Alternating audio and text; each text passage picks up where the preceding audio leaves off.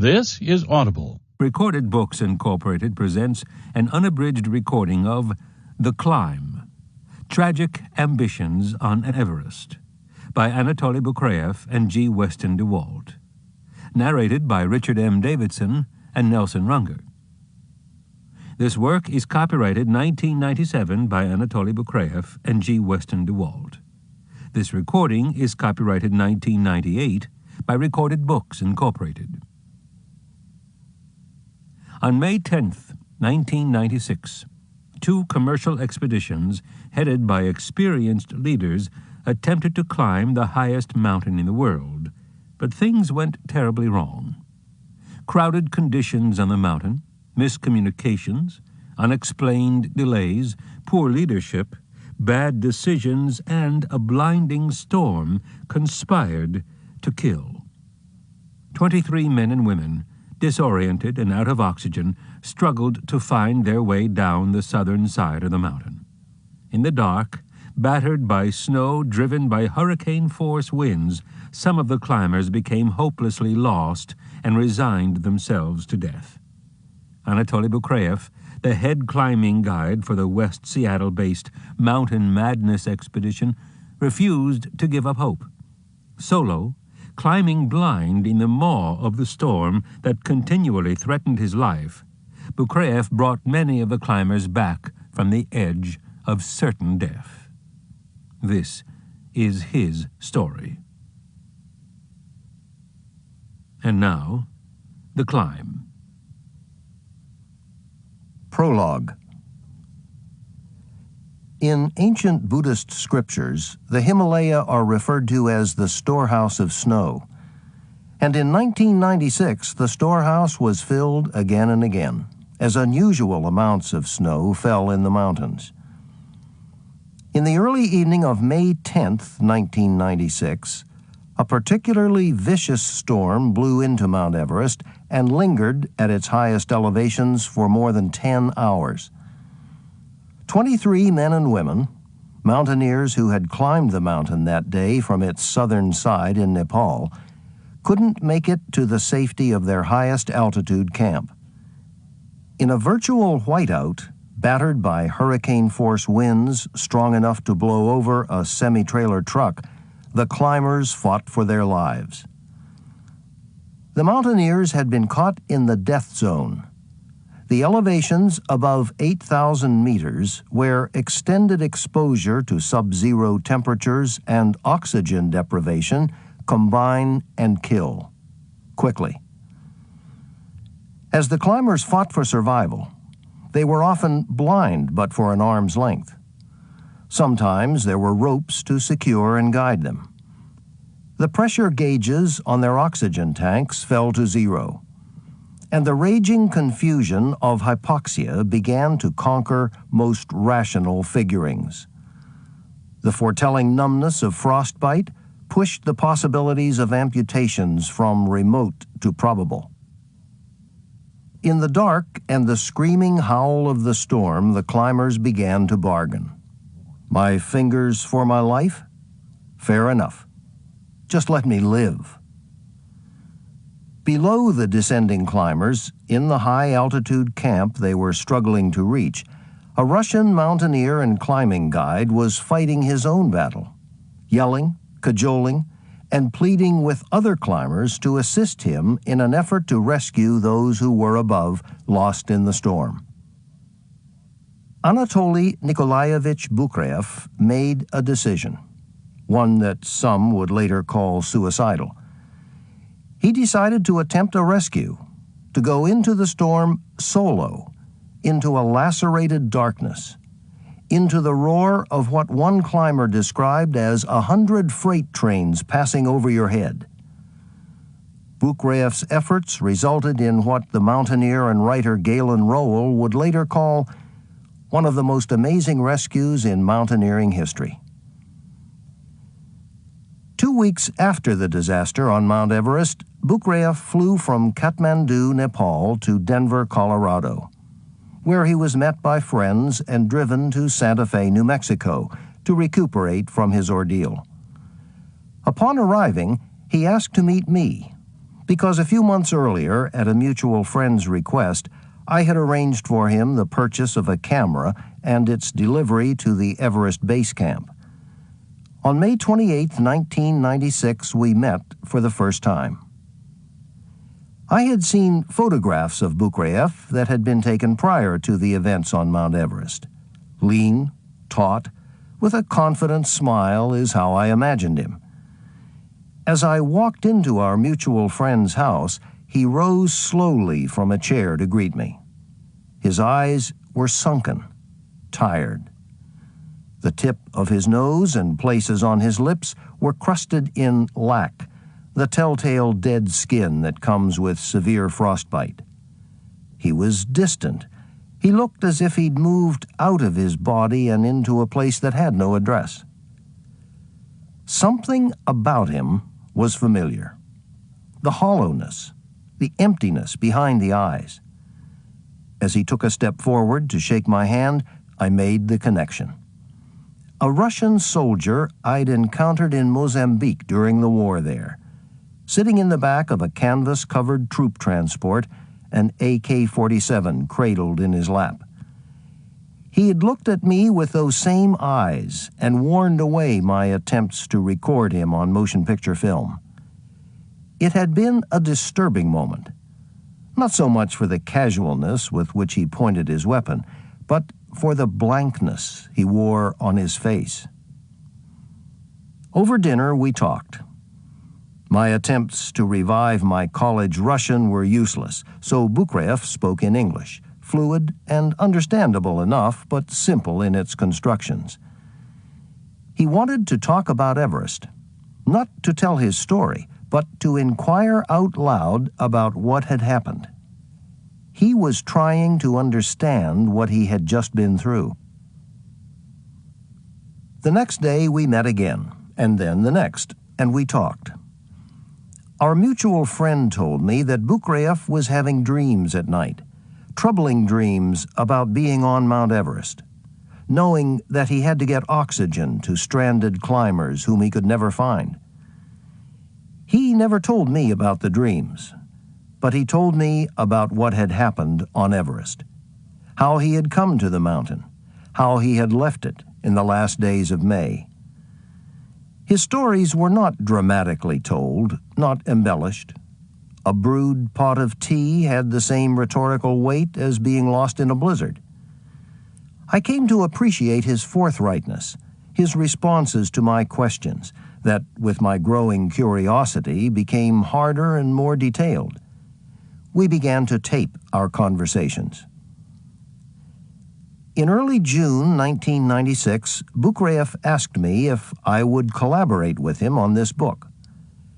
I was interested, yes, I explained, but if I took it on, I would want to range beyond his first-person experience to ask my own questions.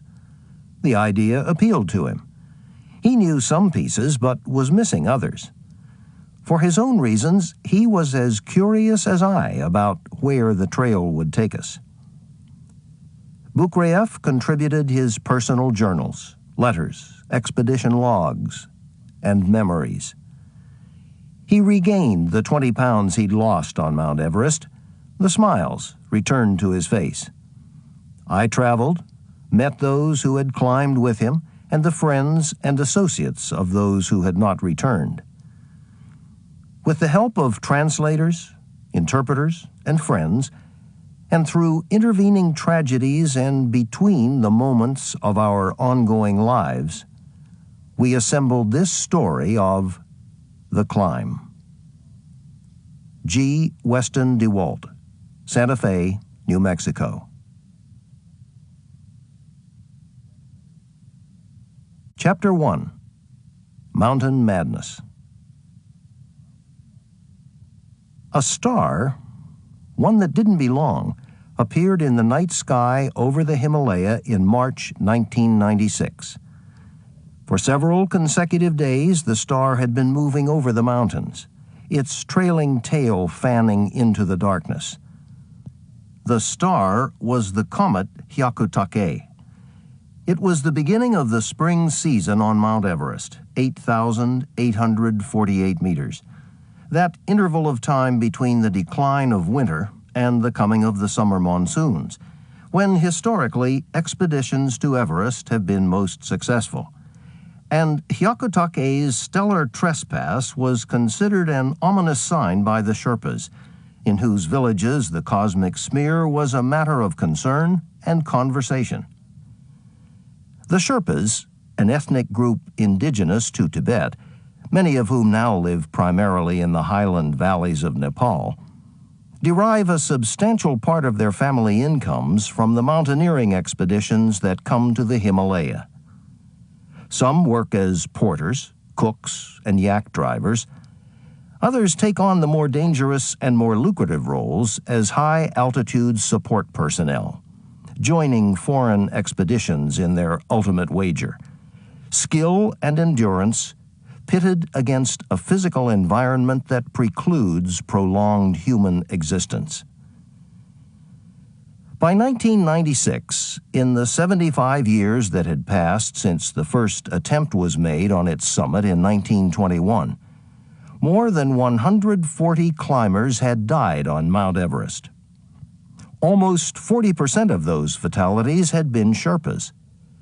So, when the natural orders were disturbed, the Sherpas took notice. Kami Noru Sherpa is in his mid-30s, married, and the father of 3 children. He's one of the new generation of Sherpas who have, since the 1950s, exchanged their traditional dress for Gore-Tex parkas and embraced the cash economy of mountaineering. In 1996, as he had been for the past several years, Kami Noru Sherpa was hired by Himalayan Guides, a commercial adventure company based in Edinburgh, Scotland, to serve as a Sirdar, manager, for an Everest expedition. Headed by the bearded and burly Englishman Henry Todd, a 51-year-old former rugby player turned expedition packager, Himalayan Guides had the distinction of never having lost a client. Todd's practicality and good luck in the mountains and his cooperative relationship with Kami Noru Sherpa had brought them both a measure of success in the Himalaya. In the spring of 1995, Todd had offered a commercial expedition to Mount Everest, taking his client climbers to the mountain from the north side, from Tibet. The expedition had been an unqualified success. 8 climbers from his expedition had made it to the top on a single day. After such success, Todd and Kami Noru Sherpa were riding high, but not to the point of overconfidence. In fact, in March 1996, they were both anxious about the season ahead. Kami Noru Sherpa had pointed out the errant star to Todd, and Todd recalls that Kami was disturbed by its presence. When Todd asked Kami Noru Sherpa what it meant to him and the other Sherpas, Kami said simply, "We don't know. We're not liking it." It, the comet, had been there for some time, said Todd, and for the Sherpas it presaged things not going terribly well. A superstition, yes, thought Todd, but a matter of serious concern because the people who knew the mountain best said it mattered. To the uncertain meaning of the stellar disruption, Todd could add his own problem. As of late March, the winter snows had yet to melt to the point where his yak caravan could safely travel the trekking trail that led to the Mount Everest base camp, 5,300 meters. Some Sherpa porters were getting through on a narrow, snow-packed trail, but hardly anyone else. Since the quantity of supplies required by expeditions requires the carrying power and capacity of yak teams, the pace of his supply effort had been slowed considerably. It was a headache, not yet a nightmare, but a problem that could grow to that proportion if the trails remained impassable for much longer. The weather window for attempts on the Everest summit stays open only for a brief period and closes abruptly with the coming of the monsoon season. If expeditions are not adequately provisioned when the time for their summit bid arrives, they might as well have never traveled to the mountain. As almost everyone does in the face of an uncertainty, Todd and Kaminoru Sherpa took actions that might forestall or minimize the problems that each of them faced. In Kathmandu, Nepal, 1,400 meters, where he was addressing an accumulation of logistical problems and waiting for snows north of him to further melt, Todd took delivery of several cases of J&B Scotch, a gift from one of his climbers who had been sponsored in part by the distillery. Giving careful packing instructions to his Sherpas who would be freighting the spirits to his base camp, Todd more than half anticipated some nights when the libation might serve to take off the edge. Kaminoru Sherpa, not a Scotch drinker, prepared for what was ahead in his own way. On March 29th, in his slate-roofed stone house in Pangboche, 4,000 meters, a village niched into a series of terraces overlooking the trekking trail that winds to the base of Mount Everest, Kaminoru Sherpa held a puja, a ritual thanks to the mountains and a prayer of blessing. At sunrise, in a large second-floor room above a grain storage area, 5 Buddhist monks in maroon and saffron robes seated themselves in a circle. Encircling them were Kaminoru Sherpa and several other of the Sherpas from Pangboche who had been hired to work on Everest.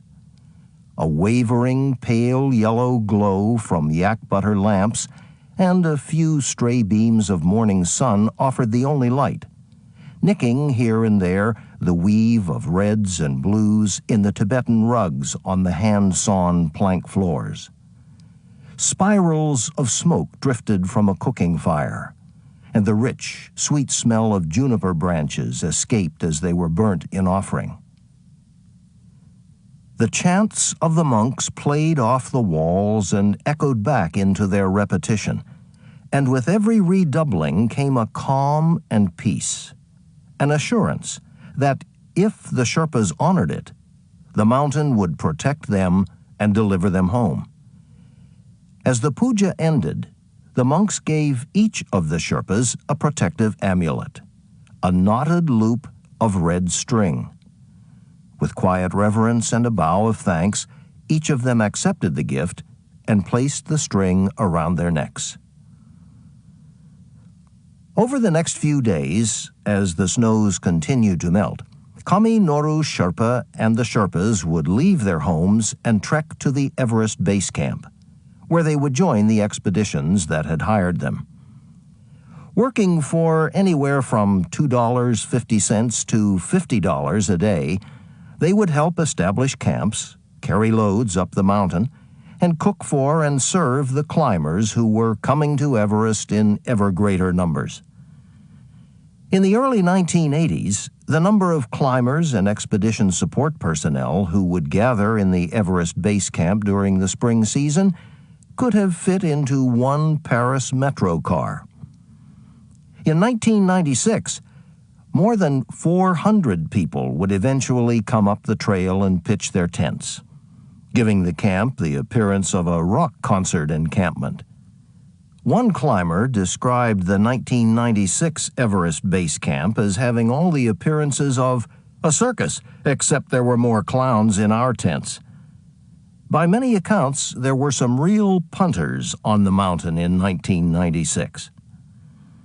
A Taiwanese expedition, headed by Makalu Gao, was the source of endless jokes, which thinly veiled serious concerns about his team's qualifications and their ability to get off the mountain alive. One climber said, "I'd as soon have been on the mountain with the Jamaican bobsled team." And then there was the Johannesburg Sunday Times expedition, which had publicly been embraced by Nelson Mandela.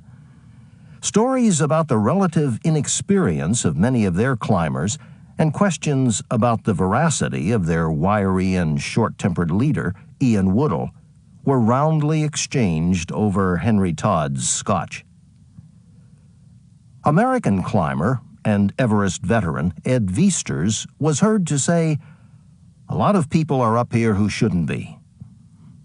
Viesturs, 37, was working as a guide and doubling as an on-camera talent for the MacGillivray Freeman IMAX iWorks expedition, headed by the American climber and filmmaker David Bershears. The film production, with one of the largest budgets ever committed to a documentary about Everest, was to result in a large format film to be released in 1998. Designed to be projected in theaters outfitted with wraparound screens and state-of-the-art sound systems, the film would offer virtual armchair Everest. Bershears, in his early 40s, was something of a legend in the Himalaya. More than any other climber, except for perhaps Sir Edmund Hillary, who with Tenzing Norgay summited Mount Everest for the first time in 1953. Bershears had been successful in making Everest a cash cow, deriving over the years a substantial portion of his income from his activities on the mountain. In 1985, he had the distinction of having guided Texas businessman and millionaire Dick Bass to the summit. Bass, at 55, became the oldest climber to date to make the top. This accomplishment is seen by many as the pivotal point in the history of attempts to climb Everest. The adventuresome and the well-to-do took notice. If a 55-year-old with motivation and discretionary income could do it, anybody could. Commercial expedition companies were spawned to address the demand that was stimulated and to service customers who could pay big dollars for big mountains.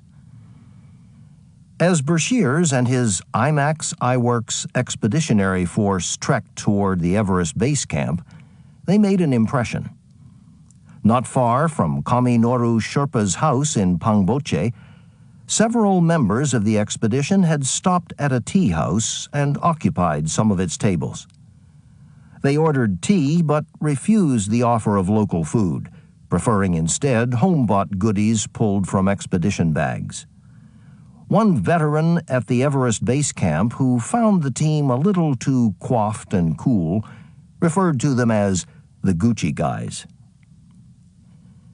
Tenting nearby the IMAX iWorks expedition at the Everest base camp were Henry Todd's Himalayan Guides expedition and several other commercial expeditions that, like Todd's, had brought paying clients to the mountain. Among the dollar dogs, as one Everest chronicler has privately labeled commercial expedition members, was the Adventure Consultants Guided Expedition, headed by New Zealander Rob Hall. Hall, black-bearded and imposing with a Lincoln-esque appearance, had an intensity and quiet reserve that made many think he was much older than his 35 years. Since 1990, when his company began taking expeditions to Everest, Hall had taken a record 39 climbers, clients and expedition personnel combined, to the top of Everest. His company's adverts that ran in international climbing magazines were large, alluring, and not immodest. One that appeared in early 1995 read, "100% success. Send for our free color brochure." 100%, that is, until May 1995, when he turned all of his clients back from their bid to the summit as deep snows at higher elevations had slowed their progress. Nobody had made the summit. In 1996, Rob Hall was back, ready to go again, determined, if he could, to get back into the win column. The pressure was on. Success, not turnarounds, brought in new business. And there was an additional challenge in 1996, a new competitor in the game. Scott Fisher from West Seattle, Washington, was coming to the mountain. 6'4" with a chiseled, symmetrical face and long, flowing blonde hair, he ran his West Seattle, Washington-based adventure company, Mountain Madness, as an extension of his personal ambition to climb mountains around the world and to have a hell of a time doing it. Fisher had paid his dues. He came from a solid, experiential background, having begun his climbing education at the age of 14. A student of the National Outdoor Leadership School in Wyoming, he had developed a reputation as a teacher of rock climbing and mountaineering, and was known as a highly qualified mountain guide with many successful and safe expeditions to his credit. With his talent, good looks, and charm, he was a prime candidate for mountaineering's poster boy. He had a charismatic personality with the drawing power of an industrial magnet. He could attract clients, motivate them, get them to commit to write their checks and pack their rucksacks. He was a contender, but new to the business of guiding a commercial expedition to Mount Everest. His motivation for becoming an Everest dollar dog, one of his business associates has said, was fairly simple. I think that he looked at Rob Hall's success and thought, if he can do it, I can do it. And not in a competitive macho way, but just saying, hey, I'm a really great climber. Why can't I do it too? I'll get clients and I'll go too. Go to and make the money too. Mountain Madness's former general manager, Karen Dickinson, described the company's decision to package expeditions to Everest as kind of the ultimate in high-altitude mountaineering. There was a demand from our clients that we wanted to service or else lose them to the competition. If it goes well, it could be very lucrative, so there was a financial motivation. Of course, I can't stress enough that you're equally as likely to lose your shirt. It's just a high-stakes game financially. Fisher was focused on the potential of the big rewards that could come from running a successful expedition. He had been thinking about changing his life. Karen Dickinson said he had turned 40 the year before. His business had finally gotten to where he wanted. He'd climbed K2, 8,611 meters. He'd climbed Everest. He was established as a successful guide. He was talking about maybe he wouldn't go back to the summit of Everest again, that he would hire people to do that. The plan had been loosely sketched, little more than casual conversations between Fisher and Dickinson. But those who knew him best said Fisher was giving more consideration to shaking things up. His personal life, his role in the company, his public persona, everything was up for midlife review.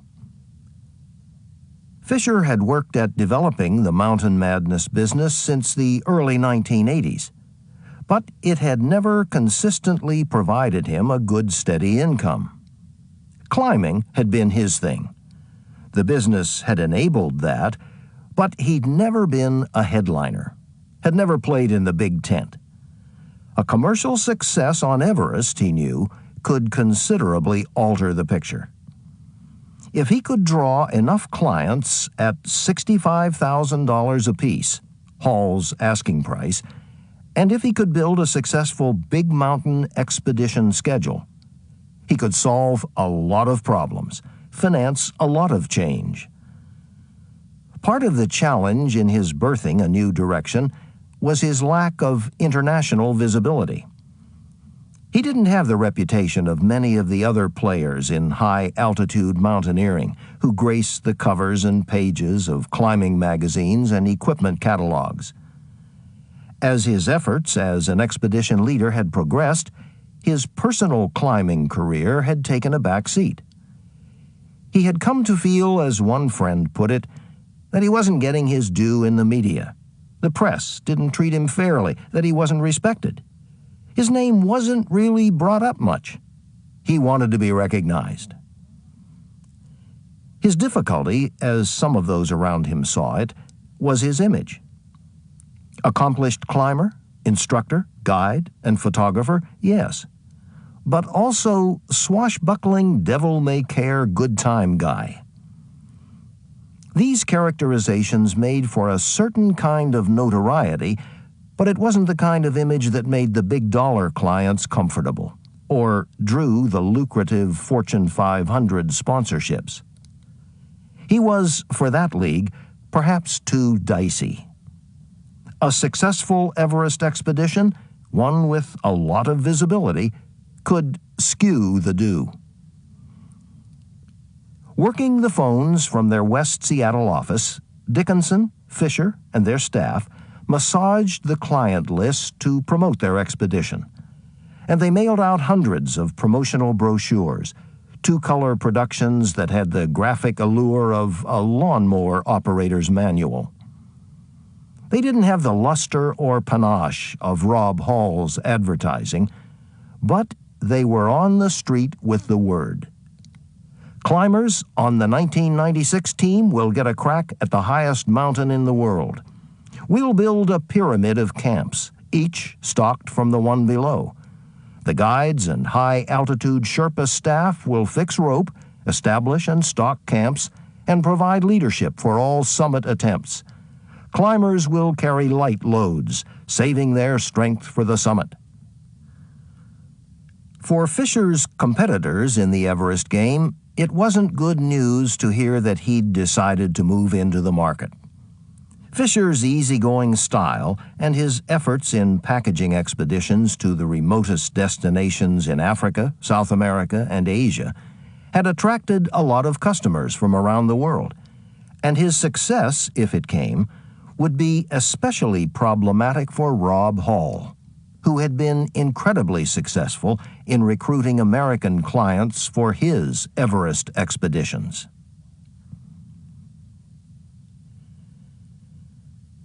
In an effort to generate more press for both Mountain Madness and himself, Fisher and his staff trolled for media attention as aggressively as they did for client climbers. And early on in their efforts, they had a bite, one that promised a serious opportunity.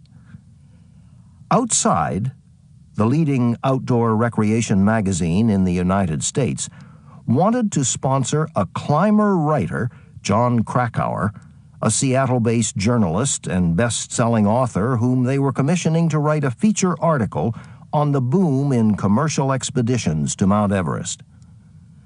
They wanted to buy a slot on Fisher's team for Krakauer, but they wanted a deal, a good deal. Keen to the opportunity that having such an accomplished journalist on their roster could bring, Mountain Madness aggressively worked the executives of Outside. They explored a variety of trades and exchanges that would work to each organization's advantage and kept the heat turned up. A business associate of Fisher's recalled, "Karen Dickinson was just lighting a fire right and left underneath Outside, saying, 'Yeah!'" Negotiations went well, and Fisher was excited about the potential relationship. In exchange for a discounted price to Outside, Mountain Madness was lobbying for advertising space and a feature story, replete with color photos, that they hoped would contain precious promotional prose. Krakauer was enthusiastic too, telling one of Fisher's associates that he wanted to climb with Scott's team because Scott's team actually had better climbers, and that Scott was a local guy and an interesting character. This, Fisher thought, could be the press he was looking for. Coverage in a major mass-market magazine whose demographics had the cluster of beamers and backpackers who could afford big mountain prices. Dickinson remembered, "There was a long period where we really thought that John was going to be on our trip, and we sort of held open a slot for him, thinking that was his, and we were negotiating heavily with Outside about how the payment might look, a combination of advertising and just writing us a check." But, a Mountain Madness associate recalled, they were nickel and diming her, Dickinson, and basically wanted, I think, Mountain Madness to pick up the whole tab.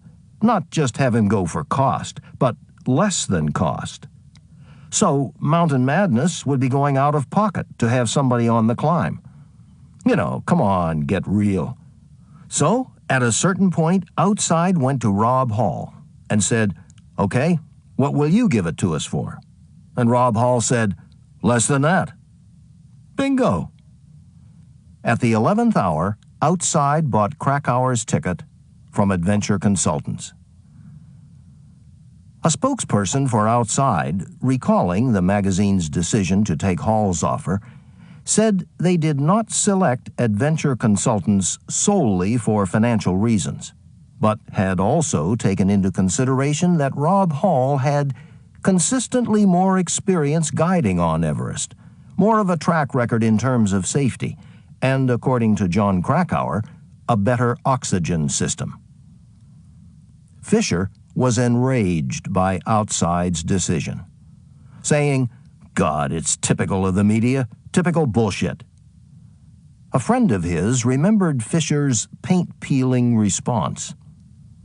He just thought it was really screwed of Outside to take this idea and run with it, and getting all this information from Karen Dickinson, and then just for a difference of maybe $1,000, I don't know what it was, but it probably wasn't a huge amount, and going with Rob. Exit one opportunity, enter another, perhaps a better one. Mountain Madness was able to sign on Sandy Hill Pittman, 40, a contributing editor to Allure and to Condé Nast Traveler. Already Pittman had climbed the highest mountain on 6 of 7 continents, but Everest had eluded her.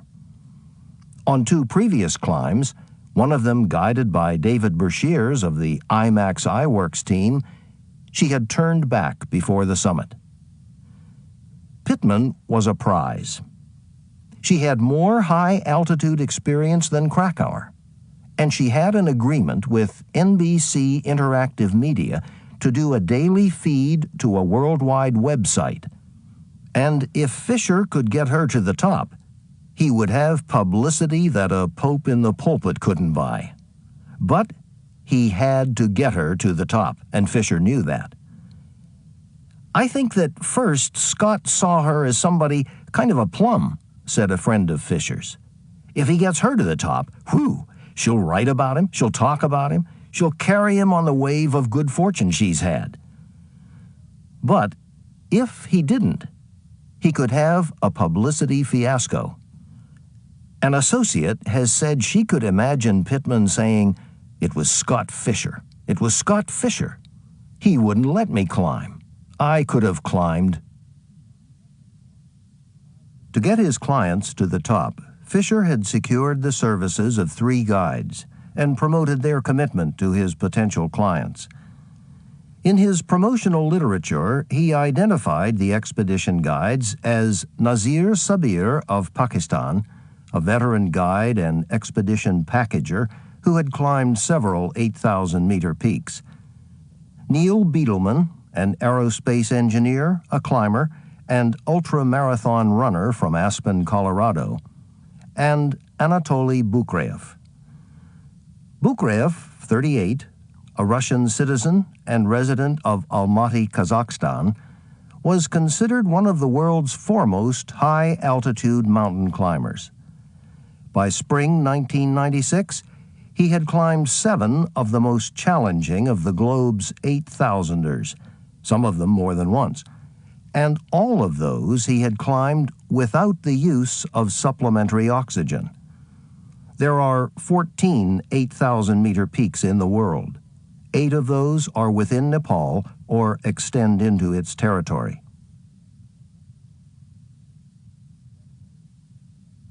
Chapter 2. The Everest Invitation. Scott Fisher and Anatoly Bukreev had been on some of the same mountains in their careers, but their climbing routes had never crossed. Through a mutual friend, the highly respected Russian mountaineer Vladimir Baliberdin. They had heard about each other. Bukraev about the gregarious, intrepid American who in 1992 had climbed the Savage Mountain, K2, as a member of a Russian-American expedition. Fisher about a maverick climber who had dodged the draft for the Afghan war to climb mountains, and was quickly becoming legendary for his endurance and the speed of his high-altitude ascents. Finally, in May 1994, they met for the first time. We met at a party being thrown at a restaurant in Kathmandu, where Rob Hall was celebrating the success of his most recent expedition to Mount Everest. There were about 60 of us, climbers, Sherpas, and friends, all of whom had been invited to celebrate the end of the spring 1994 climbing season in Nepal. It's a small world, that of high-altitude mountaineers, and many of us knew each other from previous expeditions. But it was the first time I was to meet both Scott and Rob Hall.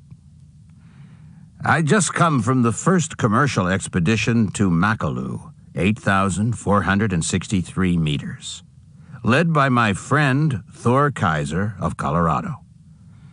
Our results had not been very good. Only 3 of us, including Neil Beetleman from Aspen, Colorado, and myself, had made the summit. Scott, like Neil and me, was celebrating his own success. Finally, after 3 attempts, he had made the summit of Mount Everest, and he had immediately after Everest successfully ascended Lhotse, 8,511 meters, a mountain in the Mount Everest Massif. It was a great achievement for Scott, especially since he'd successfully summited Everest without the use of supplementary oxygen, and had been the first American to summit Lhotse. For me, Scott was a Russian's classical idea of an American. He looked like he was from the movies, tall and handsome. His benevolent, open smile just drew people to him. I thought Scott had great potential as a high-altitude climber. I've had the good fortune to climb with many of the world's finest alpinists, and Scott could stand with the best of them. Although he was less well known, I had for him a respect like I had for the American Ed Viesturs, whom I'd met in 1989. Ed, who has summited 9 of the world's 14 8,000ers without the use of oxygen, is in my estimation America's finest high-altitude climber. Chance brought Bukraev and Fisher together a second time in October 1995. Again, they were both in Kathmandu. Bukraev struggling to keep his mountaineering career going, Fisher to negotiate with Nepal's Ministry of Tourism for a permit to take an expedition on to Everest. Bukraev had earlier in the year been invited by a Kazakh team to go to Nepal and join their expedition to Manaslu, 8,162 meters, scheduled for fall 1995. The expedition was to be made in memory of several Kazakh climbers who had perished in a 1990 attempt on the mountain.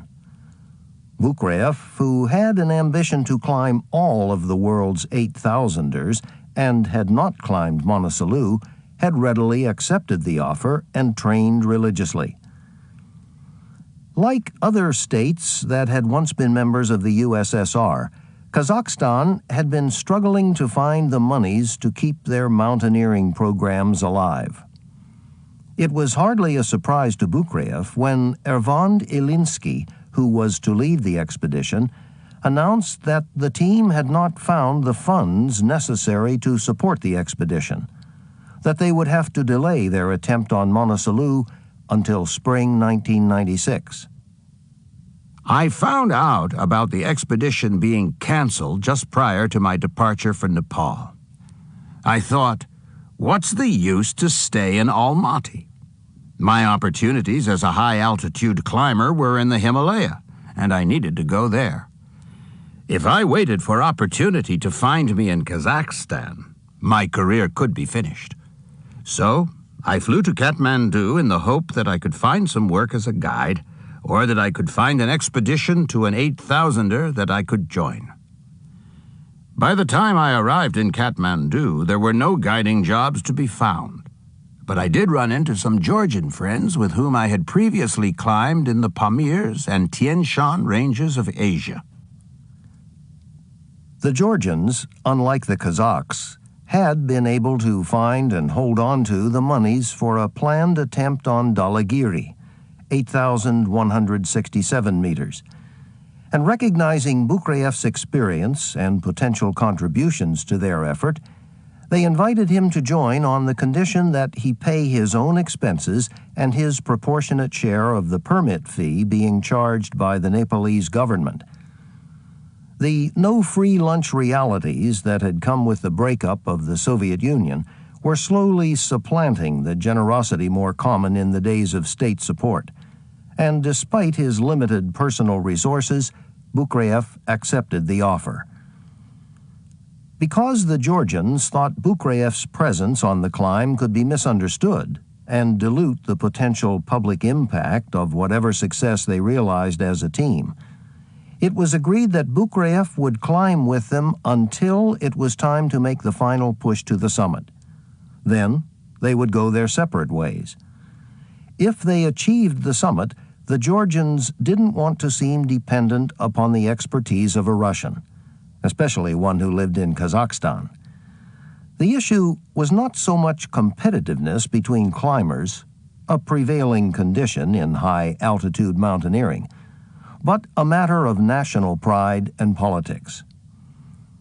On October 8, 1995, Bukrayev, alone and without the use of supplementary oxygen, made a push to the summit of Dhaulagiri. Without intending to, Bukrayev set a speed record for the time of his ascent, 17 hours and 15 minutes.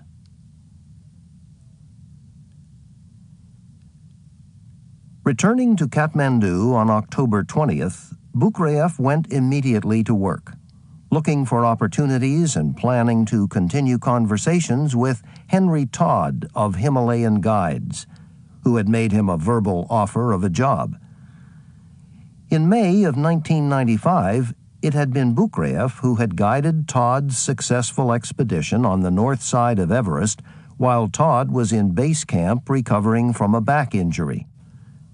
Given Bukrayev's success, Todd was eager to secure his services for the 1996 season when Todd was planning an Everest expedition from the south side, via the Southeast Ridge route, the most popular route to the top.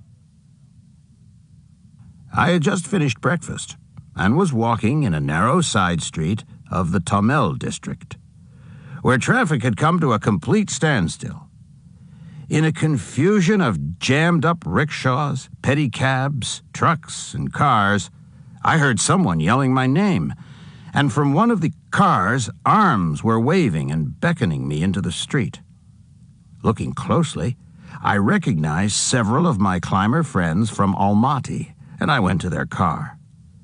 They'd just come in from the airport, and they were ecstatic. Somehow, the expedition to Manaslu had been moved up. Someone had scavenged the necessary money, and now the plan was to make the ascent in December of '95 instead of spring 1996. This was good news on two counts. First, there was going to be an expedition. Second, I would have more flexibility in my efforts to find guiding work in the spring. It was a few days later that I ran into Scott. I was walking down a narrow side street when I saw him browsing in the market stalls near the Scala, a Sherpa-owned guest house where I was staying. I thought maybe he wouldn't remember me, so I tapped him on the shoulder and asked him what was happening in America. Immediately he recognized me and broke into a smile. "Hi, Anatoly. How's it going? You have time for a beer?" We found a restaurant close to the Ministry of Tourism, where he had a meeting later that afternoon, and we began to catch up on what each of us had been doing since we'd last met. Scott told me that he'd successfully guided from Pakistan an expedition to Broad Peak, 8,047 meters, and that now he was in the middle of permit discussions for Everest. Permit politics, he said, were incredible, and the price they were asking. $50,000 for 5 climbers, $10,000 for each additional climber. Unbelievable. He said he already had some clients signed up, and that it looked like a go if he could just get the permit. Fisher was playing the Everest shell game. He'd been promoting his Everest expedition without a permit in hand, not an uncommon practice among commercial expedition packagers. Karen Dickinson said, "We were all sweating bullets. The year before, we were going to run a trip to Everest and we didn't get the permit. And so we decided to bail on the trip. And so, of course, they gave us the permit like late January, and we're like, hey, it's too late now. And our competitors had all lied and said they had the permit when they didn't, and their trips ran. So in '96, we just said, oh yeah, we have a permit. But we didn't get it in hand until February." Scott asked me what I was doing in Kathmandu, and I told him that I'd just come off Dhaulagiri, the second time I'd climbed it. "Doing some guiding work?" he asked me. "No, just for the sport of it," I told him. I had the opportunity to tag on to a Georgian expedition and made a speed ascent. Scott was, I think, surprised. "You weren't guiding any paying clients?" he asked me, laughing. My pockets then were almost empty, and his question seemed reasonable. Scott knew the situation in the former Soviet Union, where support for climbers had all but disappeared. Like me, he'd heard the news. Our mutual friend, Vladimir Balaberdin, had been killed in St. Petersburg while operating his personal car as a gypsy cab. I didn't want so much to talk about hard times, so I told Scott, "I'm going to do Manaslu with a team from Kazakhstan next month. You want to come along?" At first he was silent, and then he realized I was serious, and he began to laugh again, saying how much he envied me and my extreme adventures. Scott knew, as I did, that no American had ever summited Manaslu. "You could be the first," I told him. His eyebrows went up and his eyes brightened. "Oh, Anatoly, man, I would love to make that one, but I am so incredibly busy. I'm trying to put together this Everest package for May. I've got some stuff working in Kilimanjaro. Man, I'd love to do it, but I'm just too damn busy." Fisher's itinerary for Mountain Madness took him all over the world and away from the family he loved. His house in West Seattle was where he had clothes in the closet and where his wife Jeannie and his 2 children lived. But more and more often, he was living out of a suitcase or an expedition duffel, suffering the hassles of humorless, palms-open border functionaries. He'd had problems getting completely strip-searched at airports, Karen Dickinson said. Because, of course, he's coming through with his ponytail and his little gold earring and his travel itinerary that makes no sense at all. You know, like he went to Thailand, he went to Nepal, now he's going to Africa. So the customs people are always like, "Oh yeah, what are you up to?" I tried to get him off his schedule, to do something for himself, to climb. I told him, "I don't doubt that we'll have success. We have a truly strong team, and you would make it even stronger. Join us." I could see it was hard for him not to accept my invitation. Clearly his business was pulling him one way, his love of the mountains in another. He told me, "I'm not as free as you are. I've got obligations, a business, family commitments." His dilemma I understood. It's extremely difficult for high-altitude climbers to support their climbing careers without going commercial in some way or another. But still, it was with disappointment that I heard him say no. As Bukraev and Fisher talked, Fisher kept glancing at his watch, mindful of his upcoming meeting at the Ministry of Tourism, wanting to be punctual and properly respectful to the authorities. Good relations with the bureaucracy were mandatory. Nobody climbs without a ticket. When Scott got up to go, he asked me if I would meet him at his hotel, the Menong, the next day and join him for breakfast. He had some things he said he wanted to talk to me about. Bukraev was eager to see Fisher again, because he knew Fisher was expanding his operations, looking for new markets, and Bukraev was hungry for opportunities. The years since the collapse of the Soviet Union had been more difficult for Bukraev than Fisher could have imagined. Soviet mountaineering had been decimated. Many of the climbers of Bukraev's generation, some of the finest mountaineers in the world, were now near paupers. With families to feed, their ambitions went on the shelf when they took jobs running mountain hostels or teaching skiing to the children of mafia bosses, whatever would put bread on the table. Bukraev knew the despair and humiliation that came with the loss of state support.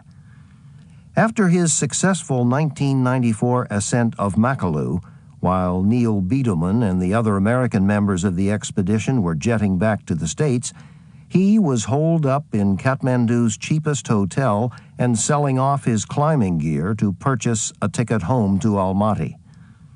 Looking into a mirror one day, he realized that after the rigors and challenges of Makalu, he had actually gained weight on the expedition food, much better than what he could buy at home. All of his American counterparts had lost weight, some of them as much as 9 kilograms, 20 pounds. That was the near bottom of his career, and he wasn't far above that now. I wanted to introduce Scott to the potentials of the mountains in Kazakhstan. The opportunities were there, just waiting to be tapped. Long the training ground for climbers from the former Soviet Union, the mountains presented some interesting challenges. The infrastructure was poor. There were few hotels, but capital was starting to flow into the country, and someone with Scott's skills, I thought, could make something happen. The next morning, over second and third cups of coffee, Fisher and Bukraev looked over maps of Kazakhstan and some brochures about the Tian Shan and Pamir ranges that Bukraev had brought to the meeting. Fisher was intrigued, asked a number of pointed questions, and then abruptly turned the conversation toward Everest. He wanted to talk about Bukraev's experience there. Like all high-altitude climbers who stay wired to news of the Himalaya, Fisher knew about Bukraev's success with Henry Todd's Himalayan guides the year before.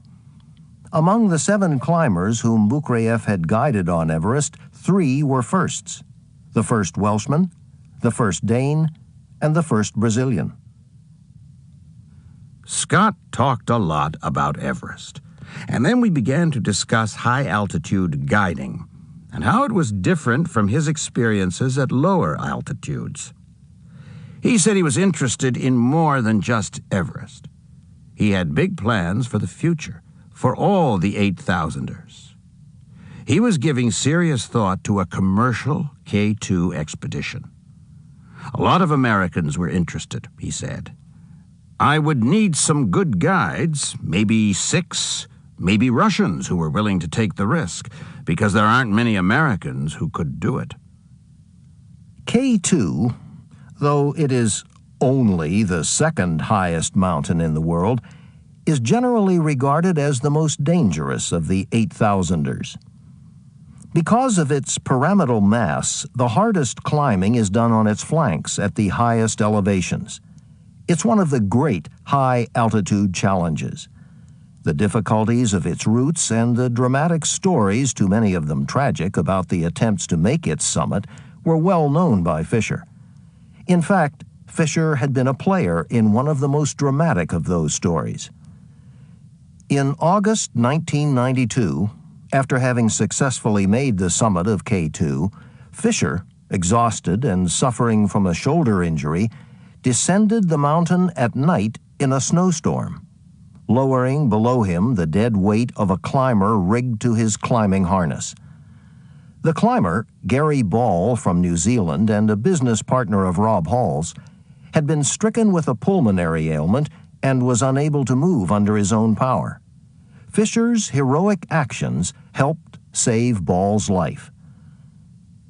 A few months after his rescue on K2, Gary Ball died on Dhaulagiri from an ailment similar to the one he had suffered on K2. I told Scott, what is true for Everest is true for K2. You know, you've been there. There's no room for mistakes. You need good weather and very good luck. You need qualified guides, professional climbers who know high altitude and the mountain. And clients?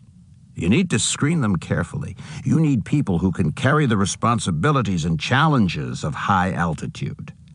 This is not Mount Rainier.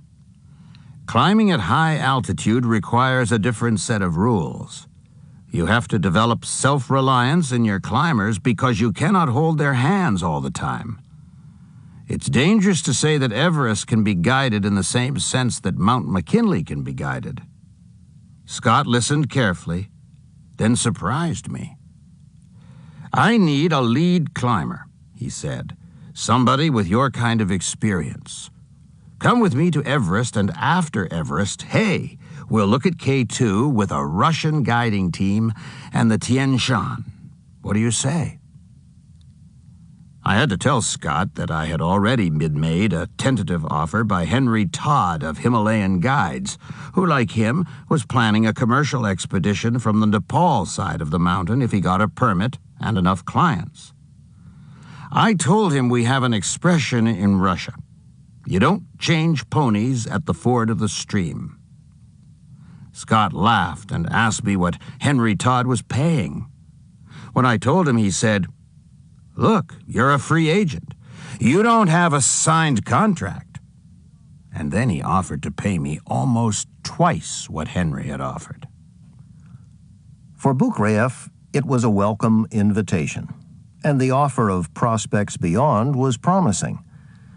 Boukreev had a great deal of confidence in Fisher's ability to handle the complexities of fielding an expedition, and appreciated him as a climber. Also, Beetleman was a friend. Boukreev had assisted him in his effort to climb Makalu in 1994, Beetleman's first 8,000er, and had a lot of respect for the determination Beetleman had shown in his exhaustive effort. His endurance was extraordinary, Boukreev noted, because he was an ultramarathon runner. But the demands of high-altitude climbing are very different from those of long-distance running, and Beetleman had no Everest experience. I didn't want to say no, but I didn't feel that I could say yes at that moment. So instead, I asked for $5,000 more than what Scott was offering, thinking if he agreed, Henry would more readily understand my acceptance. Scott put his coffee down and looked at me as if he couldn't believe what I'd said and responded, "No way, no way." I said, "Okay, no problem." Honestly, I thought that was the end of our conversation, that I'd be working for Henry Todd as I had the year before. But then Scott said, "Think about it. What I'm offering you." And he got up to leave for another appointment at the Ministry of Tourism. As he was leaving, he said, "Let's have breakfast again in the morning at Mike's. 9? Think about it." The next morning, Boukreev arrived earlier than the appointed 9 a.m. at Mike's Breakfast, a restaurant in the Tamil district, especially popular with American climbers and the expatriates of Kathmandu because of its coffee and pancakes, a conscious pandering to home-away-from-home comfort food desires. Finding a table, Boukreev rehearsed the English for what he was going to say to Fisher, that he would agree to the terms as Fisher had offered them the day before. Bukriev was not going to hold out for the additional dollars. The relationship with Mountain Madness, he thought, could be a productive one, and if it had no beginning, it might not have a future. 30 minutes went by. Then an hour was gone. Bukriev ordered breakfast, suspecting Fisher had changed his mind, that the opportunity was lost. I'd already finished breakfast and had paid the waiter when I noticed Scott walking into the restaurant with his agent, P.B. Tapa of Himtrex, the Kathmandu company that would be organizing logistics for the Mountain Madness expedition in Nepal. Scott came to my table, smiling as always, said good morning, and immediately, before I could even respond, said, "Are you ready to go to Everest with me?" And I said, joking with him, "Are you ready to pay me my price?" Without hesitation, he said, "Yes." The decision made, P.B. Tapa, Fisher, and Bukriev began to discuss details of expedition planning. Of immediate concern to Fisher was the oxygen he needed to order for his climbers. He'd heard about a new Russian source, Poisk, meaning quest in English, in St. Petersburg.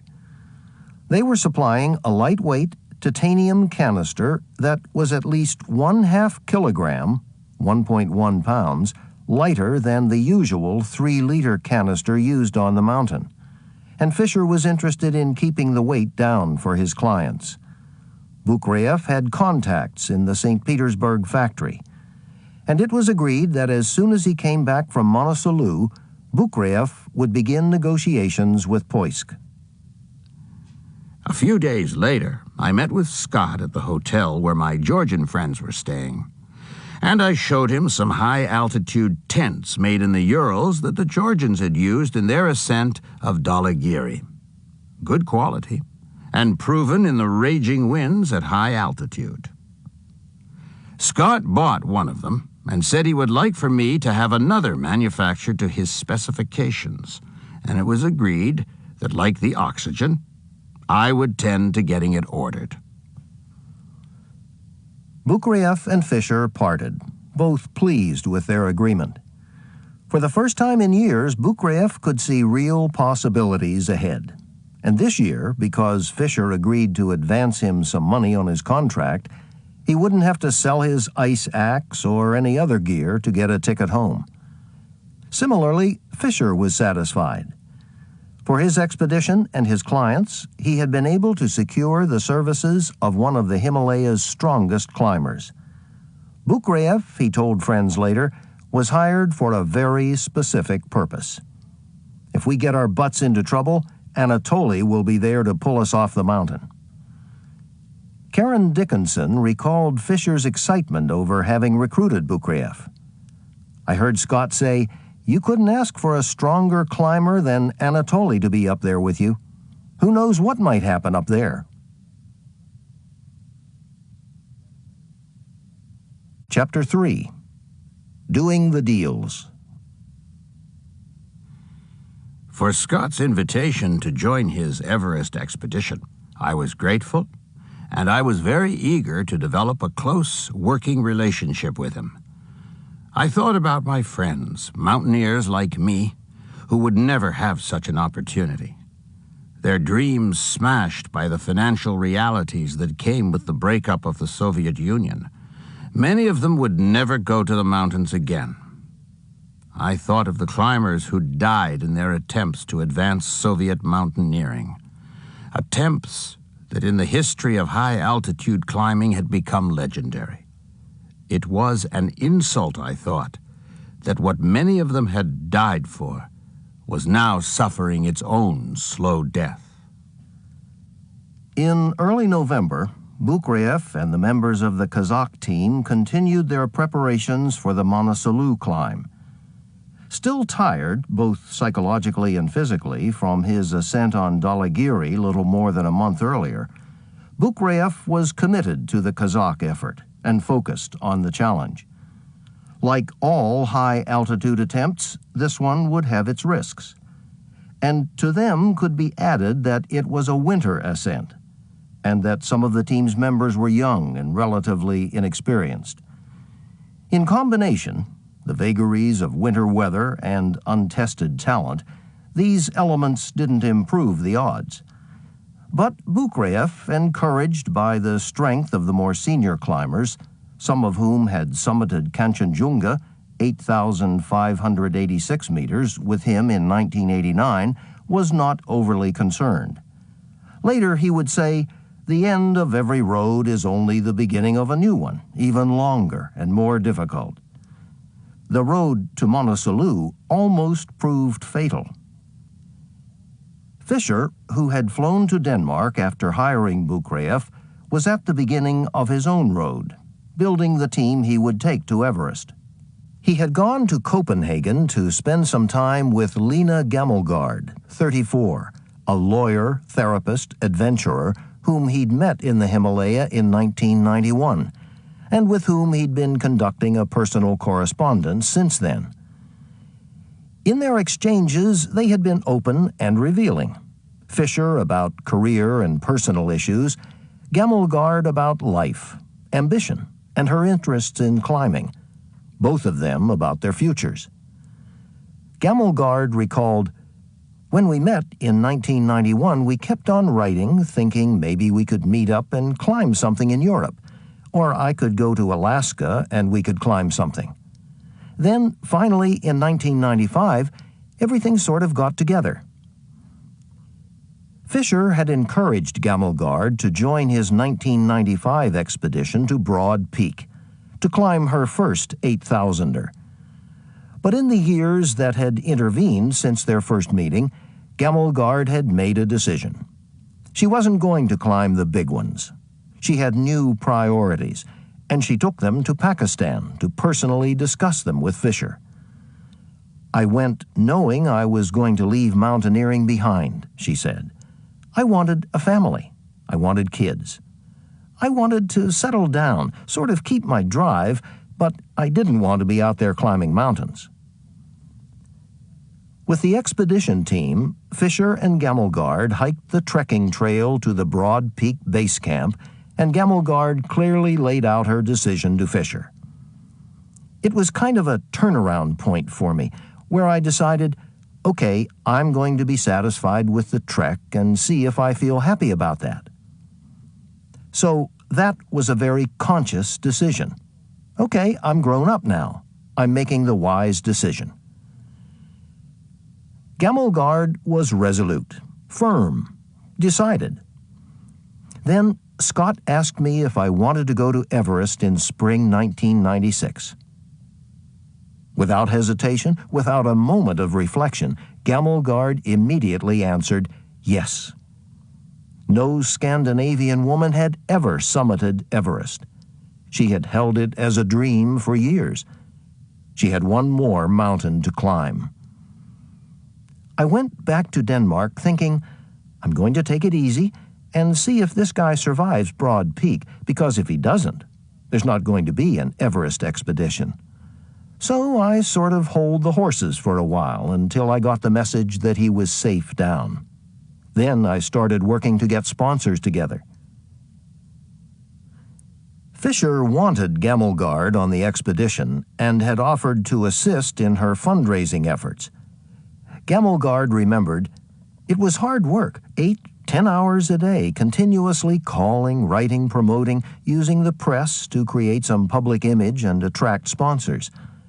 So that was sort of a strategically planned media-using job to get money together. Fischer had raised his share of money in the past and was helpful to Gammelgaard, but he was not his usual self. He was going on a huge expedition to Kilimanjaro in January 1996, she recalled.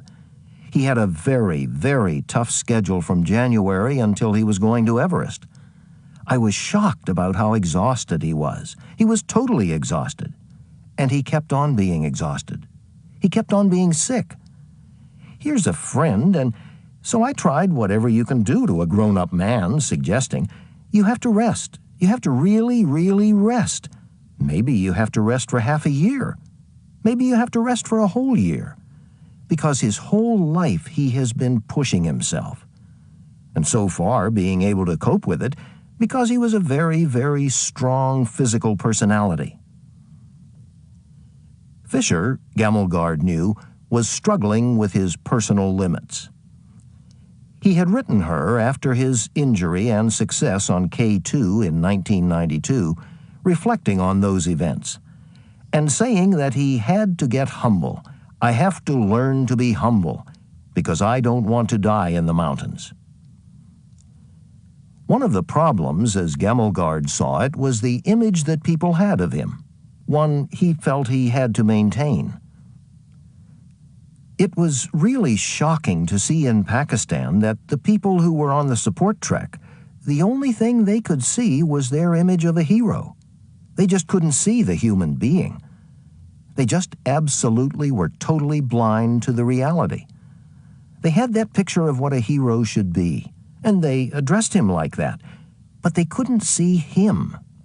And I thought, is that an American symptom? How can they be so blind? And I think maybe the people in Mountain Madness, the business partners, they might also have been not dragging him back, saying, now you have to settle down and find the ground. They needed him for creating the money. And he was playing the game too, so he's to blame. There's nobody else to blame. He's a grown-up man. By December 6th, the Kazakhs and I, 10 of us altogether, had advanced to 6,800 meters on Manaslu, where we spent an incredibly cold night. The outside temperature got as low as minus 40 degrees centigrade.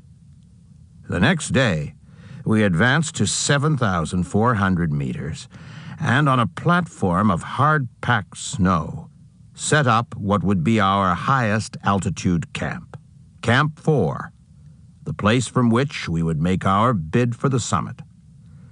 Into each of our 2 4-person tents we crammed 5 climbers, and we weathered the night where winds blew at close to 60 miles an hour. Looking at a temperature gauge periodically, I noted that the temperature hardly ever got above minus 20 degrees centigrade. The next morning at 4 a.m., hoping to leave at the same hour, the 10 climbers began their preparations for the final assault. But in the crowded tents, it was impossible for everyone to ready themselves at the same time, and the decision was made to stagger the departures. At 6 a.m., the first climbers began their ascent along the gradual slope of hard snow and ice that leads to the corniced ridge of the summit. Between 10 and 11:30 a.m., 8 of the 10 climbers summited. 2 others, Michael Mikhailov and Dmitry Grekov, who had tired early in the climb, had turned back before making the summit. By 2 p.m., all the 8 climbers who had summited made it back to Camp 4, where Michael Mikhailov and Dmitry Grekov, who had previously descended, were waiting. We took a brief moment to warm ourselves and then began our descent. While descending toward Camp 3, I noticed that many of the climbers were moving slowly and having a difficult time because of their prolonged exposure to the cold and altitude.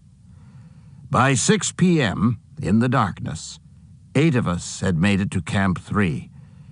But somewhere above, something had happened to Mikhailov and Grekov. At Camp 4, they appeared fine, prepared to descend with us, but now they were missing. A radio message from base camp gave us some information, but no answers. From the base camp, the 2 missing climbers had been seen through binoculars and telephoto lenses not long after we started our descent, sitting in the snow on a steep face just below Camp 4.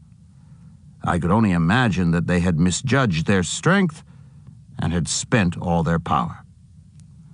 With the message about the missing 2, Marhat Gataulian, a young Kazakh climber, and myself, without having had an opportunity to warm ourselves or to take a hot drink, started back up the mountain.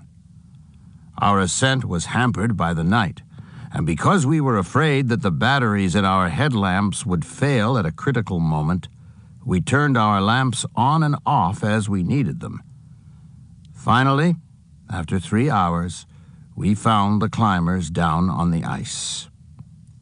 One of them had somehow come out of his crampons and didn't have the strength to fasten them again to his boots. Fastened to the bottoms of a climber's boots, these devices, ovals of sharpened points fashioned from chrome molybdenum steel or similar metal, have become standard gear when climbing on snow and ice faces. Getting the climbers to their feet, I tethered them to my climbing harness, and with Gata Ulian's assistance, we descended through a night fog and temperatures that were almost as cold as the night before our summit bid. Just above Camp 3, a couple of the Kazakh team members, having seen the descending climbers' headlamps, climbed up to meet Bukreev and the others and to give them hot tea. Mikolov and Grekov relaxed at the sight of the illuminated tents below them and began to eagerly drink down the hot tea. Distracted by the tea and relieved by the proximity of the warm tents, one of the climbers lost his balance and slipped on the ice. Tumbling as he fell, he pulled the other climber and Bukreev behind him over a 15-meter ice wall and onto the face of Manaslu.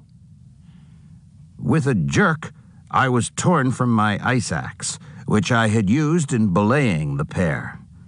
A belay is a technique of climbing safely that provides for one climber to rely upon another by roping together and having one climber stand by to provide friction on the rope to stop a fall. Sliding down the mountain and falling more than 20 meters, we were stopped by a rope that I had fixed to an anchor just a moment after we'd stopped for tea. An anchor is the point to which a belay rope is attached. It can be a natural rock feature or a manufactured device, such as an ice screw, piton, or snow stake. No one was seriously injured, but somehow I lost my gloves in the fall. In the 15 minutes it took to get to our tents at Camp 3, my hands were frostbitten. But fortunately, my exposure was for a short time, and I didn't suffer any lasting damage. Bukreev would later say, "There is not enough luck in the world. That night, I got somebody's share." Returning to Kathmandu with the Kazakh team, everyone safe and without frostbite, Bukreev checked into the offices of P.B. Tapa of Himtrex, Fisher's agent. In the several weeks that Bukreev had been on Manaslu, a number of faxes had arrived for him from the offices of Mountain Madness. Fisher wanted Bukreev, as soon as he could, to begin negotiations with Poysk in St. Petersburg for the purchase of the expedition's oxygen supply, and to arrange with the tent makers in the Urals to manufacture the tent he'd talked to Bukreev about in Kathmandu. Depleted from his back-to-back climbs of 2 8,000-meter peaks and eager to see his mother, who had been widowed the year before, Bukreev returned to Kazakhstan for a brief rest. Then, after a New Year's celebration with friends, he headed to Russia to do his deals. Traveling to St. Petersburg on a gray, freezing day to visit the Poysk oxygen factory, Bukreev considered how fortunate he was to have signed on with Fisher. He knew the joke that during the winter it was the Kazakhs, Georgians, Ukrainians, and other outsiders who stood on the street corners to peddle shish kebabs, while the Russians got the jobs next to the furnaces in the foundries. While he is a native of Russia, Bukreev strongly identifies with the Kazakhs of his adopted country. And being a high-altitude mountaineer, he laughingly jokes that he qualifies for his own minority status. He was glad not to be standing on the street stoking a brazier. Bukreev worked diligently, but by January 29th, there was still not an oxygen deal. there had been complications. Bukrayev's negotiations with Poysk had hit a wall. In his conversations with factory representatives, he was told that Henry Todd of Himalayan Guides, with whom Bukrayev had gone to Everest in 1995, had cornered the market on oxygen. That he had made an advance purchase agreement on the condition that he be the sole supplier for Everest, effectively making him the exclusive distributor of Poysk. Bukrayev, who had introduced Todd to factory personnel at Poysk the year before, was nonplussed. Bukrayev and Karen Dickinson, who was handling Mountain Madness business while Fisher was in Africa leading an expedition on Kilimanjaro, had a problem. In late March, the clients who were signing on for Everest were to depart for Kathmandu. And by as early as the first week in May, they could be making their bid for the summit. They needed oxygen to climb. Mountain Madness didn't have any. Miffed by Todd's attempt to corner the Poysk oxygen supply, Bukrayev suggested to Dickinson that Mountain Madness consider another supplier, Zvezda in Moscow, where he knew he could get a better price than what Todd was charging. In his Edinburgh apartment office, Henry Todd got a phone call from Poysk. "Henry, what's going on here? We've been threatened by Anatoly that if he doesn't get a deal through us, he's going to Zvezda." Todd, like the winter coal fire that burned in his living room, began to smolder. "I'm very bad with people trying to get an upper hand. I like to have the drop. I'm not going to shoot, but I like to have the drop." Bukrayev opened discussions with Zvezda, but continued to pursue his conversations with Poysk.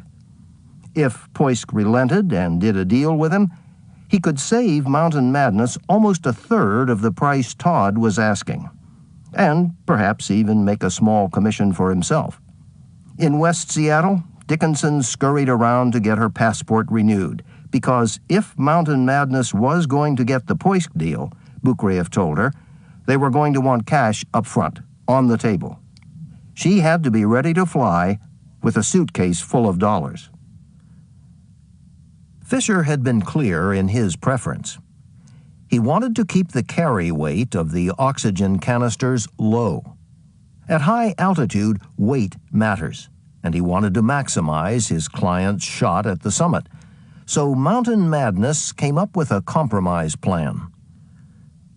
They would purchase their Poysk canisters from Todd, just enough to supply their clients for the summit push.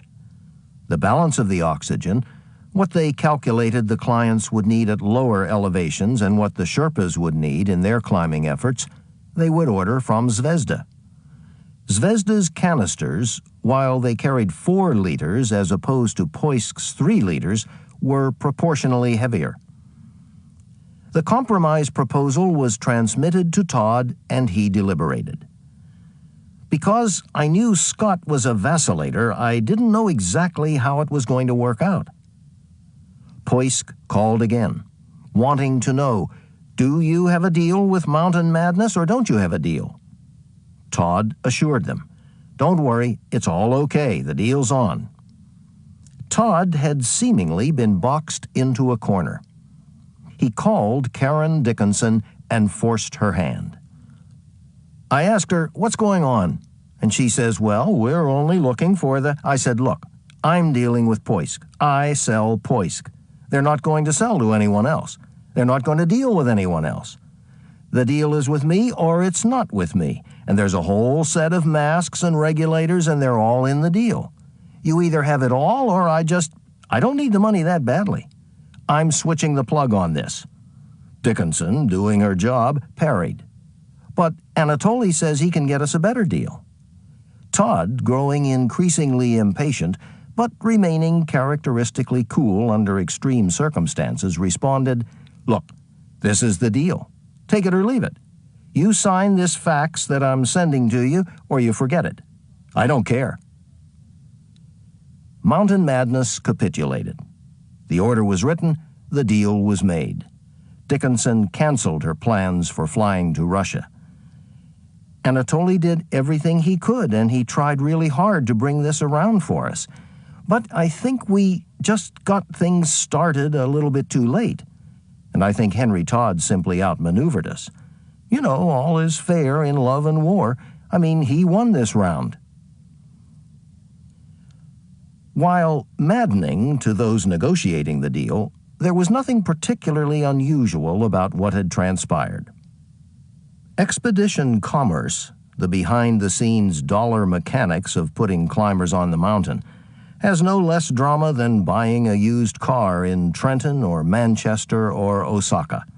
Sharks swim in all the waters. Everybody wants the best price. The invoice tells the ultimate story. In a confirmation memo, Karen Dickinson summarized the order. Regarding O's, we have purchased from Henry Todd the following: 55 Poisk 3-liter bottles, 54 Zvezda 4-liter cylinders, 14 regulators, 14 masks. Numbers on a page. Numbers that would later come under close scrutiny. Numbers about which endless, painful questions would later be asked. On February 9th, Fisher, finally back in his Mountain Madness office, faxed a personal note to Bukraev. He reinforced his enthusiasm for Anatoly's role in the expedition, telling him, "I am very excited we are guiding Everest with you. We have the potential to do amazing things. I really expect to have a smashingly successful expedition.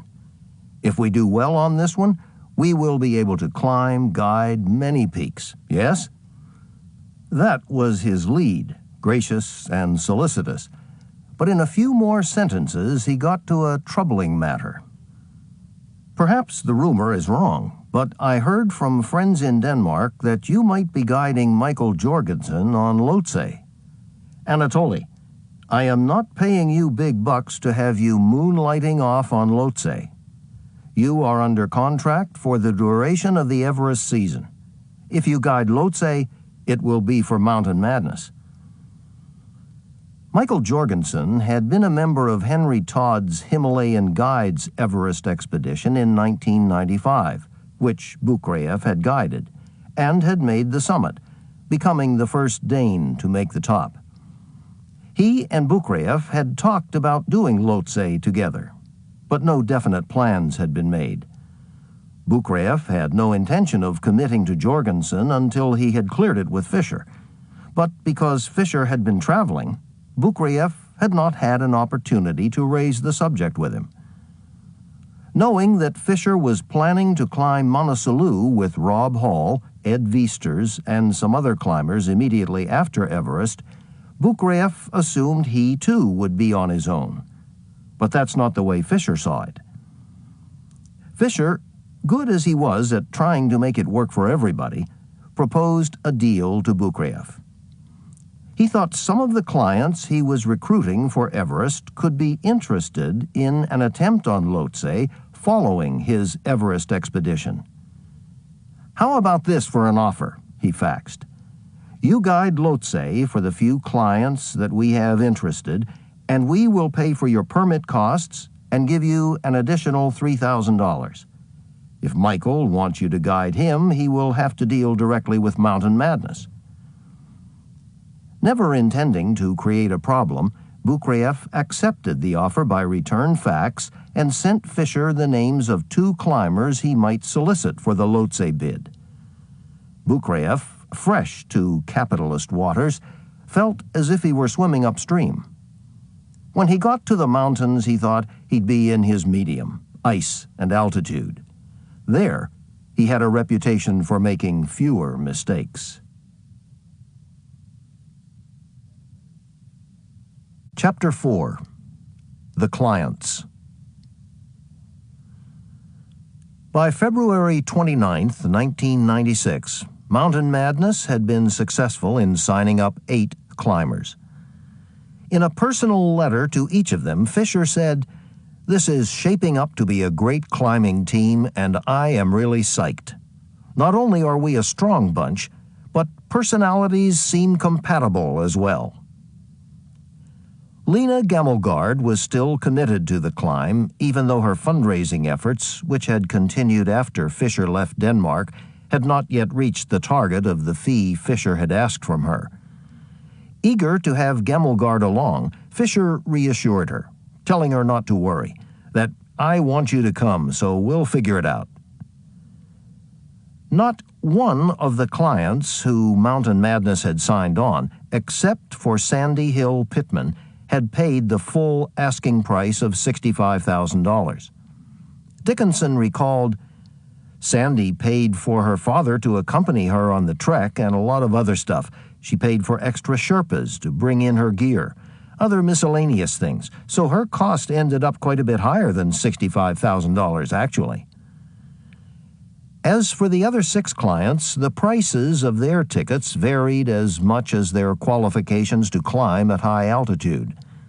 The client list was a mixed bag of talent and experience. For Fisher, one of his most satisfying recruits was Pete Schoening of Bothell, Washington. At 68, if he was successful, Schoening would be the oldest person ever to summit Everest. Lionized in the annals of high-altitude climbing, Pete Schoening was something of a hero to Scott Fisher.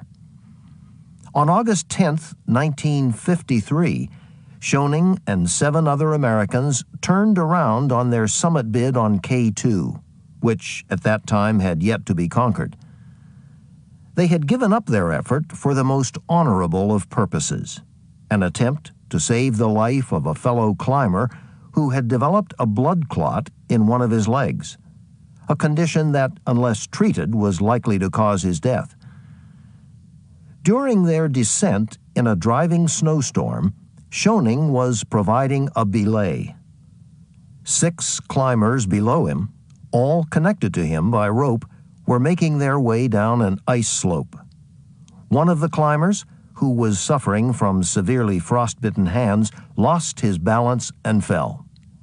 One by one, 4 of the other climbers between him and Schoening were pulled off the mountain. Schoening, his end of the connecting rope tied to his ice axe, which he'd wedged behind a boulder, felt the rope play out over his shoulders. The friction of that play and his skill at anchoring the rope arrested the fall, and the 5 climbers came to a dangling stop, one of them more than 150 feet below Schoening. It was a textbook save, one of the greatest mountain rescues of all time, and Fisher, who had personally felt the cruelty and danger of K2, had nothing but the highest respect for him. As Fisher characterized him, Schoening was an incredibly strong person, strong climber. So I'm really confident in his ability to climb Everest. Joining Pete Schoening on the expedition was his nephew, Cleve Schoening, 38, of Seattle, Washington. Cleve, not nearly as experienced a climber as his uncle, had never summited an 8,000er. Formerly a nationally ranked downhill ski racer, he was a superb athlete who maintained his conditioning by frequent climbing in the Cascades. A big, strong young buck, Fisher called him. Then there was the Colorado trio, Martin Adams, Charlotte Fox, and Tim Madsen, all of whom had been recruited by Neil Beetleman, the Aspen, Colorado climber whom Fisher had signed on as a guide. Beetleman, according to Dickinson, was untested and had not climbed Everest or any really big mountains as a guide before. So, in lieu of a salary, he was paid by having his expenses for the climb covered and by offering him a commission on the fees paid by any clients he could recruit. This is a typical way to allow a novice guide to win his stripes. It's the way Bukraev began his own career as a guide. Beetleman was aggressive in his recruiting efforts, Martin Adams remembered, saying that Beetleman pitched the climb to him several times. Adams, 47, who had retired after a successful career selling and trading bonds on Wall Street, had climbed some of the classics in the Alps and the Rockies, and had climbed Aconcagua, Mount McKinley, and Kilimanjaro. But he'd never summited an 8,000er. In May 1993, he had attempted Broad Peak, but had turned around at 7,000 meters. In 1994, on the same expedition that Beetleman had made to Makalu with Bukriev, Adams had climbed to 7,400 meters before turning back. If he was going to climb Everest, Adams wanted the best advice his money could buy. When he heard that Bukriev was one of the guides with whom Mountain Madness had contracted, he made the decision to go and negotiated a price of $52,000 for his slot. I like the way Tolle operates. He doesn't bother you. He tells you something, he tells it straight up. Hey, Tolle is himself. He's not out there trying to schmooze everybody. Adams was not looking for a Club Med excursion to the top of a hill. He knew the dangers of high-altitude climbing, and he trusted Bukriev's judgment and experience. That's what I bet on when I mailed in my check. I knew my chances of summiting were infinitely greater with Tolle on the team.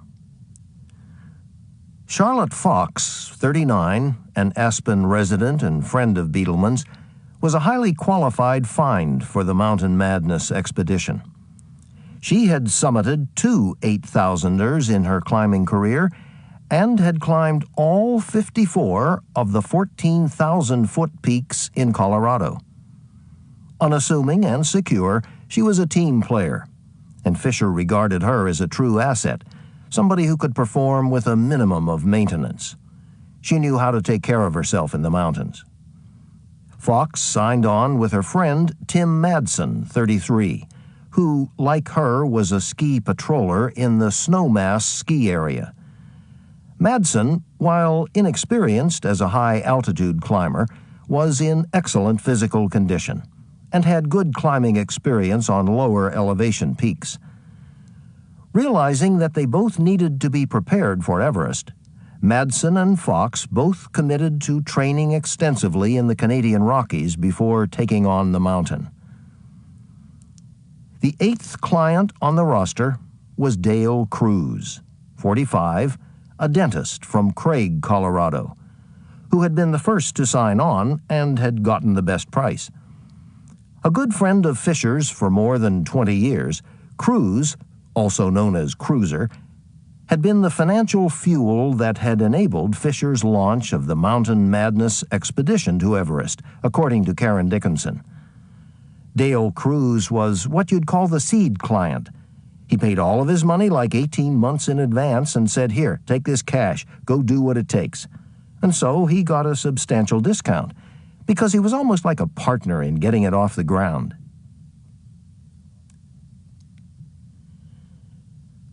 With 8 climbers signed on, Fisher and his staff had done a commendable job in their first effort to package a commercial Everest expedition.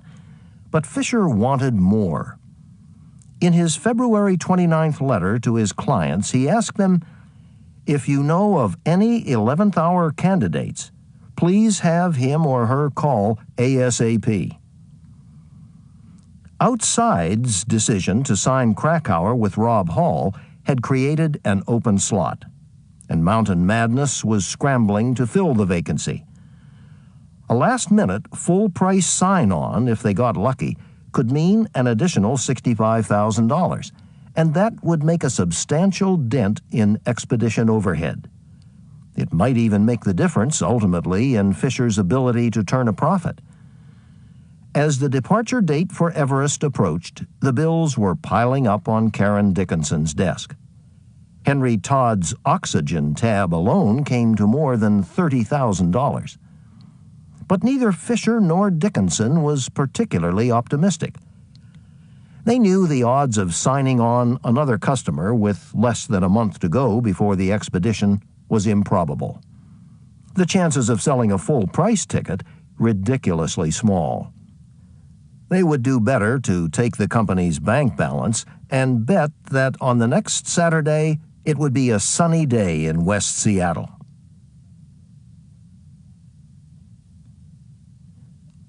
Among the clients, there was a general sense that the recruiting had gone well.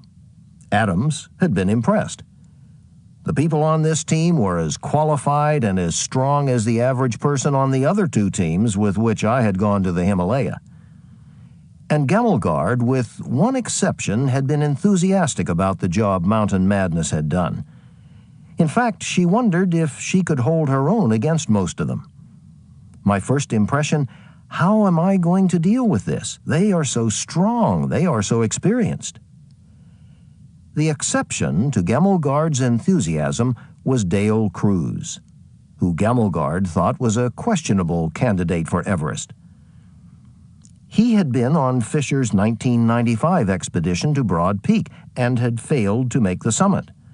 I knew that Dale couldn't cope with altitude. He's a very strong man, but he cannot cope with altitude. He gets sick very early on. So there was no reason for him, if he had been very honest toward himself, that he should try to attempt to climb a high mountain, because above 4,000 meters, he just gets sick all the time.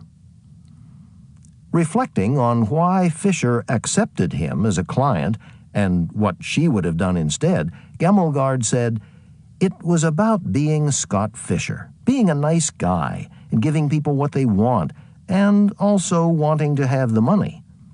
If it was me, I wouldn't have taken him. I would really have taken care of Dale and said, 'You're not going.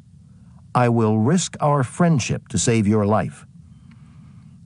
Fisher, whose personal philosophy was that it was the experience that counted, was more relaxed in his consideration of Cruz.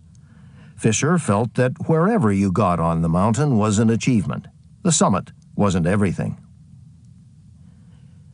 Some expedition leaders, according to Henry Todd of Himalayan Guides, are not above suspicion for taking on marginal clients, pocketing their money and dreams, while all the time strongly suspecting that they didn't have a prayer of making the top.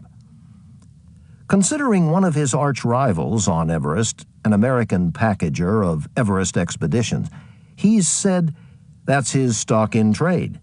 He hasn't had anyone up Everest for 2 years. But on the subject of Fisher's decision to accept Cruz's money and to invite him on the expedition, Todd has been more generous. What happens is this. You don't know who's going to come good and who's going to go bad. You can get the best climbers not perform.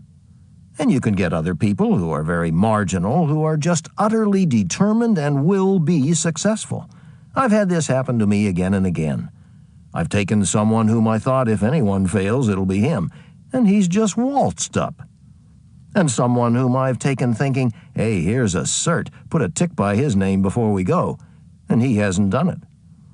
This happened on the trip I was on with Anatoly in 1995. The strongest climber that I had with me didn't make it. And someone whom I thought was marginal but okay, he got to the summit before Anatoly. But Todd adds, making those wrong calls, those calls we make before we go, those calls can kill you and other people. You've got to make them right. You've absolutely got to make them right. You cannot get them wrong. Chapter 5. The Trail to Everest. On March 13th, Bukriev flew from Almaty to Delhi, then connected to Kathmandu, arriving on March 15th. For Bukriev, arrival in Kathmandu was a mixed blessing. It inspired grateful emotions as the beginning point of an expedition. But over the years, Bukriev had seen the city move from a relatively isolated enclave to a city of 500,000 people, and with that boom came problems. In Kathmandu, the air on most days is polluted with a suspension of heavy metals from the exhaust of diesel engines and airborne particles of human waste, which irritate the lungs and can cause respiratory illnesses. Also, a scatter of bacteria are found in some restaurants and market foods that can lead to gastrointestinal problems. Either of these maladies, if a climber falls to them, can seriously impact his or her potential to perform. So, for those who come to Nepal to climb Everest, one of the first challenges is to leave Kathmandu healthy. Shortly after arriving in Kathmandu, Bukriev met with Henry Todd to arrange delivery of the oxygen he was providing for the Mountain Madness expedition. But, to Todd's chagrin, he couldn't deliver. Several weeks earlier, the oxygen had been loaded onto a truck in St. Petersburg, and from there it was to go to Amsterdam to be loaded on a jet that would bring it to Kathmandu. But according to Todd, the truck was halted in Russia because one of the items in the truck belonging to somebody else, nothing to do with us, didn't have the proper customs paper. So, rather than take that item out of the container, they left him altogether. All Todd knew was the oxygen he'd ordered for Fisher and several other expeditions was likely parked beside the road at some Russian border crossing. He had been promised, he said, that the shipment would proceed any day, someday, but not on a known day. Bukriev was not sympathetic to Todd's problem. O's weren't something you could pick up at the corner store in Kathmandu. The oxygen problem wouldn't go away. It would get worse. Todd reassured Bukriev. He had made a deal and he would deliver. In the worst case, if the oxygen didn't make it, he would give them his expedition's supply, which had already arrived in Kathmandu. On March 22nd, Fisher arrived in Kathmandu to meet with Bukriev and P.B. Thapa. Immediately, he was hit with the oxygen news, but was reassured by Todd's promise to make good on the order. Then, Bukriev had to break some more bad news. The high-altitude tent he'd ordered made to his specifications in the Urals was, like the oxygen, still in Russia. It was supposed to have come in on a charter flight that was carrying a Russian expedition to the Himalaya, but the charter had been delayed. The Mountain Madness clients were supposed to arrive in 4 days. That night, Scott invited me to dinner, and we were joined by P.B. Thapa and 2 of the Sherpas that Scott had hired for the expedition, Nima Kale Sherpa and Lopsong Jangbu Sherpa. Nima was going to be our base camp Sirdar and would be responsible for porters, kitchen staff, supplies, and general operations. Lopsong had been hired to work as the climbing Sirdar and would manage the high-altitude Sherpas who would work and climb with us as we made our bid for the summit. Bukriev was pleased with Fisher's choice of Nima, a veteran of 8 previous expeditions to Everest. Only 26 years old, he seemed mature beyond his years, and he had a sense of humor that Bukriev thought would help hold things together when the logistical nightmares that inevitably developed descended upon the expedition. About Lopsong, Bukriev was less certain. Lopsong, 23, had summited with Fisher in his successful 1994 ascent of Everest and had summited Broad Peak with him in 1995. Fisher had embraced Lopsong as a friend and as his protege.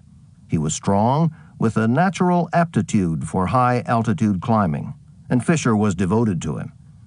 Lopsong regarded Fisher as a personal friend and hero, and worked for Fisher, although he offered Lopsong less money than his competitors. It was not Lopsong's experience at high altitude, but his youthfulness that made Bukriev anxious.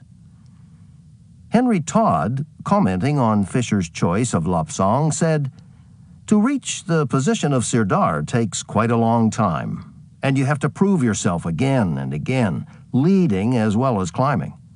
Lopsong's climbing no one could question, but his leading, I don't know." Todd's intuition about a young Sirdar who hadn't much leadership experience? That he's going to make all sorts of mistakes and could well blow it big time.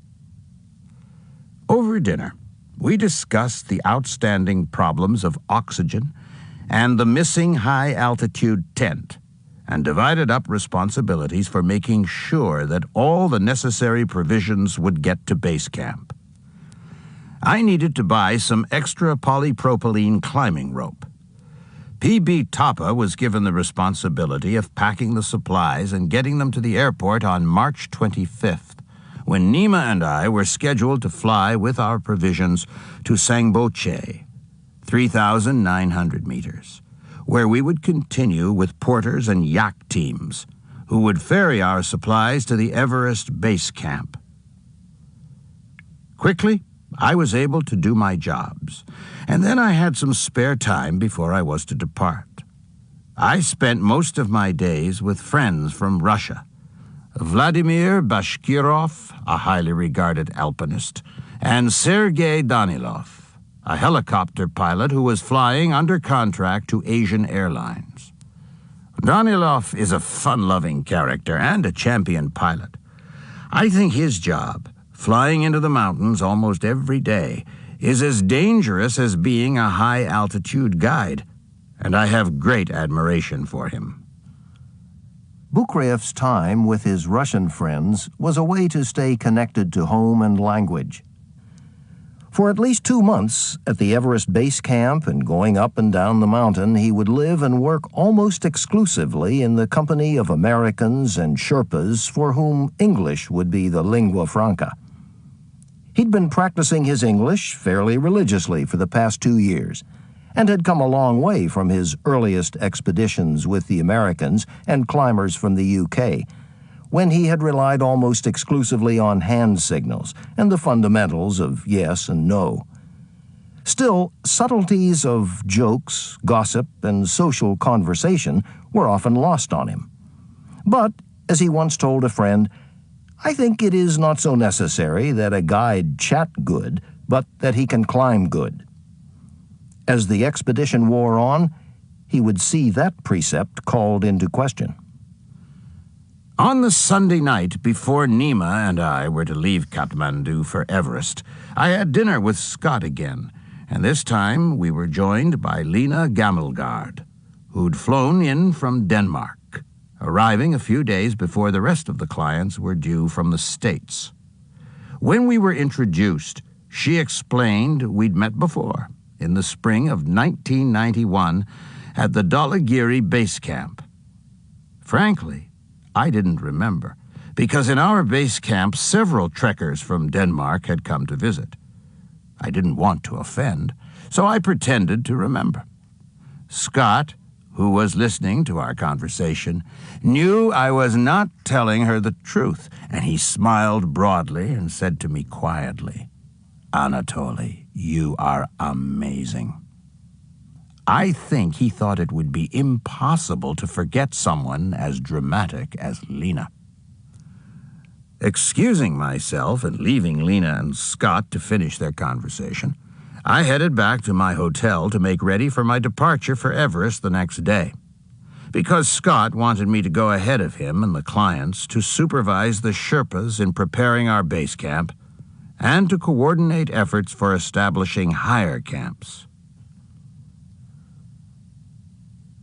Just after lunch on March 25th, Bukrayev's friend Sergei, flying a Russian transport helicopter, took on the Mountain Madness cargo, Bukrayev, and Nima Sherpa, and lifted off. For the passengers, no tea, no coffee, no cocktails, no emergency exit drills, just cotton for their ears to protect against the deafening noise of the rotating blades.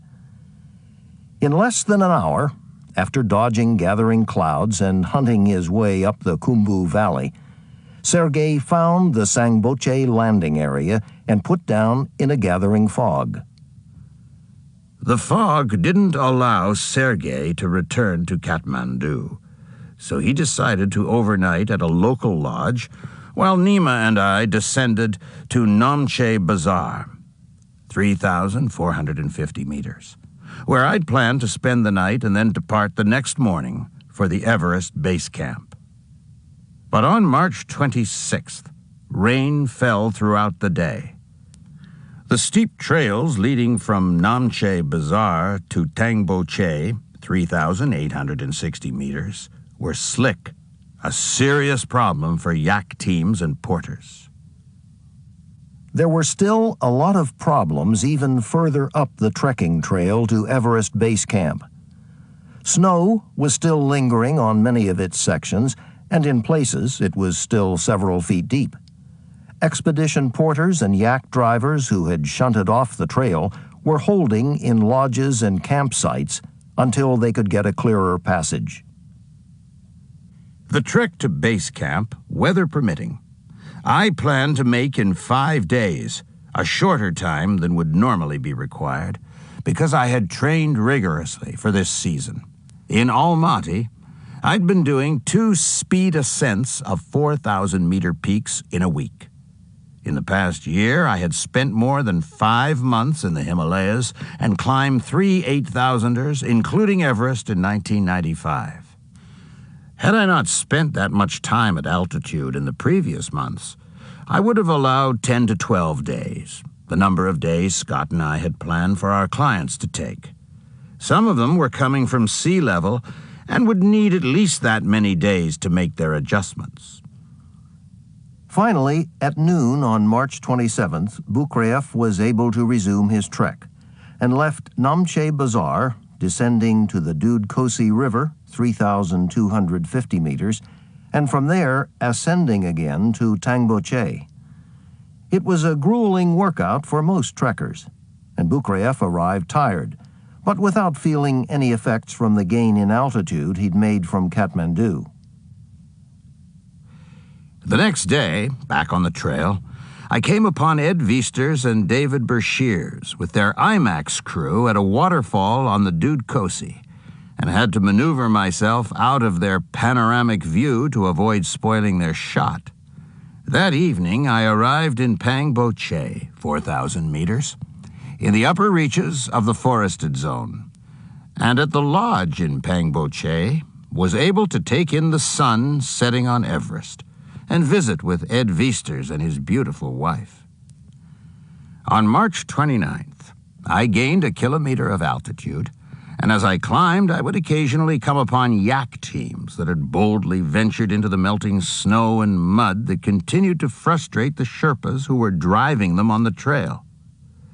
It was slow and dangerous going for these teams, because often the yaks would break through the crust of snow and stand frozen in place until they were unloaded and pulled from the snow and back onto more solid ground.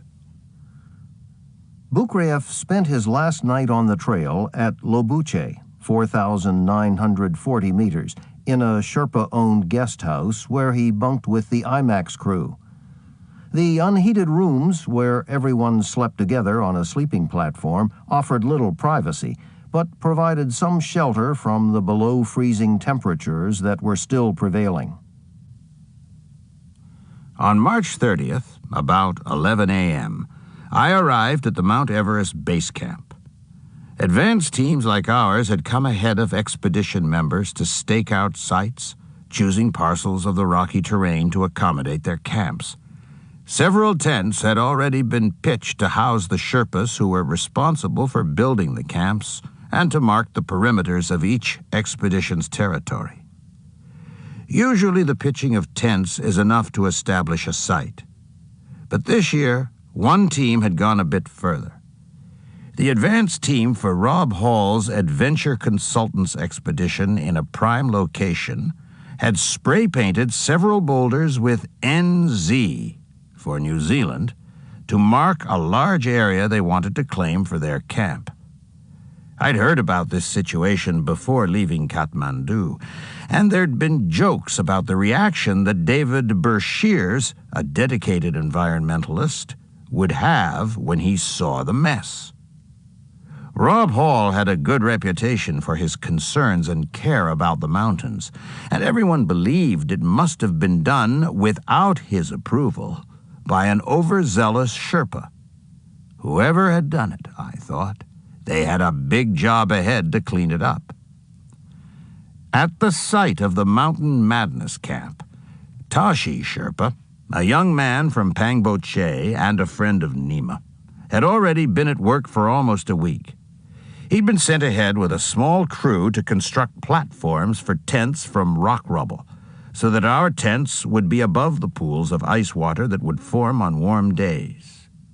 Also, he and his crew had busied themselves with erecting the stone walls for what would be our kitchen and fashioning pathways that would interconnect our tents and prevent the occasional broken ankle that occurs. That afternoon, I threw myself into physical labor with the Sherpas and worked steadily with them every day until our clients arrived. I would rise around 8 a.m. when the sun would hit the tents, have some steaming hot, milky black tea, and go immediately to work. Around 10 a.m., we would break and have breakfast. Chapatis with eggs, oatmeal, or tsampa, a barley flour porridge. Then in the evenings, a large meal, rice, lentils, garlic soup, and whatever fresh vegetables had been brought in by porters in previous days. For many Westerners, I think it would be considered a monotonous diet, but I'd become accustomed to it in my years in the Himalaya, and I've always preferred it over the packaged and exotic foods that many expeditions bring onto the mountain. Heavy on carbohydrates and always with a lot of hot liquid, it's perfectly suited to the physical demands of high altitude. Our work was strenuous at that altitude, but for me, the work is part of my adjustment to altitude. Pushing the body, keeping it exercised and active at those elevations is, I think, important and contributes to acclimatization. I enjoyed the measured, regular schedule and the rhythms of work, and every evening the physical fatigue was so great that sleep came easily. Chapter 6. Doing the Details. As Bukreyev and the Sherpas made base camp ready, Gamelgard, Fisher, and his publicity agent, Jane Bromett, waited in Kathmandu for the arrival of the rest of their team. Bromett, a climbing partner and close friend of Fisher's, who was also from Seattle, had accompanied Fisher to Kathmandu and was planning to trek to base camp with him, the clients, and Dr. Ingrid Hunt. Dr. Hunt, 30, a physician from Vermont, had been recruited by Fisher.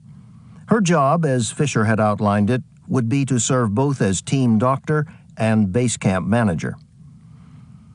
In the months immediately preceding her arrival in Kathmandu, Bromett had been aggressively pursuing public relations work on Fisher's behalf, and had been successful in negotiating a job as correspondent for Outside Online, a Seattle-based provider of online news and features packaged for computer consumers of recreation and adventure news. Not a division of Outside the magazine, Outside Online did have a cooperative relationship with Outside that allowed them to use the magazine's logo and selected content for distribution. For Fisher and for Bromett, who was eager to establish herself in the adventure media industry, her successful negotiation of the Outside Online arrangement provided both opportunity and insurance. There was no guarantee of how Pittman would cover the expedition on the NBC internet site to which she was reporting, no control over content. Bromett, loyal and devoted to Fisher's objectives, could be counted upon to maintain the company line. There was one slight problem. Without Pittman's resources, which included a satellite telephone, Bromett could hardly compete. Once she left Kathmandu and the hardwired telephone in her hotel room, she was off the grid, out of luck. So, prior to departing Seattle, according to Bromett, she struck a deal that would allow her to use Pittman's satellite phone. The agreement was that I could use the sat phone that Sandy was provided by NBC, I had talked with Jane, her secretary, saying, "I need to use these sat phones. Is there a problem?" According to Bromett, she was assured that her use of the phone would not be an issue. She was in business. One of Bromett's first reports filed for Outside Online from Kathmandu was an online interview with Fisher in which he described his clients and climbing guides, Beetleman and Bukreyev. In his responses to Bromett's questions, Fisher emphasized the good mix of his choice of guides, saying that their combination was very good for safety. Beetleman, he said, was hungry to step on top of the world, and that he, Fisher, would feel comfortable if problems arose with some of his clients on summit day, to take somebody down and let Neil continue up with other climbers to get to the summit so everybody can sort of satisfy their goals. Bukreyev, Fisher introduced as his head climbing guide and extolled his achievements as a high-altitude climber who had summited several 8,000-meter peaks without oxygen. He went on to say about Bukreyev's role on his expedition, "Anatoly, I know, will not be using oxygen. Anatoly is an animal, a monster. That's great." Fisher went on to explain that, as a safety precaution, an emergency reserve of oxygen would be provided on summit day in the event Bukreyev chose to draw upon it. Introductions made, Bromett, before leaving Kathmandu, filed a number of dispatches that detailed some of the challenges immediately in front of Fisher's expedition, including the possibility of delays on the trekking trail that Bukreyev and the Sherpa team had already encountered. From Kathmandu, we've learned that yaks can't get to Everest Base Camp. All expeditions have been delayed. There are now 10 expeditions waiting to get to base camp. Because of this, the porters have basically doubled their rates from 150 rupees to 300 rupees for the trip. The porters are asking for more because they have to work much harder and need more equipment under these conditions, and due to the demand for their services. That problem, the oxygen delivery problem, the missing tent problem, were standard fare in the launching days of an expedition. And, according to Bromett, Fisher was doing the details as soon as their plane landed. The moment Scott arrived in Kathmandu, his telephone started to ring. The logistics of this whole effort boggle the mind. One of the details that Fisher had to handle was professionally and personally problematic. Karen Dickinson contacted him from West Seattle to tell him that Gamelgard, according to her books, still owed Mountain Madness somewhere around $20,000. I sent Scott the paperwork while he was in Kathmandu. I said, "Either she signs this, what our deal is, or she doesn't go. Don't let her out of Kathmandu unless she signs this." Fisher was by many accounts used to making up the shortfall for friends with whom he wanted to climb. His loyalty to friends and generosity toward them was legendary. Confrontation, especially with friends, was not something with which Fisher was comfortable. Bromett said of him, he didn't want to make people upset and wanted everybody to be comfy cozy. He hated confrontation. He would just avoid it. Fisher's strength was elsewhere, according to Bromett. It was in his ability to take his expertise and natural abilities to perform in the mountains and to share that with his clients, to enable their own ambitions. And sometimes he would promote those ambitions over his own. He wanted them, the clients, to have their glory, Bromett said. He wanted them to feel the excitement and to feel the inner power and strength of what it's like to stand on the top of Mount Everest and accomplish a goal like that. I mean, in a very kind, wonderful, almost tender way, he wanted to impart that enthusiasm of the mountains and climbing to these people, as phony baloney as some of them were. To Scott, it really didn't matter what the reason was behind the client's drive. He just saw himself as being there to provide what motivation he could, a psychic motivation, if you will. He was like a boat cruising full speed ahead, making a wake, and his clients would get caught up in the wake of this very positive, dynamic energy. He was able to spread the good word and the excitement about climbing, even if you're somebody that can barely tie your shoelaces. "You can do it. We can do it," he would say. That's who Scott Fisher was. The itinerary that had been prepared for the Mountain Madness clients coming from the United States called for them to depart Los Angeles on March 23rd, to spend some time in Kathmandu, and then on March 28 to fly to Lukla, 2,850 meters. It was a prudent and conservative itinerary, designed specifically to help the clients avoid acute mountain sickness, AMS, more commonly referred to as altitude sickness, which is brought on by going too high too fast, making large increases in elevation before properly allowing the body to adjust to the lower levels of oxygen that are available as one gains altitude. Acute mountain sickness in its moderate form causes headache, nausea, disturbed sleep, fatigue, shortness of breath, malaise, dizziness, loss of appetite, and poor sleep patterns. It has two more serious and often deadly manifestations. HACE, H-A-C-E, high-altitude cerebral edema, and HAPE, H-A-P-E, high-altitude pulmonary edema. By planning to go initially to Lukla at 2,850 meters, Fisher was honoring a commonly held maxim: start below 3,040 meters and walk up slowly. This routine is widely recommended by high-altitude specialists and has been incorporated in most of the more popular trekking and climbing guides for the Himalaya. Rob Hall's Adventure Consultants expedition flew from Kathmandu to Lukla to begin their trek to Everest Base Camp.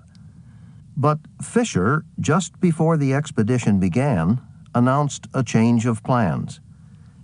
Instead of helicoptering the clients to Lukla, he announced he was going to fly them with the expedition gear that had not gone with Bukriev and Nima Sherpa to Sangboche on March 29th. Sangboche was the same village to which Bukriev and Nima Sherpa had flown 4 days earlier. For them, the increase in altitude from Kathmandu had not been at all troublesome. But for the clients, the dramatic jump to Sangboche was felt almost immediately. Pittman reported to her NBC Worldwide website, "Almost everyone on the team is feeling the effects of our sudden jump in elevation. We're out of breath just walking around." Additionally, she reported, 2 people were in bed with upset stomachs, possible Kathmandu casualties.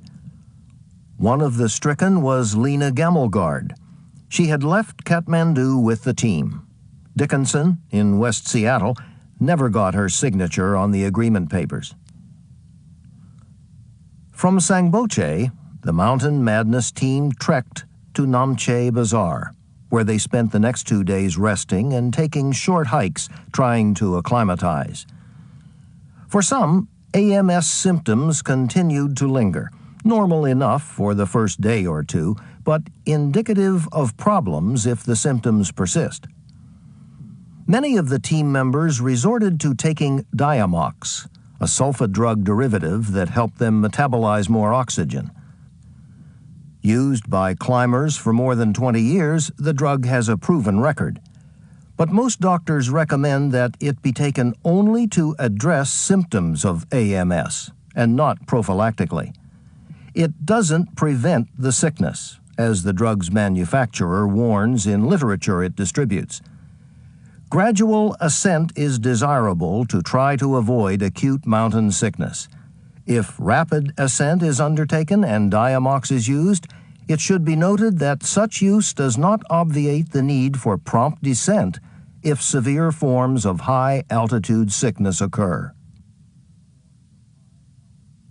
Internet trekkers, thanks to Pittman, were were kept informed almost every day of the Mountain Madness team's progress as it headed toward base camp.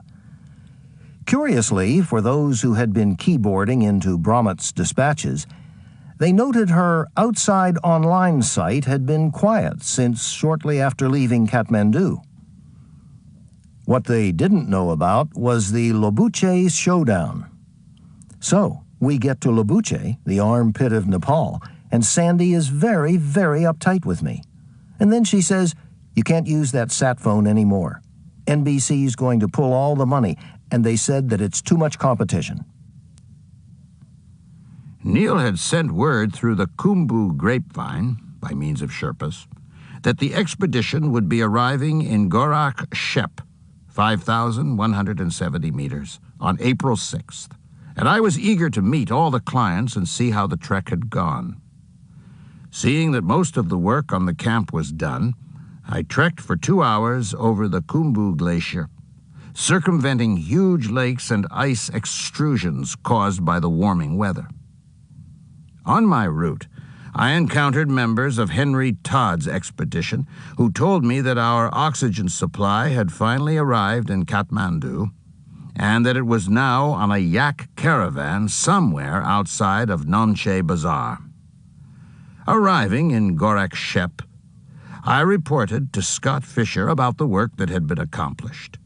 I warmly greeted Neil, whom I've known since 1990 when I first visited America, and then in generous terms, Scott introduced me to everyone else.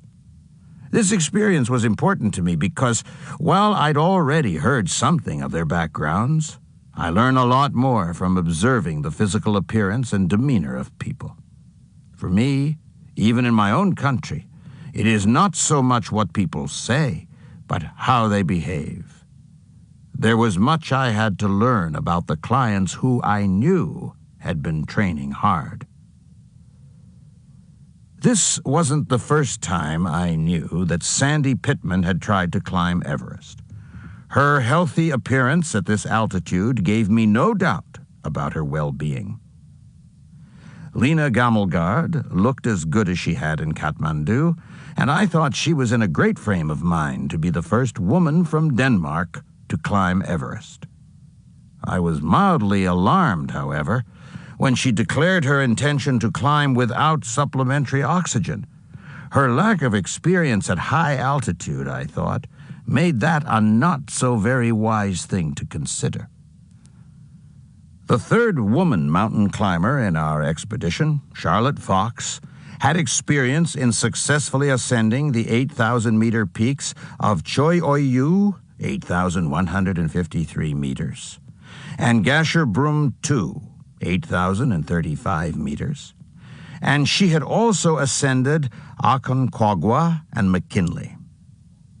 Her friend Tim Madsen, a highly qualified mountain skier, I understood didn't have high-altitude experience, but he had extensive experience in summiting lower elevation peaks in the western mountains of America and as a mountain skier.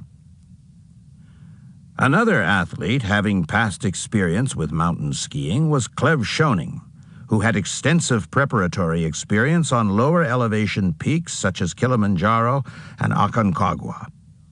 His uncle, Pete Schoening, I respected as a mountaineer. I sympathized with his wish to be the oldest person to summit Everest and admired his ambition, but his age did provoke some guarded feelings in me. For Dale Cruz, I understood, his greatest achievement was an ascent on Barnutse, a 7,000er in Nepal. Barnutse is an uncomplicated peak neighboring Makalu and is located in the Everest region, but Barnutse's level of difficulty is significantly lower than what was ahead of us, and it doesn't pose the same altitude challenge as Everest. The last of the participants in our expedition, Martin Adams, I knew from our experiences on the Makalu expedition. A determined climber, I knew he was highly motivated to climb Everest, and I assured him of my best help and advice. After meeting with all the participants, I returned to base camp that same day. Along the way, I analyzed all the participants. I was most concerned about the people who had no high-altitude assault experience. Tim Madsen, Cleve Schoening, Lena Gammelgard, and Dale Cruz. Above 5,000 meters, the participants' good form was reassuring. They had a fighting spirit, and from their external appearances, didn't look as if they had any serious problems with their health or samochistvie. Samochistvie, a Russian concept, an impression of a person's state of being, the combined and observable aspects of a person's mental, physical, and emotional state. However, I knew I could draw a final conclusion on their preparedness only by observing all the participants while at base camp and during their attempts to attain higher altitudes. About the team's overall level of readiness and ability, I had concerns. I could only count on the professional flair of Scott Fisher, whose success on his first large-scale commercial expedition to Everest was very important. I understood that he'd worked hard to establish himself and had put much effort into bringing a good team to Everest. In a short time, it's very difficult to successfully select a uniformly strong group of clients and to find qualified guides. I felt that Scott should be given his due for his sincere aspiration. With Scott's, Lobsang's, and my Everest experiences, I felt we had a good reservoir of talent to offer the clients on this expedition, who, for the most part, were reasonably conditioned. But for me, on a commercial expedition, there was always a critical adjustment to make. I'd trained in the tradition of the Russian high-altitude mountaineering school, where a collective effort and teamwork were always emphasized and personal ambitions had a second-level place. Our practice in training and developing climbers was to build their experience and confidence over a long time, starting with lower-level mountains and graduating them to 8,000ers when they were prepared. Here, I understood, as had been the situation on other commercial expeditions, I'd been hired to prepare the mountain for the people instead of the other way around. Chapter 7. Base Camp. The Mountain Madness team continued to hold in Gorak Shep when Bukreyev returned to base camp on the evening of Saturday, April 6th. They were waiting for the expedition's yak caravan to complete its supply runs. To that point, the majority of the supplies necessary for base camp had come in on the backs of Sherpa porters, and their efforts had been sufficient to keep Bukreyev and the advance team of Sherpas supplied. But not until the yaks could move ahead with the balance of their supplies could the clients move into base camp. Progress of all the expedition's yak caravans had been excruciatingly slow. On the day before their arrival in Gorak Shep, the Mountain Madness team had departed Lobuche after lunch and shortly thereafter had encountered a few of their yaks up to their necks in snow, their Sherpa drivers furiously at work trying to dig them out. To kill time in Gorak Shep and to promote their acclimatization, Fisher's team took a day trip and summited Kala Patar, 5,554 meters, a subsidiary feature from which the climbers had an unobstructed and dramatic view of the Khumbu Icefall, the first serious obstacle they would encounter in their effort to summit Mount Everest. On the top of Kala Patar, several of the climbers experienced a transition from the going there to the being there, and the simultaneous sinking and soaring that many climbers feel when they encounter the physical presence of the objective ahead. This was what they had written their checks for. Finally, on Monday, April 8th, Fisher's team made their push. A few hundred meters north of the sandy flats of Gorak Shep, they picked up a trail that took them down a moraine wall and onto the Khumbu Glacier. In about 3 hours, following the trail that had been packed down by the porters and the yak teams that had finally begun to move, the team reached the Everest Base Camp. Working their way over the lunarscape of strewn rubble, stepping carefully from rock to avoid broken ankles, they found the site of their camp. Pitching a tent that for the next month would be their home was the first priority of many of the climbers, and with the help of the Sherpas, they set about clearing sites and establishing what would be their home for the next 6 weeks. The Sherpas, who'd been my co-workers, were transformed when the clients arrived. In the morning, the Sherpas would go to the clients' tents and wake them with tea and coffee and a cheerful good morning. In the mess tent, there were always thermoses of Starbucks coffee, sports drinks, power bars, beef jerky. The meals were often rich, things like pizzas and stews. I much preferred the Sherpas' food, maybe more boring, but easier to digest and more appropriate, I thought, for high altitude. There was a hot shower and mail service. We even had a communications tent outfitted with Sandy Pittman's gear, satellite telephones, computers, solar panels for power.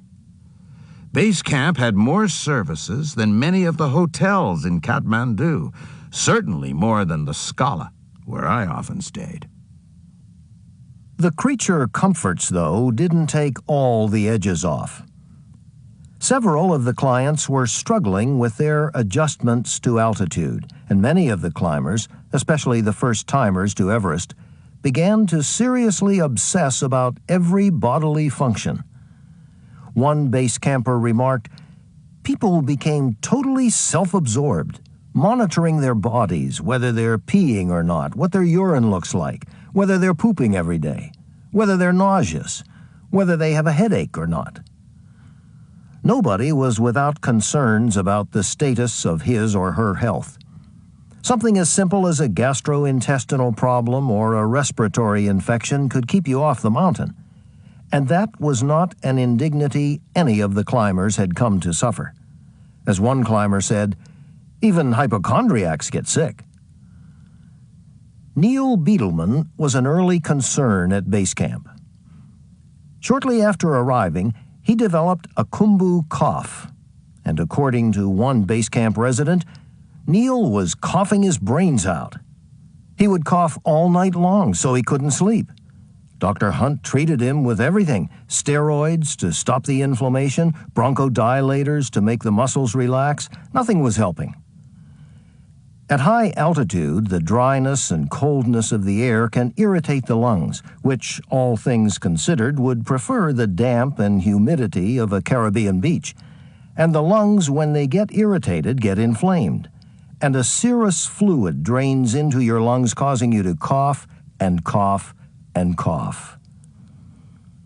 While other members of the team, such as Pittman, developed a similar problem, Beetleman's difficulties were more of a worry.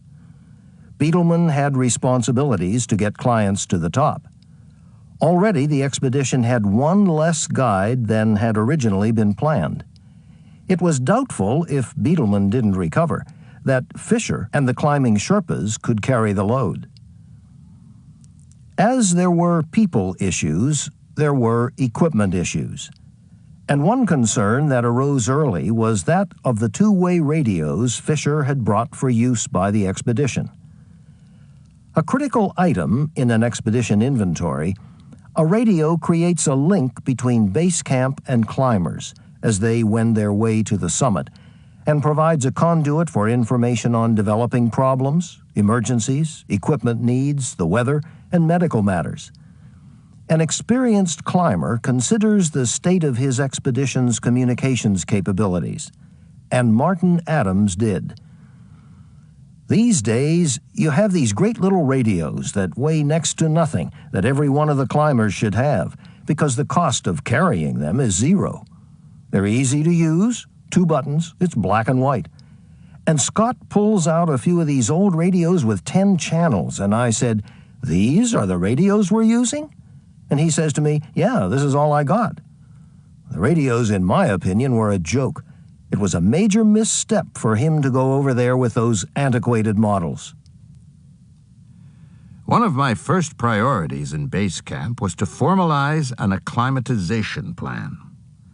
The demands of properly acclimatizing required that team members stay in base camp for at least a few days until their bodies had adjusted to that altitude, and then we would begin a series of excursions that would take our climbers higher onto the mountain, climbing from base camp to succeedingly higher camps that our Sherpas would establish.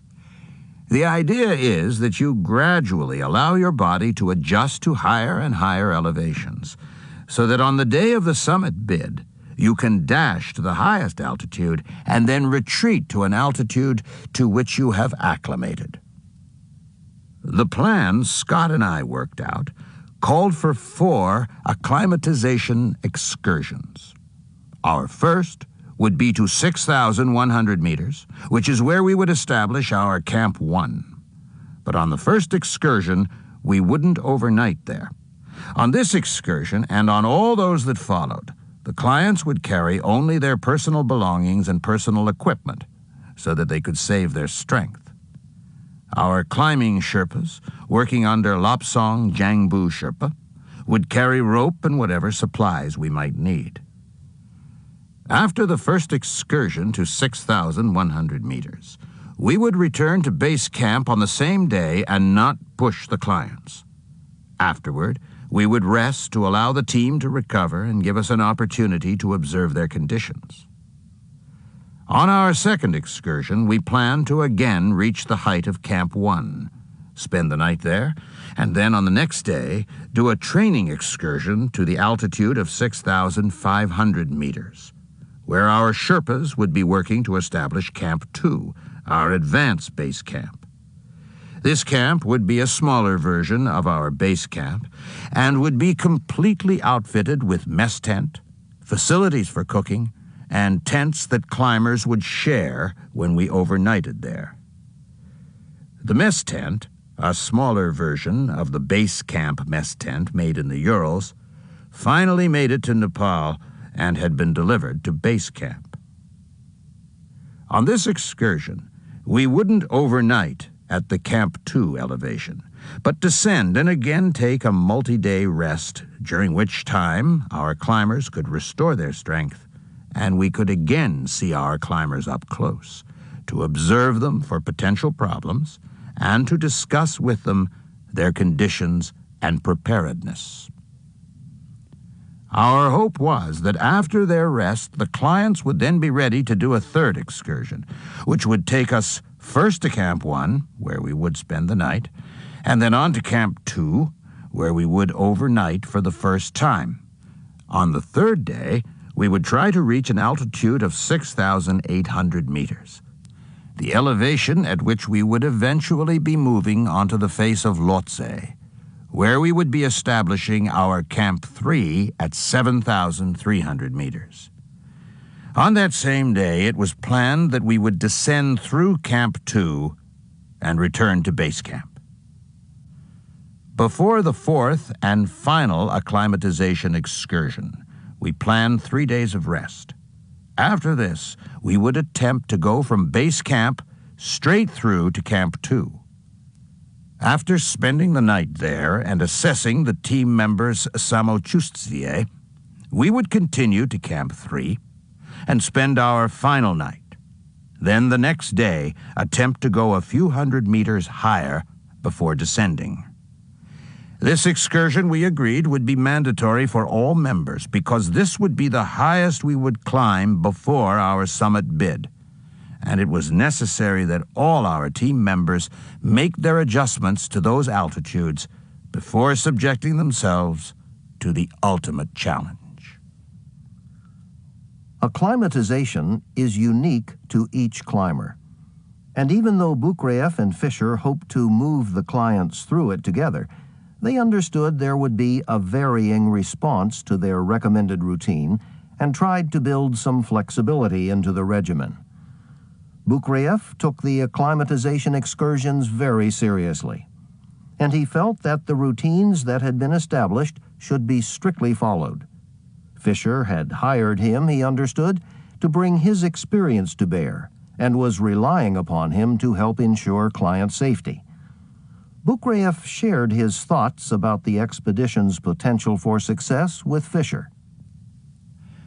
I said if the clients use oxygen, and if we are lucky in getting a successful confluence of circumstances, our clients can have success, but it's critical that we adhere to our acclimatization plan and allow the opportunities for our clients to get sufficient rest.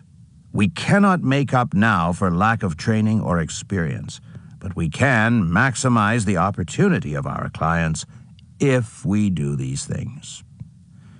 Our job is to get our clients the necessary acclimatization with a minimal number of nights at high-altitude camps.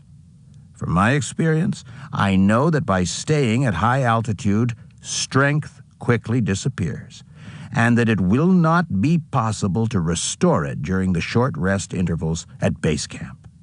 Sometimes you can be deceived. You begin to have less serious problems with the increases, and you feel relatively good. But then, on summit day, you don't have the strength for the final assault. So my opinion was that after our excursion to 7,300 meters, we should descend and rest for at least a week at an elevation lower than base camp, somewhere in the forest zone around 3,800 meters.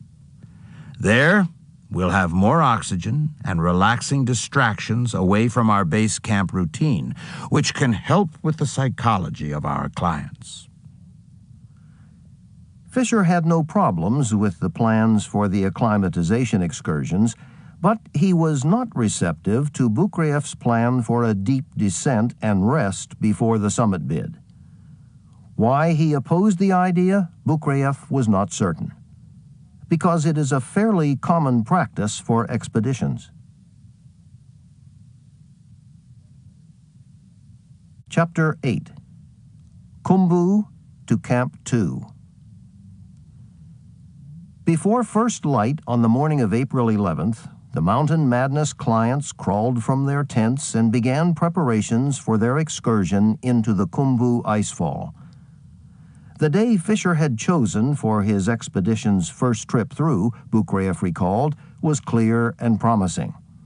It would have been an ideal day for a summit bid because the weather had been stable for several days and the winds moderate.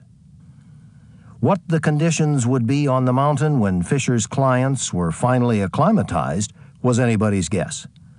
Weather on the mountain, like the people with the hubris to climb it, cannot be predicted with any reasonable degree of accuracy. It was possible that when the climbers were ready, the mountain wouldn't be. And if that was the case, there would be no ticket refunds. They would go home without the summit in their pockets.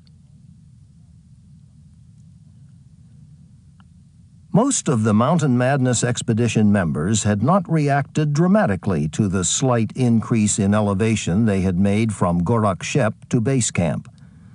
Their resting respiratory rates had returned to normal. But any exertion caused a rapid and disconcerting shortness of breath for most team members. One of the members has said that at base camp, with only half the oxygen available to her at sea level, she felt as if she were working on one lung and walking around in a two-martini fog. A few of the team members were still struggling with nausea and headaches, but none were complaining too loudly, wanting to put the best picture on their condition, not wanting to talk about the fact that they felt like shit, as one base camper described the situation. Fisher, who was often heard to say to his team members, "It's attitude, not altitude," seemed to most of them to be strong, without any apparent difficulties. But according to Jane Bromett, there was a considerable difference between those perceptions and Fisher's physical reality. He'd get up in the morning and it would take him about 5 minutes to finally stand up. Scott was exhausted. And, she said, he was taking Diamox, 125 milligrams every other day, which suggests he was attempting to push his acclimatization. For Beetleman, and all of the clients except Sandy Hill Pittman, this would be their first trip into the icefall. As casual and relaxed as everyone tried to appear, most of them knew the history of the obstacle ahead. Since people had begun keeping score, 19 people had died in the icefall. A perilous, jagged mass of blue ice set on an incline that slants toward the Everest base camp, the icefall is constantly being transformed. Its descending mass, perpetually pulled upon by gravity, fractures and separates like ice cubes cracked from a tray into freestanding towers called seracs, some of them more than 10 stories high. Interconnecting the seracs is a network of fissures, or crevasses, that can be more than 300 feet deep. To cross the icefall to make it to Camp 1 at 6,100 meters, one has to climb 2,000 vertical feet over the distance of slightly more than a mile. To assist climbers in their negotiation of the route, the icefall is threaded before each climbing season by a team of Sherpas. In March 1996, that team was coordinated by the efforts of Henry Todd and Mal Duff from the United Kingdom, a leader, like Todd, of a commercial expedition. The Icefall Doctor, as the lead Sherpa of the effort is known around base camp, oversees the extremely dangerous job of putting into place aluminum ladders, in 1996 more than 70, some of which provide the means for climbers to ascend vertically and the others to span the crevasses. Given the distances that have to be covered over the yawning fissures, sometimes more than 3 or 4 ladders are overlapped at their ends and lashed together with climbing rope in order to cover a span. The challenge is to cross the ladders while clipped to fixed ropes, literally rope handrails, that are installed for the season. The clipping on is most usually done with a carabiner attached to a short length of rope affixed to a climbing harness. An aluminum alloy oval or D-shaped link, something like a large chain link, a carabiner can be snapped open and closed to allow a climber to attach or remove himself from a run of rope. Less often, and usually in a vertical ascent, climbers might use a Jumar, sometimes referred to as a mechanical ascender, a handheld metallic device with a self-braking mechanism. The Jumar is fastened to the fixed rope, and the rope feeds through the device as you hold it in your hand and push it ahead of you. If you pull the Jumar toward your body or fall backward, a cam grips the rope and holds you in position. So, in a push-pull rhythm called jugging, you advance along the ropes. Moving through the course, you hear creaks, splinters, and moans, because the landscape, just as it is at base camp, is always on the move. Your prayer is that none of the sounds is announcing a catastrophic shift, one that could cause a crevasse to suddenly gape under a spanning ladder, or to topple a crystalline bank building onto the route. Fisher had told his clients that to qualify to climb higher on the mountain, they had to be able to clear the icefall, bottom to top, in under 4 hours. The stakes were high, and Cleve Schoening said, "The hors d'oeuvres are over, and we're into the meat and potatoes big time." The instructions to the Mountain Madness clients on how to navigate the icefall, one client remembers, were brief and succinct. But as far as watch out for this or watch out for that, it was more like watch out for yourself, and that was it. For most of the climbers, the most unsettling moments were not the hand-over-hand moves up the vertical ladders, but the crossings of the crevasses on the ladders that had been lashed together. Advancing, stepping on one rung, then on to another, their crampons clunking and occasionally snagging, the climbers often found themselves bouncing over a maw of ice that, in a misstep, if they were not properly clipped on, could swallow them down. If they could be found and reached after a fall, they could imagine a rag doll extraction, a slack, cold body being raised in its climbing harness. According to Martin Adams, some people would walk across the ladders, some people would crawl. And quite frankly, Sandy and Lena probably crossed the ladders as well, if not better, than anybody else. They were very well balanced, and they weren't intimidated. Charlotte Fox, according to one of Pittman's internet dispatches, found that butt scooching, pulling herself across on her butt, was sometimes considerably less terrifying than teetering on her crampons and peering down into an ice vault with a capacity of a municipal parking garage. On May 10th, Fox would turn 40, and she was keen on seeing that day. All of the climbers made it through in less than the 4 hours Scott had required, and I was generally pleased, but I was surprised by the number of clients who didn't have the self-reliance to move through it without being almost constantly monitored by a guide. Some of them, I was afraid, had the idea that a guide should control all the situations they might encounter. I would just wonder, what is going to happen when there's nobody to hold their hands? Bukraev had begun to consider the mountain madness Everest equation. They were all factors: the guides, the clients, and the Sherpas. If they went up healthy and properly acclimatized, and they made good decisions, and their efforts were added and multiplied correctly, and the weather gave them grace, he knew everyone could come back alive. But to what extent could he rely upon the client's abilities to look after themselves, to take appropriate action in critical situations when the guides weren't looking over their shoulders? What Bukraev brought to the calculations were his training and experience at high altitude, the attributes Henry Todd had hired him for the year before. When I used him in '95, it was perfect. He was absolutely super. He did exactly what he was supposed to do. I knew who he was. I knew what he was capable of.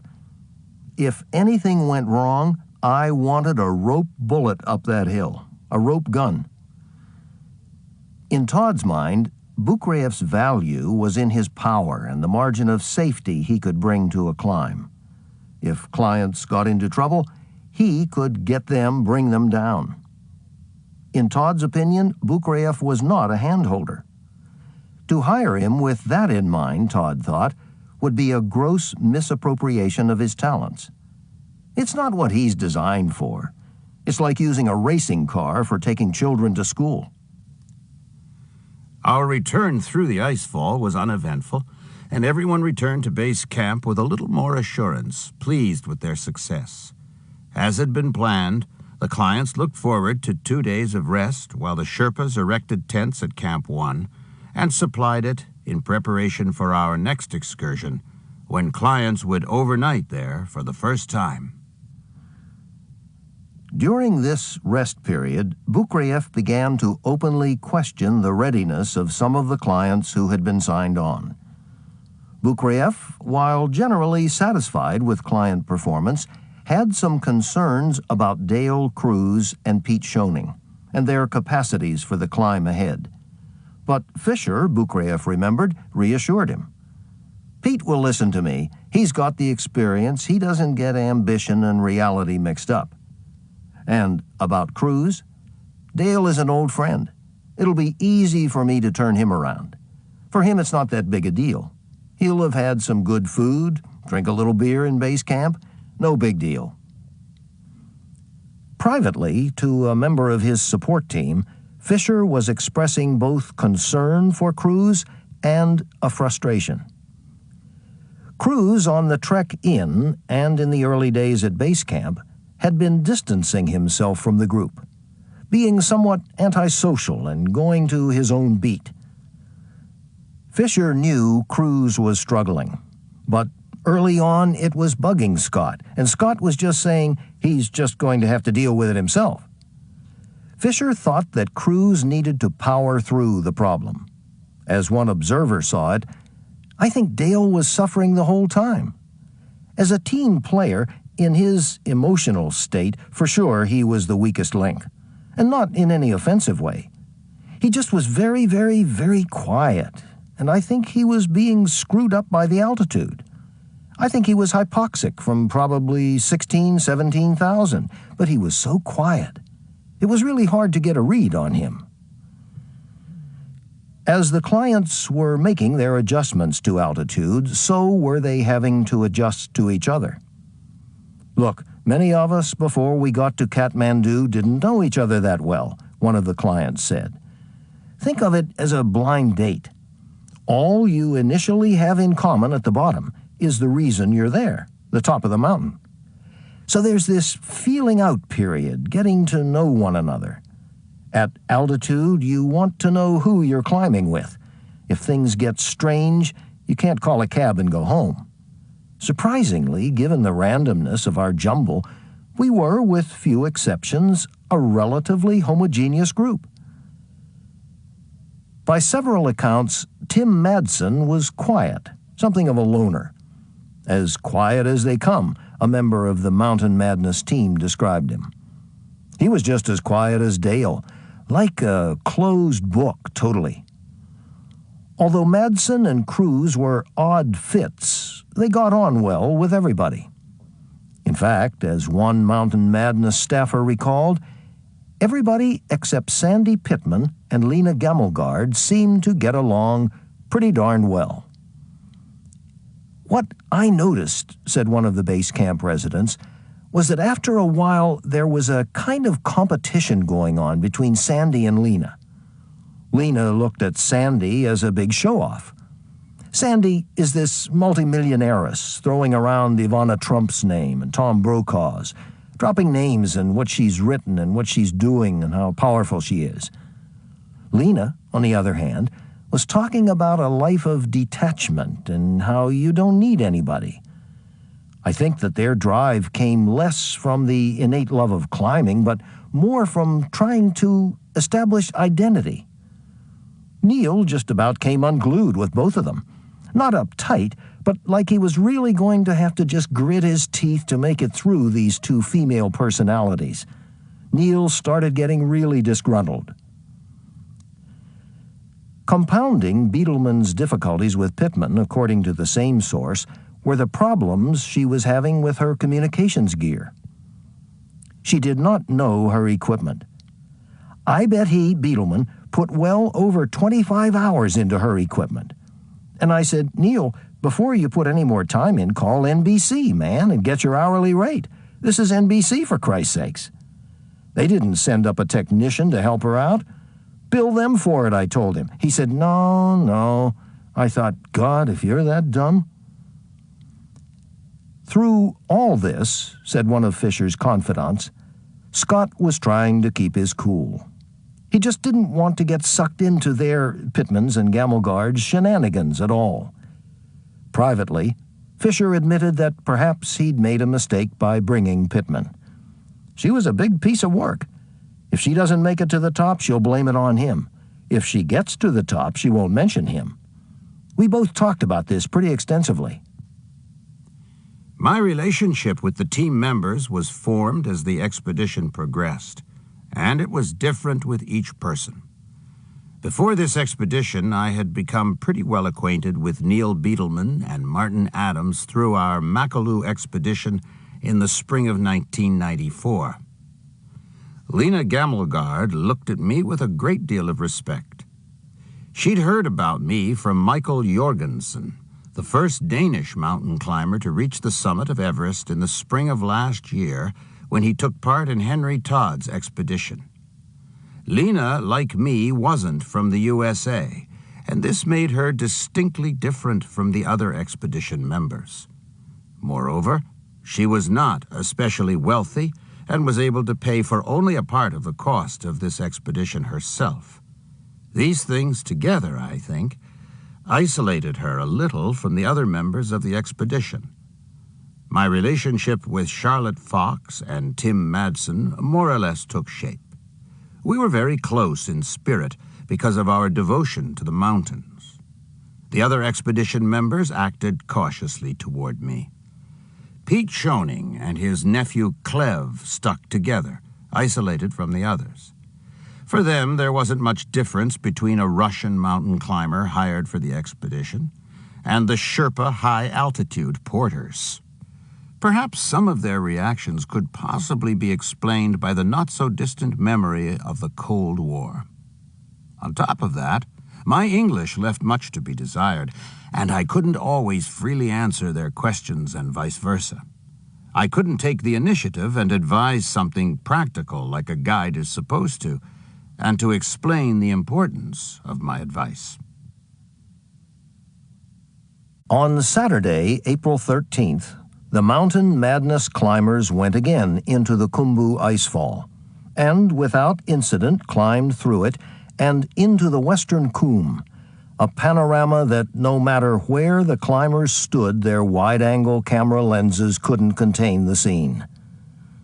The western Khum is a glacial hollow, an undulating sweep of snow and ice about 4 kilometers long that tilts gradually upward and is enclosed on 3 sides by the peaks and connecting ridges of Mount Everest, Lhotse and Nuptse, the major peaks of the Mount Everest Massif. It offers from its vantage a view that is obstructed in base camp, the looming, magnificent, and daunting summit of Mount Everest. Gamelgard, whose can-do personality and stoic style some found over-promoted, was overtaken by the beauty in front of her. I consider myself being pretty tough, so not all that many things touch me that deeply.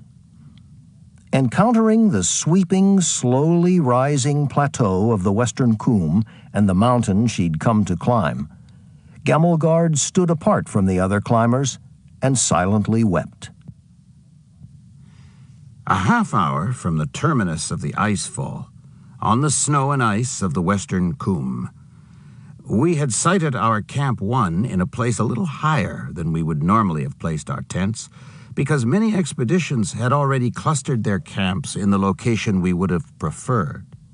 But the location we chose we felt was safe, placed in a position so that it would not be seriously threatened by avalanches.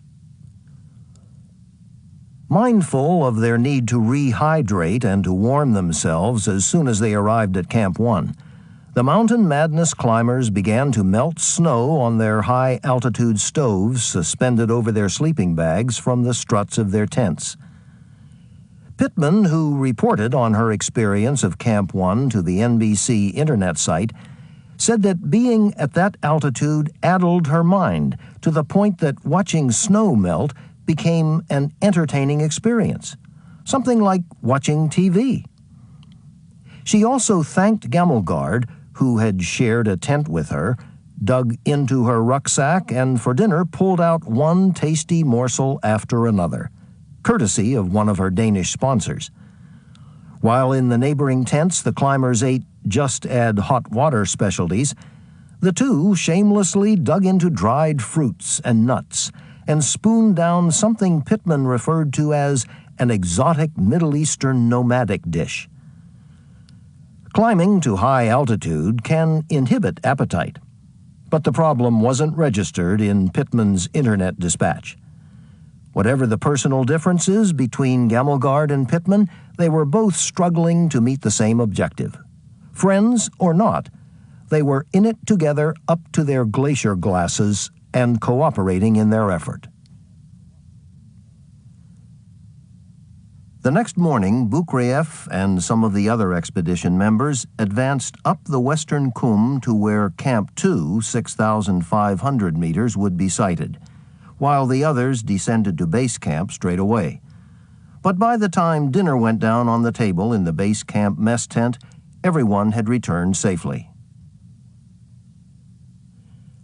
On April 15th and 16th, the climbers curbed their crampons and luxuriated in the mandatory rest. breakfast spreads of pancakes and yak cheese omelets accompanied by Starbucks coffee, hot showers, sunbathing, reading a favorite book, watching a movie on a Sony Watchman. These were the challenges of the Mountain Madness acclimatization routine. On April 17th, they were back at it. All the team members except Sandy and Tim left early for our third excursion through the Khumbu Icefall. Scott and I felt the clients were capable of making their passage without close supervision. Sandy lingered behind to do some work in her communications tent. Tim, who was suffering acute symptoms of AMS, had the day before descended to Ferice with our team doctor, Ingrid, who was also experiencing problems. I wasn't too surprised by their difficulties because neither of them had been to high altitude before, and the challenge was new to their bodies. Despite Bromett's concern about how Pittman would eventually handle Fisher in the media, he continued to participate in her NBC Worldwide website. And on the morning of their third excursion, he spent more than an hour in her communications tent and participated in an online internet chat with Pittman and Sir Edmund Hillary, who was then in Kathmandu.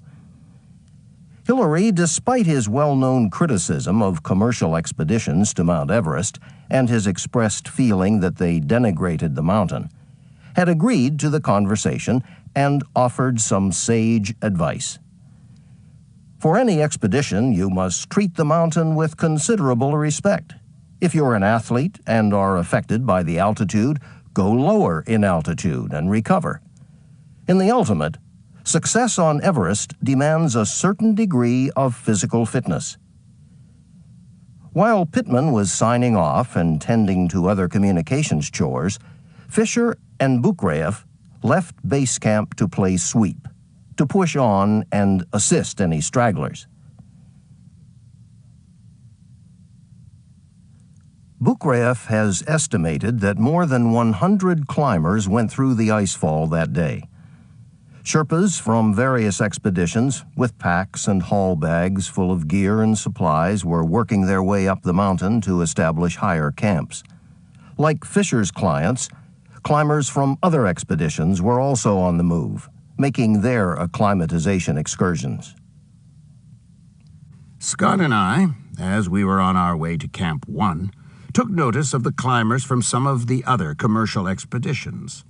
We agreed that our climbers, in comparison, looked far better, although I noted to myself that the overall level of ability and preparedness of all the commercial clients, including ours, seemed lower than those who had climbed from the Tibetan side the year before.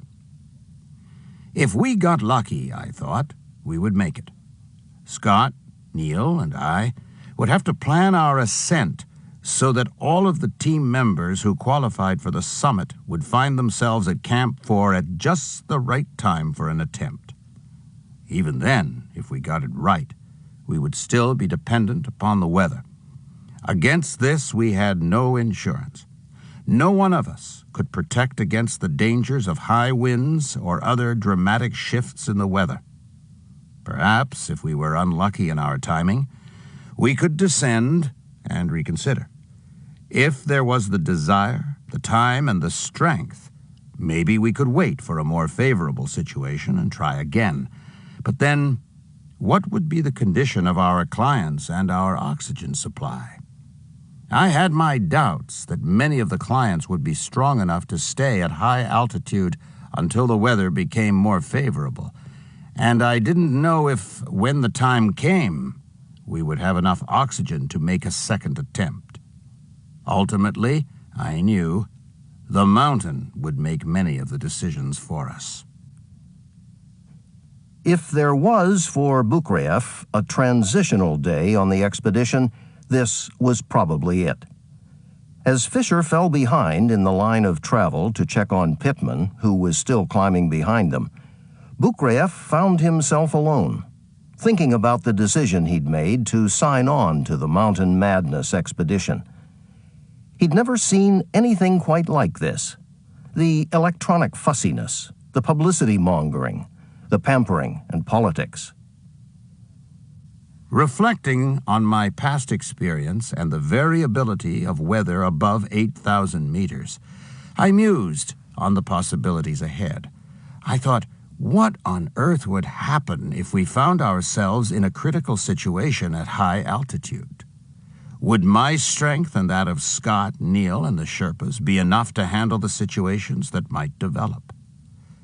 Wisely, our clients had left early in the morning for Camp 1, because as the day wore on, the weather began to deteriorate, and by nightfall the snow had begun to fall in large flakes. Only Sandy was out in it for any length of time, but because of her previous experience on Everest, I don't think she was ever in any real danger. By daybreak on April 18th, more than 6 inches of snow had fallen on the Mountain Madness encampment as the climbers had slept at Camp 1. But the snow had stopped by sunrise, and it was decided to proceed to Camp 2 and overnight there. Bukraev took a look at the clients, and to his eye, everyone was exhibiting a good samachuvstvye.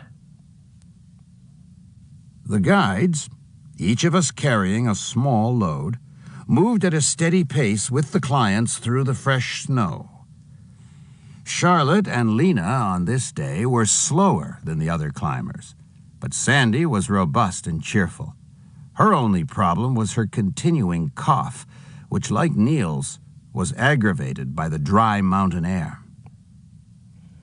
After passing through the line of advancing clients, Bukraev, in just under 3 hours, made it to the location where the Mountain Madness Sherpas climbing ahead of them had already brought up supplies for Camp 2. Tucked in at the base of Everest, their camp was sited on a flat of scree, fragments of rock distributed by the grinding of glacial action. Protected somewhat from the wind by their location, the tents in the camp would be warmed by the sun in the mornings, but toasted in the afternoons. When there's stationary air in calm weather and the sun is shining, the site for Camp 2 is soaked by solar radiation, and the heat at midday can become intense and cause dehydration and lethargy. So when I arrived at Camp 2, I began to help the Sherpas who hadn't yet gotten our mess tent erected. As I worked, the clients began to arrive, the first of them arriving in a cluster, then a last knot of them who'd been trailing the first by about 300 meters. As the clients arrived, Bukraev continued his efforts with the Sherpas, and when the mess tent was erected, the Sherpas dispersed to assist some of the clients who were setting up their tents. Having spent several days working with some of the same Sherpas at base camp before the arrival of the clients, Bukraev was surprised at the zeal with which the Sherpas threw themselves into the job, eager to demonstrate good work and to curry favor with clients, who, if they felt they'd gotten good service, would often tip them at the conclusion of a climb. Not wanting to appear a competitor who was laying claim to their piece of bread, and because he was tired from his earlier advance through the pack of climbers, Bukraev poured himself some hot tea and sat down on a rock to rest. Chapter 9. Camp 2.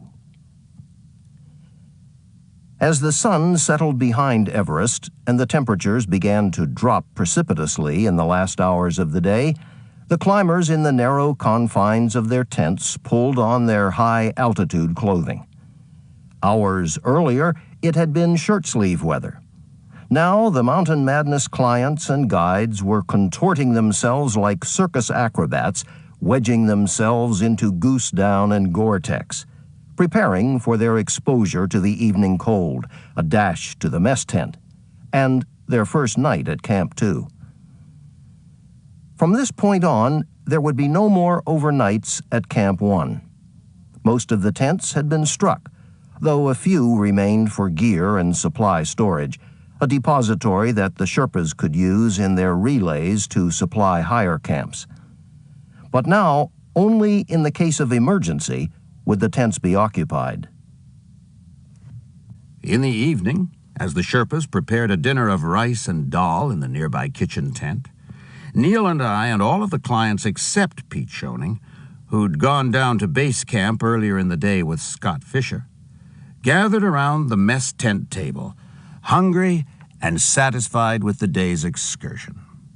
Everyone had an Arctic look, dressed in their bulky clothes. Martin Adams, with whom I felt comfortable making jokes because we knew each other from earlier days, came to the table in a new green climbing suit, and I greeted him with, "Hey, crocodile!" As my English was still not so good, I hoped that I didn't offend, and Martin and some of the other clients laughed in good spirit. Seeing everyone's good mood and that they were all feeling well, I turned to Neil and asked, "What's the plan for tomorrow?" and suggested that after an early breakfast, we consider an outing to 6,800 meters, to the face of Lhotse, where a run of fixed ropes began. Biedermann and Bukraev discussed the idea with the clients, and among them, they put together a plan that would get them out early in the morning so they could return to Camp 2 in time for lunch, rest, and then depart for a return to base camp before dark. The plan agreed upon, Bukraev made another suggestion to Biedermann. As we were coming into Camp 2 yesterday, I noticed Sherpas fixing ropes to Camp 3. Why don't we go even a little higher and take some of our ropes up to them? Biedermann agreed with the idea, offering that he felt great enough to go all the way to Camp 4 if he had to.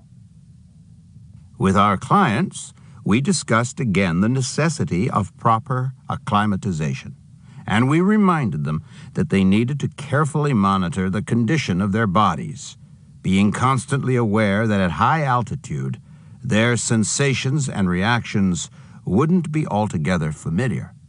We could do our jobs as guides and monitor them, but only they would know the interior truth.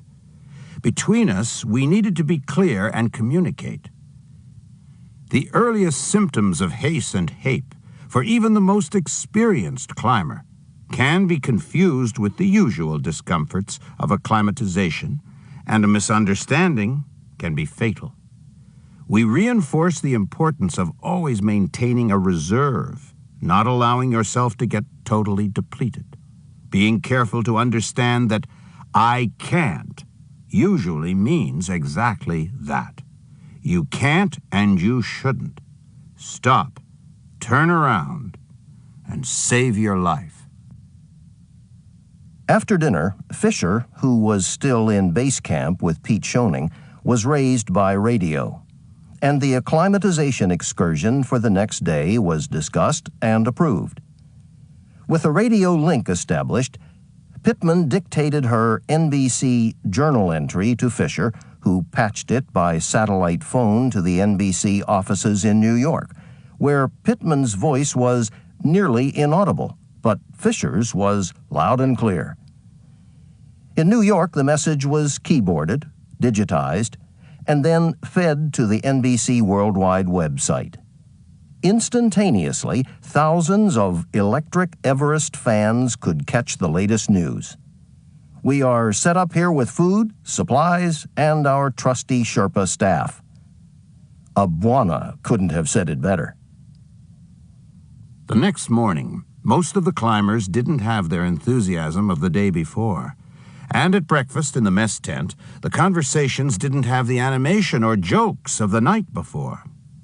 The increase in altitude from Camp 1 to Camp 2 was having its impact, but seeing nothing in their lethargy except the body's usual struggle to adjust to altitude, Neil and I felt they were fit for our excursion. Bukraev and Biedermann both put a coil of rope into their packs and with the clients picked up the trail. Bukraev led and maintained a slow pace, keeping watch for narrow crevasses along the route, some of which were barely visible because they had been dusted with a light snow that had fallen the night before.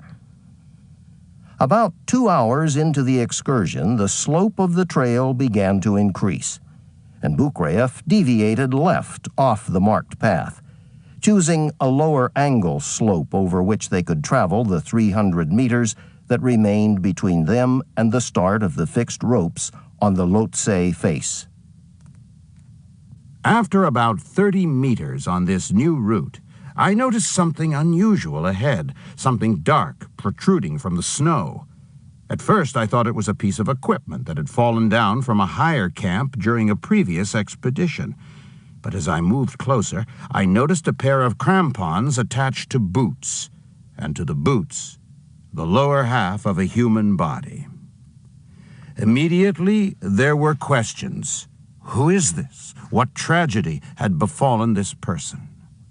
I could only guess that this was a climber who several years earlier had fallen to his death from Lhotse, and whose body, drawn by gravity over a tortuous trail, had been ravaged, broken apart, and brought finally to this place.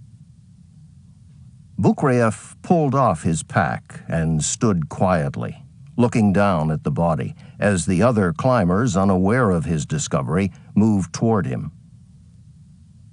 The eternity and power of the mountains penetrated me. I remembered from school a story about a custom of the Romans. After a victorious battle, they would have a banquet of fine food and perpetual music.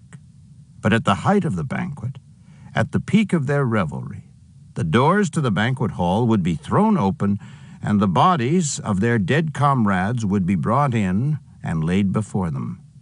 In that somber moment, they understood the price of the battle they had won. Were those coming up behind me honestly evaluating their preparedness for the upcoming ascent? Just a few hours before, thanks to the Sherpas who'd carried the loads to Camp 2, all of us had been enjoying a level of well-being that many people on the earth would consider luxurious. By whatever means we had gotten there, we were privileged, but not secure. In a few weeks, if all went well, we would be climbing again past this point on our way to the summit. Climbing above 8,000 meters, where any mistake is amplified in the rarefied air, where a swallow of hot tea from a thermos is the difference between life and death, no amount of money that had been paid would guarantee success. Of course, each one of us has an ambition to reach the summit, to overcome obstacles and to do something that many consider impossible. But maybe, I thought, the price of climbing Everest is now being calculated in a different way. More and more people, it seems, are willing to pay a cash price for the opportunity, but not a physical price for preparedness.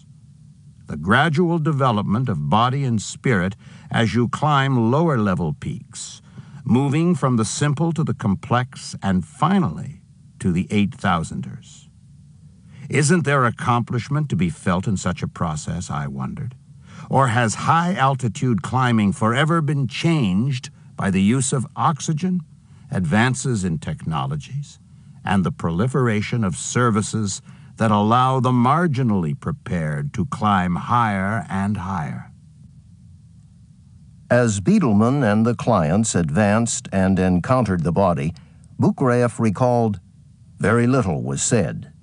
Everyone considered it in his or her way. The quiet seemed to me respectful, maybe instructional. As a guide on the Mountain Madness expedition, Bukrayef was a player in a game that he had increasingly begun to question. He was with climbers considerably less qualified than himself, and he understood that their safety was his primary responsibility. But some things were out of his control. He was worried about Pete Schoening and his condition. His problems at altitude were starting to pull at the hem of full-dress effort. His health could be at serious risk, Bukrayef thought. And there was the problem of O's. At the beginning of the expedition, Mountain Madness had what Bukrayef thought was a sufficient supply of oxygen. even a surplus for unforeseen circumstances. But Pete Schoening had begun to sleep on oxygen at base camp, not a common circumstance. If he continued to use it, the expedition's margin of safety could be reduced. The elder Schoening was stoic, determined, and focused, Bukraev thought, and Bukraev's respect for his effort continued, but his concerns for Schoening's well-being wouldn't go away. Bukraev had hopes that his having to descend would be enough to convince Fisher to suggest to Schoening that he make no further ascents. In little more than 50 to 100 meters after we encountered the body, we found ourselves at the start of the fixed ropes, where the route became steeper on the icy Lhotse face. Neil suggested that we leave our ropes at this place and return to Camp 2, because the clients didn't have crampons or ice tools with them and couldn't safely go onto the ropes. But I looked at my watch and said that I would prefer to continue up the fixed ropes and work at putting in more of the route that would take us to Camp 3. From my pack, I took my crampons, a climbing harness, and a jumar. And then from Neil, I took the coil of rope he carried. As I clipped onto the fixed rope to begin my ascent, Neil turned around to escort the clients down. Everyone had come alive after the slowness of the morning, and I was comfortable they would be safe with Neil in good weather and on the clearly marked trail. I envied a bit their lunch at Camp 2 on the way down, but I was also glad to have the opportunity to burden my system a bit more with work at a slightly higher altitude. In my experience, the harder I work at a new altitude before I descend to rest, the better suited I am to that altitude when I return to it.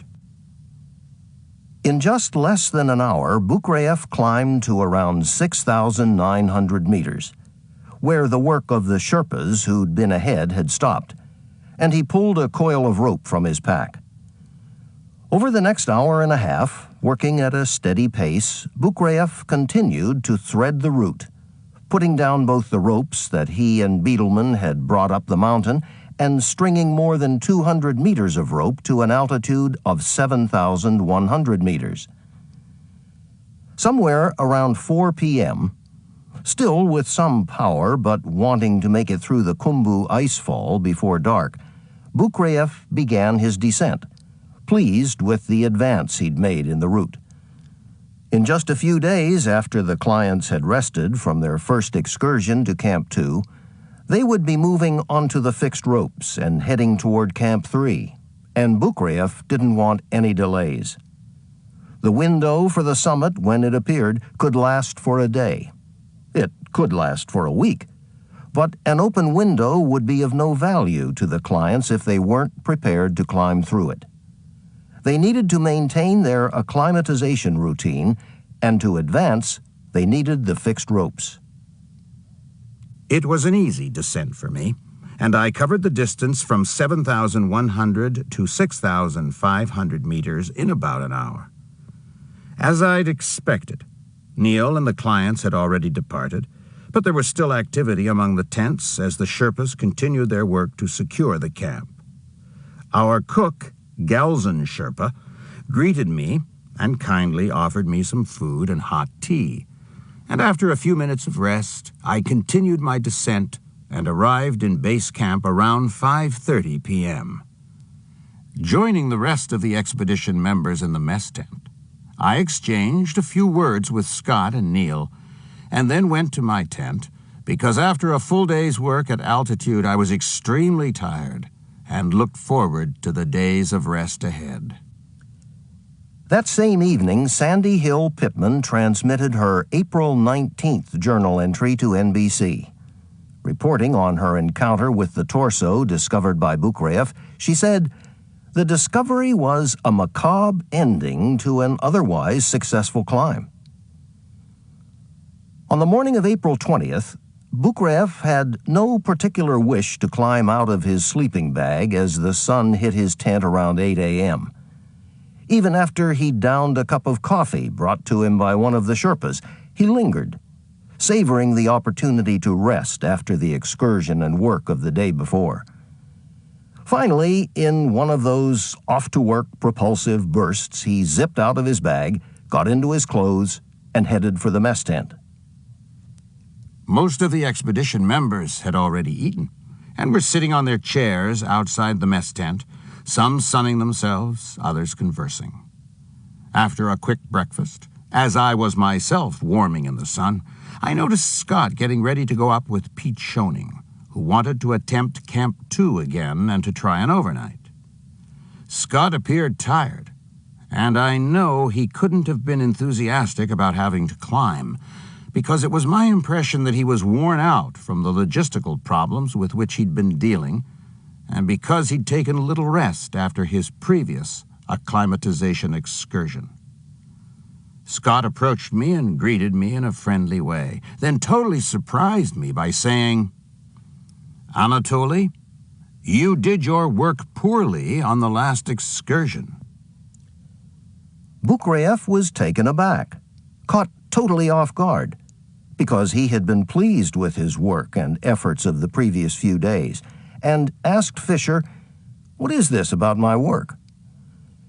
Fisher responded in a friendly but firm way, "I've been told you've not been very attentive to the clients. You didn't help them set up their tents at Camp 2. Not having a clue that his actions had been a problem, Bukraev explained to Fisher that upon arriving at Camp 2, before the clients had arrived, he had begun working with the Sherpas who were setting up the mess tent, that he'd busied himself with that and then rested. True, he'd not assisted the clients because they didn't seem to be needing help, and because he felt that some work on the route would contribute to their acclimatization. Fisher didn't see it that way. I began to understand that there was a difference in understanding about why I had been hired, or that somehow the expectations of me had shifted. It had been my impression that Scott's primary interests were in my experience and what I could bring to ensure client safety and success on Summit Day. And I'd been working with that in mind, focusing primarily on details that I thought would bring success and attempting to anticipate the problems that would prevent us from making a bid on the summit. It was not clear to me that equally, if not more important, was chatting and keeping the clients pleased by focusing on their personal happiness. For this role, I knew several guides in America, guides with less high-altitude experience, perhaps, but guides who were much better qualified. Bukraev, who took great pride in his capacities as a climber, was in a quandary. Where should his focus go? Could he reasonably do what he thought had been expected of him and fulfill Fisher's expectations? For some advice, he spoke with Beetleman. I shared this problem with Neil and explained my concerns about what Scott had said.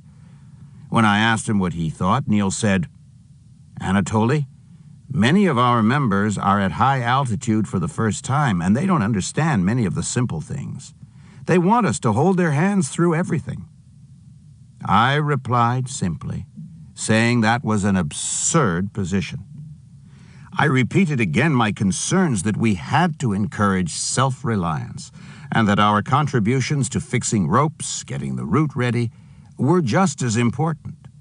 About this, Neil disagreed, saying that we had enough Sherpas to do this job. I told Neil that I thought, judging by our current situation, we were going to fall behind in the establishment of our high-altitude camps, and our acclimatization routines could be compromised. Neil, who almost always had a quiet and peaceful disposition, assured me, "Anatoly, everything will be okay. On the last excursion we felt okay, and that's the most important thing. Half of the clients don't have a chance for success. For many, the ascent will end on the South Col, 7,900 meters. I don't have a doubt that at the crucial moment above 8,000 meters, you will be able to show your work, and everyone will understand and appreciate it." Chapter 10. The First Delays. On our second rest day, April 21st, we got a radio report from Scott, who'd spent the previous night with Pete Schoening at Camp 2, and he said the winds had raged throughout the night, sometimes blowing at over 60 miles an hour. With the help of Sherpas, they'd collapsed some of our tents to keep them from being shredded and blown off the mountain. The storm, I think, must have been fierce all the way down the mountain, as my tent at base camp was buffeted throughout the night. During this rest period, the expedition physician, Dr. Ingrid Hunt, utilizing a pulse oximeter, performed for some of the clients and guides, as she had on previous occasions, an O2 SAT test to determine the maximum amount of oxygen that could be carried in the blood under the prevailing environmental conditions. As he always had, Buchreff tested in the low 90s, a result that at sea level would be considered normal, a result that, according to Dr. Hunt, made him and Fisher, who had also tested in this range, exceptional in their capacities to adjust to altitude. In contrast, Dr. Hunt, who had administered the test to herself, scored in the mid-70s. One of the clients, about whom she was particularly concerned, had tested in the 60s, a result that she considered low even for up there. Subsequently, a medical authority questioned about this reading agreed that Dr. Hunt was right to be concerned about a client who had exhibited symptoms of AMS and was testing in the 60s, but cautioned that pulse oximeters are notoriously inaccurate.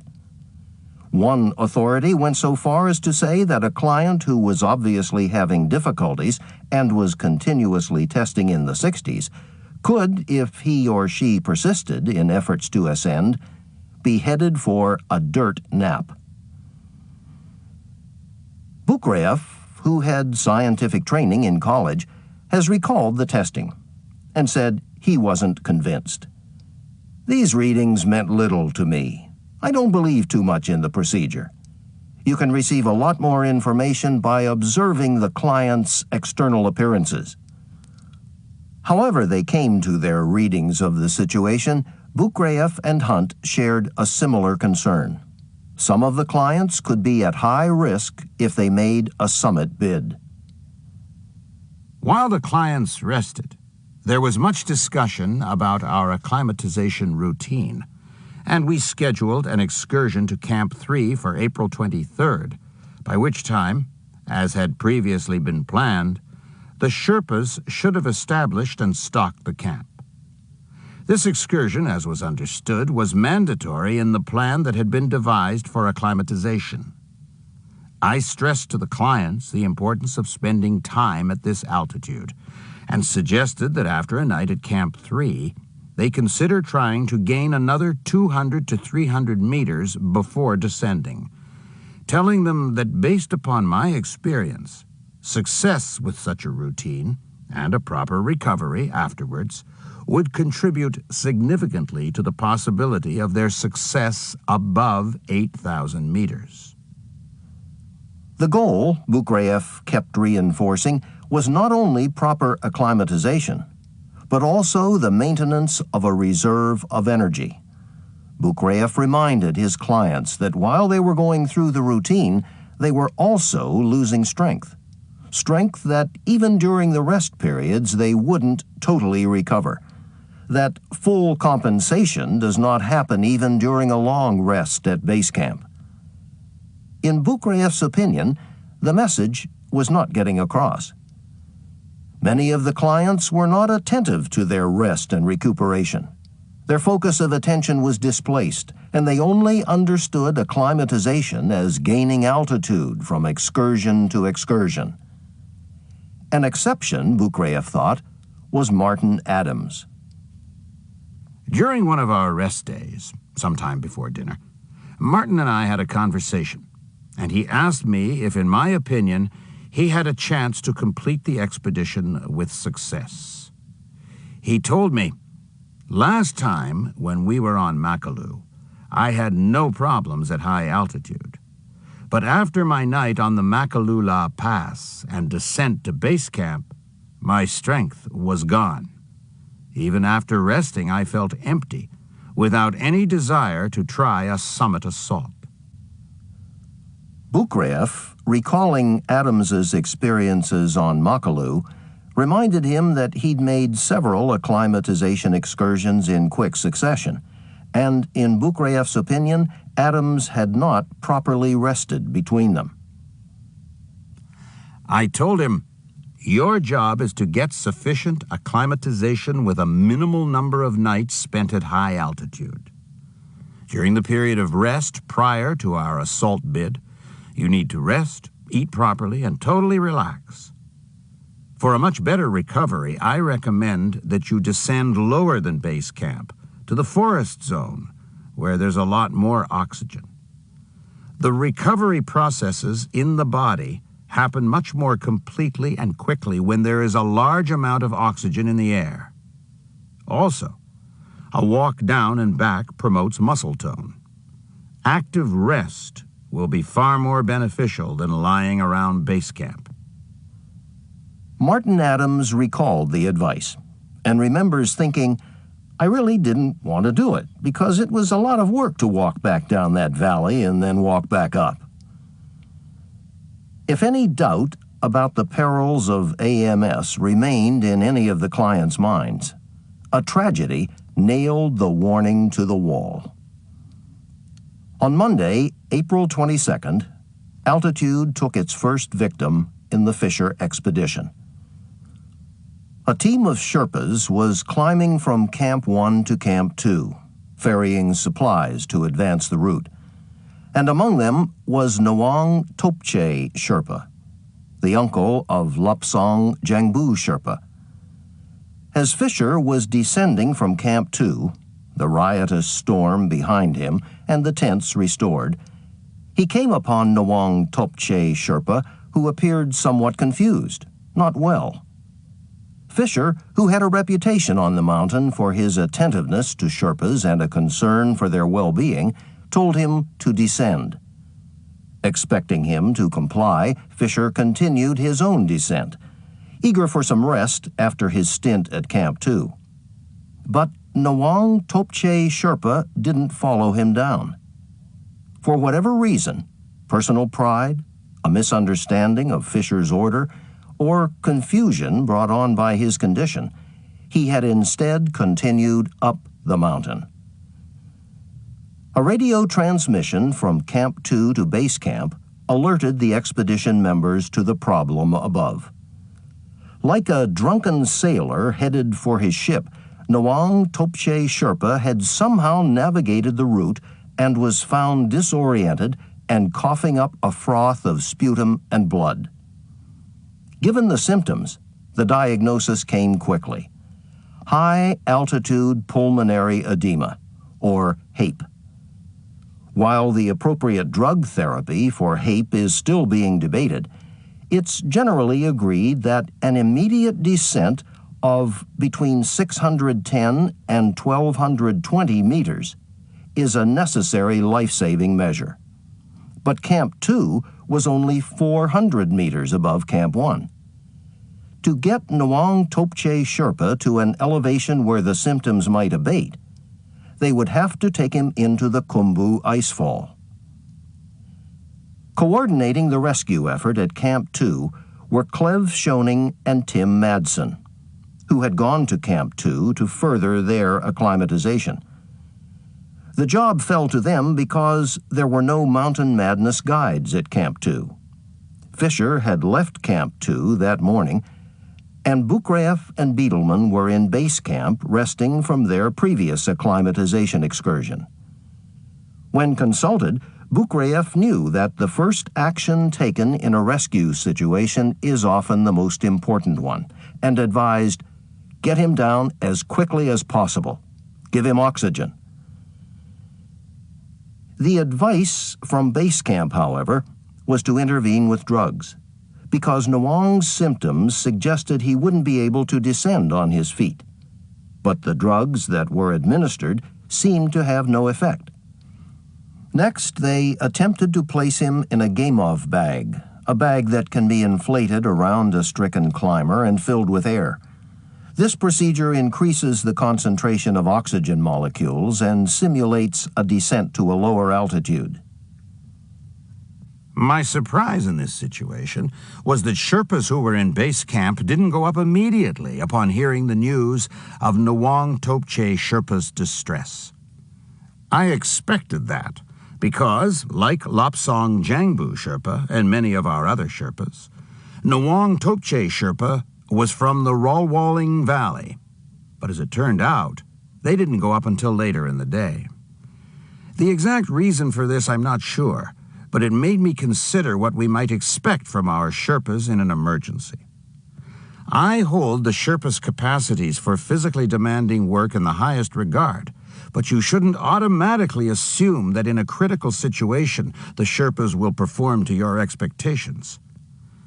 It isn't that they're not capable, far from it, because their history of efforts and their ability to assist and give good advice and direction on 8,000ers is well established. Instead, it's the matter of risk, asking them to do something dangerous that falls outside their assigned jobs and the responsibilities they're paid to assume. Because Nawang Topche Sherpa was not responding to treatment, Clev Schoening and Tim Madsen rigged a makeshift sled to lower the stricken Sherpa. As they moved down the mountain, Neil Beetleman and several of the Mountain Madness Sherpas left base camp and headed through the ice fall to connect with the descending climbers. Just before dark, Beetleman and the Sherpas took over from Madsen and Clev Schoening, who returned to Camp 2 for the night and a continuation of their acclimatization effort. On the morning of April 23rd, the acclimatization excursion that had previously been planned was kept on the schedule. It was decided, Bukreev recalls, that Beetleman, who had been hailed for his efforts in maneuvering Nawang Topche Sherpa through the icefall at night, would delay his departure until that afternoon or perhaps the next day, depending upon how quickly he recovered from the ordeal of the day before. That morning, before breakfast, Fisher began work in the tent that held Pittman's communication gear. Fisher, in addition to maintaining a connection with the Mountain Madness office in West Seattle, being honcho in absentia, was also doing regular phone feeds to Jane Bromett, his publicist, who was still serving as a correspondent for Outside Online, despite the fact that she had departed the Everest base camp and had returned home to the Capitol Hill neighborhood of Seattle. Fisher, when he wasn't giving Bromett the printable news, was giving her his behind-the-scenes impressions, Everest naked, the stuff that the armchair climber in Milwaukee, tapped into the internet during television commercial breaks, was never going to see on the computer monitor. One of his recurring themes was money, how it was evaporating at high altitude. A business associate of Fisher's said, "I think it was a really major stress on him, and especially after Nawang. And he thought, man, this guy's going to be in a hospital for 2 years in a coma, and who's going to be paying the tab for that? So, oh yeah, I think the whole money issue was a huge stress. I think he tried to just keep it out of his mind, but it really became a substantial problem for him. He thought, man, I'm going to climb this mountain, and I'm going to come home with $10,000 if I'm lucky, and that's just not okay." Gamelgard, according to Karen Dickinson, still owed Mountain Madness more than $20,000. The oxygen supply, given that Pete Schoening and some of the other clients had been drawing it down at $325 a bottle, was dwindling. Fisher was facing the possibility of having to evacuate Nawang Topche Sherpa by helicopter to Kathmandu, a formidable expense. He was physically tired beyond the normal condition of being at altitude. His team physician and base camp manager was suffering from recurring altitude sickness. Camp 3 had yet to be established. The fixed ropes were still not in place between Camp 3 and Camp 4. He was behind schedule, thrashed by his physical efforts, wondering how he was going to pull it off.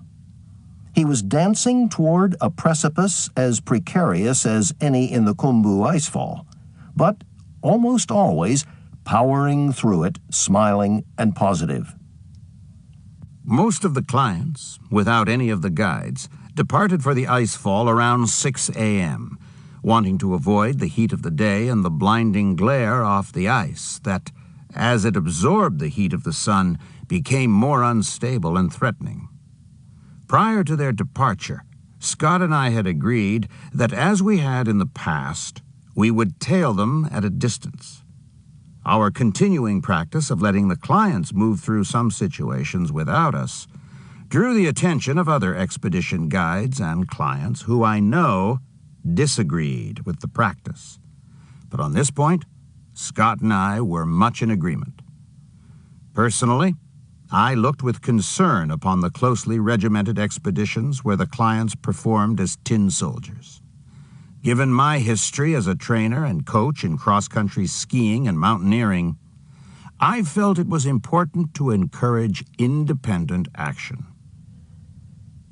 It wasn't only the guiding styles of Mountain Madness that many of the other expedition members thought strange. It was also one of their guides, Bukriev. Up and down the mountain, during his forays with clients or at work above base camp, he was often noticed wearing track shoes with spiked cleats. This was normal dress for Bukriev when he wasn't high on the mountain. Some of those who made his footwear a matter of concern began to call him Sneakers behind his back, a moniker that he initially overheard as Snickers. Bukriev couldn't make out what possible connection he had with the candy bars he'd seen the clients putting down in the mess tent. Finally, when he understood, he was offended by the pettiness of it all and thought, "You don't drag an unnecessary 4 kilograms up the mountain. The energy I save in these lightweight shoes I will have above 8,000 meters, and there will be no more jokes." Bukriev, dedicated to his own formulas, had the discipline of an Olympic athlete and the intense focus of a test pilot. He kept his attention on his body's controls and paid heed to what was going on outside the cockpit. He stayed focused on what he considered important, what kept you alive. Seen by some as detached, by others as self-absorbed and aloof, he was in his Himalayan head, a place that for Lena Gammelgard was an okay place to live. I would have liked to have been on an expedition with only Anatolis, but there's only one Anatoly in the whole world, and then there are the Scots. Coming into Camp 1, I saw many of our clients resting in the sun, relaxing after their crossing of the icefall. Given what had happened with Nwang Topche Sherpa the day before, and because several of the Sherpas were helping to bring him down, we were short-handed on April 23rd, and a lot of supplies still needed to be taken from Camp 1 to Camp 2, where they could be staged in preparation for establishing Camp 3. I filled my pack with several expedition sleeping bags and set off immediately for Camp 2, and along the route I passed 4 of our Sherpas also carrying loads. Like me, it was their plan to spend that night at Camp 2, and then the next day they would ferry all the supplies to Camp 3 that would be required to establish it for the clients. Climbing in the clear, windless day, Bukriev was thankful for the warm temperature. As they moved higher, they would no longer be climbing in fleece jackets. The cold that was coming could find your bones. I arrived as the Sherpas were putting down a lunch for the clients advancing behind me, and I quickly got something to eat before I went to my tent.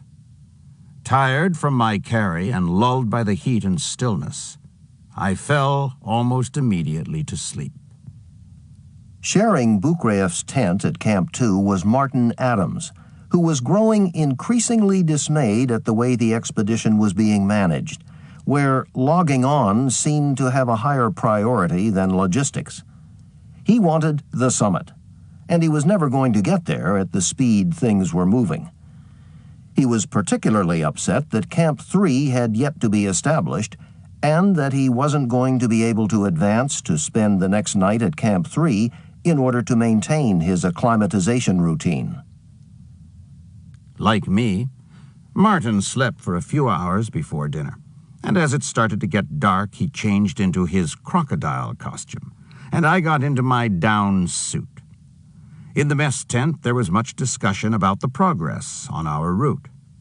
And because Camp 3 had yet to be established, we devised a compromise plan that would allow the clients to advance to the fixed ropes and climb to an altitude of 7,000 meters, a position on the fixed ropes with which I was familiar because I had fixed the ropes to that point. Then we planned that Scott and I would climb higher to 7,300 meters, where we would choose the location for Camp 3 and supervise the preparation of the site and the setting up of tents. That night, a storm came in, bringing with it a heavy cover of clouds and some snow, but thankfully not the wind that Fisher had suffered through a few nights earlier. In the morning, before first light, a group of Sherpas loaded with supplies and gear for Camp 3 departed Camp 2, leaving behind them a boot-marked trail that the clients, who arose around 6 a.m., would later follow to the fixed ropes. After breakfast, Fisher decided to return to base camp with Tim Madsen, who had not been recovering well after helping with the rescue of Nawang Topche Sherpa.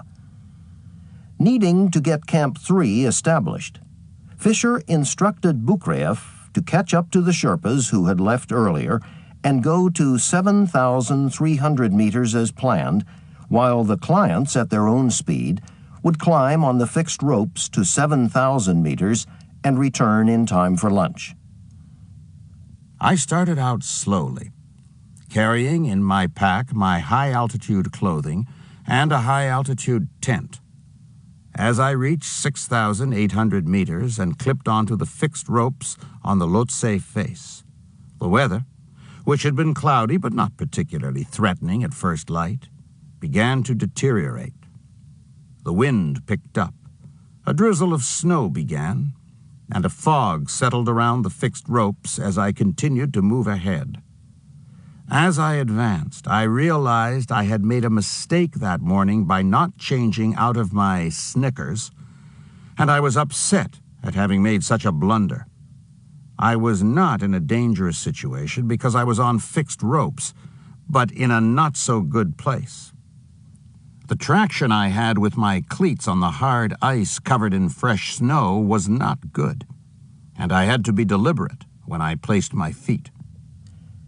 At times, the visibility was down to 1 to 2 meters, but the force of the wind would sometimes sculpt a hole in the weather. In one of those holes, just below the proposed site of Camp 3, Bukrev saw the Mountain Madness Sherpas descending. Surprised to see them coming down, he asked if they had prepared the Camp 3 site and put up tents.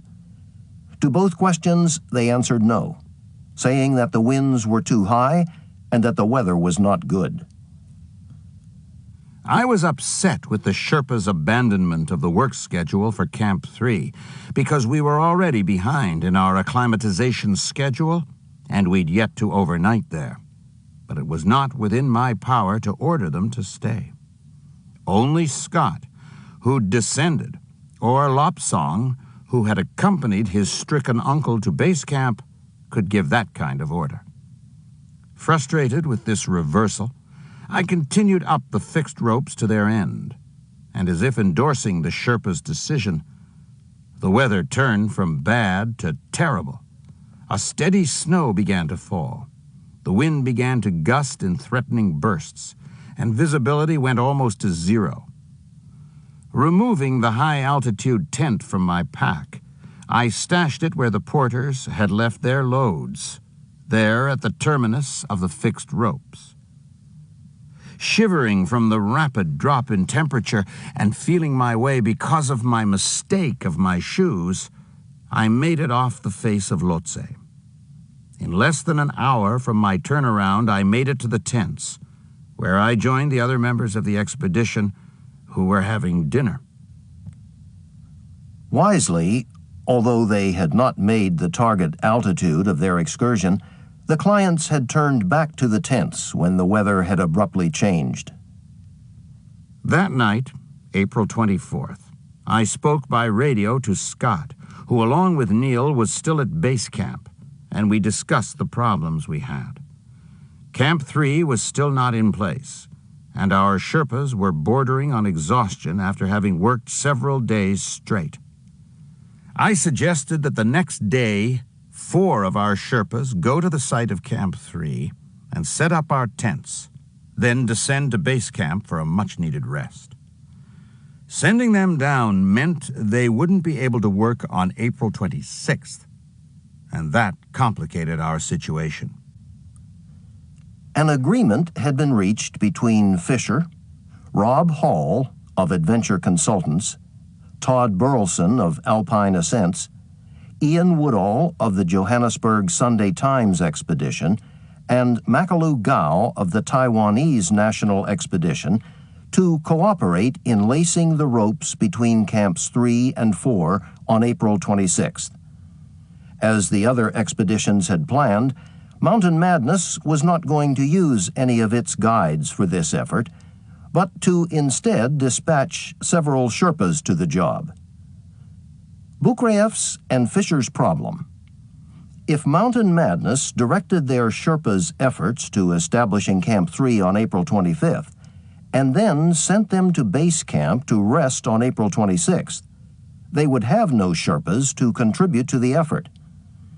So, a decision was made to send Bukreyev in the Sherpas' stead. We could have refrained from contributing, but we would have lost our privilege to be among some of the first expeditions to make our bid. May 10th was circulating as a proposed summit date, and we didn't want to lose our position. The fixing of ropes from Camp 3 to Camp 4 is one of the most laborious and time-consuming jobs that has to be done when laying siege to Everest on the Southeast Ridge route, and Bukreyev was pleased to get the assignment. He wanted to know that the route was ready and safe prior to the summit bid. But to contribute to that effort, he needed a day of rest. And it was agreed that he would spend the following day at Camp 2, resting and collecting from each of the other expeditions their contribution of supplies that would be necessary for the job. Meanwhile, a few of the clients were becoming increasingly restless, frustrated by the delays and the seeming lack of focus of their guides. One of the clients, who has asked to remain anonymous, said that on several occasions when walking with 2 other Mountain Madness climbers between camps, they would talk among themselves about their situation. They would raise comments about the fact that Neil, Scott, and Anatoly didn't seem to be paying attention to details. Neil and Scott would go zipping by everybody like they were racing each other between camps, or they'd hang out and take photographs or something. The hired help, as one of the clients referred to the guides, were not making a favorable impression. Chapter 11. Toward the Push. On April 25th, the weather stabilized, and our clients, as was planned, began their excursion that would take them onto the fixed ropes.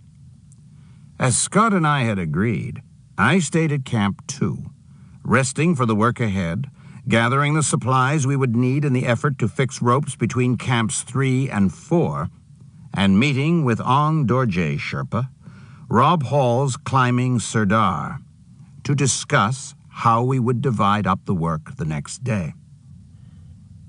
Because Fisher was still in base camp and Beetleman had yet to make it to Camp 2, The clients were left to maneuver their own way to the fixed ropes. Some of them made it to the target of 7,000 meters, others didn't. Thanks to eager street vendors in Kathmandu, as one climber has since mused, the only people that were getting high were in base camp.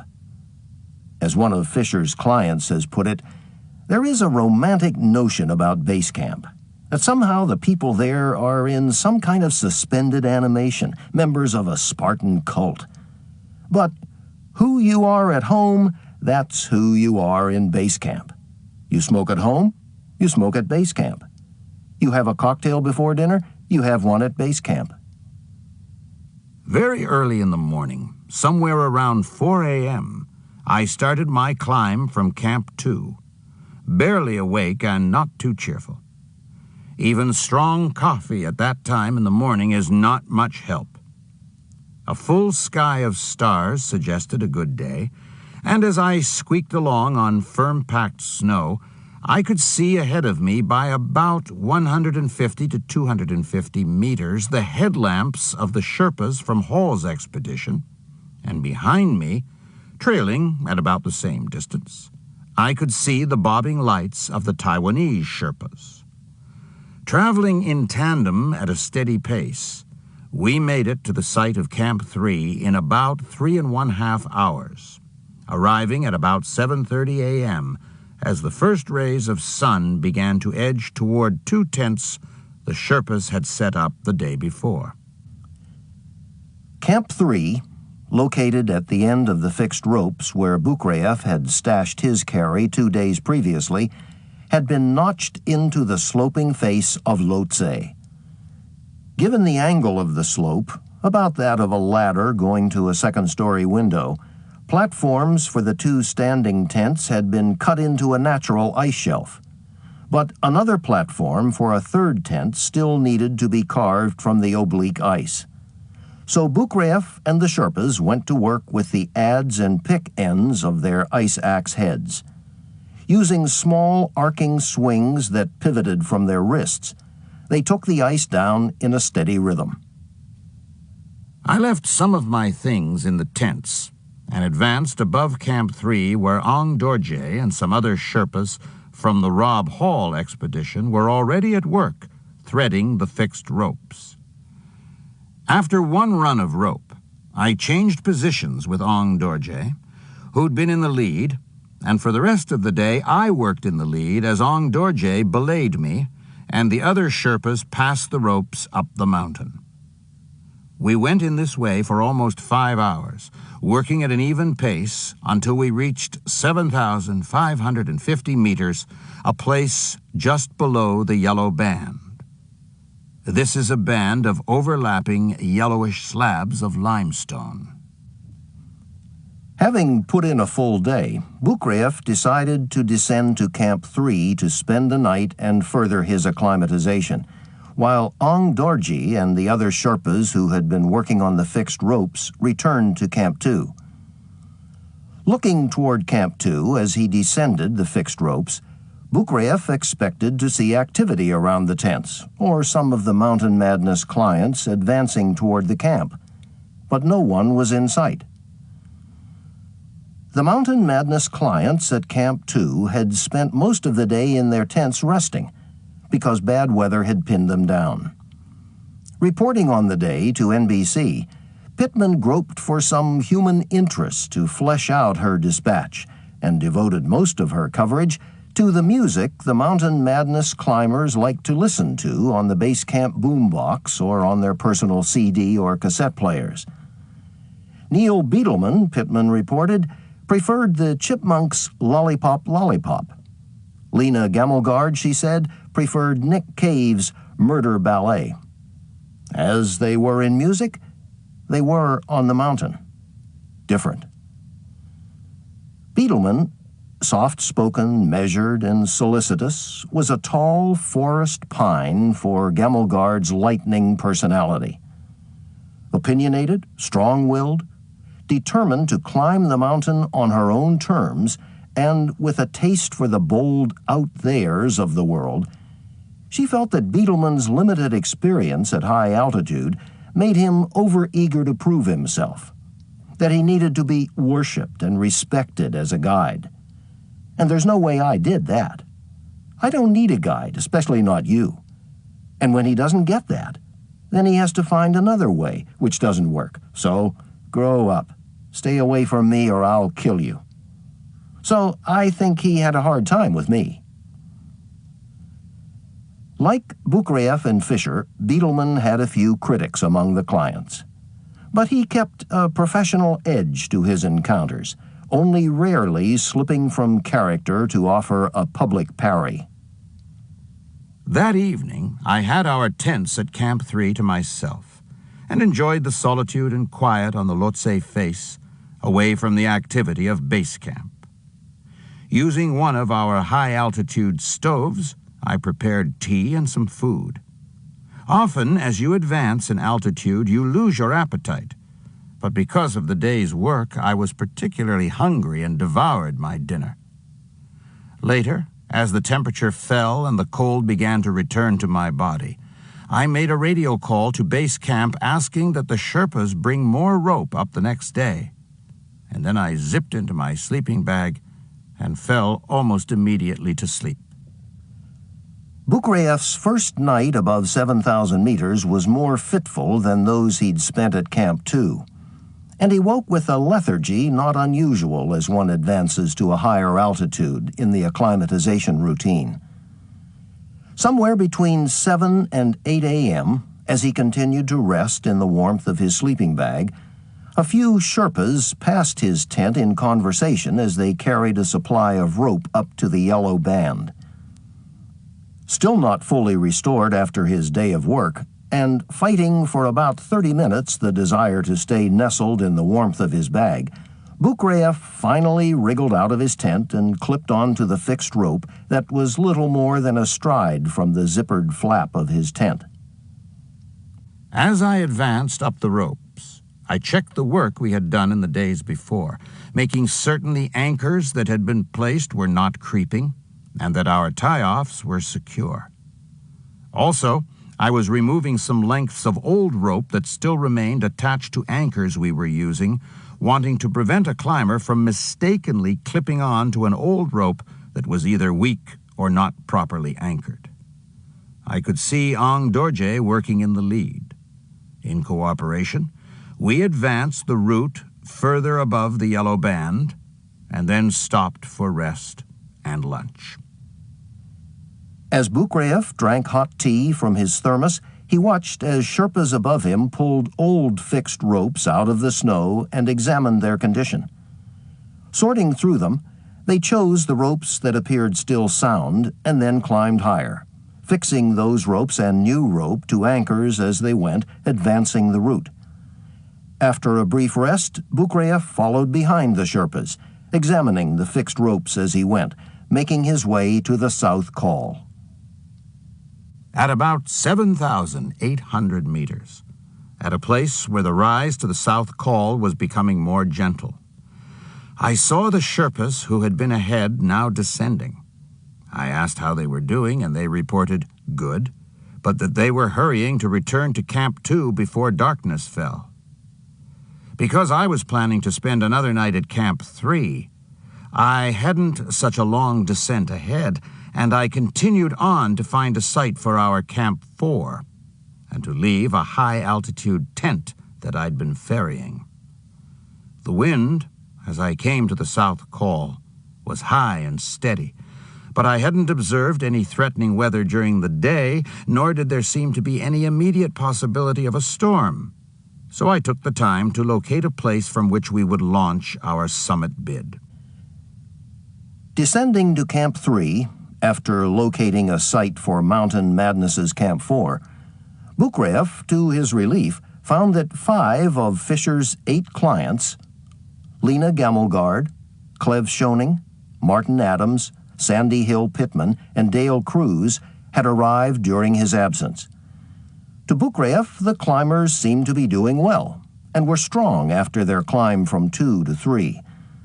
But he recalled his own first night up and considered that things have a way of changing at altitude. The next morning, April 28th. We all arose somewhere around 8 a.m. as the sun began to warm our tents. By radio, we were informed that Scott and Neil had advanced to Camp 2 and were planning that day to climb to Camp 3 for their acclimatization. My condition, I think because of my work, was much improved, though I was still tired, and all of the clients except for Lena and Dale seemed to be adjusting well. Lena's eyes were red and inflamed, and she was somewhat lethargic. Like me the day before, she seemed to be having some minor but not threatening problems. Dale Cruz was altogether a different matter. Continuing to be concerned about Cruz, Bukraev was monitoring him closely and noticed that, unlike the other clients, he seemed apathetic, withdrawn, and distant. To Bukraev's trained eye, Cruz looked to be in trouble. Around 10 a.m., Martin Adams, who'd finally had his night at Camp 3, started to gather his gear and said he was going down as soon as he was together. Bukraev, particularly eager to get Cruz to a lower altitude, was encouraging all of the climbers to follow Adams's lead. One night at that altitude for a person who has come there for the first time in his or her life was, I thought, enough. And I was discouraging both Lena and Sandy, who were expressing a desire to spend yet another night at Camp 3. I thought that their ambitions were misplaced, that they needed rest. So I proposed that they consider climbing that morning to 7,500 to 7,600 meters and then descend to Camp 2. But neither appeared to have any desire to climb higher. As I talked with the clients about their intentions, I noticed that Dale's situation seemed to be getting worse, and I began to encourage him to prepare for a descent. And I was joined in my efforts by some of the clients who were also becoming concerned about his deteriorating condition. Finally, Cruz was convinced, and he began to pack his gear and get dressed for the descent. As Bukraev watched Cruz moving about, his concern turned to alarm. Cruz, according to Bukraev, was wobbly, having trouble standing, and now, Bukraev thought, he had a potential disaster on his hands. Cruz was a big man, much larger than Bukraev, and he was not in total control of his movements. If Cruz fell, Bukraev wasn't at all certain that he could get him up and safely to Camp 2. I got Dale onto the fixed ropes with some difficulty. Whether it was his condition or my problem of making myself understood, I don't know, but it took a lot for me to explain how he should clip on and move with me to descend. Fortunately, as we were beginning our descent, Scott and Neil came into view, and Scott, immediately upon seeing Dale's condition, began to assist. We decided that the two of us would take Dale down, while Neil stayed behind at Camp 3, because he needed to get an overnight for his acclimatization. Securing Cruz with a rope attached to his climbing harness, Fisher led the descent. He, in turn, was secured to Bukraev, who trailed the two of them. Behind Cruz, Fisher, and Bukraev, Lena Gamelgard followed. But Sandy Hill Pittman, despite Bukraev's encouragement and advice, had elected to remain behind. Somewhere around 6,900 meters, Cruz began to rouse, to come to his senses, and he seemed much more in control of his movements. Finally, around 5 p.m., as we made it to the bottom of the slopes of Lhotse and onto the western coombe that would take us to Camp 2, Cruz seemed back to normal, and we removed our connecting ropes to move independently. As Cruz moved down the glacier in front of them, Fisher and Bukraev talked about the events of the past several days. Bukraev about the progress that had been made on the climbing route. Fisher about the problems with which he'd been dealing at base camp. Scott was sharing with me the situation with Nwang Topche Sherpa. telling me that Lopsong Jangbu Sherpa had flown with his uncle and Ingrid to Kathmandu, and that the rescue costs were maybe going to be as much as $10,000.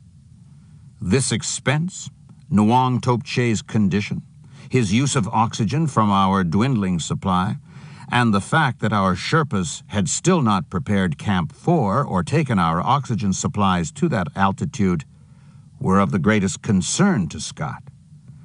Seeing his openness, I talked with him about our Sherpa team, saying I felt it hadn't been strong from the beginning, and that when compared to Rob Hall's team headed by Ong Dorje, ours was not as strong or as well led.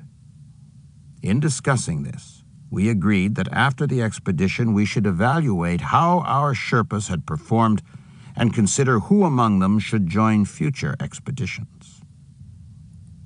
Safely in Camp 2 by dark, Fisher checked in with both Base Camp and Camp 3. And while there were no encouraging reports on Nuang Topche Sherpa's condition, no other immediate problems needed Scott's attention. So he decided to ascend the next day with Pete Schoening to Camp 3, in the hope that the elder Schoening could further acclimatize and continue his bid for the summit. On the morning of April 29th, Scott and Pete began their ascent to Camp 3, and I continued my descent to Base Camp, climbing with both Dale and Lena. For much of the route, I was constantly securing and controlling the movements of Dale because, while he was much improved from the day before, I was concerned that he could make a mistake, especially in the icefall, and I wanted to avoid a problem there. Arrival in Base Camp was a relief, and the warm temperatures a welcome pleasure. After 6 continuous nights above Base Camp and the work that I'd been doing on the fixed ropes, I was much in need of a rest. On April 30th, I made use of the quiet and good weather in Base Camp and took some simple pleasures, a shower, and the time to read a book in the sun. I understood from my body that I had acclimatized well, and I made plans to descend to the forest zone for an extended rest, and again encouraged Martin Adams to do the same. We were now strewn up and down the mountain from Ferice, where Tim and Charlotte had gone to recover from AMS symptoms, to Camp 3, where Scott had spent the previous night with Pete. This geographical spread was not of particular concern to me, as the art of acclimatizing is not something that can be held to a rigid schedule, dependent as it is upon events, circumstances, and personal physiologies. But what did concern me was the spread of readiness between the mountain madness climbers. Of growing concern to me was Scott, whose routine had repeatedly been broken in his efforts going up and down the mountain. By May 1st, every one of the guides and clients, except for Charlotte Fox and Tim Madsen, had returned to Base Camp. Fisher, longing for some rest, decided to take a shower before dinner. As Bukreev rested in his tent, he heard Lena Gammelgard call to Fisher as he emerged from his shower. They began to talk about the plans for Summit Day, and Scott told Lena that in a few days we would all ascend to Camp 3, and then, from there, the clients would go on to oxygen and make the summit bid with supplementary O's. This plan upset Lena, who was still holding to her plan to climb without oxygen, and the conversation became loud and heated. Gammelgard had been counting on extra days to continue her acclimatization excursions because the delays in establishing higher altitude camps had not given her enough time at higher altitudes to test her physiology. Now, Fisher was announcing to her that everyone would be climbing with oxygen, and she was furious. I was saying to him, "There's no chance I can acclimatize enough to climb without oxygen. For half a year, you've been supporting me in this, knowing the conditions on your expedition. I've been creating my own expectations, training for this. You're not together in your head." Fisher told Gamelgard that she had no chance to ascend without oxygen, and like everyone else, she would fall into line and go on the bottle. Holding tenaciously to her position, Gamelgard continued to harangue Fisher for his pushing her to fit in. I got mad. It's not something that enforces my respect for a grown-up expedition leader. I got fucking mad. The issue unresolved, Fisher and Gamelgard ended their conversation. Bukreev, sensing that he might be able to help settle their dispute, left his tent and caught up to Fisher as he headed toward the quiet and privacy of his own tent. We had much to catch up on, and I asked him how it had gone with Pete Schoening. Scott told me that it had gone well enough, but that Pete was still unable to sleep without using oxygen. About Dale, he said he felt that Dale had been lucky, that if he had descended any later from Camp 3, he could have been at serious risk for Hayes. But about Dale or Pete Schoening, he was not at that moment prepared to say no. Instead, he felt that we should keep them under observation, that on our final push, we could turn them around at Camp 2 or 3 if they proved not to be fit. Bukreev was concerned with Fisher's decision, and Martin Adams, though not in a position to directly intervene, was also concerned. Scott's got everybody going. He's got Dale going, he's got Pete Schoening going. It's obvious that these people are sick. They can't do it, but for whatever reason, they want to go. And Scott says fine. I mean, Scott desperately wanted to get people up the mountain for advertisement's sake. I told Neil at base camp, look, these guys have no business going up there. You get somebody killed, and you're going to get more publicity than if you get them up the mountain, so you better consider what their life is worth before you take them up there. Scott was totally frustrated with Lena. When I asked about her intentions to climb without oxygen, he just threw up his hands and shook his head. So I offered to intervene and speak with her, because, like him, I thought that for her to climb without oxygen would be dangerous. She had neither the experience to properly judge her physiology, nor the proper acclimatization. Just before dinner, I went to Lena's tent and asked her if I might speak to her about her intentions, and she welcomed me and my thoughts. I explained that when I had climbed Everest without oxygen for the first time in 1991, I had gone as far as to spend a night at the South Col before descending to base camp in order to push my acclimatization. Because she had been no higher than 7,300 meters on the expedition, and because she had no experience upon which to calculate the probability of success, I suggested that she give up the idea, promising that if she was successful in climbing with oxygen, I would repeat the climb with her and assist her in her effort to climb without O's. I confess now that I knew she probably wouldn't have the energy, but I was serious in my offer and would have made the effort if she had decided to take me up on it. That evening in the mess tent, Fisher addressed the Mountain Madness clients, excepting Charlotte Fox and Tim Madsen, who had yet to return, and Martin Adams, who had headed down to the forest zone, and told them that on May 5th, after a prolonged rest and weather permitting, the expedition would begin its final push to the summit. Joking about Bukreev's and Adams's decision to descend lower than base camp for their final resting period, he said he suspected they were motivated primarily by their interest in meeting women trekkers and in drinking beer. On the heels of the joke, Lena entered the mess tent and came up behind me, putting her arms around my chest and giving me a kiss on the cheek. In a voice that everyone could hear, she said, "Thank you very much, Anatoly." And then she went to an empty seat at the table. Everyone in the tent, not understanding her purpose in saying this, grinned and looked from me to Lena. Scott, though, understood. He knew the oxygen problem had been solved. Chapter 12. The Countdown. Saying goodbye to everyone that evening, I switched on my headlamp and began my descent.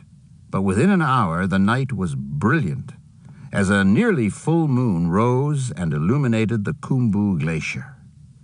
To my right, the silhouette of Pumori was for a while my companion, and then, as it fell behind me, I was alone on the trail, thinking about the richness of the air and the warmth into which I would be descending. My body felt properly acclimatized and healthy, but because of my activities in the past several weeks, my reserves of energy were low, and I needed to replenish my strength. For several hours, Bukreyev continued his descent. Passing through Lobuche, the scene of the Bromit-Pittman satellite phone showdown, he took a left fork of the trail that took him toward Dingboche, 4,350 meters, where he hoped to connect with Martin Adams. At 1 a.m., still 30 minutes out of the village, he bivouacked under the stars. The next morning, I went to the lodge where I thought Martin would be staying. But the Sherpani who was managing things said that no one had arrived the day before. So I had breakfast and then continued my trek, arriving less than an hour later in Ferice, 4,280 meters, where I found not Martin but Ingrid, our expedition doctor, who'd just returned from Kathmandu. Dr. Hunt didn't have good news to report. Nawang Topche Sherpa, who 6 days earlier had been airlifted from Ferice to Kathmandu, had lapsed into a coma and appeared to have suffered brain damage. If he survived his ordeal, Nawang Topche Sherpa, as Fisher had suspected, was probably going to require extended medical care. After hearing of our high-altitude Sherpa and his tragedy, and visiting with Ingrid and some of my acquaintances from Himalayan guides who'd come down from base camp for a rest, I continued my descent, arriving finally around dinner time at the Ama Dablam Garden Lodge in Deboche, 3,770 meters, a small village in the last stand of forest as you ascend toward Everest Base Camp. For 2 days in Deboche, Bukreyev followed a simple routine: rest and moderate exercise, enjoying the fatigue of the organism and the saturation of the air. I was sure that my plan of rest and rehabilitation would allow me to gather my strength and provide me the reserve I would need to get our clients to the summit, and I committed to protecting and strengthening my body for that purpose. I regretted that Scott hadn't endorsed my plan for himself, Neil, and our clients, and I hoped that the rest they would get at base camp would be sufficient. At 4 p.m. on the afternoon of May 4th, feeling remarkable and restored, Bukreyev began his trek back to base camp. Stopping only briefly in Ferice at a Sherpa tea house for some tea and fried potatoes, he hiked steadily and arrived at around midnight. Weaving through the tents of the various expeditions, he could hear the errant sounds of late-night conversations and see in the moonlight an occasional figure moving about. But in the cluster of Mountain Madness tents, all was quiet. All the lights in the tents of the guides and clients had been extinguished. Even Sandy Hill Pittman's communications tent was dark. In the mess tent, Bukreyev found a thermos of hot tea and poured himself a cup.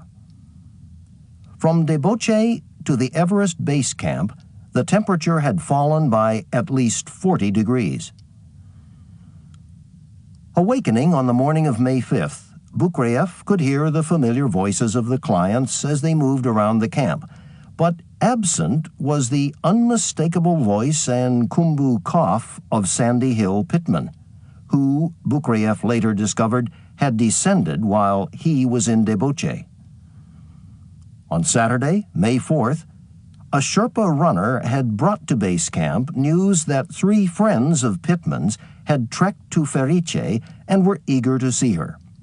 So she and 3 Sherpas, one of them packing her satellite phone, trekked down to meet them. I was surprised that someone with her experience had acted in that way. She was an experienced climber, yes, but I thought her rapid descent was not a particularly smart thing to do just prior to a summit bid. An extended rest would have been beneficial, but the quick up and down, I suspected, had cost her a great deal of energy. Except for Pittman, all the clients were in base camp on the morning of May 5th. She had not returned because, before her departure, Fisher had announced that May 6th was the day the expedition would begin its final push. Adams, who had descended to Ferice but missed Bukreyev when he was in the village, looked strong and rested. Fox and Madsen looked reasonably good after their rest, but Bukreyev was extremely concerned about their acclimatization. Only higher on the mountain would the truth of their situation become apparent. The other clients were no better, no worse than he would have expected, but Fisher, he learned, was having problems. Scott, I heard, had gone with Neil during the rest period onto Pumori to take photographs. That was an expensive energy, especially given the schedule Scott had been maintaining, that I found troubling. Even more so when I heard that Scott hadn't been feeling well and was taking antibiotics. Well, there's no evidence of which I'm aware that antibiotics are particularly dangerous if taken before a high-altitude summit bid. I have always been wary of taking them, or any drugs for that matter, before such an effort. I like to know what my body is doing, and I don't want drugs covering any of my body's signals. Pittman had returned to base camp the night before, and on the morning of Monday, May 6th at 5 a.m., she was back at work. In her communications tent, she powered up for a satellite connection to NBC, and for the world of internet cruisers, she detailed the events of her past few days down the mountain. Her news was upbeat, enthusiastic, and strangely focused. We had a great yak steak and French fries at my favorite restaurant. I had only the day to visit with my friends, and on Sunday we walked up to Lobuche where we had lunch. I then scampered back to base camp Sunday night. A remote report from the scene of a plane crash that detailed what the victims were wearing would not have appeared less strange to anyone who knew what she was looking at, what was ahead. In less than 2 hours, she would be leaving to attempt the summit of Mount Everest. As Lena Gammelgard would later say, I just couldn't get her climbing history to fit with the way she behaved in the mountains. While Pittman dictated her adventures, the rest of the Mountain Madness climbers made their way to the mess tent for the last of their big table spreads. The banter was mostly practical. Matters of gear, what to take, what to leave behind, but it was not all matter of fact. Some of it was deadly serious.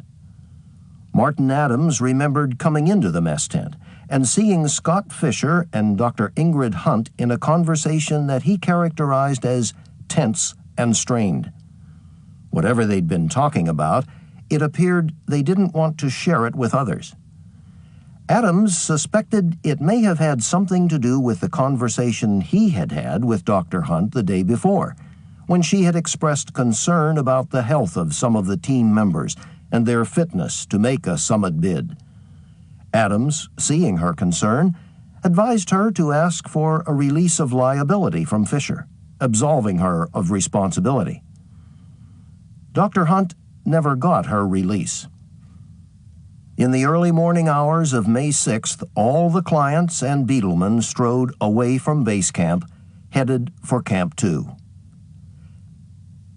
As Bukreyev sat in the mess tent eating his breakfast, the climbers headed into the icefall for what they hoped would be their second-to-last trip through its fractured hazards.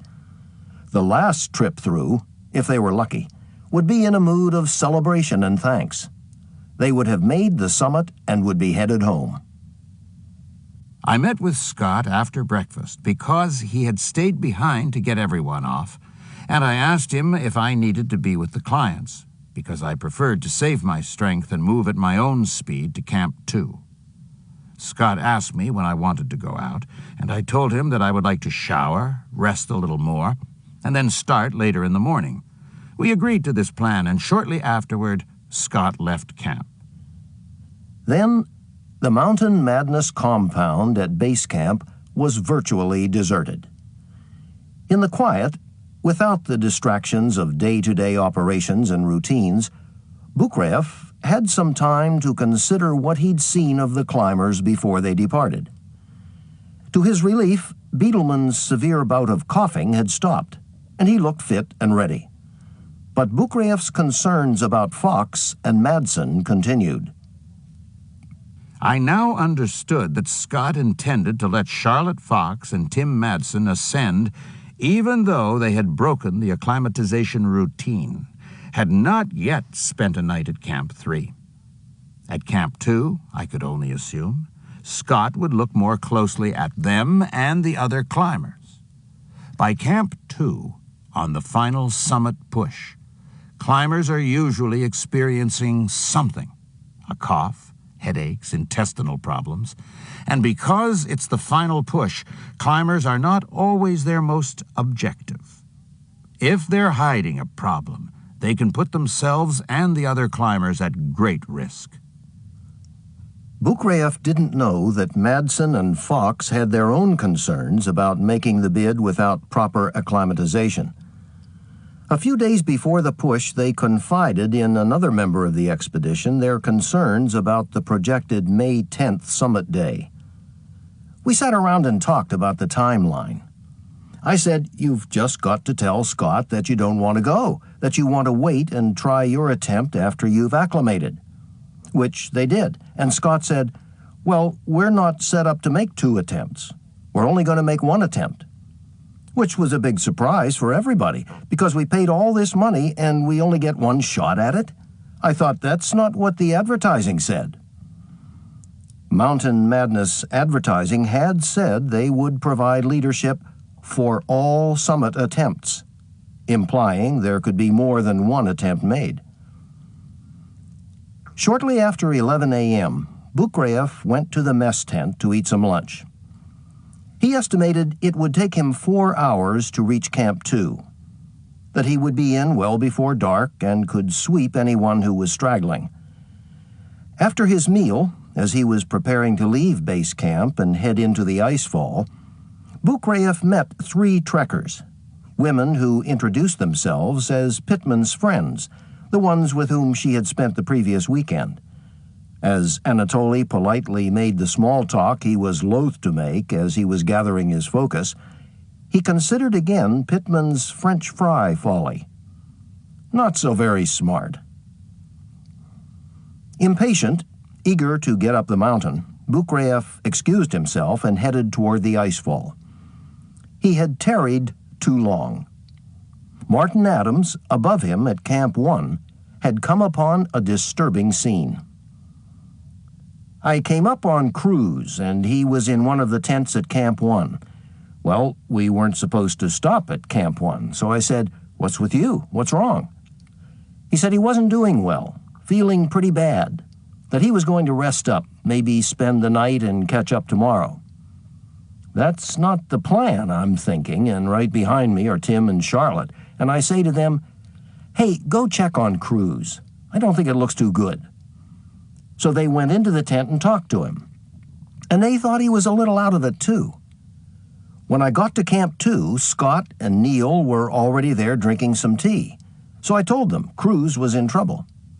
They said they'd suspected he'd have a problem, and Scott said, 'Okay, he's out of here.' So I said, 'Hey, look, just wait until Tim and Charlotte get here and get their take on the situation. Just hang on.' So Tim and Charlotte came up, and they had seen it the way I did. So Scott and Neil went down to tell Cruz he had to go down. Not knowing where Bukref was on the route and not having supplied him with a radio so the two could communicate, Fisher headed down, irked. Another trip down. He could have climbed the mountain 3 times for all the distance he'd covered in the past several weeks. Just as I came out of the ice fall and was moving onto the plateau of the western Coombe, I saw Scott and Dale Cruz coming toward me. Beetleman had returned to Camp 2, and Dale was not in good shape. Scott seemed tense, a little upset. Seeing that he was stressed and feeling he should be with the team, I offered to take Cruz down, but Scott said he would prefer to do it himself. In their brief meeting, Bukriev considered Fisher's condition. Whatever the reason for his taking antibiotics, the trouble seemed to have passed, and Scott didn't in any way seem to be struggling.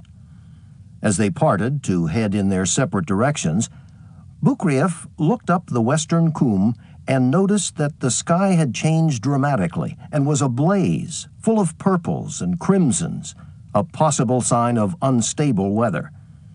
He feared a repeat of Scott's earlier Camp 2 experience, high winds of a velocity that could destroy their advance base camp. That would mean a retreat to base camp and a wait until the Sherpas could rebuild Camp 2.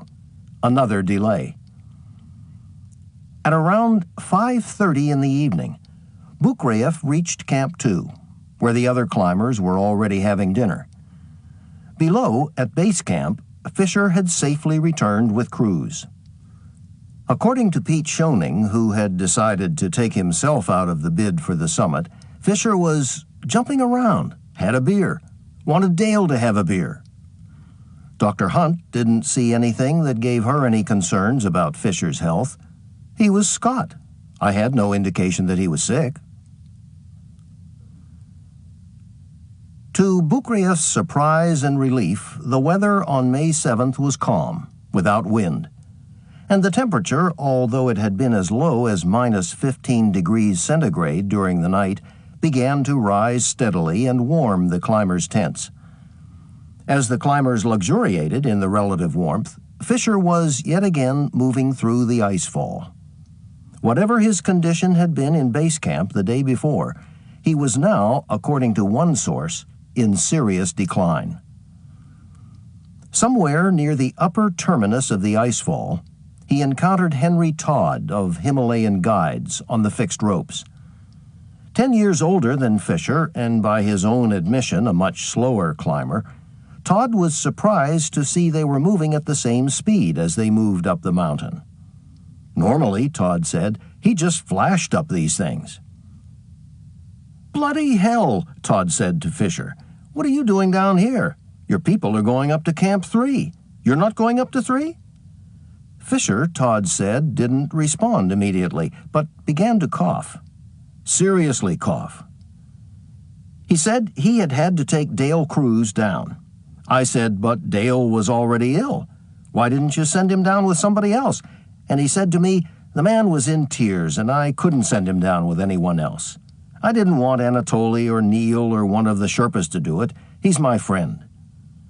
Todd recalled, he, Fisher, was just burning himself up. I knew he wasn't well. That observation was troubling enough to Todd. But what concerned him even more was one of Fisher's parting comments. I'm worried about these people. I'm worried about the situation. That evening, Scott rejoined us, and in the mess tent he expressed relief that Dale had made it down safely. The climb, he said, was over for Dale. That problem was solved, but Scott had some concerns about our oxygen situation and some of the clients, so we spent some time discussing those matters. I asked him if arrangements had been made for me to climb with oxygen if I made that decision, and he said that I seemed to be doing okay, that probably I wouldn't need it. Not wanting to commit until summit day when I could read my condition clearly, I explained that I was not 100% certain and wanted the same amount of oxygen that was being supplied for the clients. About Sandy, Scott was more optimistic than he'd been earlier in the expedition. He said he thought she had a chance to summit. I agreed, but I remained concerned about how she had spent the past weekend in Ferice instead of resting.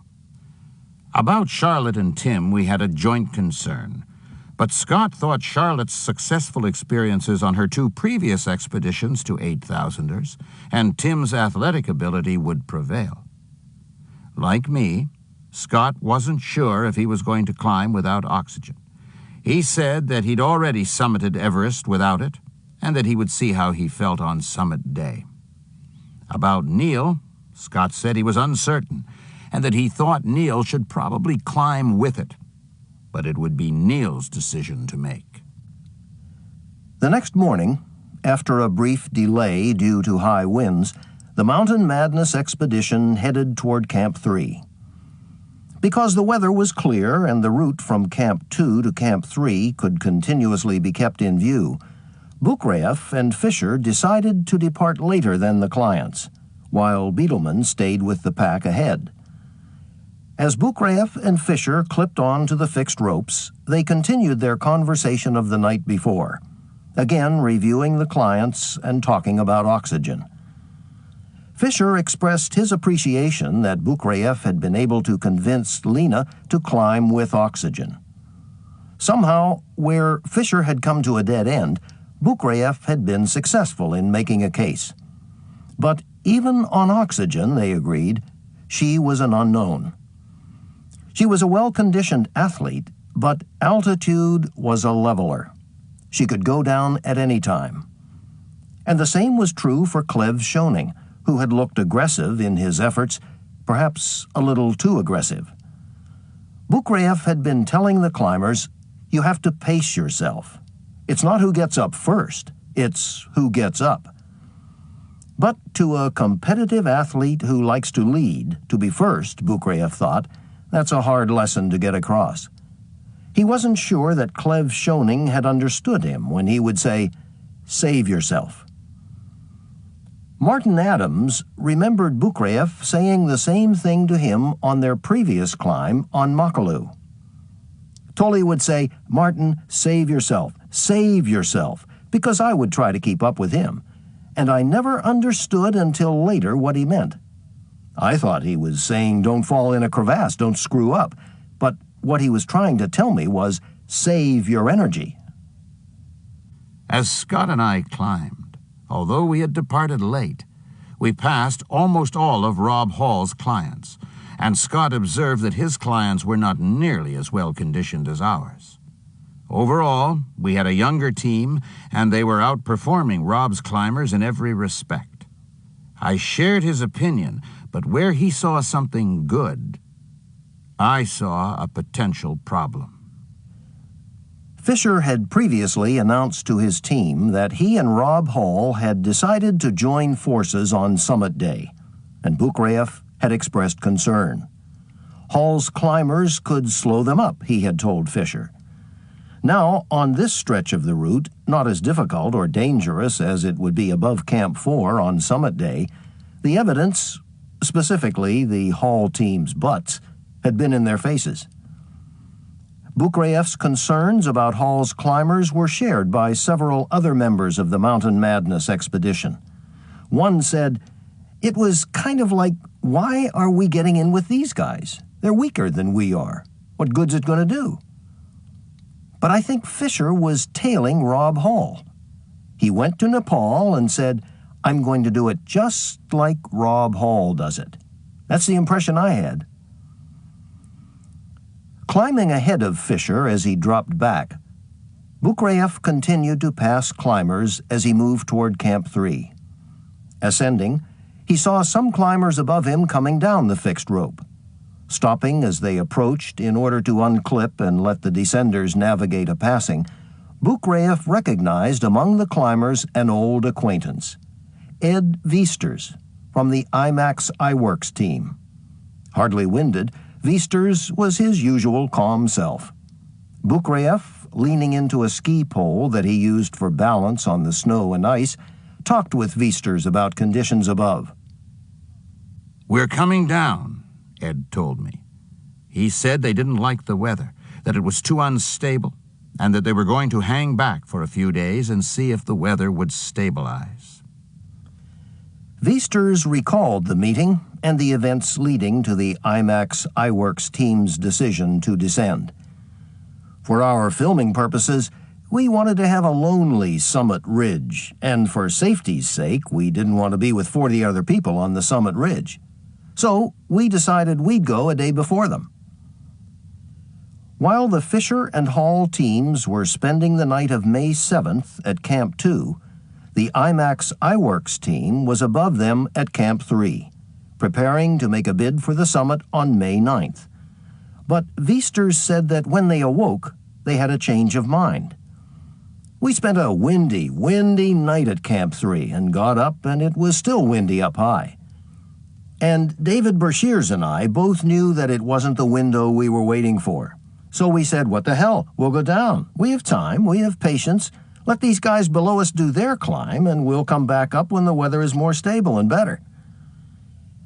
Encountering Bukraev, Viesturs remembers that he and some of his fellow expedition members were a little embarrassed. We shook hands and said, hello, have a good time. It was very cordial. We felt a bit sheepish coming down. Everybody is going up, and we thought, God, are we making the right decision? But we just said, well, this is our decision.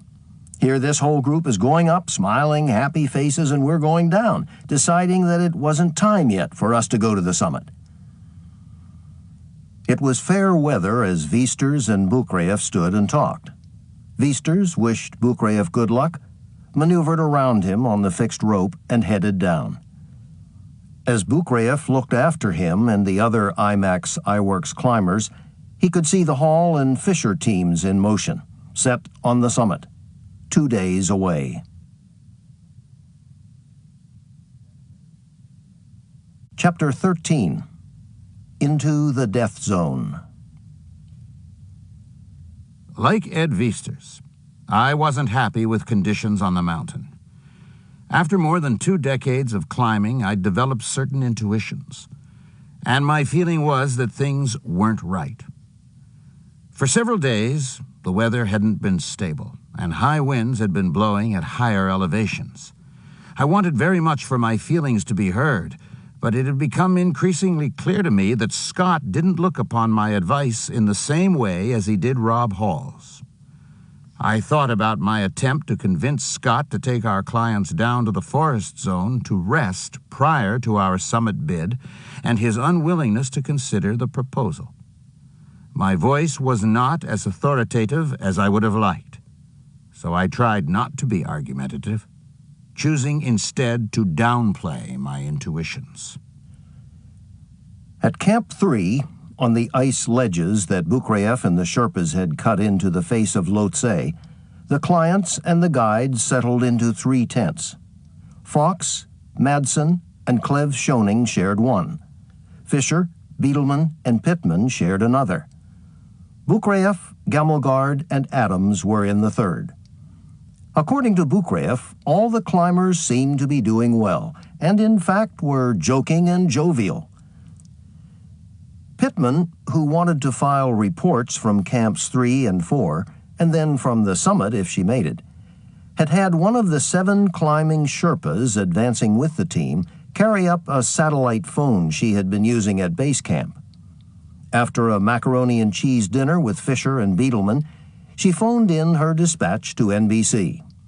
Barely able to talk because of her continuing Kumbu cough, she kept it short, letting anyone who wanted to know that she was melting water and eating red licorice, and that the IMAX iWorks expedition had turned back, having failed to reach the summit.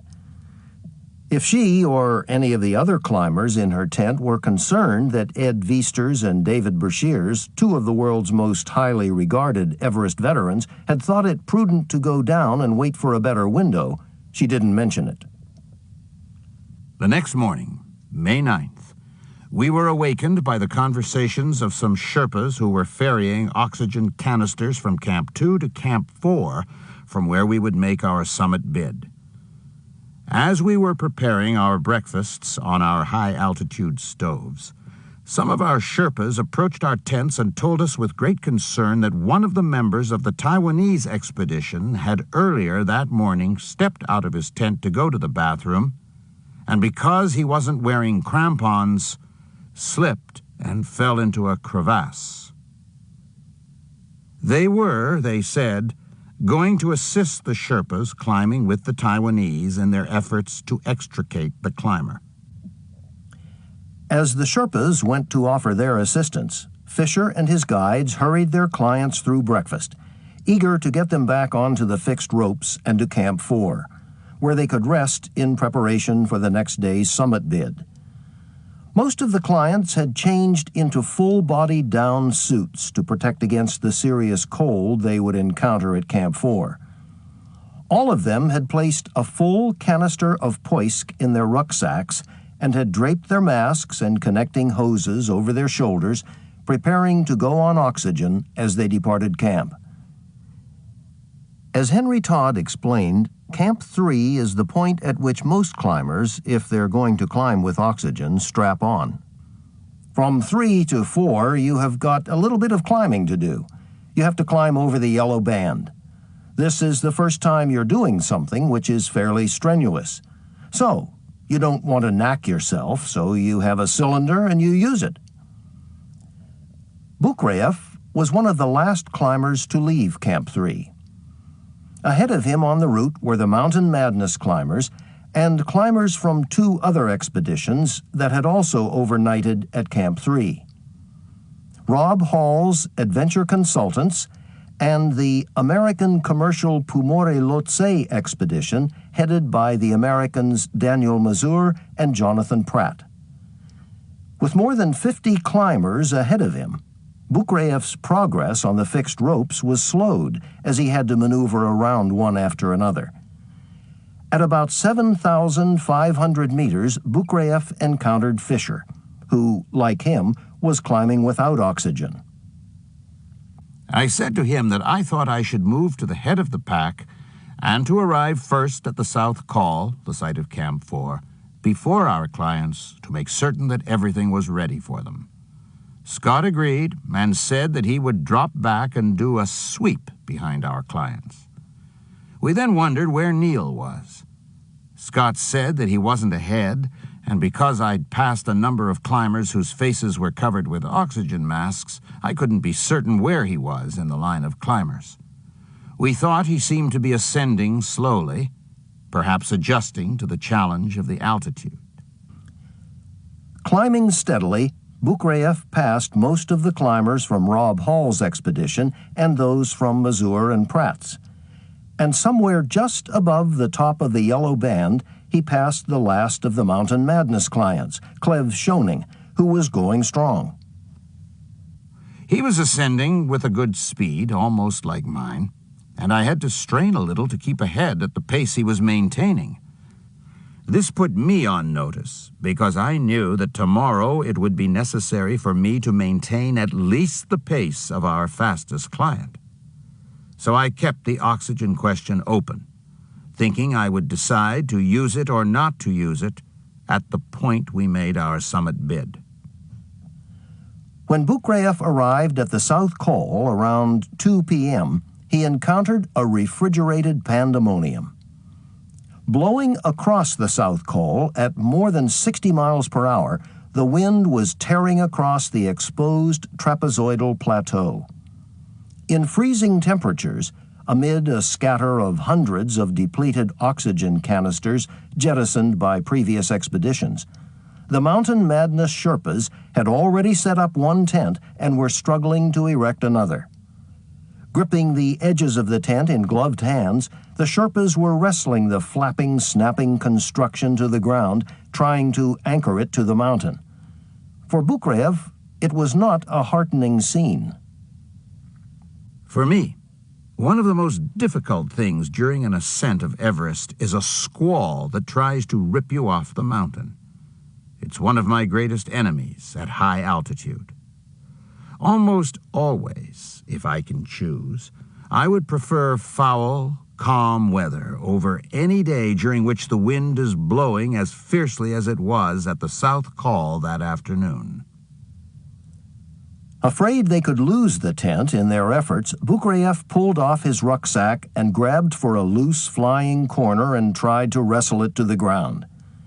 He'd seen more than one expedition foiled when a high-altitude shelter was lost and forced a descent to the safety of a lower camp. He was not going to see that story written on his watch. While Bukrayev muscled the tent, the Sherpas threaded the struts and threw their own weight into the effort. As they fought against the wind, Clev Schoening, who had come up behind Bukrayev, offered to help, and Bukrayev asked him to climb into the tent to pin it to the ground while Bukrayev and the Sherpas finished securing it. I felt that for Clev, it would be better for him to get some rest and to get ready for the assault. I thought his strength on oxygen might deceive him into thinking that his energy was without limits. The initial plan had been to erect 3 tents for the clients and guides. But because the wind was not dying, in fact was increasing in velocity, Bukrayev thought it would be smarter to settle in only 2. By distributing the climbers into fewer tents, he thought, they could trap more body heat for the cold night ahead, and if the worst should happen, if they lost a tent, they would have a reserve shelter to protect the climbers. Standing slightly hunched with his back to the wind that threatened to pitch him over, Bukrayev conferred with one Sherpa and then another, putting his mouth a few inches from their ears and yelling to be heard. In the cacophony, they found consensus, and the 3rd tent was left in its stuff bag. Working steadily to secure the tents and protect them from the ripping forces of the wind, Bukrayev saw Gamelgard and Adams arrive, looking tired but not complaining of any serious problems, and steered them into the tent with Schoening. Beetleman took shelter in the other tent when he arrived. According to Bukrayev, it seemed as if he was feeling the altitude, which made Bukrayev think that Beetleman's decision to climb with oxygen was a right one. As the wind continued to pick up through the afternoon, Bukrayev's concerns increased exponentially. The weather variable in the Everest equation was threatening a summit bid, and some of the mountain madness factors hadn't yet shown up to figure into the calculations. By 5 p.m., according to Bukrayev, Fisher and Pittman had yet to arrive at Camp 4. Wondering how we were going to proceed, I decided to speak with Rob Hall, whom I'd seen supervising the construction of his own camp, and when I approached him near one of his tents, we had to scream to be heard over the constant roar of the wind. What are we going to do? I'm sure that the weather is clearly not good enough for assaulting the summit. To this, Rob Hall said, my experience is that often it's calm after a squall like this, and if it clears in the night, we'll make our bid tomorrow. If the weather doesn't change by midnight, then my group will wait another 24 hours.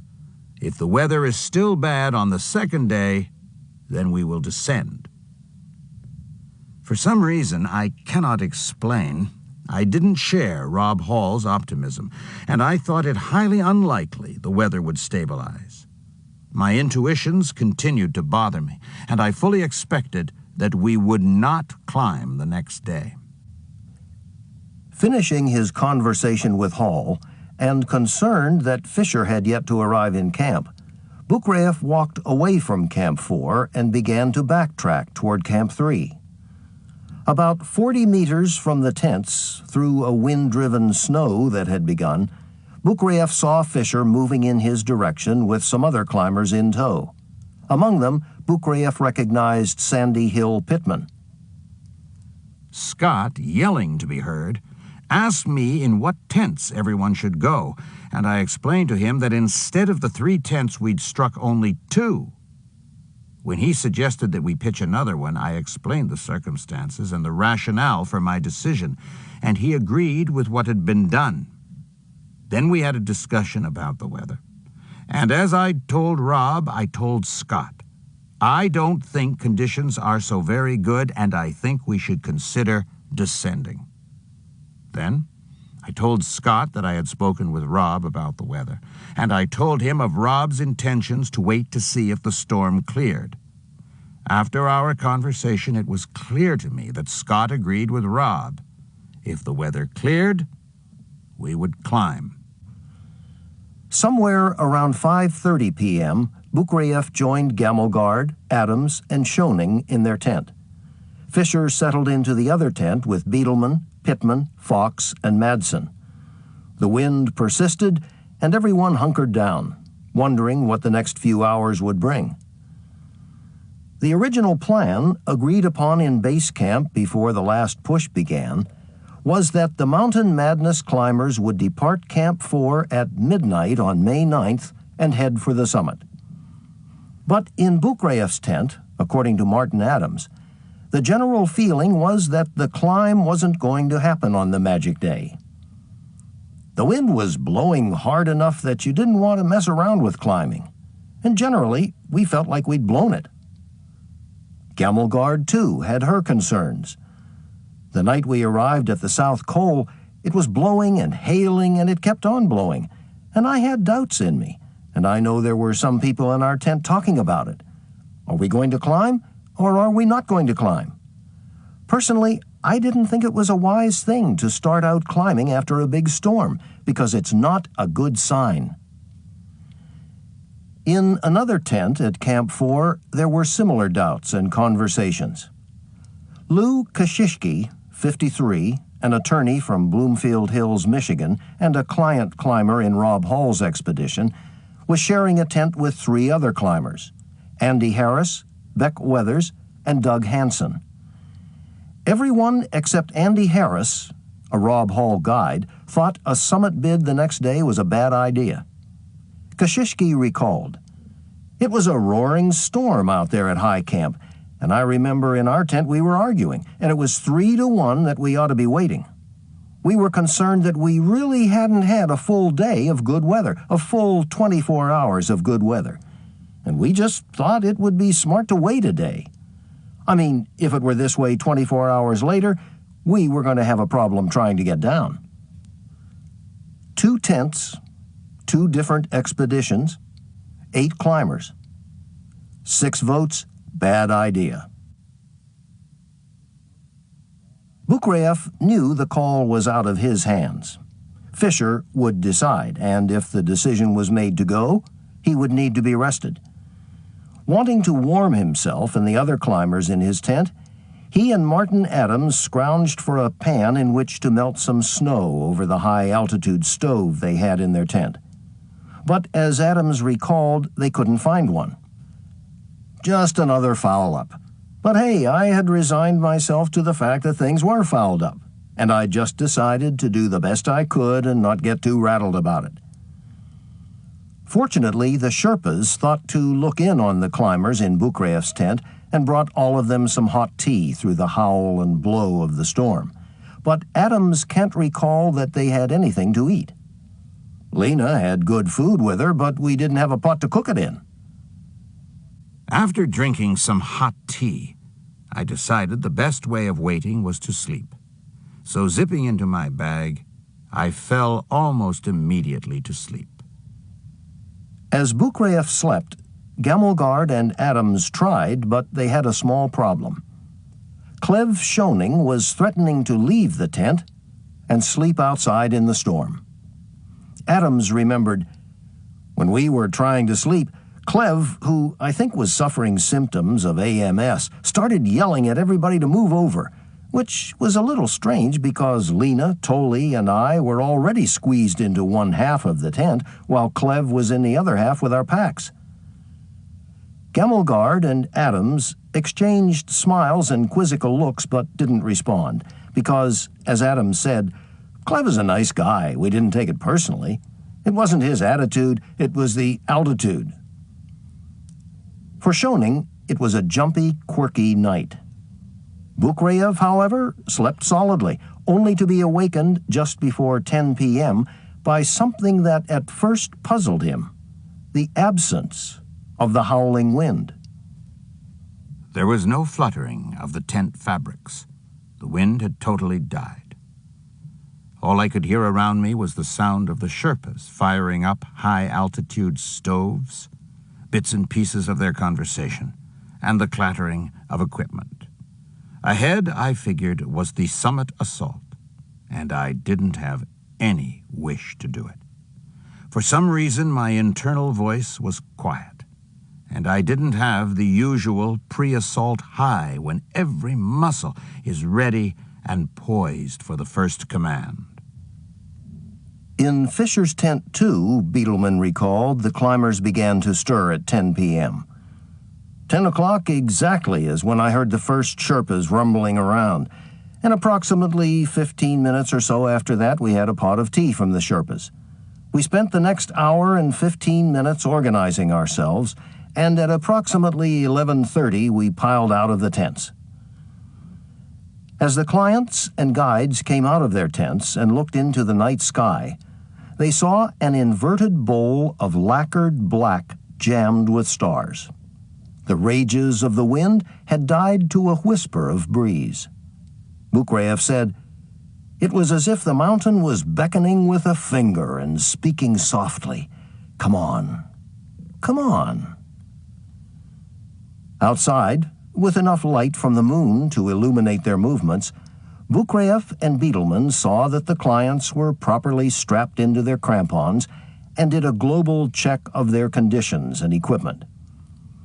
As they worked, according to Bukrayev, Fisher began to distribute oxygen to the clients. Adams has recalled that Bukrayev gave him 2 canisters and told him to check their pressures, a precaution against getting a partially filled bottle. In total, the Mountain Madness climbers had 62 canisters at Camp 4, 9 Zvezda canisters, and 53 of the lighter Poisk canisters. 51% by volume of the oxygen purchased from Henry Todd was on hand for the summit bid. Most of the rest had been consumed, the largest amounts by Pete Schoening and by Nawang Topche Sherpa.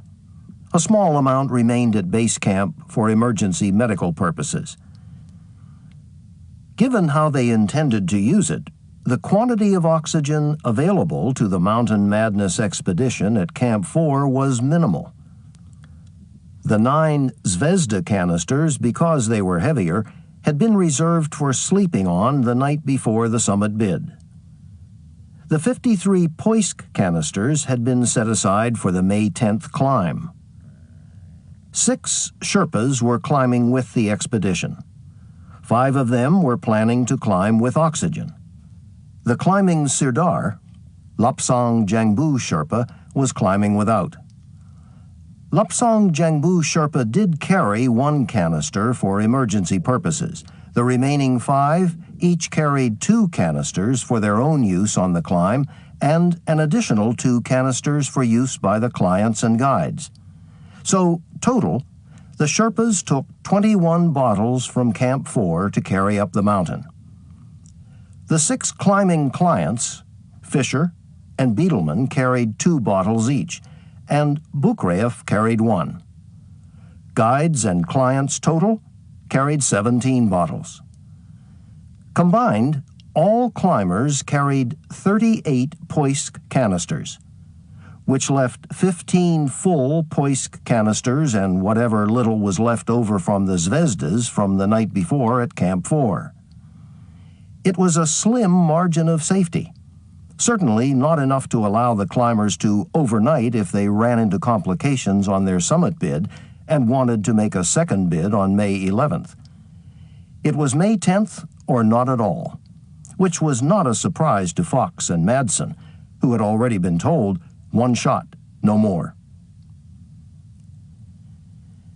The oxygen consumption use calculations Fisher based his oxygen plan upon were in part based upon advice from his supplier, Henry Todd. Todd estimated that each of his Poisk canisters, if consumed at his suggested flow rate of 2 to 2.5 liters per minute, would last for 6 hours. 2 should last you for 12 hours, and that 12 hours should take you to the summit from Camp 4 and back down to pick up a 3rd bottle at the south summit. On paper, the plan looked bulletproof. The Mountain Madness climbers leaving at midnight, if the weather held and there were no complications, could reasonably expect to be on the summit in 10 to 11 hours. If they stayed at Todd's recommended flow rate, they would be sitting on top of Everest with 1 or 2 hours of oxygen left in their canisters. From the summit, again assuming favorable weather and no surprises, it would take individual climbers anywhere from 3/4 of an hour to an hour to descend to the south summit. At the south summit, as had been planned, each descending climber would pick up a third canister that the Sherpas were to cache there. With an additional 6 hours of O's, assuming all went well, every climber could make it back to Camp 4 on the bottle. As the climbers loaded their 2 tanks of oxygen into their rucksacks, Fisher asked, "Is anybody ready? Because Lopsong is, and if anybody is ready, they should go with him." Pittman stepped forward. Lopsong Jangbu Sherpa approached Pittman and, with what one climber referred to as a girth hitch, fastened a short length of rope around Pittman and hooked the rope to his climbing harness with a carabiner. Somewhere around midnight, Lopsong Jangbu Sherpa took off for the summit, Pittman on a tow line behind him. Shortly after her, at Beetleman's urging, Charlotte Fox strode away from Camp 4, 10 minutes into her 40th birthday. At the South Col, the temperature was severely cold, and there was a fresh dust of snow. As for me, after I'd slept, I felt a new wave of strength, but I still had not decided whether I would climb with oxygen or without. So I put a canister and a mask into my rucksack just in case. Somewhere near the back of our pack, I departed camp with Martin Adams. The last of the clients and guides to leave Camp 4 was Fisher, who, as had been agreed, would be the sweep. Climbing just ahead of him, the next-to-last climber to depart was Lena Gamelgard. When she noticed that Fisher was not trailing her closely, Gamelgard doubled back to check on him. I was very happy to see that he was using oxygen, because I'd tried to do whatever I could to say, use oxygen or stay at camp and guide the expedition from there, which is what he should have done. But at least, okay, he was using oxygen, and I was very happy about it.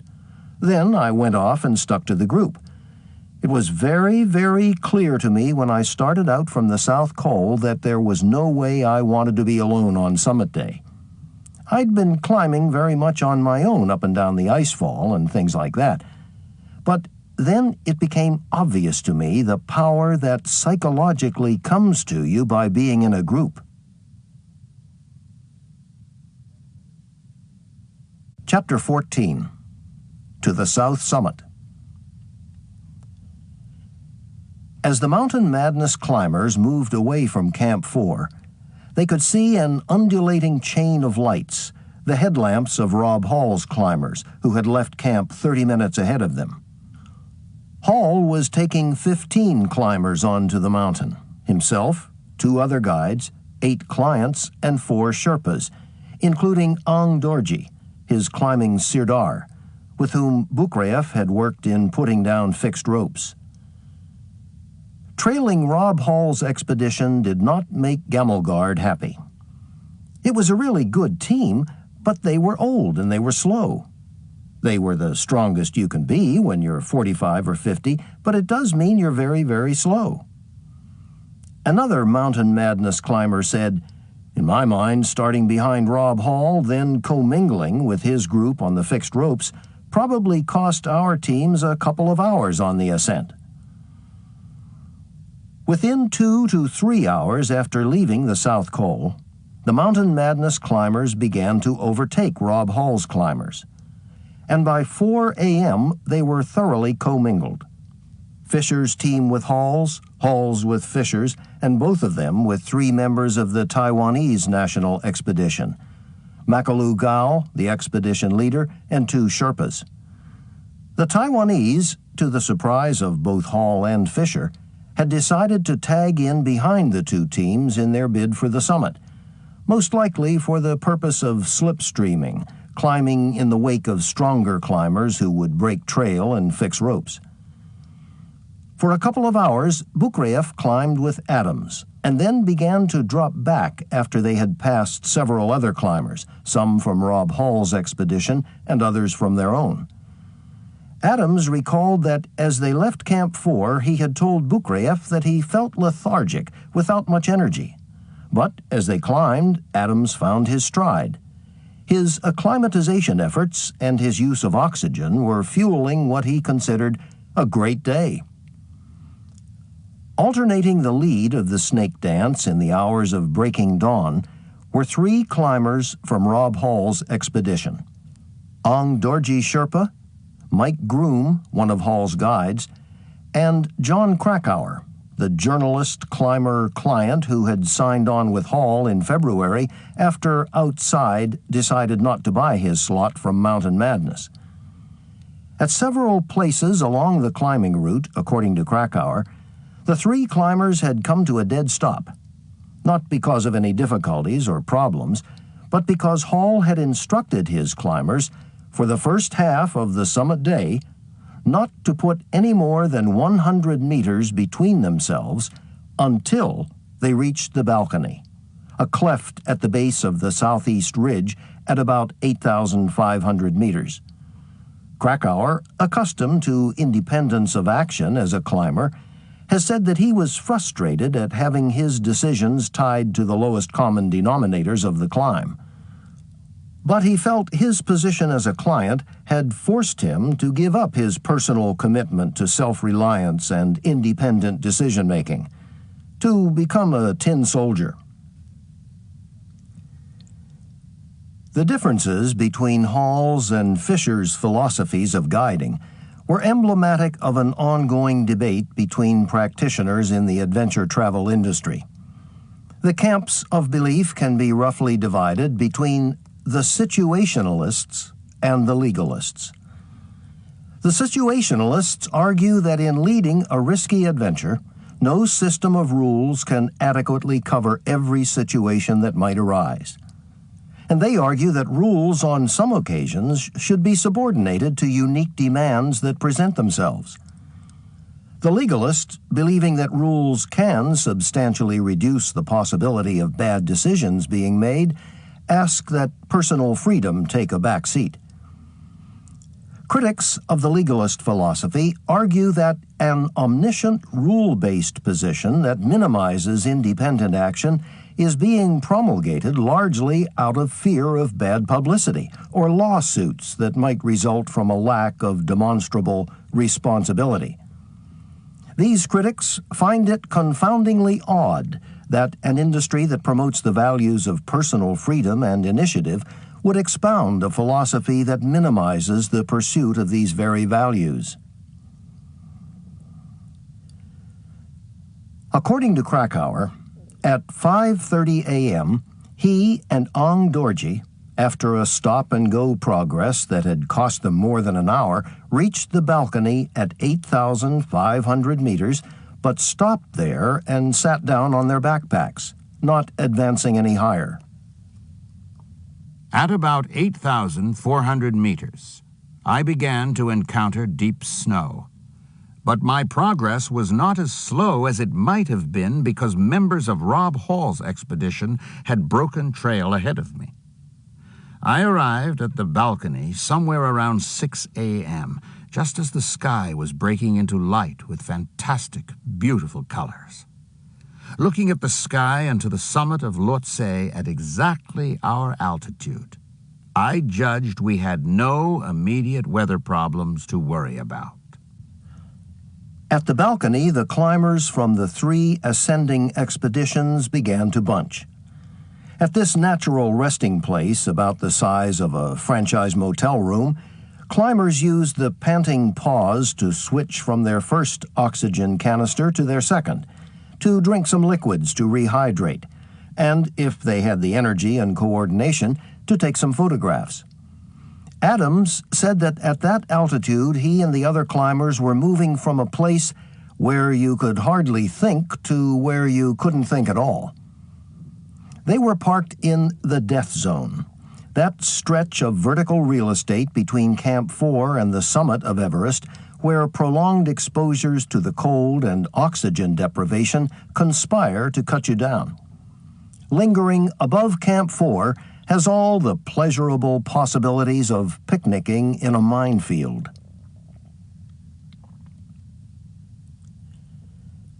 The Mountain Madness clients understood that the ropes that needed to be fixed between Camp 4 and the summit were to have been fixed by the time they reached the balcony. Pittman recalled, "I heard that the ropes were all to be fixed by our Sherpa and Rob Hall's Sherpa in advance, and that they were going to leave at 10 o'clock. We were going to leave at midnight."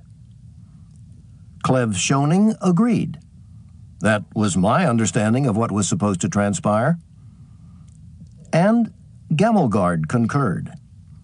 "I heard specifically that Scott said that the lines would be fixed in advance so that the members should at no point wait." Most of the members of both the Fisher and Hall expeditions agree about what was supposed to have happened. They were told that Ang Dorji, Hall's climbing Sirdar, and Lapsang Jangbu Sherpa, Fisher's climbing Sirdar, were supposed to leave Camp 4 well ahead of the clients and fix ropes so that as the clients and guides advanced, they would not have to wait. But that's not what happened. Neither Lapsang Jangbu Sherpa nor Ang Dorji Sherpa nor any other Sherpas had departed early to fix ropes.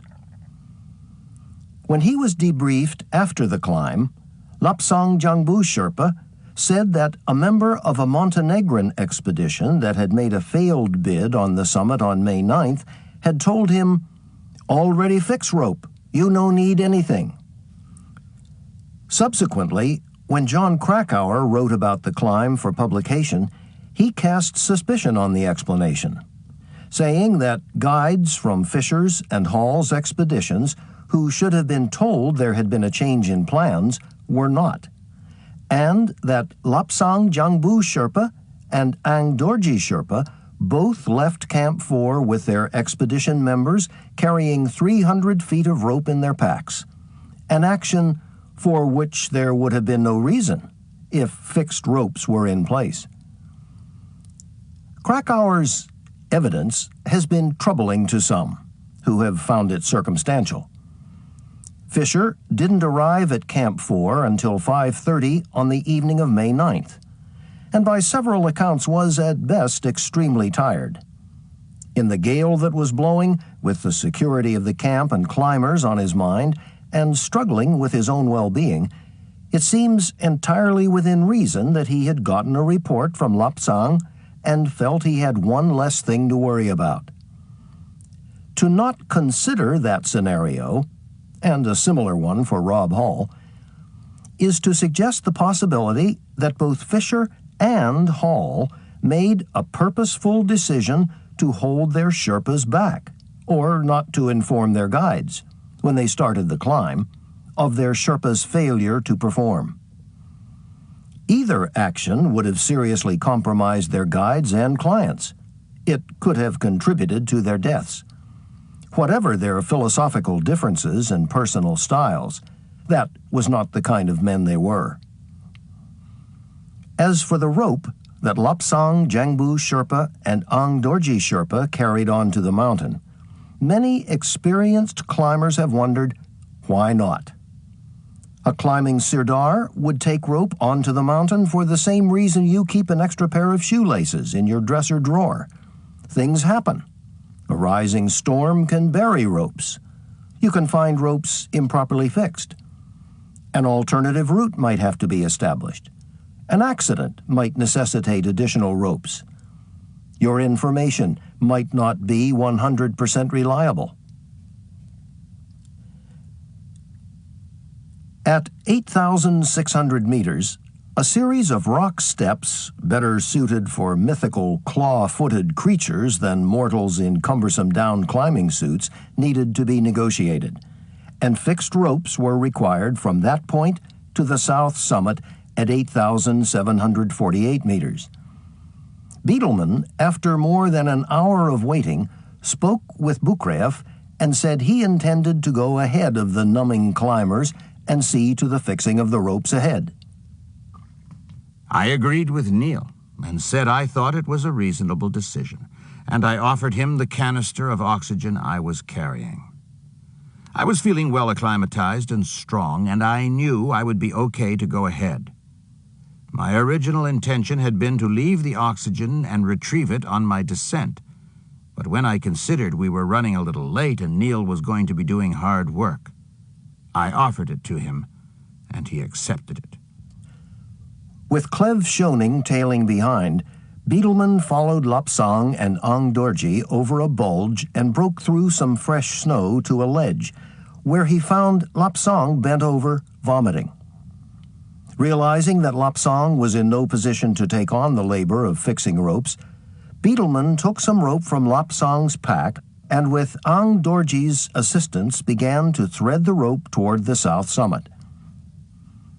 In some places, they found old ropes in place that could be trusted. In others, they had to thread with new ropes, which was arduous work. As Beetleman and Ang Dorji advanced, Bukreev began to motivate clients, to get them onto their feet.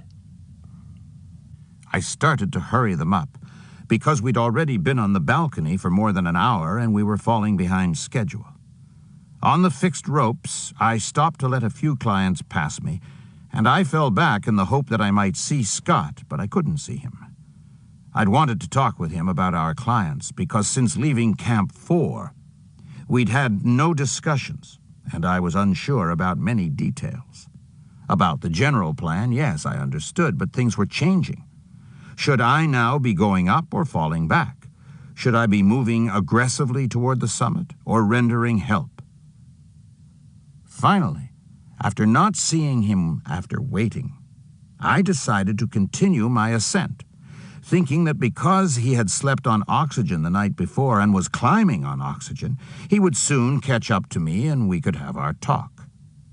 Moving up, I could see that the clients were in good condition, but not going too cheerfully. At 9:58 a.m., Beetleman made it to the south summit, and 30 minutes later, by his recollection, he was followed by Martin Adams. Beetleman remembered thinking they were getting late, and said, "I was very antsy."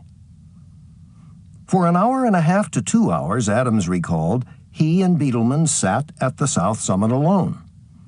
Basically, the problem was that everybody behind us was jammed up on the fixed ropes. Somehow, I think some of Rob Hall's slower clients had gotten in front of our group and they couldn't pass. One of Hall's clients, Frank Fishbeck, 53, a Hong Kong publisher, had turned back within hours after leaving Camp 4, the first of the ascending clients on May 10th to return. As of 10:30 a.m., Hall's 7 other clients were staggered between the balcony and just below the south summit, jumbled among all of Fisher's clients, except Martin Adams, and the Taiwanese climbers. If each climber had been using oxygen at the flow rate suggested by Henry Todd, they were on their second canister and had 1 to 2 hours of oxygen left. Their third and last canister, 6 more hours of oxygen at the recommended flow rate, had yet to arrive on the south summit. The Sherpas carrying the extra oxygen, like the clients, were also strung between the south summit and the balcony. It was, said one of Fisher's clients, a jungle fuck. 3 of Hall's clients, John Taskey, 56, Lou Kashishki, and Stuart Hutchison, 34, were near the back of the logjam, moving up the ropes Beetleman and Ang Dorji had fixed to the south summit and climbing behind the Taiwanese, who were moving slowly and impeding their progress. Climbing separately, each was in his own hypoxic consideration of the scene developing in front of them. Each of them had begun to consider turning back. Lou Kashishki remembered, "I moved past John, and then Stu, who had been right ahead of me, was coming back, and Stu and I had a conversation. The only thing I can remember about my conversation with Stu was that he was convinced of two things. One was that Rob was going to be turning everybody around because it was too late.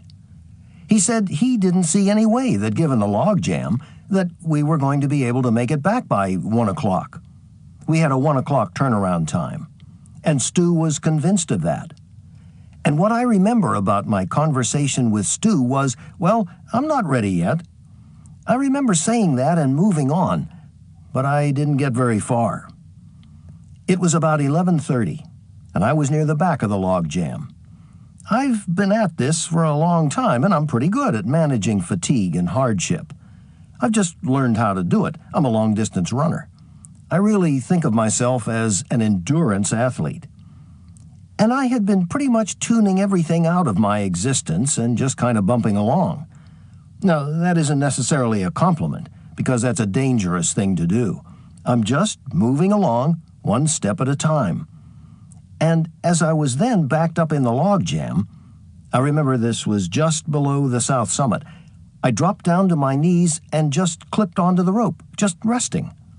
I was very, very dehydrated, and I took off one of my gloves to scoop up some snow, which isn't necessarily the smart thing, but it was the only thing that I had to work with. My water was a block of ice in my backpack. I realized that all of my fingers were frostbitten, and I took off the other glove. Same thing. But actually, that was really no surprise to me. I already knew that. But I guess I just didn't care, because summiting Everest was so important to me that I was just going to go no matter what. But as I was waiting, I started kind of a wake-up call in a sense, and I started to now think about what was really happening to me.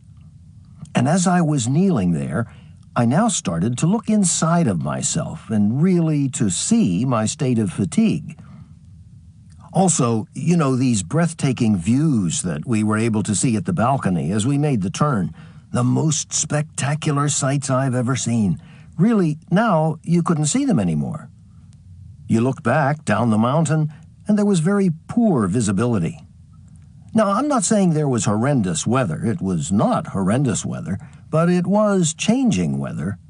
And when I asked Lakpa, who was one of our Sherpas, I asked him how much longer. I knew I was pretty close. He told me 2 hours. I asked him where he thought we were, and he said 8,700 meters. I wasn't even capable, my brain wasn't capable of, I usually think in terms of feet, and I wasn't even capable at that point of translating that into feet, which was kind of how my brain was functioning. But when he told me 2 hours, I think my heart just sunk to my feet. I think at that moment it was sort of like lightning striking me. I knew that I had a problem. And it was never a question as to whether I could go another 2 hours. That was never the question. And I could get to the top. But I started to have serious questions about my ability to get down. And I thought I was either going to die coming down or I'd get down somehow. I mean, I've been in tough spots before, and I've always kind of toughed it out. And there were two voices talking to me. I mean, I still remember this. Probably some moments that I will never forget. People have always warned me about the inability to reason at that high altitude. But I'll never forget these moments because I had these two voices struggling away. That one voice just telling me to go for it. Do it.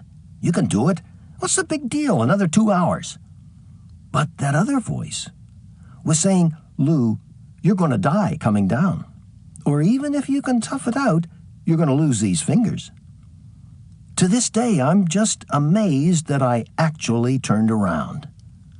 I told Lakpa, I said, Lakpa, you go, and tell Rob I've decided to go back. But that took place over about 4 or 5 minutes.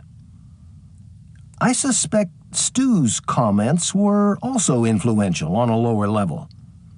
But I remember when I made my decision, it was based on simply me and my inability at that point to get there and back alive, or at least in one piece. I would have to sum it up just by saying that I didn't think that I could get there and back alive, or best case, I'd lose some fingers and toes.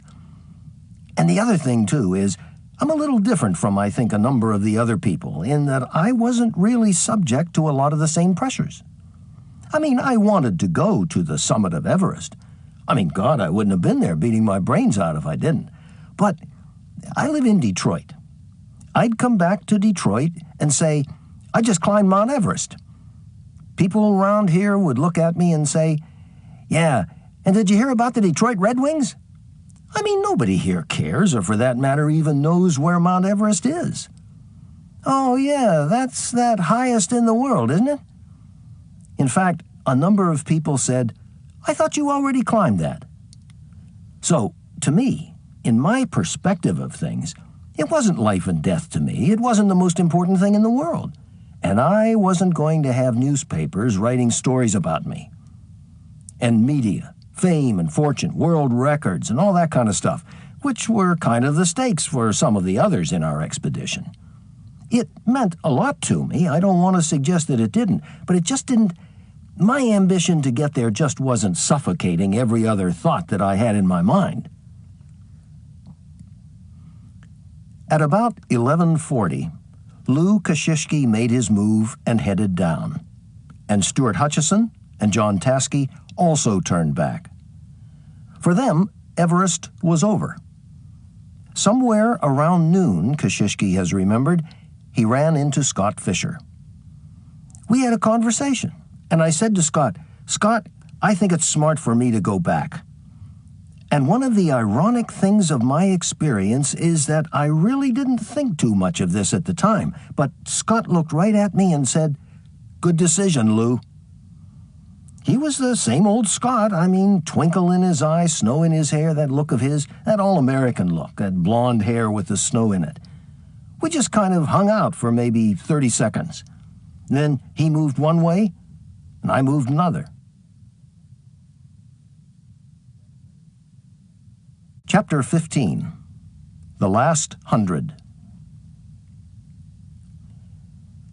At the south summit, 100 meters below the peak of Everest, Martin Adams encountered a not very happy beetleman. I don't know why, but he wasn't saying much, seemed to be in a bad mood. I sat down, removed my pack, and got out some water because I was thirsty, and I offered some to Neil, who took it because his was frozen solid. For a while, maybe 20 minutes, Adams recollected, they just sat there, saying little. And then Beetleman got up and descended to a natural alcove just below the south summit, where he was a little better protected from the wind. Adams followed. And as they resettled, according to Adams, Beetleman asked him, how much oxygen do you have? Adams took off his pack because his pressure gauge, like all the climbers, was affixed to the top of his canister. I read 5 pounds on my gauge, and then I asked him, how much have you got? And he said, me too, 5 pounds. But I got a full bottle from Tully, too. Adams's impatience with the progress of the climb began to chafe against his natural inclination to take action. He wasn't the type to sit around. Even in his mildly hypoxic state, he understood clearly that he was sucking the last of his oxygen from his second canister. So I knew it would have been pushing my luck, but I said to Neil, let's go. Give me the full bottle of oxygen and let's go. But he said, no, I'm not giving you this bottle. So I said, okay, I've got 5 pounds. Give me your 5 and let's get out of here. And he agreed to that. But then we never went anywhere. Adams developed a healthy preoccupation. He kept looking over his shoulder, looking for any one of the Mountain Madness Sherpas who were carrying the extra canisters of oxygen. And he remembers thinking about little else except his consideration of the question, when are things going to start going right? It would be a while. Just before I reached the south summit, I let Tim Madsen come around me on the fixed ropes, and I was encouraged to see him moving briskly under the power of oxygen. When I reached the south summit, I saw there Martin, Neil, Ong Dorje, Tim and a few others, but nobody was moving. It seemed they had no desire to move ahead. It was bright and sunny, and in our down suits, even though the wind was beginning to pick up, everyone was becoming warm. Our strength, because we'd been climbing for so long, had begun to diminish, and no one seemed to be in a hurry. More than an hour after he had reached the south summit, Adams recognized the first of the Mountain Madness Sherpas to arrive and went to him to get his third and last bottle. Discarding his almost empty canister and the one Beetleman had given him, Adams screwed his hose onto the full one and began to breathe a little more easily. He had at least 6 more hours of O's. More than enough, he thought, to summit and get back to Camp 4. Adams, a normally sagacious individual, made an assumption, fashioned it literally out of thin air. He was wrong. As I was resting, I was looking around, and I noticed that Ong Dorje looked tired. The other Sherpas, too, didn't seem ready to go ahead, although I'd understood from before the summit push that the Sherpas would be fixing the ropes on the Hillary step. Also, there on the south summit, I began to wonder again where Scott was. Here I thought maybe it would be necessary to turn some clients around, but there was no Scott to do it. I felt I didn't have the right to make this decision. The clients had paid big money and had given Scott that authority, not me. Adams, who probably knew Bukreev better than any other client, has said that probably Bukreev couldn't have turned climbers around, but speculates that Beetleman might have been able to do so. I mean, it would have been a tough call, but I think if he'd exercised the leadership, they would have turned around. But, hey, it's conceivable that some of them might not have. And probably some wouldn't have. Gamelgard has said that on summit day, her state of mind would likely have overruled an attempt to turn her back. You know, it's a risky game when you're out there. When you push for the summit, you know you risk dying. It's a fucking dangerous bit of climbing. But you're a risk taker. You're an adventurer. You're fucked up somewhat, or otherwise you wouldn't be doing it. But, Gamelgard added, if there had been rules laid down in advance, she would have followed them. Okay, we're an expedition. If we'd agreed to rules, no matter what, I would have played by those rules. No matter what. However, Gamelgard has said, I never heard anything whatsoever about a turnaround time on summit day. The only time I heard that we had a turnaround point was the first day going through the icefall, and everybody played by that rule. In a feature story about Fisher that appeared in the Seattle Weekly 6 weeks before Summit Day, the journalist Bruce Barcott commented upon Fisher's philosophy about turnaround times. Every climber has a set of personal guidelines he or she follows, little stay-alive rules. One of Fisher's is the 2 o'clock rule. If you aren't on top by 2, it's time to turn around. Darkness is not your friend. Fisher never set a definite turnaround time for his climbers on summit day. He never said, if you're not at X by whatever o'clock, you should turn around. Instead, he had worked out with Beetleman and Bukreev a simple strategy, an adaptation of the tactic he'd been using throughout the expedition. His climbing sirdar, Lapsang Jangbu Sherpa, and his guides, Bukreev and Beetleman, would alternatingly lead. He would bring up the rear, and as he overtook stragglers, he would turn them around. If problems arose, he would establish radio contact with Lapsang Jangbu Sherpa, who it was assumed would always be at or near the front of the pack. Neither Beetleman nor Bukreev was issued a radio. Hall had hedged around setting a specific turnaround time. Some of his climbers understood it was 1 o'clock. Some understood it was 2. Others thought it could be either 1 or 2 and that the call would be made on the mountain. After waiting almost an hour on the south summit, I began to understand that nobody was going to take any action. So I spoke with Neil, and we decided that we would work together to fix the ropes to the summit. Back on the ridge, I took out a few lengths of old rope from the snow, but then, to speed up the ascent, decided to move on to the Hillary Step and leave that section of the route to guides and Sherpas behind me.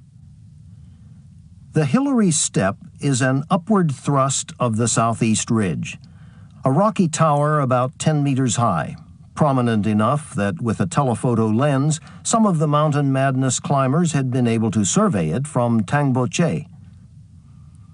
At its base, after 12 hours of climbing, it presents climbers with a formidable physical and psychological challenge. Exhausted, sucking in 3 or 4 breaths for every step you take, its in-your-face presence is intimidating and disheartening. It is a common turnaround point for climbers. I was familiar with this obstacle because in 1991, I'd climbed Everest by this same route and had gone up the Hillary Step solo without fixed ropes. But good mountaineering skills are necessary on this pitch, and to secure our clients, it was necessary to do this job. Neil stood below and played out the rope that he had gotten from one of the Sherpas, and while Neil belayed me, I tied on to existing anchors that had been placed by earlier expeditions. Shortly after I reached the top of the Hillary Step and tied on, Neil came up, and he was followed by one of Rob Hall's guides, Andy Harris, and one of Hall's stronger clients, John Krakauer. Below the Hillary Step, because he wanted to push the route forward, Bukraev had left a stretch of the route for those coming behind to fix for the clients. But Harris had advanced with Krakauer and not fixed any additional rope, leaving what Martin Adams would later call the most exposed part of the climb, where the climbers had to perform a pretty precarious solo traverse where a slip could be fatal. At the top of the Hillary Step, Krakauer produced a coil of rope that he'd gotten from Ang Dorji at the south summit, and it was discussed how to proceed. Above the Hillary Step, the angle of the southeast ridge takes climbers over a gently undulating run of snow. And because the wind had continued to rise as the climbers had moved up the mountain, the decision was made to fix one more rope. Seeing plenty of hands to do the job, Bukraev decided, as he had earlier, to lead and advance the route-breaking trail. As Bukraev led off, Krakauer, who had become increasingly worried about his oxygen supply, explained his concern to Beetleman and asked if it would be a problem if he hurried ahead to the summit and left the fixing of the rope to him. Beetleman agreed. I said, fine. I uncoiled the rope. Martin Adams was below me. I asked Martin if he would help me pay out the rope and tie the end to an anchor, which he did. I started up. I made it maybe 20 or 30 feet until the rope caught in the rocks. Martin finally helped me untangle the rope from the rock. I continued up to a snow stake, tied off the rope. There, the remaining 40 or 50 meters, I walked up further to fix. I didn't find another anchor. Beetleman couldn't find an anchor to tie into. Not wanting to leave the unanchored length of rope on the surface of the snow because a climber might clip on thinking it was anchored above him, Beetleman tossed the rope toward Tibet. Less than half of the intended route to be fixed had been covered. At 1:07 p.m., Bukraev reached the summit of Mount Everest, more with a sense of relief than of celebration. The goal had been to summit as early as possible so as to get the clients back to Camp 4 under oxygen. And while 1:07 was considerably later than he would like to have arrived, he understood that if the clients followed quickly, they would be able to make it. The margin was close, but they could do it. And even if some of them ran out of oxygen just above Camp 4, That wouldn't necessarily foretell a disaster, because on the descent you can make some distance without oxygen. But it's a crapshoot as to how far you can go.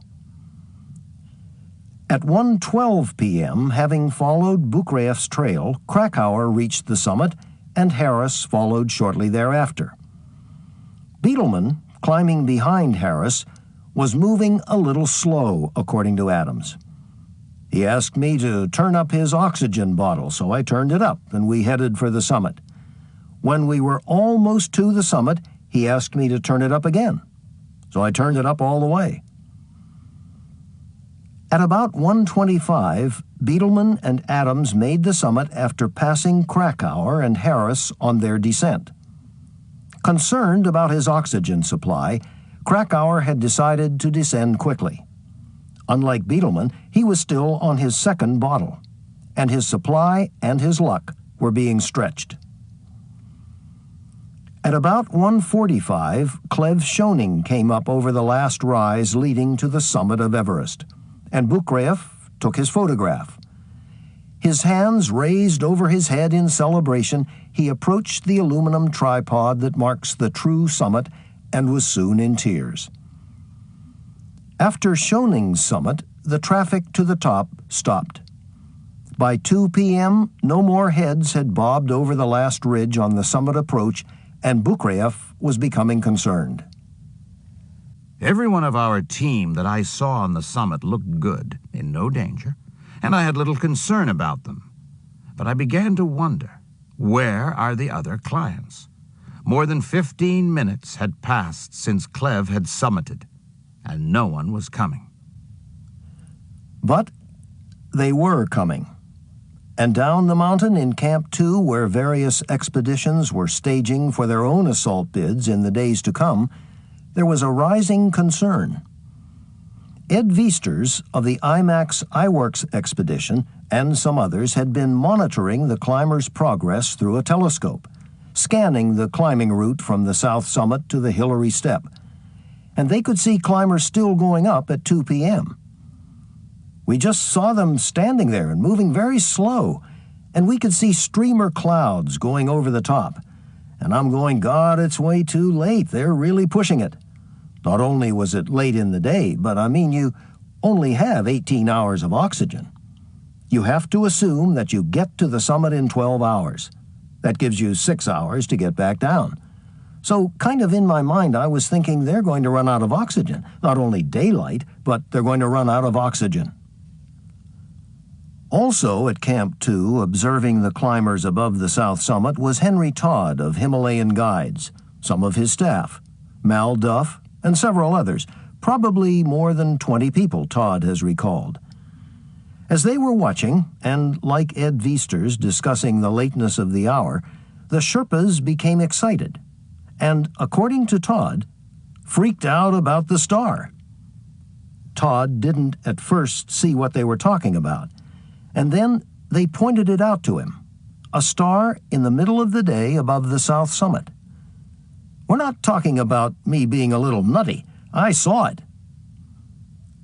Astronomers consulted about the appearance of this star say no heavenly body was in that quadrant of the sky on that day at that time. The comet Hyakutake had long ago disappeared from view. This is not good.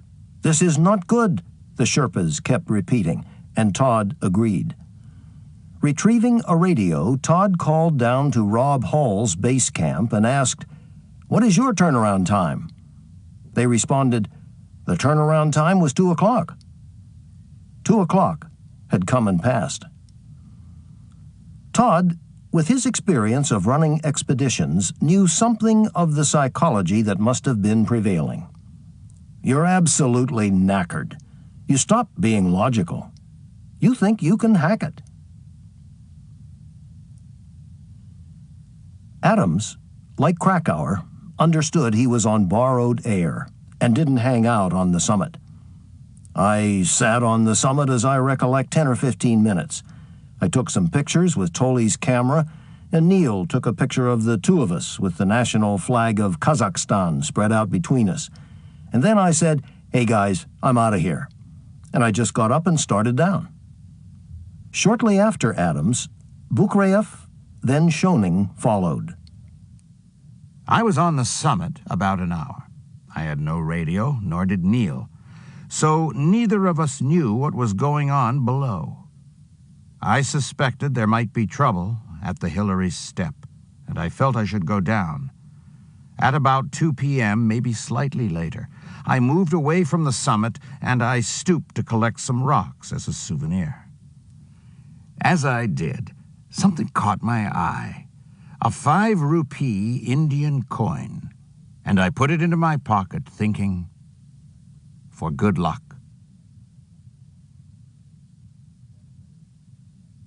Chapter 16. Decision and Descent.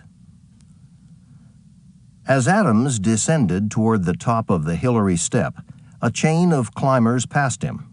Some of Hall's clients, all the remaining Mountain Madness clients, Charlotte Fox, Lena Gamelgard, Sandy Hill Pittman, Tim Madsen, and 4 of the Mountain Madness Sherpas, including Lopsang Jangbu Sherpa. Adams recalled they said little as they passed. The climbers were on automatic, minutes away from their goal. A few minutes after I started my descent, I saw a group of climbers in close rank moving toward the summit, and somewhat separated from them were 2 climbers, and one of them I thought I recognized as Scott. Because I was eager to understand our situation and discuss our plan, I approached him and began to speak, then realized that I had made a mistake and that I was speaking with Rob Hall, who was going to the summit with one of his clients. I asked about how he was, if he needed any help, because I was thinking to go down, and he said that everybody was doing okay, that no one needed any help, and he thanked me for my work on the fixed ropes. After I left Rob, I saw that our climbers were coming in a dense grouping, but my relief at seeing them was shadowed by my understanding that most of them had been climbing now for 14 hours on an 18-hour supply of oxygen. If they'd been using it properly, they would have 4 more hours. Still, they were about 30 minutes away from the summit, and I understood that there might not be enough oxygen time for them to descend to Camp 4. About 10 to 15 feet from the top of the Hillary step, Adams came upon Harris and Krakauer. Yucking it up, just kind of laughing, celebrating, appearing not to be too concerned about anything. But Adams didn't stop to join in. I didn't feel like getting into that kind of thing, so I moved to where the fixed ropes began at the Hillary step. Adams was thinking about getting down, only about getting down. He'd had one delay after another throughout the day, slogging his way through slower climbers. Now he was in a position to lead the descent, and that was all right with him. Clipping on to the fixed rope and preparing to rappel down the face of the Hillary step, Adams peered over the edge, checking to see that the route was clear. "I look down," he said, "and I see 3 people coming up. And I'm thinking, man, another delay. And then I focus in on who's coming up. A Sherpa in the lead, then Makalu Gao, and then Scott Fisher. And I'll tell you, I was amazed. I hadn't thought about Scott all day or where he was, and now he's here, and I can't believe it. I'm thinking this is a problem. He shouldn't be here." As Adams was looking down, Fisher was looking up and advancing his Jumar on the fixed rope. When he saw Adams, he yelled out to him, "Hey, Martin, you think you can climb Everest?" Adams said that he got the impression that Fisher thought he'd get to the summit, that he was encouraging me, trying to get my spirits up, like, "Hey, bro, let's go do this together." Adams responded, "I already did." Seeing that the Sherpa and Makalu Gao above Fisher were moving slowly, Adams encouraged Fisher to try to move around them, to move onto a rocky rib that paralleled the fixed rope and free climb. It would have been a bit technical, but I thought he could do it and pick up some time. Fisher moved toward the rib, feeling out the alternative that Adams was trying to coax him to take. But according to Adams, Fisher fell back into line. Maybe he thought it was too exposed. I don't know. For whatever the reason, he stayed where he was. He probably made the right decision. While Adams was trying to encourage Fisher to speed up his ascent, Bukraev descended past Harris and Krakauer and sat down on a rock immediately above Adams. And as he waited, he surveyed the sky, looking for some indication of where the weather was going. He noticed that some clouds had gathered and a cold wind had picked up, but nothing indicated anything threatening.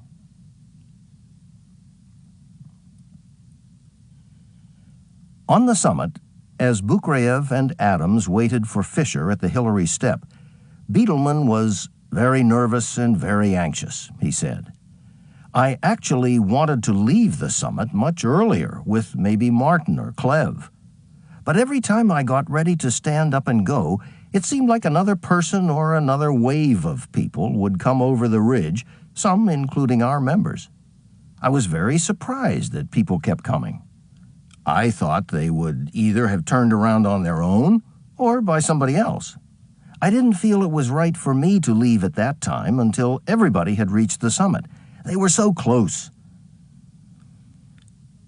Between 2:15 and 2:30, the 4 Mountain Madness clients Adams and Bukraev had passed on their descent, Madsen, Fox, Gamelgard, and Pittman, and Lopsang Jangbu Sherpa had made the summit. For Pittman, the last several yards were among the most challenging of the day. Steering toward the aluminum tripod that marks the summit, the last of her oxygen drained from the 3rd bottle she had collected at the south summit. Presumably, she had been consuming at a higher than recommended flow rate.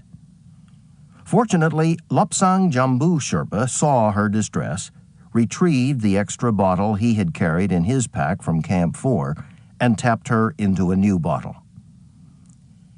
Fisher had not swept any clients back to Camp 4 during the day because he'd never made contact with any of them after Gamelgard had parted from him early in the climb. By 2:30, all the clients who had started the climb had made the top of the world. There were no more climbers to sweep, no place for the clients to go but down. But nobody moved off the summit until 3:10. There were 40 minutes of celebration, picture-taking, tears, congratulations, and backslapping. And 40 minutes less oxygen, 40 minutes less daylight.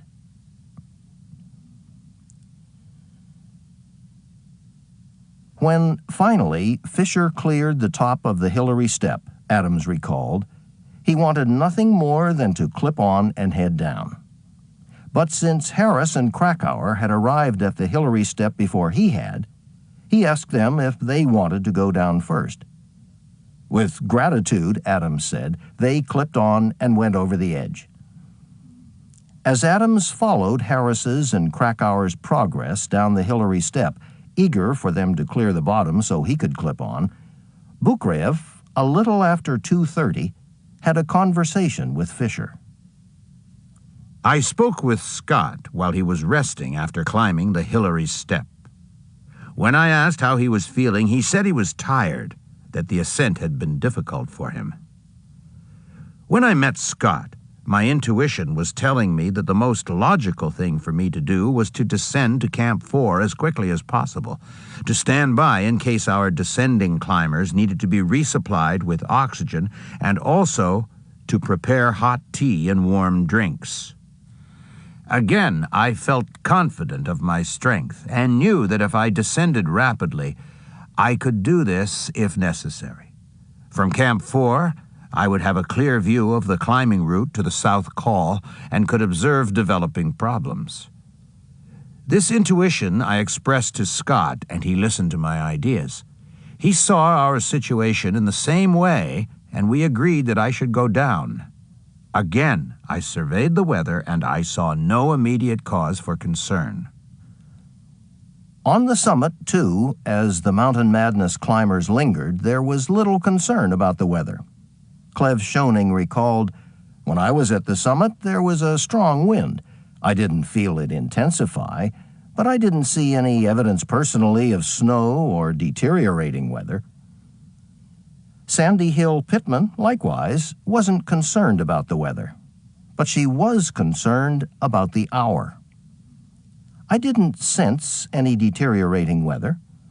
I felt the sense that we were late on the summit, not because I was told that we had a deadline on the summit, but because I was aware from previous climbers' stories about when you should be off and on.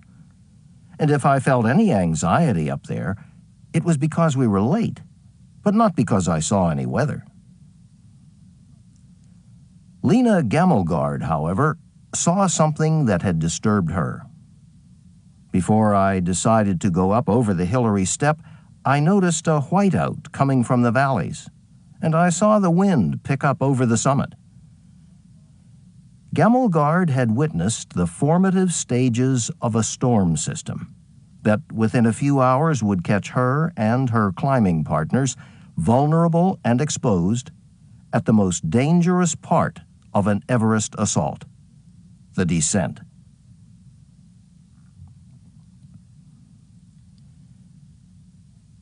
At the base of the Hillary Step, Adams resumed his descent along the cornice of the southeast ridge, and just before arriving at the south summit, noticed someone slumped in the snow. "I'm on the traverse, and here's Krakauer laid out, hanging onto his ice axe, something of a self-belay. He's got the handle of his axe driven into the snow, and he's holding onto the head. And I'm wondering what I'm going to do here, because neither one of us is clipped onto a fixed rope." Krakauer had collapsed just below the Hillary Step on that section of the route that had gone unfixed. Krakauer, like Pittman above him, had gone to the bottom of his canister. He was out of oxygen. Immediately behind Adams was Bukraev. As Bukraev approached, he hustled Adams on, telling him, "Go, go, go!" Bukraev didn't want Adams to delay. Clev Schoening, approaching a few minutes later, recalled, "When I came across from the Hillary Step to the south summit, John Krakauer was in distress there, and that kind of slowed me up. There was nothing I really could do to help him. I don't think I had the wherewithal to do that, but I wanted to stay there until I saw some action was being taken, because they, the Hall team, did have 2 guides on either side of him." Fortunately for Krakauer, as with Pittman, someone from his expedition stepped in to address the problem. Mike Groom, who had summited at about the same time as the 4 Mountain Madness clients who had come up after Adams, Beetleman, and Clev Schoening, selflessly surrendered his canister to Krakauer. Because Krakauer observed that Groom wasn't overly concerned about going without, he accepted the offer, and in a matter of minutes made it to the south summit where Hall's climbing Sherpas, as had Fisher's, had stashed a supply of oxygen. There, Krakauer grabbed a new oxygen canister, screwed it onto my regulator, and headed down the mountain. While Krakauer was stuffing his 3rd bottle of oxygen into his pack, Beetleman and the clients in his charge had begun their descent, and Beetleman recalled that already one of the clients was beginning to show signs of distress. "We got to the Hillary Step, and I was right behind Sandy. She seemed to be the one most out of it at the time. Behind me were Charlotte, Tim, and then Lena. When we got to the Hillary Step, it's a real jungle of old ropes and pieces of tattered cord. Sandy was having a very difficult time even deciphering which cord was the one to hook into and how to negotiate the footsteps. I walked down to her. We tried to rappel her down, but the cords were too tangled by the wind. So we had to undo that, and she hand-rapped down with some assistance. She got down to the rest of the ridge, and I looked behind, and it seemed as if the other people were making pretty good progress, so I wasn't too worried about them. As Beetleman, Fox, Madsen, Pittman, and Gamelgard approached the south summit, they found Clev Schoening sitting there. Schoening, who had been testing discarded oxygen canisters to see if there was any extra to be had, remembered that Beetleman looked at him and said, "What the heck are you doing here? Get out of here." It was at that time, Schoening said, that Neil recognized the urgency of the hour and maybe the storm. And it was at that time that the fire was lit under me. And I think I left just about the time Neil got there. 10 canisters of oxygen had been taken by the Sherpas onto the south summit for Fisher's team. 1 each had been allocated for 6 clients, and 1 each for Beetleman and Fisher to be picked up on their descent. The remaining 2, presumably, had been carried onto the mountain as the backup Bukreyev had requested and that Fisher had agreed would be placed there for him. Because they had been running late on the ascent, everyone except Beetleman had elected to pick up their 3rd bottle on the ascent. Beetleman's 3rd bottle he'd gotten from Bukreyev at the balcony earlier in the day, when Bukreyev had given him the bottle he'd carried from Camp 4. So, when Beetleman and the clients arrived at the south summit, their cache of oxygen should have included 3 full canisters, the 2 safety canisters for Bukreyev that he'd not needed and had left behind, and the 3rd canister for Beetleman that he'd not collected because he'd gotten his 3rd from Bukreyev at the balcony, and whatever partial canisters had been discarded when the climbers had changed bottles on the way up. But Beetleman recalled not finding what he expected. There didn't seem to be too many left. There was 1 that was full, or practically full, and a few others, he added, that were partially full. The full bottle, I believe at that time, went to Lena.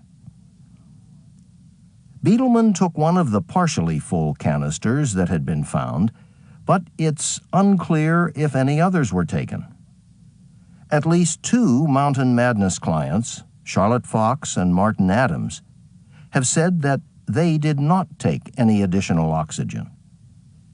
Adams recalled, "I got to the south summit before the clients who had summited behind me, and I came down off the ridge to the small alcove where Neil and I had waited earlier that morning. Andy Harris was there going through this mound of oxygen canisters, maybe about 20, looking to see what was available, I guess.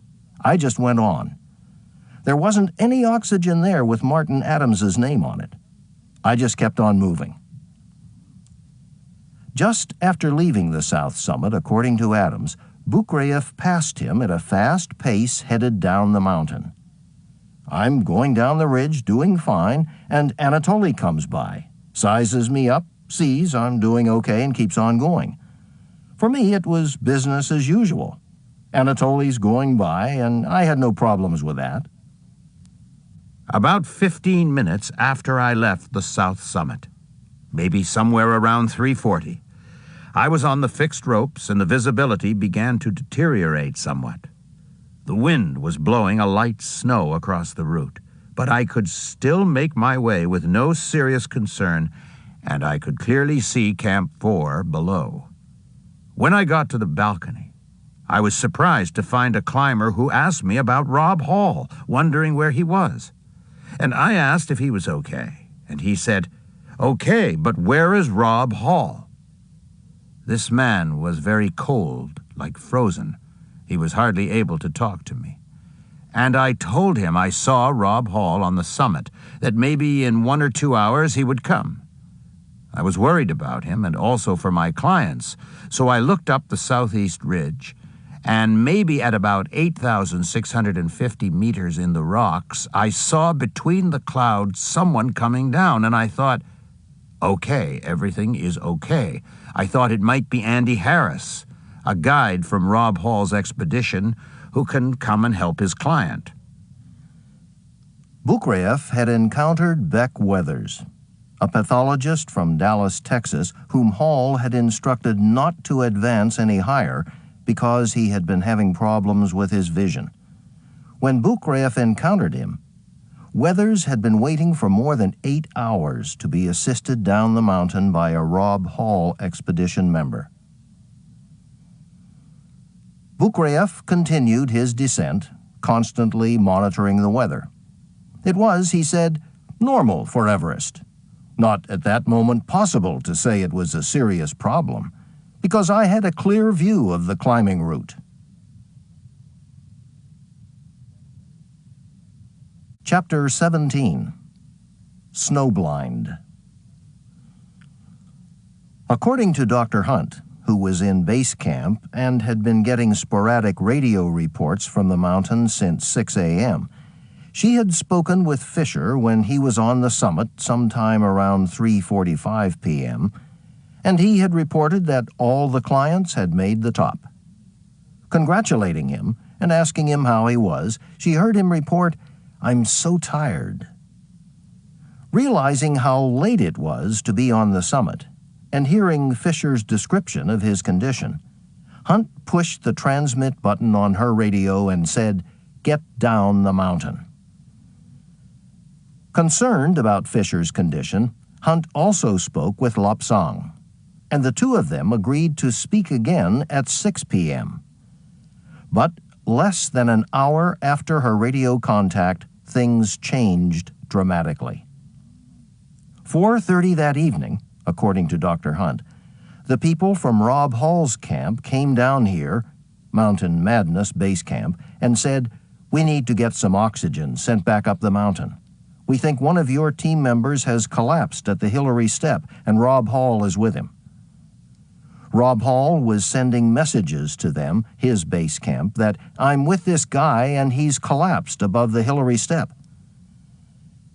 Immediately, an effort was made to respond to the reported emergency, said Dr. Hunt. "We do everything we can to try to get oxygen sent up. One of the things is we actually talked to Pemba and asked Pemba to keep trying to get a hold of Lobsang or anyone up the mountain, and asked Pemba himself if he could go, and he said the weather was too bad. He didn't want to go." With no radio, Beetleman, who could conceivably have responded to the radio call and the reported emergency above him, continued his descent. Somewhere just over the top of the south summit and down the fixed ropes, I saw Charlotte standing over the top of Sandy with a big grin on her face.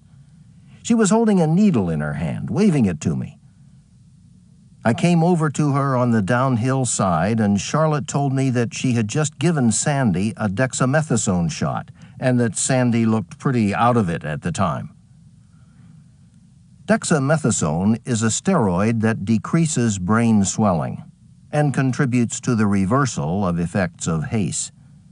Each Mountain Madness client, in a medical kit provided by Dr. Hunt, had carried a syringe with an injectable dose onto the mountain, and Fox had been waving the empty syringe at Beetleman.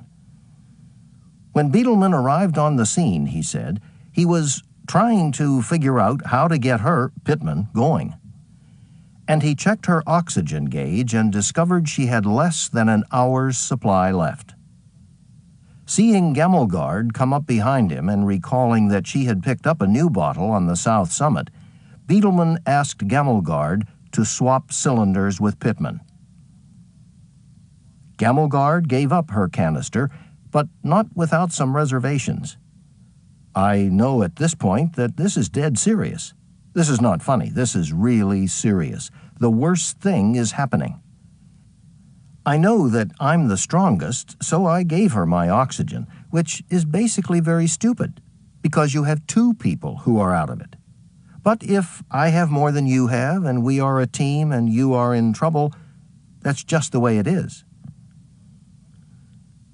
At that point, Gamelgard said that the group was doing a good job, the best they can, helping each other and acting responsible.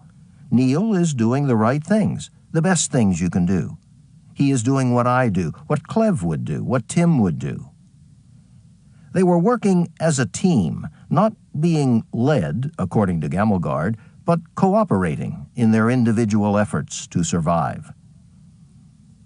Beetleman had turned the regulator on Pittman's new cylinder, the 5th she'd gotten that day, up to a flow rate of 3 or 3.5, because, according to Beetleman, I wanted her to liven up pretty good. The gush of oxygen and the effects of the decks, which can induce a mild euphoria, seemed to stimulate Pittman, who recalled, "Within 15 minutes, I felt pretty frisky again. I was renewed."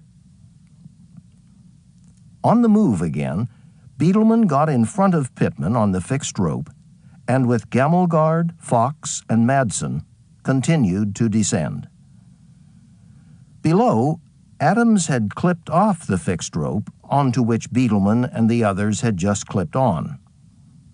He was somewhere between the south summit and the balcony, and he was in trouble. "I'm going into these whiteout conditions, and I couldn't see any footprints to follow, and my glacier glasses are starting to fog, so I took off my oxygen mask because by doing that I could get my glasses to clear a bit. But after a short while I went back to it, went down a bit more, and then realized I'd run out of oxygen." Adams had exhausted his 3rd bottle and didn't have another to replace it. He'd honored the 3's the limit rule. The only oxygen that was available to him was at Camp 4, more than 600 vertical meters below. I just jettisoned my cylinder and kept heading down, trying to find the next set of fixed ropes, and I got a little disoriented. Didn't know exactly which way to go, left or right around a crevasse that in my hypoxic state I couldn't remember from the ascent. So I just sat down, figuring I could make some sense out of it all if the visibility improved. I don't know how long it was, 5 minutes or 30 minutes or an hour. I couldn't tell you. I just sat there. Adams had descended to just below the balcony, and descending just above him was John Krakauer, moving slightly ahead of Mike Groom, one of Rob Hall's guides, and Yasuko Namba. Namba, an adventure consultant's client, had summited right behind the last of the Mountain Madness clients. So I see these climbers coming down, and I think, great, I'll just go down with them.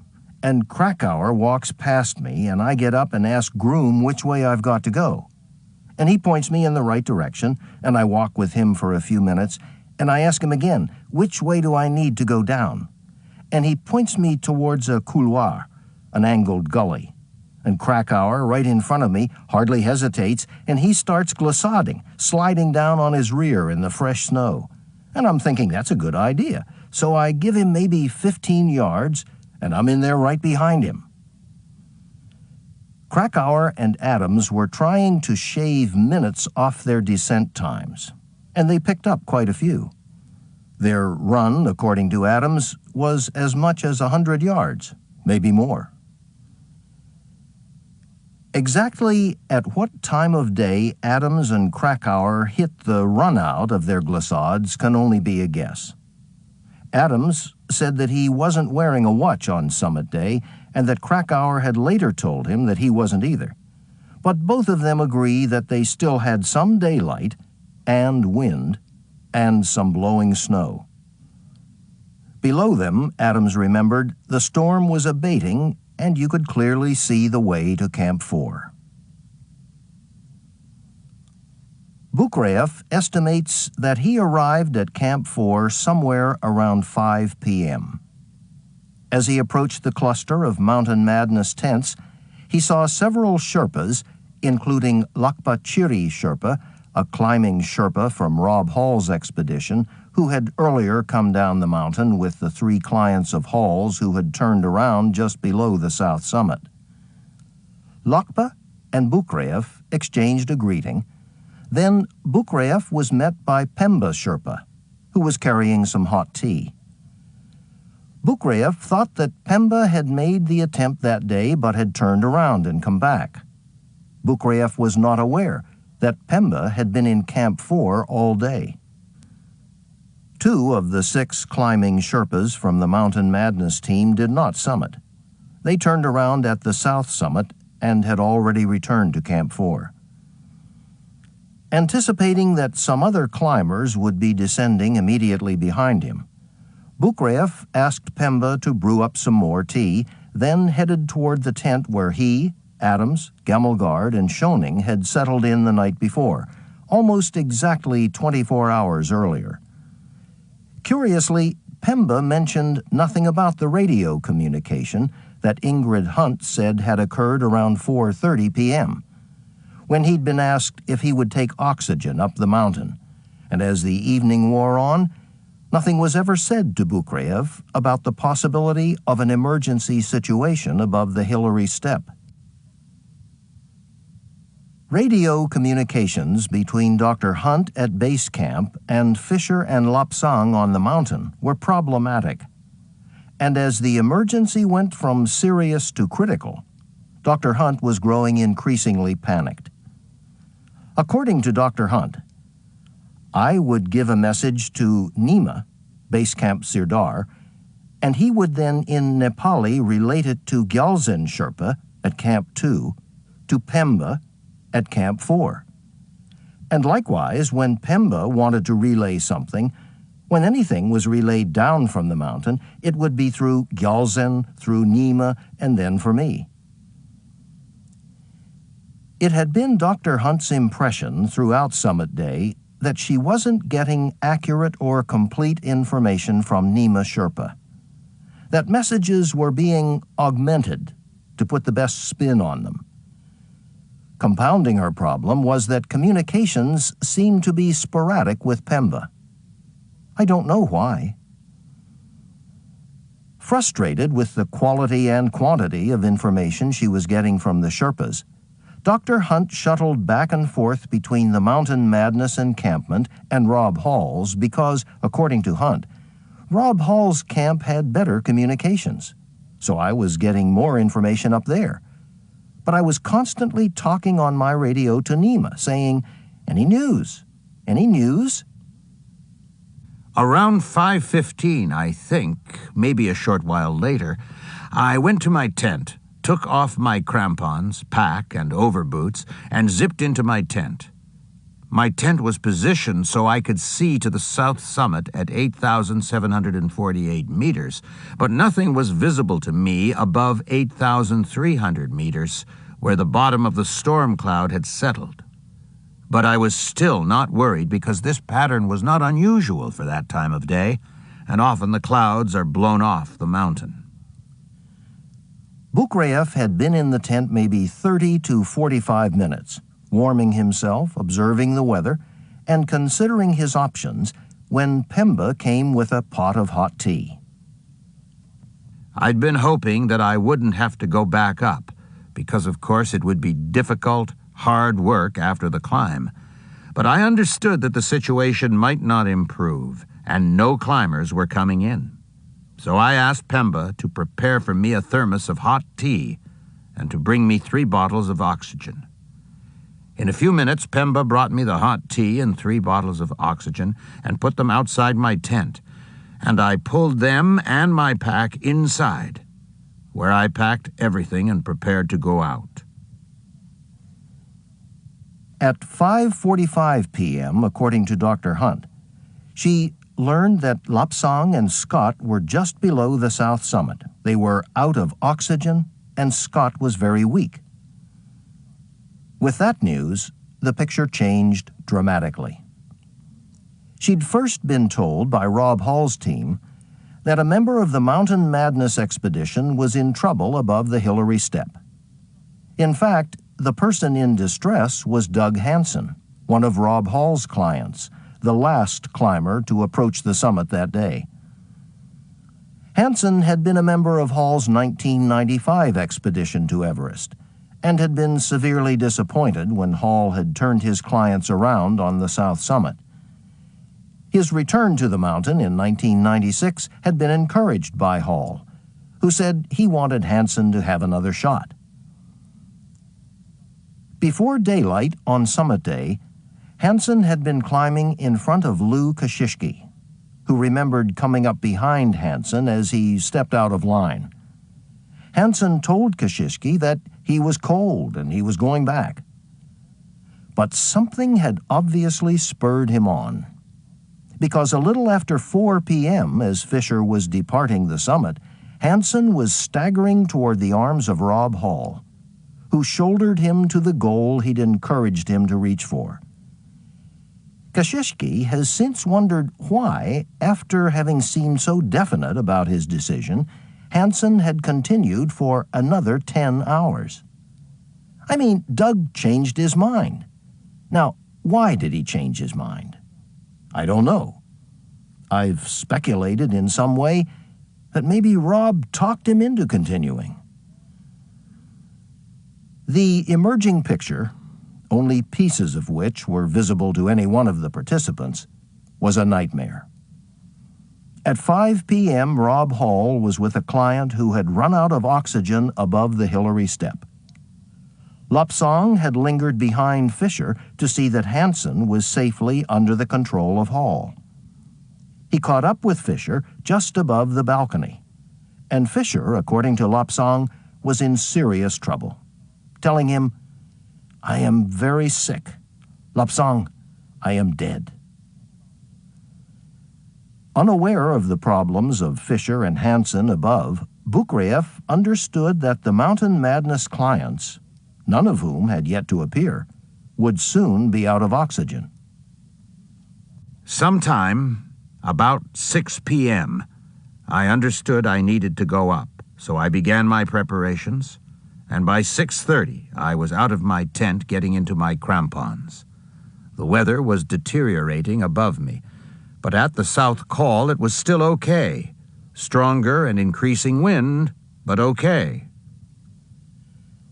Bukraev shouldered his pack containing 3 oxygen canisters, a mask and regulator, and with an ice axe in one hand and a ski pole in the other, he headed back the same way he had come into Camp 4 to where the fixed ropes began at 8,200 meters. No more than 10 to 15 minutes away from his tent, the clouds that had been hovering above him dropped onto the south col. Almost simultaneously, a lateral blow of snow propelled by winds of at least 40 to 50 miles per hour began to pelt Bukraev, and the sky began to change from crayon gray to bedsheet white. I realized then that my reserves might not be strong enough to handle the situation, so I began a flow of oxygen for myself. Looking behind me to see if I could keep a bearing on Camp 4, I could see that some people in Camp 4 were flashing lights to try to guide the climbers who were still out, so I felt okay to continue my search. I moved onto some steep ice, understanding intuitively this was the way to the fixed ropes, but the poor visibility kept them hidden. I was using my ice axe on the ice, being careful, understanding that if I was too far off my course, I could slip and maybe fall down the face of Lhotse, and that would be the finish. As Bukraev continued his desperate search for the fixed ropes that he thought would guide him to the clients above, his visibility problems were compounded when his glacier glasses, as had Martin Adams's during his descent, began to fog. When Bukraev would expel a breath, some of it would escape where his oxygen mask didn't cleanly seal with his face, and his relatively warmer expelled breath condensed on his glasses and immediately froze. He was literally climbing blind. Finally, to restore what little visibility there was, Bukraev removed his oxygen mask and continued his search. Sometimes just an upward step would cause him to lose sight of the lights being flashed at Camp 4. A step down would restore his visual contact. His life was tethered to a beam of light. To go any higher, to search any longer, he knew, was foolish. Dead, he wouldn't be able to help anyone. Back at Camp 4, he thought, the climbers had perhaps come in, had somehow, in an opening in the whiteout, gotten by him, and were back safe. If not, he could restore himself and make another attempt. About 30 meters from the tents when I returned, my power was almost gone. I took off my pack, sat on it, and put my head into my hands, trying to think, trying to rest. I was trying to understand the situation of the climbers. What is their situation, their condition? I am considering this. The wind is driving snow into my back, but I am almost powerless to move. How long I was there, I don't remember. It is here that I start to lose track of time because I am so tired, so exhausted. When I was sitting there, someone I don't know approached me out of the darkness and snow, and he spoke with me as if he was a friend, but I didn't recognize him. I thought maybe he was from the Taiwanese expedition or from Rob Hall's expedition, but I wasn't certain, and he asked me, "Do you need help?" And I said, "No, it's okay." And so he told me that he had to return to blinking the lights, and I told him I could make it to my tent. And after some time, I don't know how much, I found my tent, took off my pack and crampons, knocked the snow and ice off my boots, and without any power, went into the tent. But it was empty. Nobody had come. Nobody. Bukriev was alone in his tent. A stone's throw away, another climber, Lou Kashishki from the Rob Hall expedition, was also alone. His tent mates, Andy Harris, Beck Weathers, and Doug Hansen, had yet to return. I got back to camp about 4:30 or 5, Kashishki said, and I just collapsed in my sleeping bag from exhaustion. I don't think I had a molecule of energy left in me. Later, I awoke or regained consciousness, and it was a terrifying experience for me. Actually, it was the wind that woke me up. It was just pushing me around inside of my tent. It was actually getting under the floor of the tent, picking me right up in my sleeping bag and slamming me back down and pushing me around. And I regained consciousness and I couldn't see. It was probably the worst moment of my life because I was very confused. I couldn't figure out really even where I was, what time it was, what day it was, why I was alone, and why I couldn't see. And it took me probably a couple of minutes to figure that out. Whoa, wait a minute. You're at high camp. You're snowblind. And now the storm is in full force. And I don't know what time it was.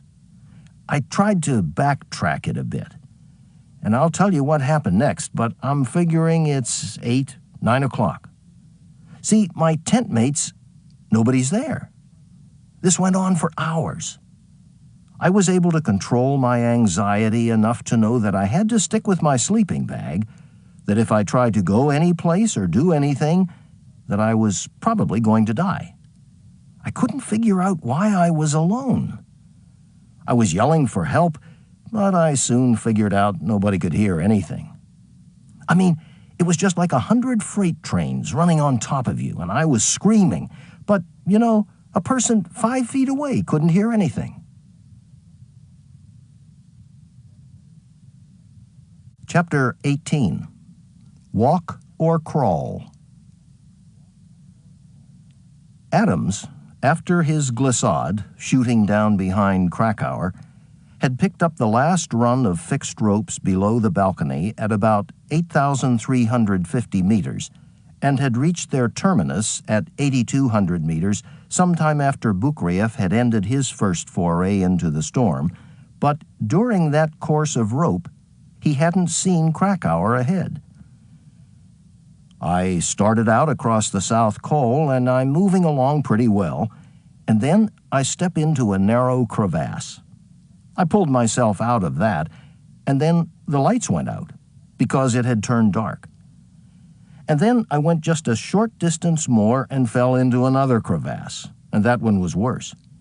My right leg and arm both went in, and they were dangling down, and I thought this may be it, and I was afraid to move.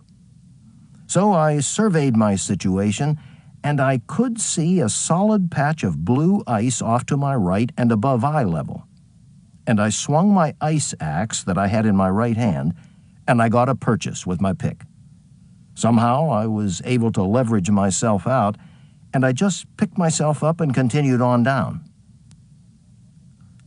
As Adams pulled himself out of the second crevasse into which he had fallen, his face was encrusted with snow and ice. His lips had turned a flat morgue blue. Right after I start down again, Adams recalled, I saw the light of a headlamp, and I walked up on somebody just sitting there about 100 yards away from Camp 4. I'm wondering, who is this guy? And I'm thinking maybe he knows where the tents are. So I ask him, where are the tents? Adams had run into John Krakauer, but neither of them, in their debilitated conditions, recognized the other in the darkness.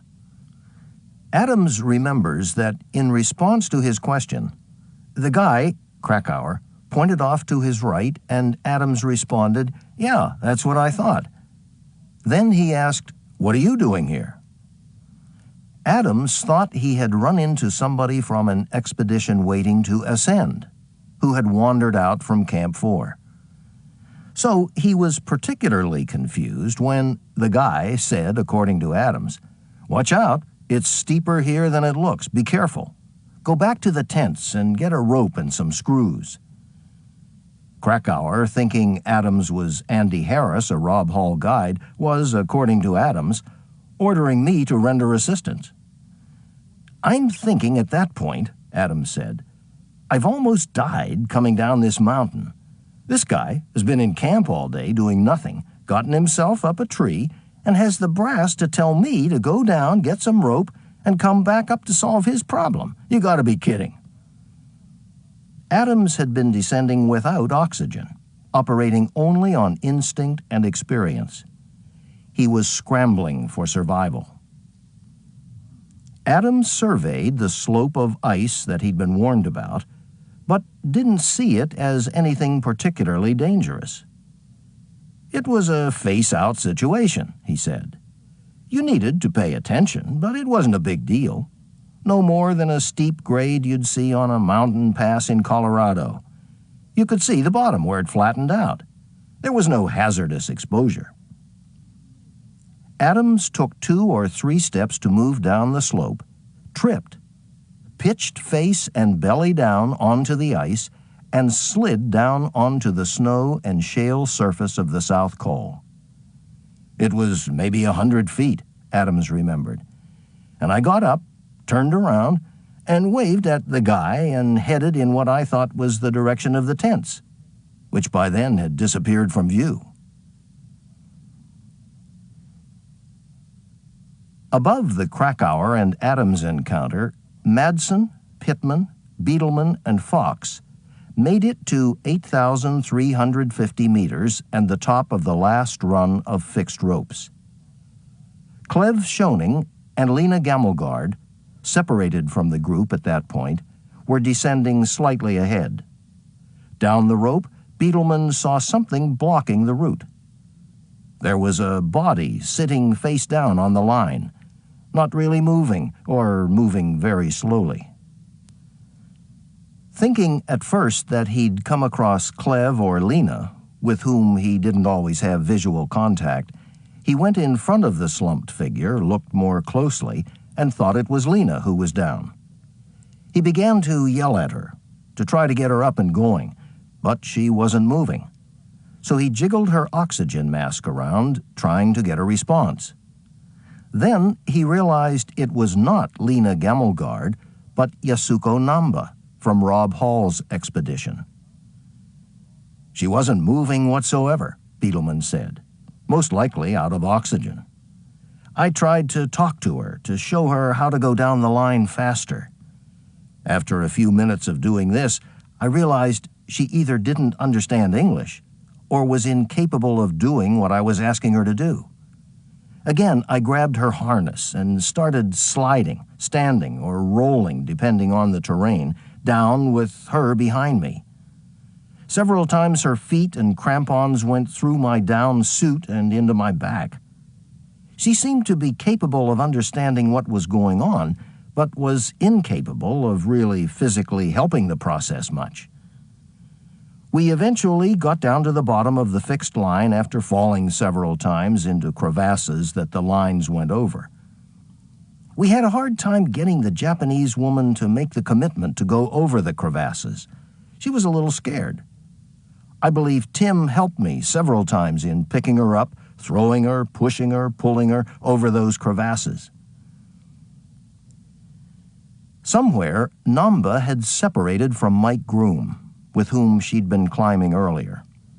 Like Bukreev, Adams, and Krakauer before him, Groom had encountered Beck Weathers on the balcony, where he was still waiting for help, almost literally frozen to the spot where Hall had told him to stay until he could be assisted down.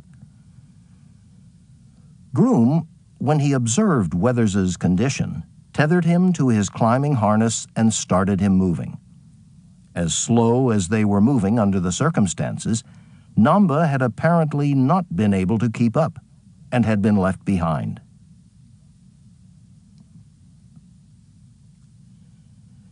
Beetleman, at 8,200 meters and within approximately 800 lateral meters of Camp 4, recalled that things went to hell. At the bottom of the line, the storm had intensified. The wind was blowing quite strong. Periodically, you could see a light back at Camp 4. I got one last fix on the direction, and then that was it. That was the last I saw of Camp 4. Charlotte Fox also recalled that lights and the tents of Camp 4 were still visible when the climbers reached the bottom of the fixed ropes. She and the other climbers who had summited between 2:15 and 2:30 had spent between 40 and 55 minutes on the summit before starting their descent. At this juncture, they could have used those minutes. It was dark, Beetleman has said. It was blowing very hard. It was snowing extremely hard. It was difficult to talk. All communication was by screaming, and usually only downwind. If somebody were upwind, they may or may not have heard. I don't recall even being able to turn my head much to try to talk upwards. My headlight was still in my pack. I was unable to get it out because I had grabbed the Japanese woman, Yasuko Namba, by the arm, and we walked arm in arm together. There were 2 Sherpas with us at the time, and I believe that Clev and Lena had left us, heading toward Camp 4 in the direction they thought was correct. Gamelgard said that she had teamed up with Clev Schoening because she had confidence in him, and the 2 of them had the same way of being on the mountain, and we just rushed down as fast as possible. And I had been running out of oxygen, and Clev sort of stops me once in a while and forces me to take his oxygen, which I sort of refused. No, I don't need it. But he could see how blue I was in the face for lack of oxygen. At the terminus of the fixed ropes, according to Gamelgard, she and Clev had been bearing to their right, sort of agreeing upon, okay, the camp must be over there. But then we see a huge mass of lights to the left and think, okay, if so many people are over there, we'll join up with this group instead of going our own way. And that's the wrong decision, we find out later. A dog pile, as Beetleman would later call it, was forming up. Gamelgard remembered it, including at the peak point Beck Weathers, Yasuko Namba, Tim, Charlotte, Sandy, Neil, Clev, and I, and 2 or 3 Sherpas. Beetleman remembered that Mike Groom was also a part of the group, but despite the presence of 2 guides, there didn't seem to be any clear leadership.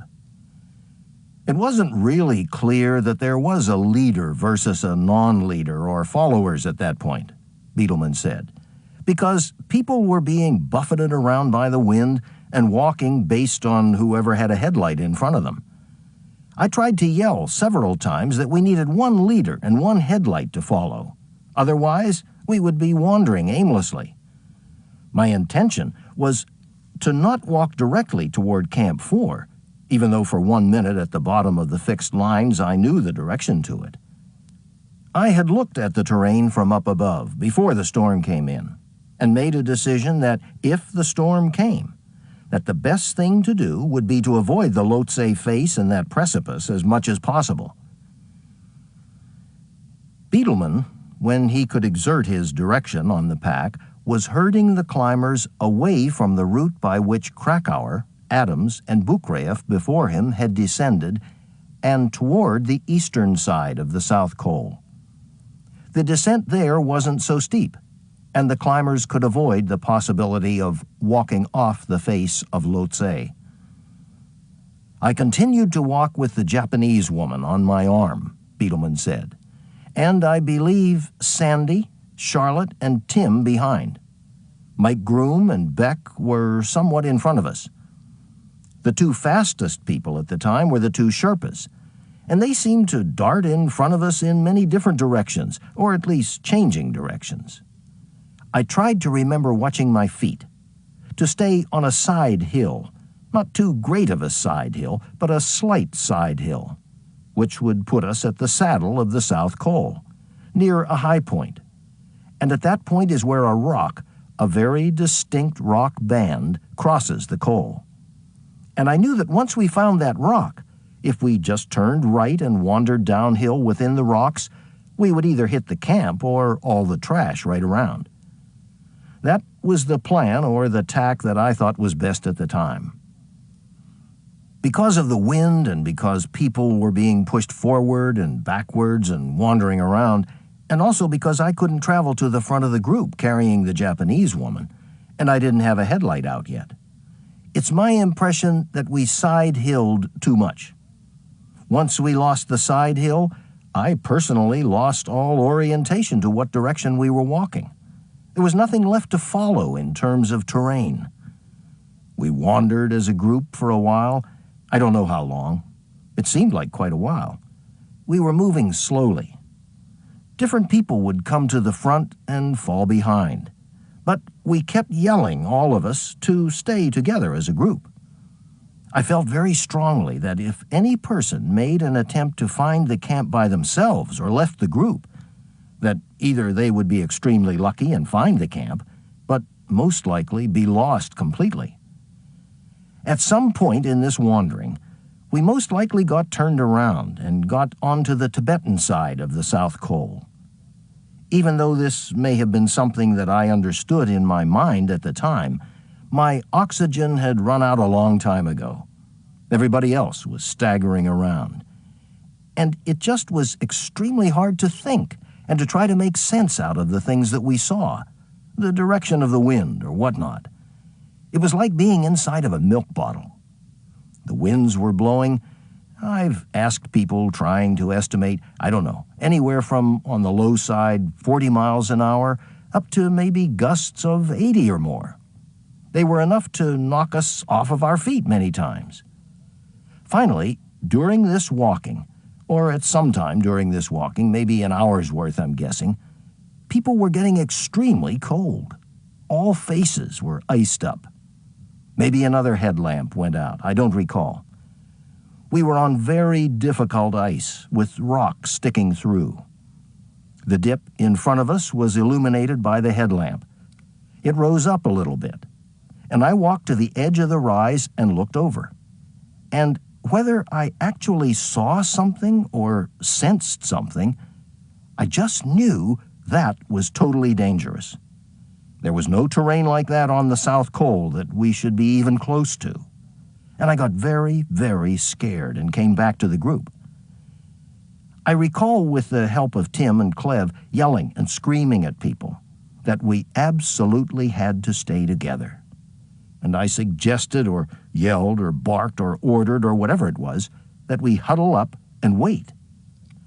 I remembered from the night before that during the very bad storm, somewhere before 10 o'clock, before we left, a similar storm had subsided and became very still. I was banking on the fact that if the storm did let up for just a minute, or we could see some stars or see the mountains, we could get our orientation, and we could at least pick the direction that we wanted to go. I had no idea if we were looking at the Kangshung face or the Lhotse face or any other face up there. We did decide to huddle up. We got into a big dog pile with our backs to the wind. People laid on people's laps. We screamed at each other. We beat on each other's backs. We checked on each other. Everybody participated in a very heroic way to try to stay warm and to keep each other awake and warm. This continued for some period of time. I don't know how long. Time is very warped. But it must have been a while because I was extremely cold pretty shortly after that. We were checking fingers. We were checking each other's consciousness. We just tried to keep moving. It was something of an experience that I've never really had before, being what I felt so close to falling asleep and never waking up. I had rushes of warmth come up and down through my body. Whether it was hypothermia or hypoxia, I don't know, a combination of both. I just remember screaming into the wind, all of us yelling, moving, kicking, trying to stay alive. I kept looking at my watch, hoping that the weather would clear. At some point in the night, the winds did not subside, but the snow let up a couple of times. Once, just enough, I looked up and I recall seeing vaguely some stars. Then it closed in again. That gave me a lot of hope. And I recall talking to Tim and Clev that there were stars and that we could figure out what was going on. And we all started thinking in those terms and turning our minds onto what we could possibly gain by seeing stars or the mountains. Another time after that it cleared again, enough to look up. The wind was still howling, but I recall yelling that there was the Big Dipper and the North Star. Either Clev or Tim said, "And yes, there's Everest." I remember looking at it and being perplexed, not even knowing if it were Everest or Lhotse.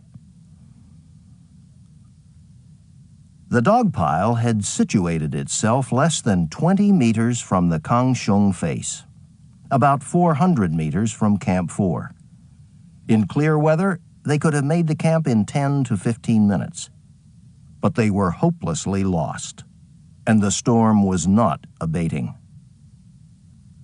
I don't know how long I was in the tent after I returned from my first attempt to find our climbers, but I was alternating between trying to restore my power, walking the camp perimeter, and going out of the tent to observe the situation. Finally, I heard some noises and I zipped open the tent, and it was Martin. His face was covered with ice, and he wasn't saying much, just groaning, and I asked him, "Martin, are you okay?" He said nothing. I took off his crampons, and I asked, "Where is everybody?" But he didn't answer so well. I think maybe his face was frostbitten, and I helped him into the corner of the tent and into a sleeping bag, and I got one of the 3 oxygen bottles and put a mask to his face. Then I remember Pemba came to our tent with tea, because I think he saw Martin come. Martin drank a little, and I asked about the situation, but he could not help me with any information. So I asked Pemba, and he told me he'd seen some lamps approaching the camp and was sure some people would soon be coming. So after about 15 minutes of rest after the tea, I tried to go out again, but the wind was strong, rattling the tents, much worse than the night before we left for the summit. But outside, as I searched just beyond the tent, I could find nobody. At a distance, I saw someone else looking out for climbers, somebody I think from Rob Hall's expedition. By now it was very dark, a true blizzard.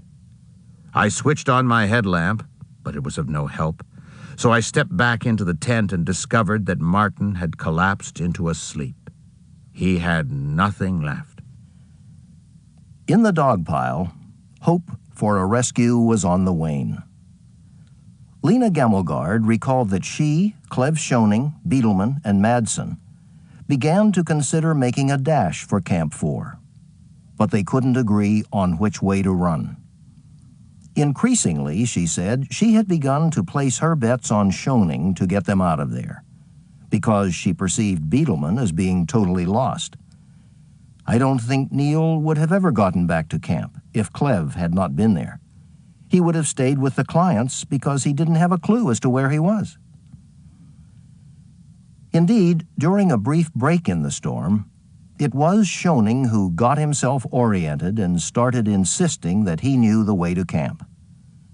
Beetleman remembered, Cleve, I believe, took the initiative and was absolutely positive. He had in his mind, he knew what direction camp was. He had figured it out. We decided somehow, I don't recall the process, it was more of a mass-type standing. We tried to get everybody stood up. The Japanese woman was still hanging on to my arm, I recall. It was very hard for me to move or to look around. I tried to pull people up as well as everybody else around. About the only person that I recognized was Sandy because of the distinct color of her jacket. Everybody else was just bodies and voices. When we got up, we all started to move. There was one headlight, I don't know who had it on, who seemed to be moving in a direction forward. I tried to follow with the Japanese woman and somebody else under or behind my right arm. I don't know who it was. I kept asking Cleve, "Are you sure? Are you sure?" And he was positive. He seemed to be totally aware and understanding of which mountain was which and what direction we needed to go. It was in the opposite one that we had come. It was uphill. And it just all of a sudden seemed to make sense to me, too. Somewhere along the way, the movement, the motion of people split. There were people that could move, and there were people that could not move. It was a choice at that time to stay or to make a break for it and hopefully find the camp. According to Gamelgard, Cleve Schoening was unlike some of the others who were understandably in a barely controlled panic. He was steady and realistic about the situation, she has said. His attitude was, okay, no panic, no fear, no disaster. What can we do about the situation? As he had in the rescue of Nawang Topche Sherpa, Schoening had risen to the occasion, and his actions were definitely instrumental in keeping order and calm among everyone in the dog pile. We got everybody on their feet, Schoening remembered, trying to walk in place, whatever it was, to get things moving. There were several people that couldn't get up. We stood up and tried to exercise everybody's legs to get them moving. And it was obvious that Charlotte, the Japanese woman, and Sandy were very immobile. They were able to stand, but walking unsupported was impossible. So we took people on our arms. My recollection was that I had Charlotte initially and the Japanese woman, and quickly realized that there was no way because I was on my knees most of the time, just trying to get them back up. I recall kind of juggling everybody around to try and see if we could try different combinations that worked. I had to leave the Japanese lady, and I believe at that time Tim then picked up Charlotte. As Schoening tried to maneuver Fox and Namba into a position to walk, Beetleman wrestled with Pittman, trying to put an arm around her and get her to her feet, but she kept protesting that she couldn't walk. Beetleman, frustrated in his attempt to get her up and moving, yelled out, "Well, if you can't walk, then fucking crawl." Pittman recalled a similar scenario. He, Beetleman, said, "We've got to bolt for it now. This is our only chance. There's a break in the weather, and if you can't walk, then crawl." Which I did. I thought that sounded like a good idea because I could crawl, but I couldn't walk. The wind was just knocking me down every time. Pittman crawled after Beetleman and the others until they crested and went over a small rise, and she lost sight of a headlamp that one of the climbers was wearing. She remembered, "I realized that my only hope was staying with somebody else. And so I saw another lamp, and I yelled out and said, "Hello, hello, hello," and it was Tim. Madsen, although he was as strong and able as any of the climbers who had decided to make a dash for Camp 4, had selflessly decided to stay with Charlotte Fox. I had Charlotte on my arm, back, head, wherever, and I couldn't see where to go. And I also didn't have the strength to drag or carry her to camp. She refused to walk. So we sat down for a second. And then I heard a moan about 15, 20 yards, about 20 feet behind us, which was the Japanese girl. So I went back and I grabbed her and brought her up to where Charlotte was. Also, Mike Groom was still tethered to Beck Weathers.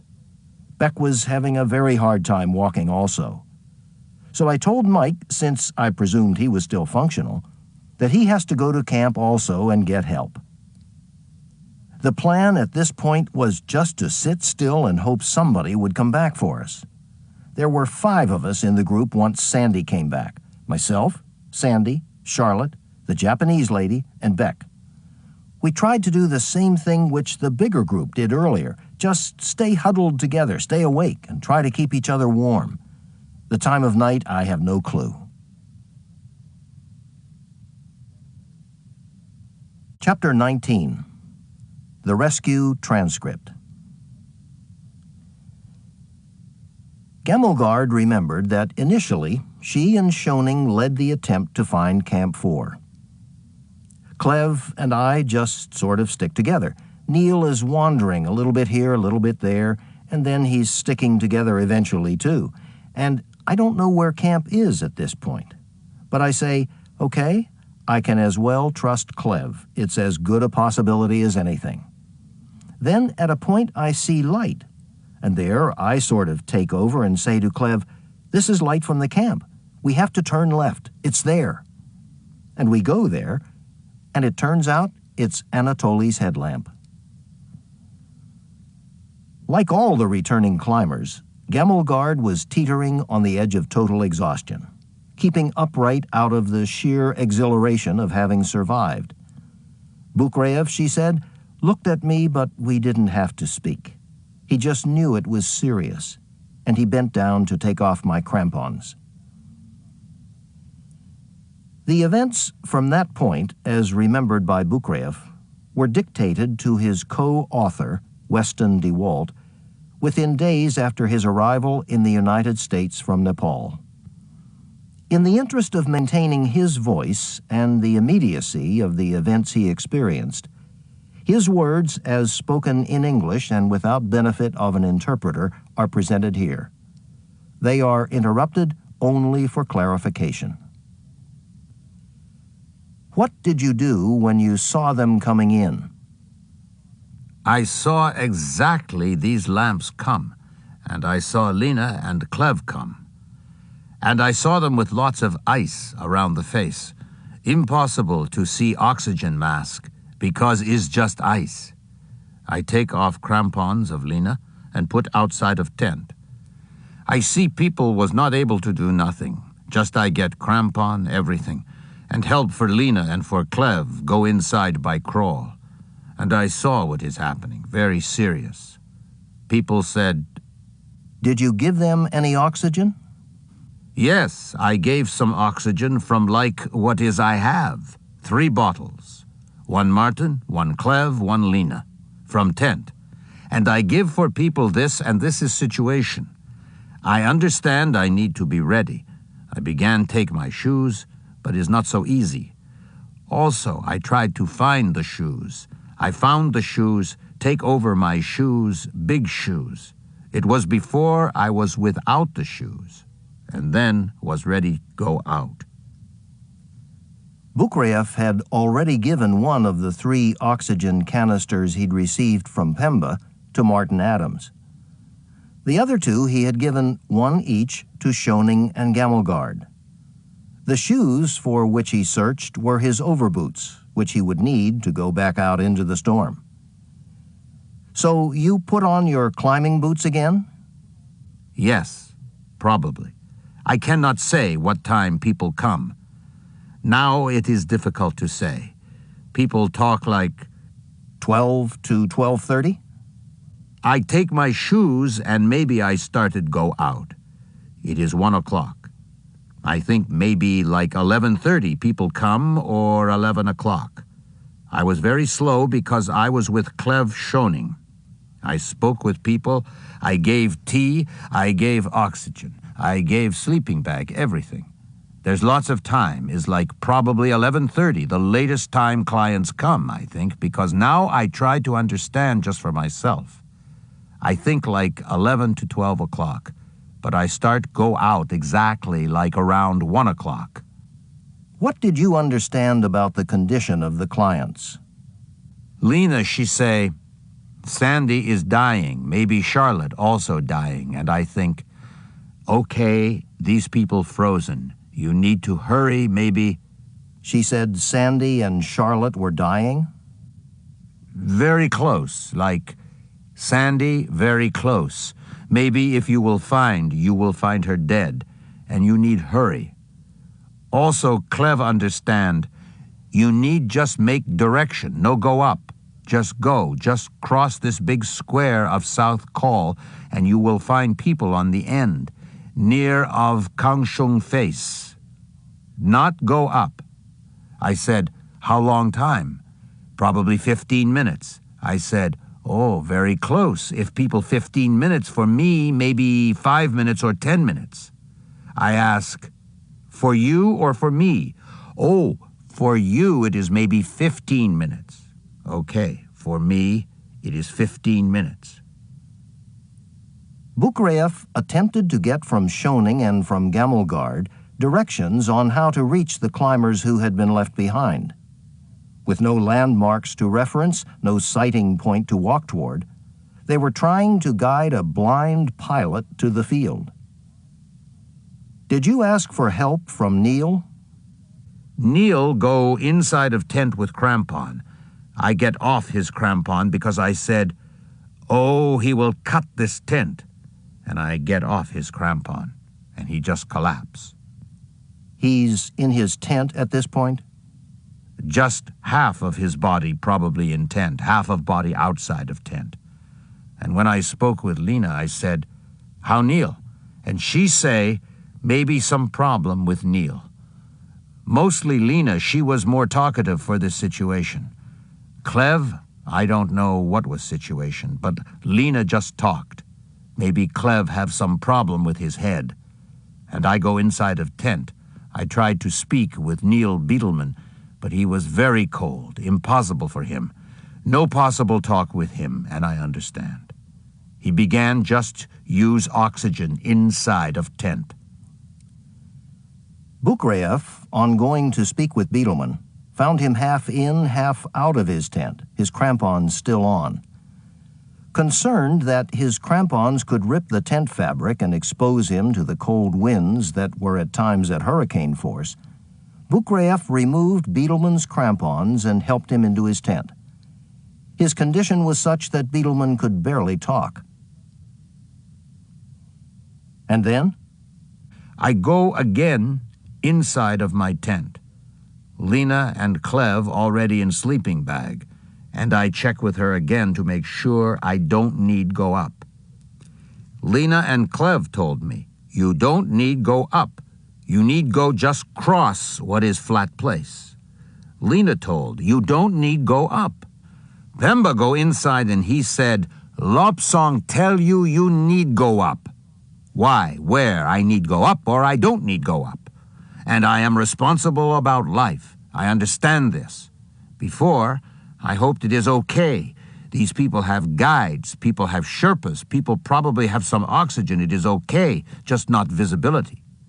Now this situation, people just come, maybe people get frostbitten, and just all news come very quickly for me. I get this very upset very quickly. I get this power from upset. Adrenaline? Yes, that is word. Bukreev, in his first exchange with Clev Schoening, had been told that he didn't need to go up the mountain, but across the South Col. Given that the directions meant that the stranded climbers were considerably off the course of a normal descent, Bukreev wanted to check again what he'd heard.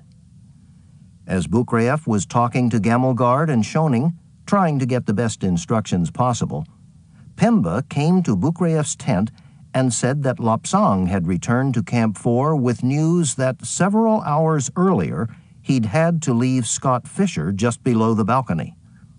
Out of oxygen? Delirious? Suffering from what appeared to be cerebral edema, Fisher had been unable to move without the assistance of Lopsang. Despite Lopsang's heroic efforts, he'd not been able to get Fisher down. Desperate to get help for his friend, Lopsang wanted Bukreev to climb up to him, to take oxygen and hot tea to him. Bukreev was thoroughly confused by the conflicting bits and pieces of information that were coming at him through the climber's hypoxic haze. Was Fisher with the clients? Were they in the same places? Where on the South Col did he need to go? Up or down? Or across? He was trying to sort it all out. Did you speak with Lopsang? Pemba said Lopsang come, and he spoke with us, and I jump out of tent and wondering, where is Lopsang? I don't know. I go inside of tent, where is Neil? Neil has collapse, and I help little bit him, and then outside of tent I heard some voice of Lopsang. He said, Anatoly, you need go up. You don't see him? He's yelling at you from his tent? Yes, just Anatoly, you need go up. And I understand Scott is have difficult situation. So what do you do then? I go again inside of tent, and I said again, Lena, Clev, I need go up, or I need just cross this flat place. They say, you need just cross this flat place. Scott is there, I'm asking. No, they say, Scott not. So, okay, now I am begin understand. Scott is up the mountain. Clients are down, different places. So, is it after that that you go into the tent, to the Sherpa's tent, to get some oxygen? I went for Lopsang and say, Lopsang, you need go together with me. Some our clients probably died. We need carry our clients. And I didn't see him. He said again, Anatoly, you need go up. Scott said he wait you, he respect you, he expect you help him like this, and you need carry oxygen and hot drink for him. But you don't see him when you're having this conversation. Just at vestibule of tent, just I hear his voice. I think he need understand whole situation. Lopsang, we need carry some clients, maybe 15 minutes. Are you able? He said me again, Anatoly, you need go up. He doesn't answer, he just talks? Just talk directly what he have this idea inside of head. He didn't understand what I talk, he just heard my voice and told me just exactly what. All the same, repeat. And I need helping 5 people. I am one. I go inside of his tent, Sherpa's tent. I ask Pemba about oxygen. And I understand from second talk with Lena about Beck Weathers and Yasuko Namba. And I ask, okay, Pemba, you need to find for me oxygen. I will go for another tent, for Rob Hall's tent. Maybe somebody will help me. And I go inside and maybe another camp. For Rob Hall's expedition, open one door. And I try, hey, somebody, can you help me? No answer. I say, Yasuko Namba, Beck Weathers need helping. Somebody, are you ready to help me? No answer. Another tent, same. Another tent, same. And then I go inside. I saw some Sherpa's tents of Rob Hall. I open, and somebody talk with me. And I say, Yasuko Namba and Beck Weathers need help. Some power from your expedition go together with me help for our clients. And I say, okay, you need to be ready. And then I go Taiwan tents. Nobody. No answer. Lopsang had made a promise to Scott Fisher when he had to leave him behind. He had told him, Okay, please, you stay here. I leave you here. You stay here. I send some Sherpa and oxygen and tea. Groaning in pain, Fisher had told Lopsang, "You go down. You go down." Leaving Fisher, Lopsang had reassured him. "Please, Scott, you never walk anyway. You stay here. I send some Sherpa and Anatoly. I send up oxygen and tea." Like Bukreev, Lopsang could see that the Mountain Madness Sherpas could not or would not go up the mountain. He was counting on Bukreev. But Bukreev had reports of 5 clients down, 3 of them with the Mountain Madness expedition. He couldn't do it all. He needed help. So he made a quick round of the expeditions tented nearby. To the tents of Rob Hall's clients, to the tents of Hall's Sherpas, to the tents of the Taiwanese. Rob Hall's expedition's members were either asleep, unable, or unwilling to lend support to Bukreev's effort. One of them, Lou Kashishki, was totally incapacitated, still snowblind, still alone in his tent. His tent mates, Andy Harris, Beck Weathers, and Doug Hansen, as of 1 a.m., still had not returned to Camp 4. The failure of Bukreev to get assistance from the Rob Hall expedition members at Camp 4 was the second time that evening that a plea for help had gone unheeded. Mike Groom, who had left Beck Weathers and Yasuko Namba behind in the dog pile and returned with the Mountain Madness climbers, Schoening, Gammelgard, and Beetleman, had about an hour earlier pleaded with various of the Adventure Consultants team members to attempt a rescue of their fellow climbers. He had had no better luck. Likewise, from the Taiwanese, no assistance was offered. Nobody could or would help. With no help, what do you do? I come back again to Pemba. Pemba, do you have hot drink? I have hot drink. Where is oxygen? He says, I didn't find oxygen. How you didn't? I need oxygen, some bottles. Clients need oxygen. He said, all bottles empty. I tried to find oxygen also at this time. I hurry. I know somebody can die, and I hurry. Check for bottle of oxygen. No, I find, no. I go again inside of tents of our Sherpas, and I saw quiet. People just understood. Maybe Anatoly wants us to go out, but is dangerous. Like quiet, stillness. And I say, Lopsang, somebody need... Are you raising your voice with him? Yes, big strong wind outside, very cold, lots of problem come, and I upset with him in this situation. What do you say to him? Nobody answer. Very quiet, like all people get collapse after hard work. I understand this very difficult. Bukreev, when he discovered that Pemba could not supply him with any oxygen, was incredulous, angry, impatient, and desperate to get to the lost clients. 15 canisters of Poisk had been left at Camp 4 before the assault bid. He'd gotten 3 canisters earlier. Somewhere, he reasoned, there were more, but Pemba was saying no oxygen. So you had no oxygen to take with you? Lena told me, maybe very bad situation with Sandy, you need hurry. Now I lose lots of time to try to find support of somebody who can help me. And now I didn't have oxygen. I have just my mask and reductor.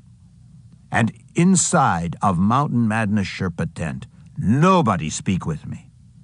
And I saw Lopsang, and I saw he used oxygen. And for me, this is little upset. And I saw he used oxygen, and he said many time, I don't need oxygen. And just I take off his mask and get his bottle of oxygen. And I say, I need this oxygen and take this oxygen. You took his oxygen? Yes, everything, and put in my pack. Did he try to get it back? No, not answer. He just was very quiet. He don't like. I say, somebody need help and we need carry somebody. I was very hurried, just very fast. I get oxygen. I know I have some oxygen. I have some tea. And I have this oxygen together with mask, reductor. I know, just off. And I think maybe I need hurry very soon. 15 minutes. I try to find Sandy. What is happening with Sandy? And just I take this and I understand if I will try again to find support. And I run out. I get strong wind, no visibility. I begin keep my direction and go out. So you get the oxygen off Lapsang, you have the tea from Pemba, and you head out. So how do you decide which way? People say not go to up, and I understand this. Actually, I remember how it is South Call, plan of South Call. And I didn't get crampon because I was very hurried and people said you don't need go up. I leave camp, just little walk, and just go direction from wind. I keep this direction and I cross the South Call and I cannot see nothing, just my headlamp, little bit, just through white. And this is, I don't know, maybe 15 minutes already. I was 15 minutes, I saw watch. It is began like 15 minutes past 1 or 20 minutes past 1. Now I just saw this watch because I began work, I began hurry. And I get 15 minutes, just begin recognize just this big rock. And then after this rock began small part from right side and go down to Kongshung face. And maybe 30 meters before from this big rock, small rocks, and I didn't see nothing, and I didn't see nobody. I try go up, but without crampon, impossible. I think maybe I need little go up, and I think maybe these people get mistake. And I came back to camp. Bukreev, walking with the wind to his back, had headed in the direction he thought Gamelgard and Schoening had directed him. But in the elapsed time they said the trip would require, he had found no one. Thinking that Gamelgard and Schoening had been mistaken in the description of where he could find the dog pile, he had headed in a direction that led him up the mountain. The route was too steep to be negotiated without crampons, and Bukreev returned to Camp 4, steering directly into the wind and blowing snow. Did you go to Lena and Clev again? Yes, I look in the tent. I spoke with Lena and Clev. I said, I didn't find nobody. Where is? I need maybe go up. People said no. But I said I cross already. Nobody, just rock finish. And people say probably you need to go down a little bit. I said, okay, maybe it is small mistake. Maybe I need go down a little bit. I said, okay, I will try. Did you go back to the Sherpa's tent at that point? It is probably all together like before 2 o'clock, the time now, before 2 o'clock. And I go out from my tent, and I go inside of Neil's tent and spoke with Neil. Neil began just little speak, and he also talked me about Kongshung face and how he go down. But when I saw Neil, I didn't ask about can you help me. For me, it is look like I didn't ask Clev because Clev come and Clev cannot able, but I saw Neil and I saw his face. He just get terrible time and just frozen and shaking, and just inside of tent he was very poor. Did he ask you about Scott, or did you ask him about Scott? He didn't talk. He didn't talk nothing about Scott. I understand situation. I already understand. I try to find about various people. Where is Sandy, her situation? And again, then I go to tent of Sherpas. It is there quiet. Sherpas, like clients, get collapse. All Sherpas inside. And I go outside again for another tent, for Rob Hall expedition. So you looked in the Sherpa's tent and everybody's out of it? Out. And no possible. I saw the situation. I go again inside of Sherpa's tent from Rob Hall Expedition, and I ask somebody can help me. I said, "You need to go out together with me." This Sherpa try, he say maybe to go out, and saw weather, and he said, "Okay." I saw he get out his pack. I said, "Okay." I go in my tent, and I waited you. Maybe 5 minutes he will be ready. And then I go inside of my tent with Lena and Clev tent and little keep myself from wind and waited 5 minutes. Nobody came. And then I just opened my tent and tried to go out. I saw the Sherpa come. And he said, "Actually, I don't like go out together with you because this situation, no other Sherpa go together with me, and also I don't like situation." I say, "Why you don't like?" He say, "No one other Sherpa come. Why I need go to risk? Just me and no one ready go together with me." I cannot say who is this Rob Hall Sherpa, but some Sherpa. And when I heard this, I understand. Again I run out, take my oxygen, and try to go out to find these people. Did you try to find more oxygen, or did you still have just the one canister you got from Lopsang? No. This is situation. Was very hurry. When next time I get close to same place, think I saw some lamp, maybe Tim make this lamp. And I saw somebody make this light from headlamp. This is maybe after 2 o'clock. And I found the people, very close together. I come and I say, "How are you?" And people was very slow, not able, just frozen voice, just very slow. Somebody like Tim, very slow. Charlotte, she didn't able talk. Returning to the same area that he had searched before, but staying on the flat and scanning the landscape, Bukraev spotted Tim Madsen's headlamp approximately 30 yards from where on his previous trip he'd diverted up the mountain. Bukraev found Madsen, Pittman, and Fox huddled in a close circle. Yasuko Namba lying on the ground appearing unconscious. Beck Weathers nowhere in sight.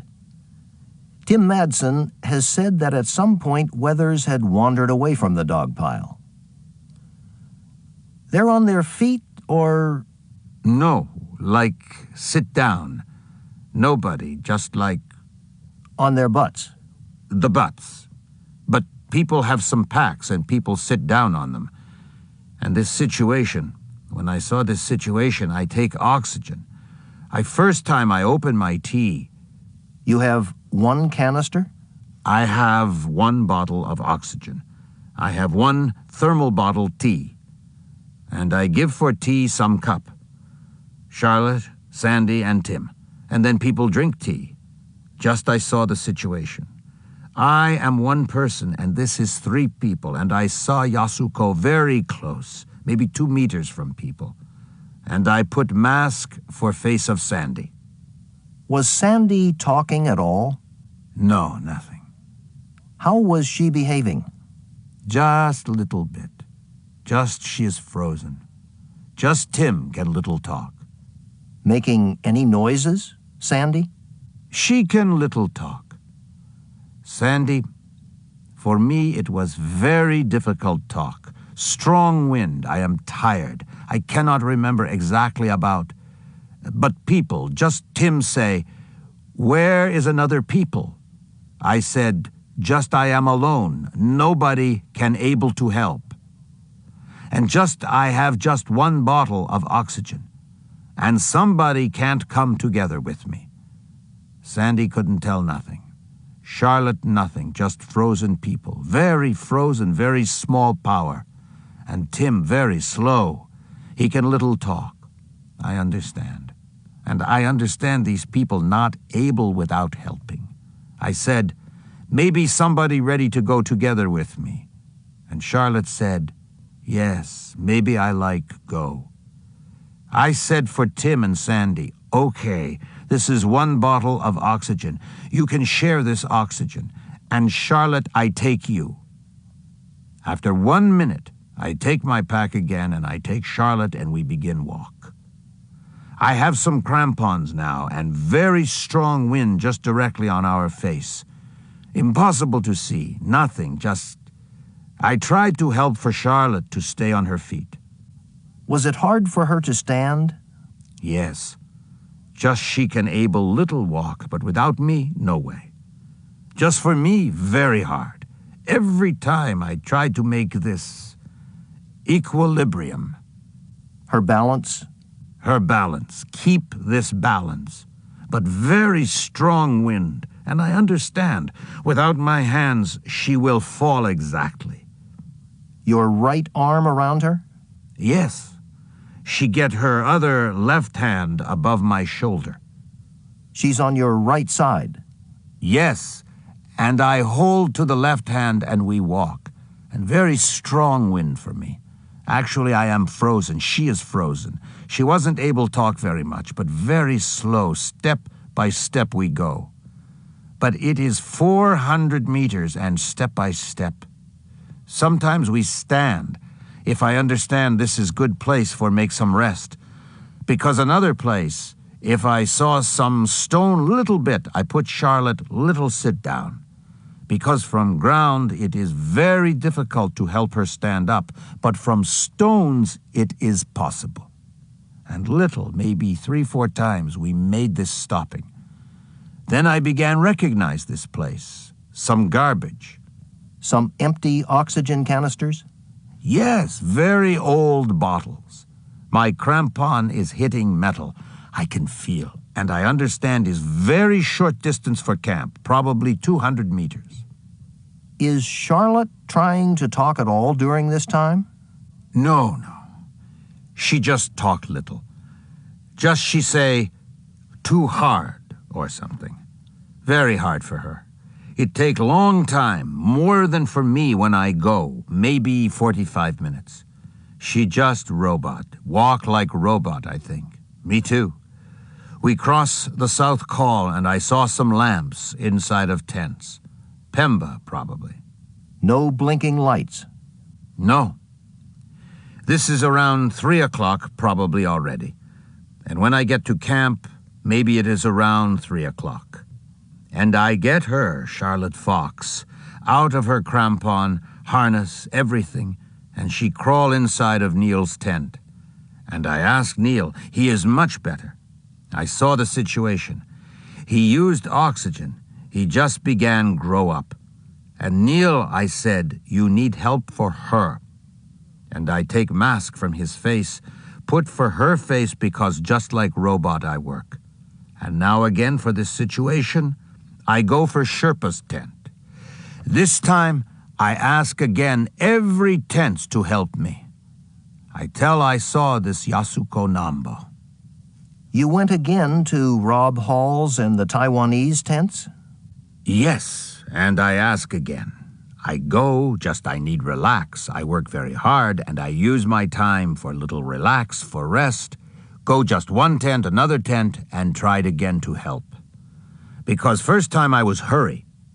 And then I ask some Sherpas of Rob Hall. I talk about Yasuko Namba, and I come back. I tried again talk with our Sherpas, with Pemba, with our Sherpas, very quiet, like collapse people. Didn't say nothing. And I go inside of tent. Also opposite of my tent is Taiwan tent. I open some and ask, no, quiet. And then I go inside of tent. I was very tired. It is 3 o'clock. And also I ask Pemba, give some tea for Charlotte. And I waited some tea, and Pemba bring more tea for Charlotte and Neil. And then he brings some tea for me. Are Lena and Clev asleep now? Lena also drink little tea, and I tell her about Charlotte and say, now, here's Sandy used oxygen, and I have now big problem with Yasuko Namba. Somebody, like nobody, help me, and it is very difficult for everybody. Also, I have not oxygen, and now people have 1 bottle oxygen. Pemba didn't find, and I didn't find oxygen. Did you speak again with Pemba about oxygen? This is situation. Just I waited little time. Maybe somebody can be helping me. I checked all tent from Rob Hall's and I waited. I was very tired, and also I understand nobody can be responsible to help me. I go out again and I go inside of tents of our Sherpas. I took again just mask and some oxygen from another Sherpa, put in my pack and run out for my clients. And when I get, it was around 4 o'clock probably, maybe 4:15, 4:10. Just begin light. Because in 5 o'clock it started to get light. 5 o'clock, possible to see little bit. And I went out and I found these people, Tim and Sandy. And they used oxygen maybe 1 hour already, maybe 1 hour. And people spoke with me. Sandy spoke with me. And I asked, "How are you?" And people said, "Okay." And Sandy began talk with me and I understand. Now it is much better for her. What was she saying? I said, "How are you?" She said, "I am okay."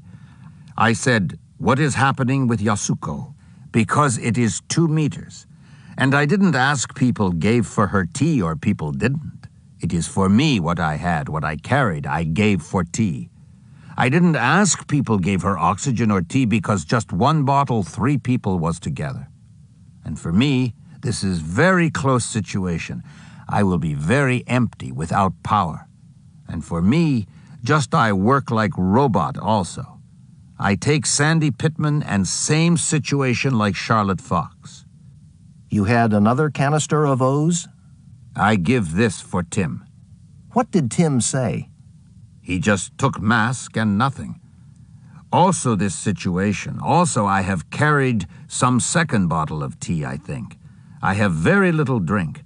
I gave some drink and we begin start walk. And probably around 5 o'clock it is begin light.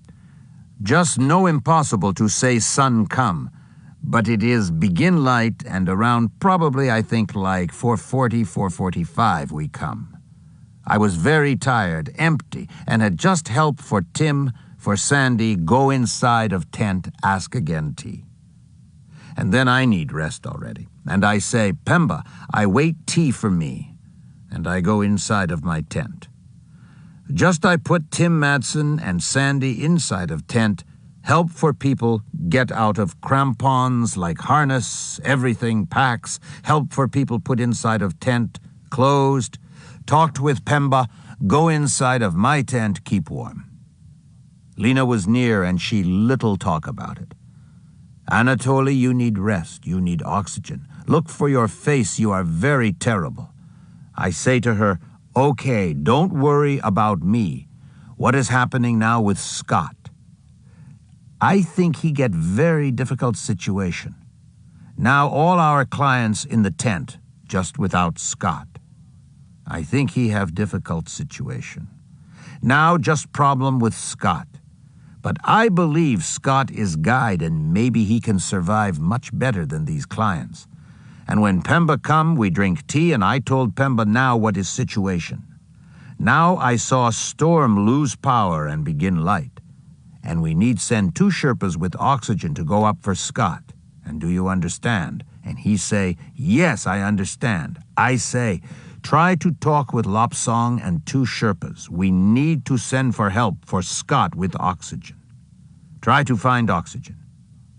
I go inside of sleeping bag and drink little tea and just what I think about Scott.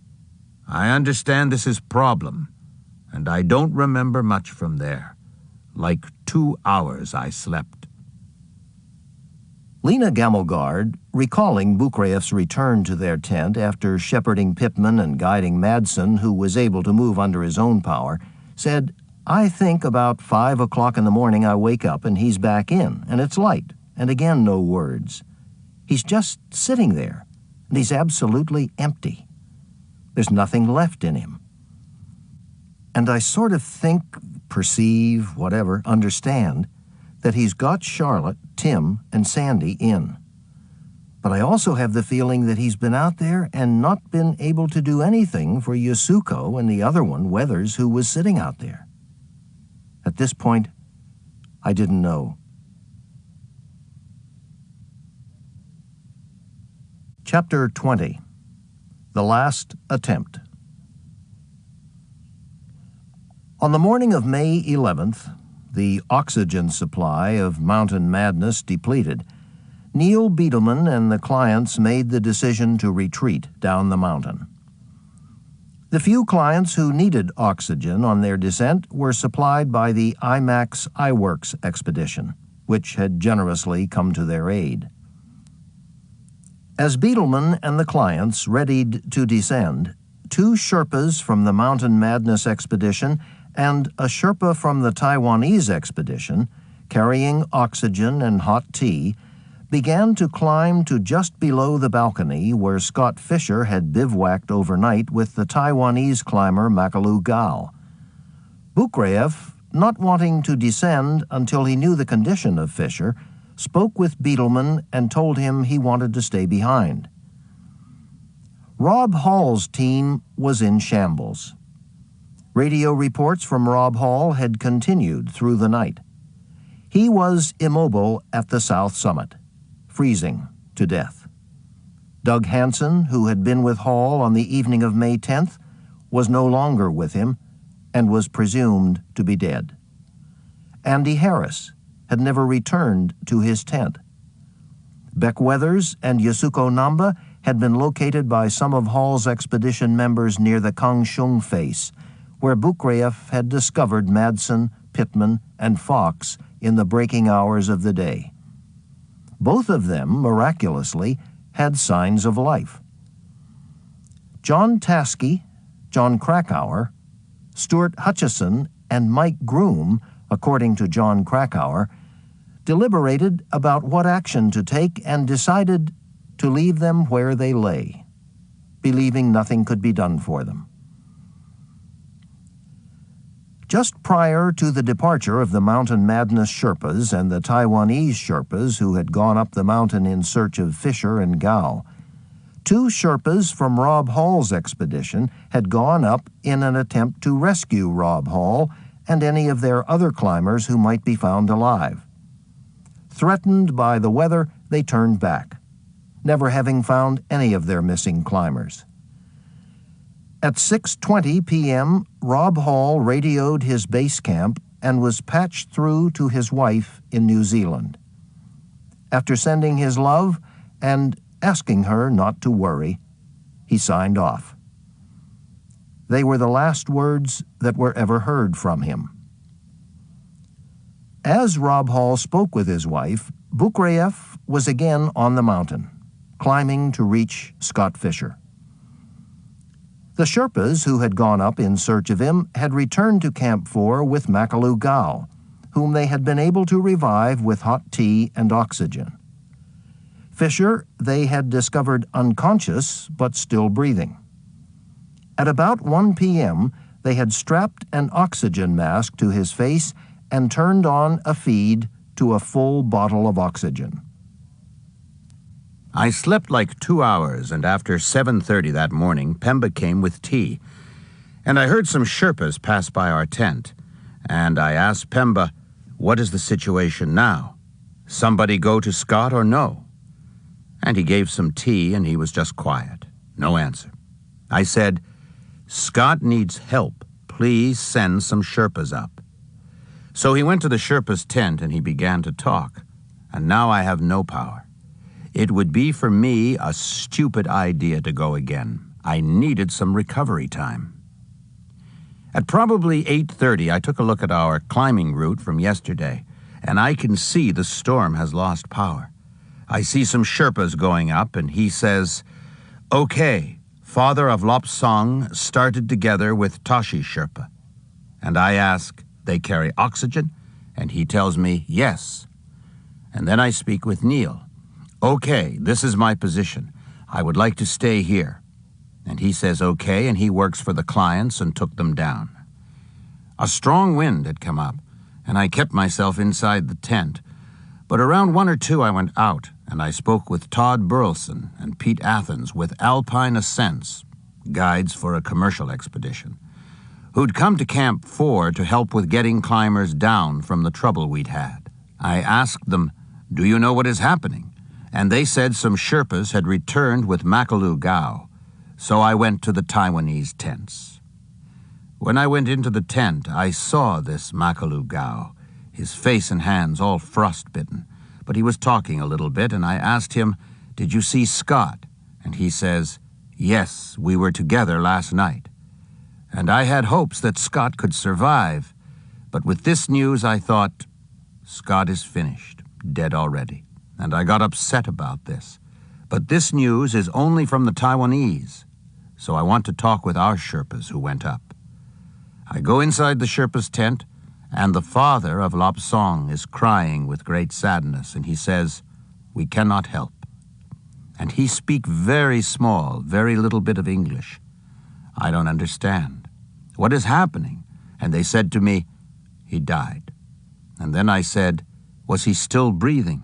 And they told me, "Yes, he's still breathing, but no more signs of life." I asked, "Did you give him oxygen?" And they said, "Yes, we give oxygen." And I asked, "Did you give him some medicine?" And they said, "No." And now I understood. So I went outside the tent and talked with Todd Burleson and Pete Athens, and I asked, "Can you help me go up to help with Scott? People say he is still alive, like 8,350 meters.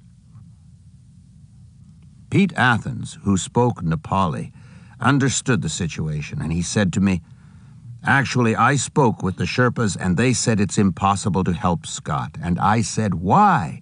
Maybe we will try." He says, "But it's bad weather coming. Storm didn't finish, and people try to give him oxygen, but oxygen didn't help him." Todd Burleson was quiet, but Pete Athens talked with me, and he said, "Scott was, yes, able to breathe, but he wasn't able to drink tea, just people put his tea inside of his mouth, but he couldn't swallow." And Pete Athens said, "Impossible. For this situation, impossible for him." I said, "But maybe some breathing. If he has some breathing, maybe oxygen will improve and I go out again." I went inside the tent again with Lop Song's father and asked him, "Can you say little more information? Did you give him no medicine? When you gave him new oxygen?" He said, "Oh, we gave him 1 bottle oxygen, put mask, and open oxygen." And I said, "Okay," and got a radio from the Sherpas and radioed to base camp, and I spoke with Ingrid and asked her, "This is the situation, what do you advise?" And she is upset also and says to me, "Anatoly, try to help everything that is possible for you. Please try to find some possibility."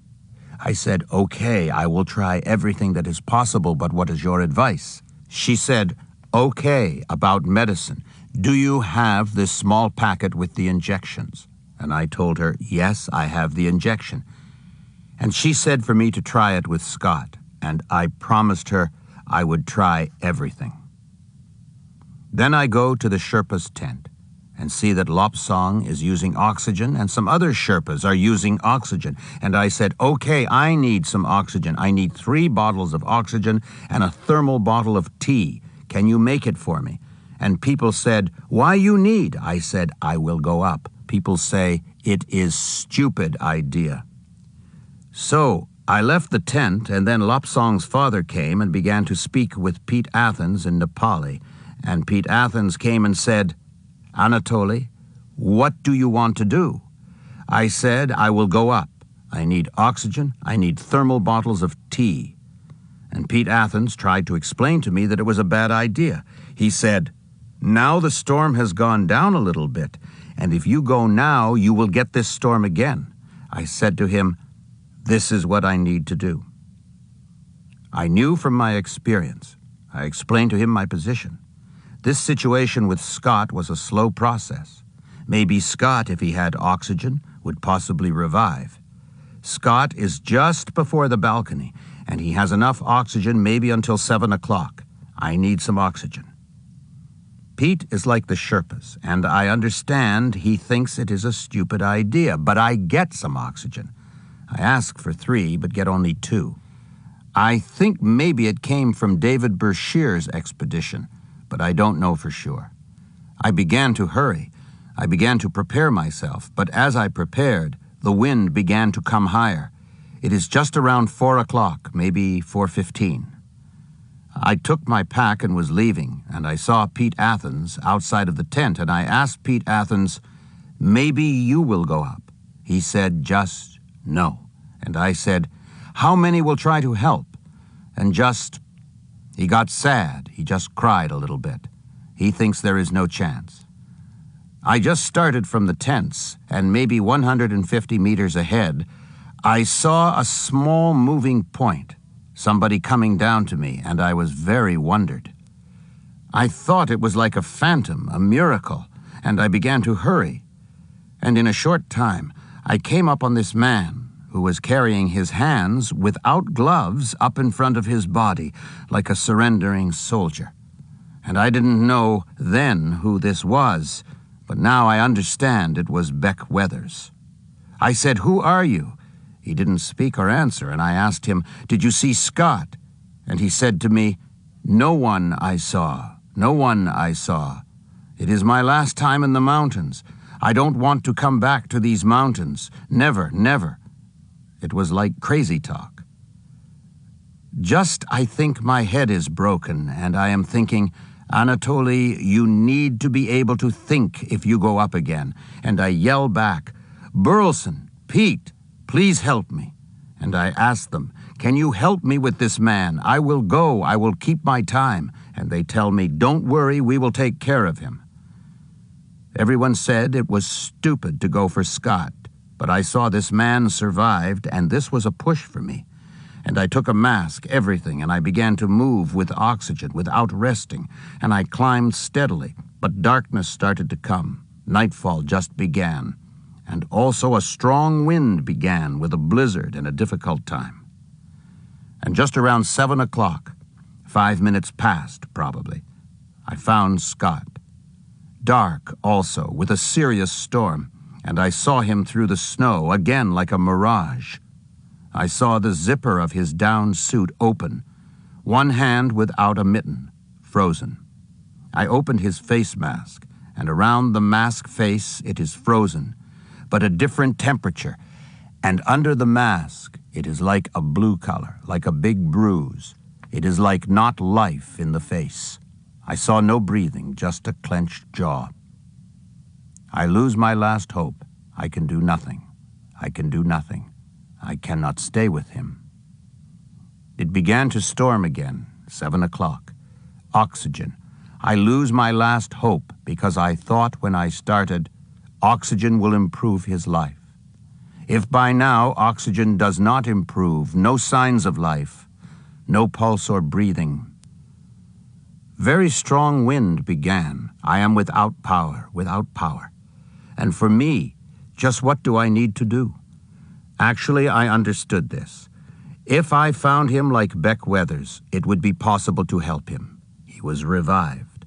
Like Beck Weathers revived, he would need help, and possibly giving him this help like oxygen, everything would be possible. It would be possible to help Scott. I understand there is no way for me, no way for him. What do I need to do?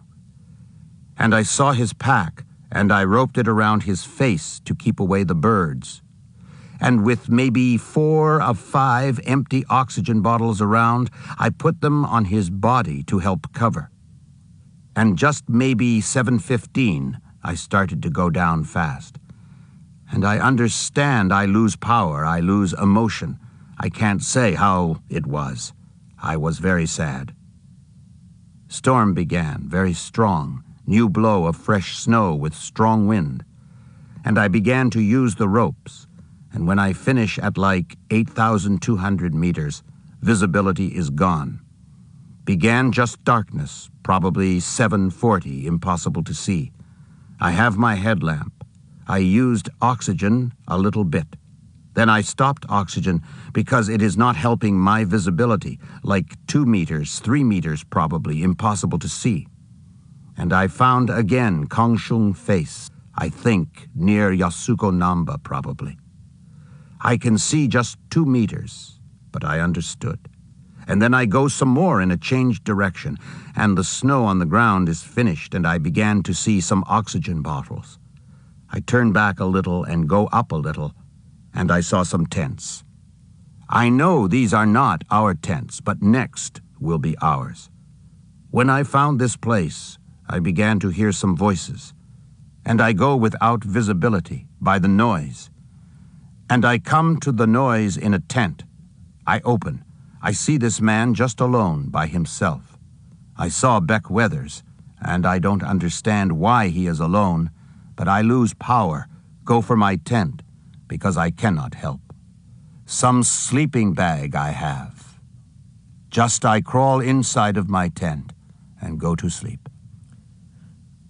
Returning to Camp 4, Bukrayef descended in a storm just as severe as the one of the night before. Climbing alone, with no lights from Camp 4 to guide him, he had used his intuition and his memory of the South Col to steer in what he thought was the correct direction. Coming across some discarded oxygen canisters enabled him to finally locate his camp. As Bukrayef searched through the tents at Camp 4, he heard some screams from one of the tents. Peering inside, he found Beck Weathers, unattended by any of his teammates, writhing in pain.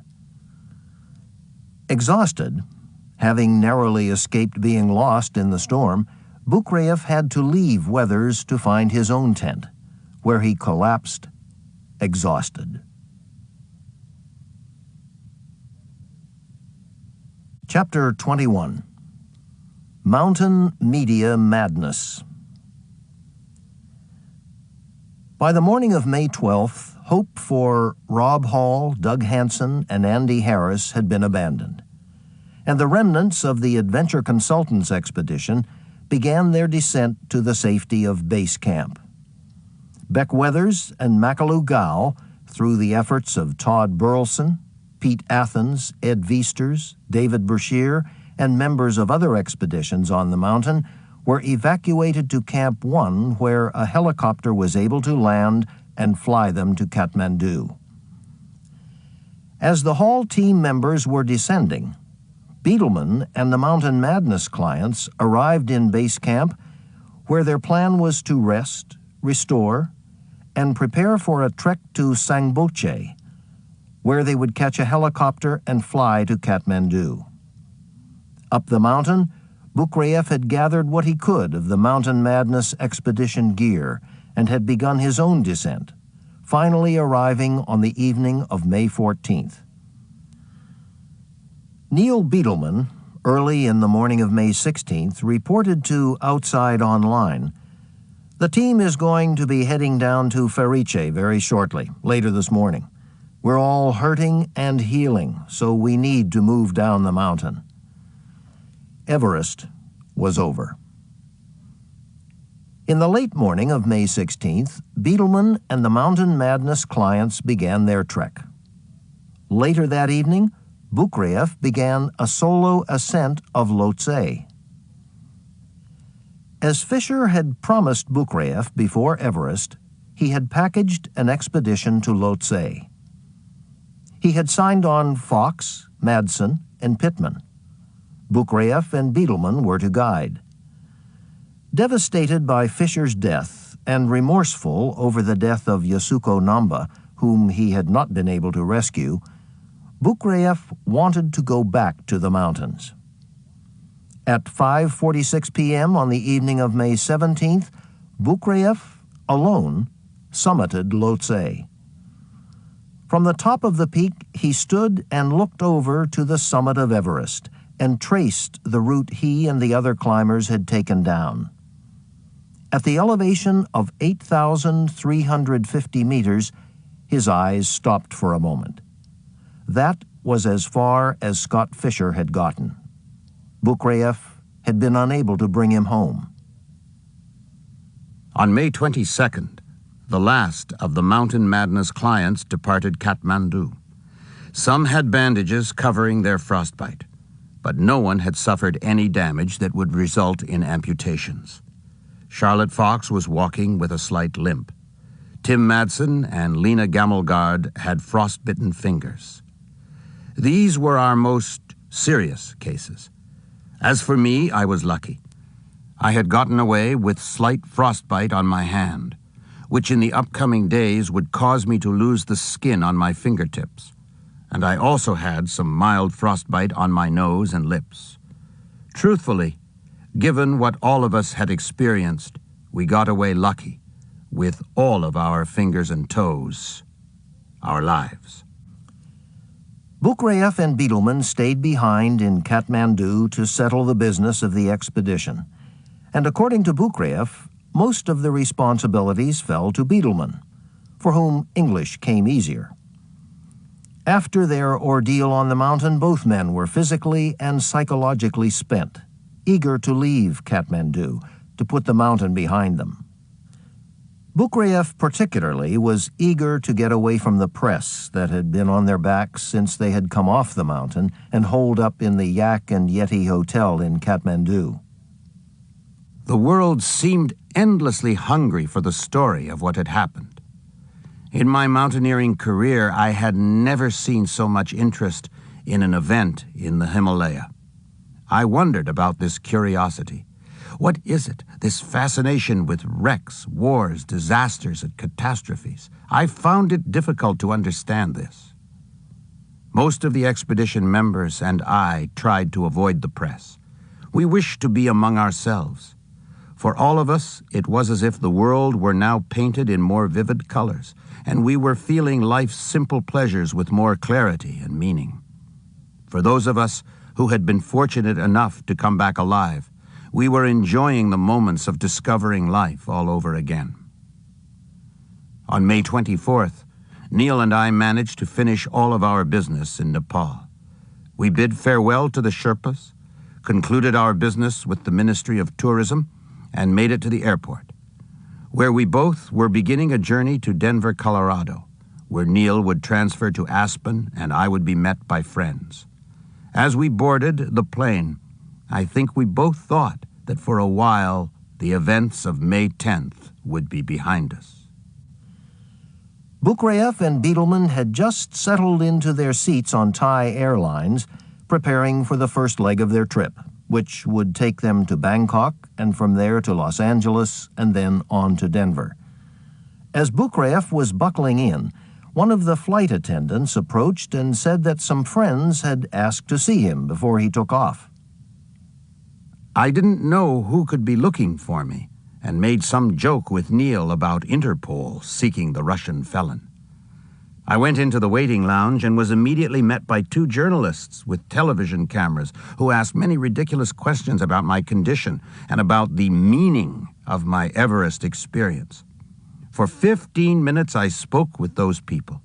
Insignificant, I thought. Insignificant. Bukreyev was perplexed by the media interest and frustrated by the questions. What had happened on the mountain was a tragedy, impossible to explain in the few minutes he had to spend with the reporters. His first major encounter with the working press had been an inconvenience. In the weeks to come, some of the encounters became incomprehensible. Between Bangkok and Los Angeles, I slept, but was troubled by many dreams.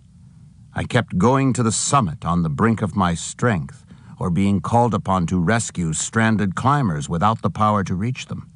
The dreams, always with different stories, had the same themes. Climbers in trouble who were barely within the reach of my ability to get to them. Finally arriving in Santa Fe, New Mexico, where he had been invited by a friend to rest and prepare for his fall return to the Himalaya, Bukreyev slept most of the first several days he was in town, sometimes for as many as 20 hours straight, and the dreams continued. The dreams didn't stop with my arrival in Santa Fe, and my sleep was fitful. When I would awaken and have breakfast, I would be tired from my dreams and return to bed, where the dreams would begin again. Always I was searching, trying to find people. Then the phone would ring and I would be awakened. Somehow, although I thought I had found some privacy, the press had located me in the United States. The first journalist to find Bukreyev was Peter Wilkinson, a contributing editor for Men's Journal, who called the morning of June 4th as Bukreyev was having breakfast. Wilkinson explained to Bukrieff that he wanted to do an on-the-spot interview and led with a couple of pointed questions. Bukrieff, taken somewhat aback by the rapid-fire questions and having trouble fielding them with his limited English, covered the mouthpiece and asked for advice. "What am I to do? I don't know this person, or what is his purpose?" Struggling to understand the questions, wanting to help Wilkinson, Bukrieff continued with the interview and then gave up in frustration. His English was not good enough to keep up with the complexities of Wilkinson's questions. I didn't want to remain private about these matters, because I understood this journalist was working hard and trying to understand the story from my professional perspective, but I wanted to be understood clearly. Bukrieff negotiated a plan, agreeing to continue the interview if a Russian interpreter could be brought to Wilkinson's office. Eager to get his interview, Wilkinson called back the next day, an interpreter on the line, and Bukrieff tried again. Struggling as hard as he had the day before, but this time in his native language, Bukrieff hung up the phone exasperated. "They know nothing of the mountain. I speak better English than she speaks Russian." Looking at a faxed transcription of the interview Wilkinson sent him for review, Bukrieff threw up his hands. "This is impossible. This is no good. No good." His answers to the questions had become garbled in their translation. Wilkinson was told that the interview was unusable, with so many errors that Bukrieff could not allow it to be used.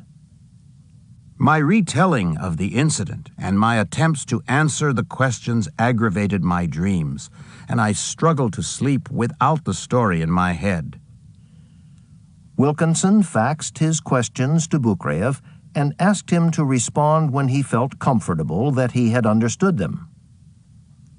On the morning of June 7th, I flew from Albuquerque to Seattle and went immediately to Jane Bromet's house and continued my work for Pete Wilkinson. On the next day, just before I was to go to a public memorial service for Scott, I faxed what I was able to do, incomplete as it was. At the service, many people had come from all corners of the world to honor the memory of Scott. His family and friends were very kind to me, even in their grief, and thanked me for my efforts. I thanked them for their words, but it was difficult. I was devastated inside, disconnected from the reality of the memorial. I had done everything I could do, but I had been unable to save the lives of Scott and Yasuko Namba. For me, this memory was difficult, and I stayed very much to myself on that day, having little desire to meet or talk with my many friends who were there. The next day, there was another service, a private one dedicated to remembering Scott. His parents and friends spoke intimately of his work and life, and like the day before, it was difficult for me. I found it very hard to sit and found myself pacing and looking at an exhibit of some of Scott's photographs. Scott and I were similar in many ways, different in others. We had our differences and misunderstandings, but I had much respect for him as a climber and as a man. In 5 years, perhaps even less, I thought, it may be that he will be remembered only by his family and closest friends, but I hope that everything positive that he brought with him, that surrounded him, would live on in mountaineering. In his relationships with his fellow climbers and his clients, he brought an enthusiasm and an energy that captured people. He was perhaps more of a romantic than a businessman, and I appreciated that in him. His strength, love of life, and benevolence awoke something in me, and I hoped that in difficult times I could remember what he brought to climbing, that some of his ways could become more of a part of my own way of being. To Bukrieff's surprise and dismay, the memorial services for Scott Fisher did not bring any relief from the press. Several journalists attended, and Bukrieff did his best to respond to their inquiries.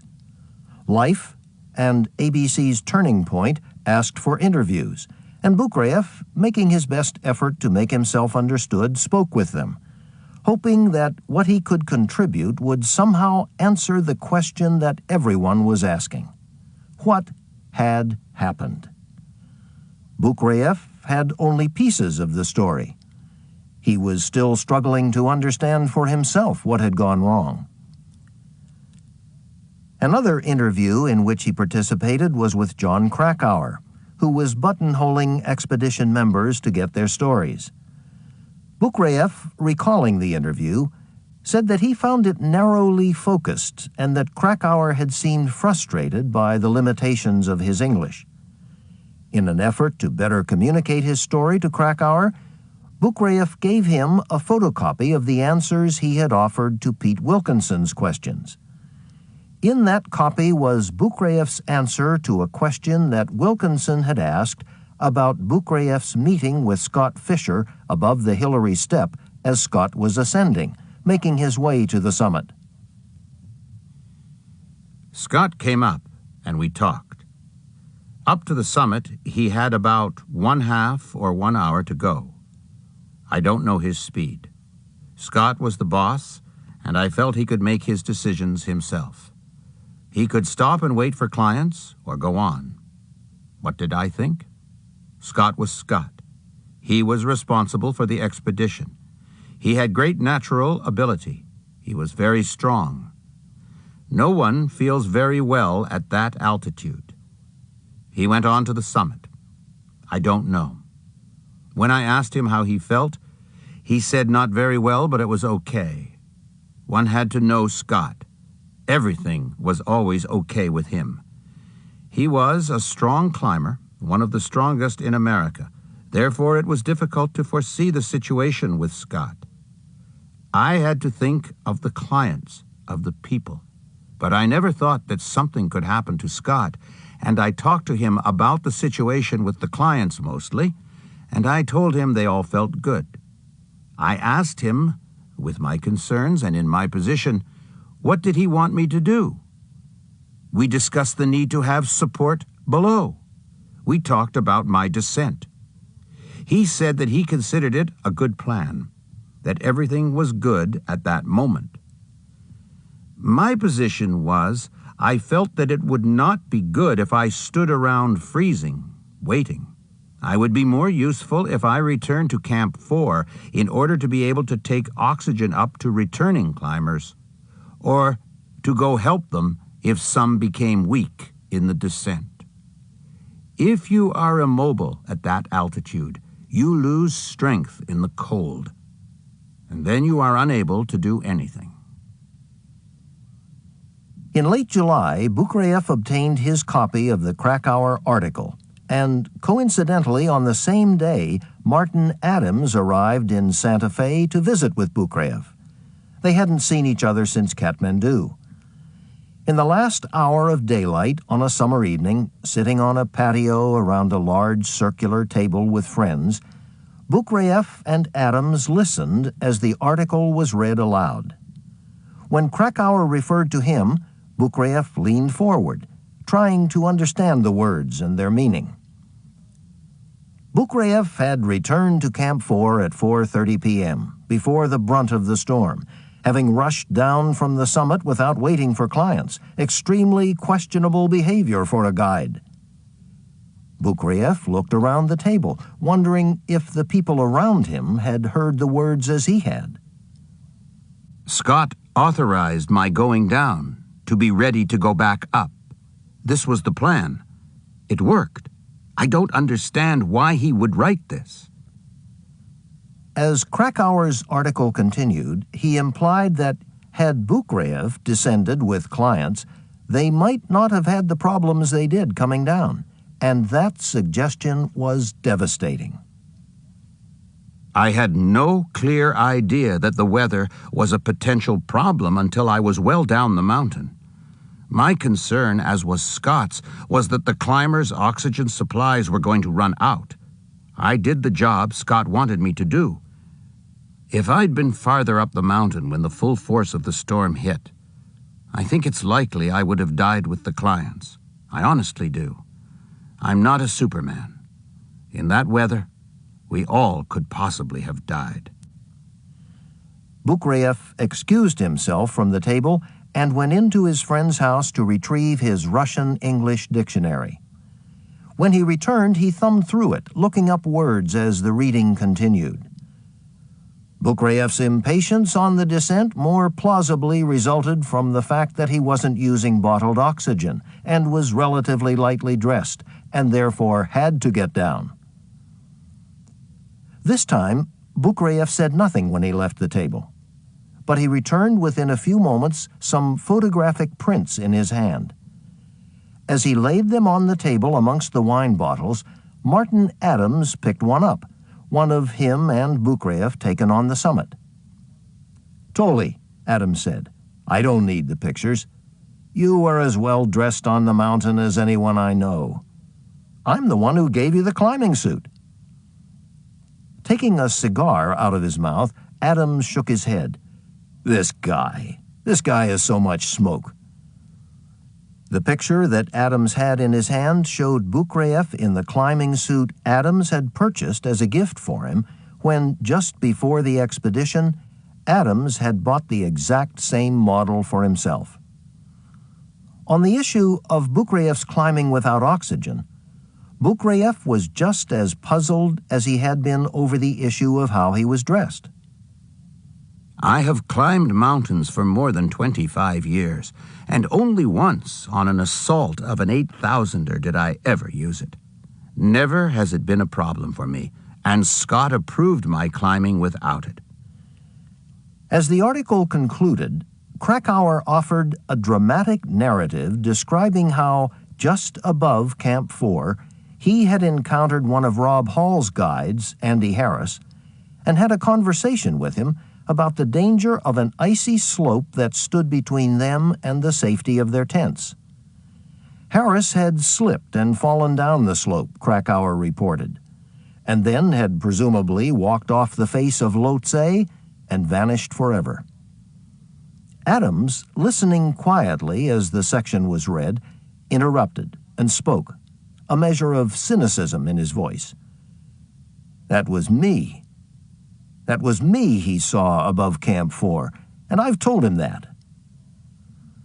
Weeks prior to his coming to Santa Fe, Adams had had a phone conversation with Krakauer and had told him that he had every reason to believe that the person Krakauer had actually encountered above Camp 4 was him, not Andy Harris. When Krakauer seemed reluctant to accept that possibility, Adams said, "Let's make a bet. 99-1. It was me." Krakauer didn't take the bet. Bukreyev was stunned and offended by the article, but more, he was baffled. What possible motive could Krakauer have for representing him as he had? Bukreyev had given Krakauer a copy of the answers he had offered to Wilkinson, and in those responses was an explanation for his descent ahead of the clients. Had Bukreyev misunderstood Krakauer's questions?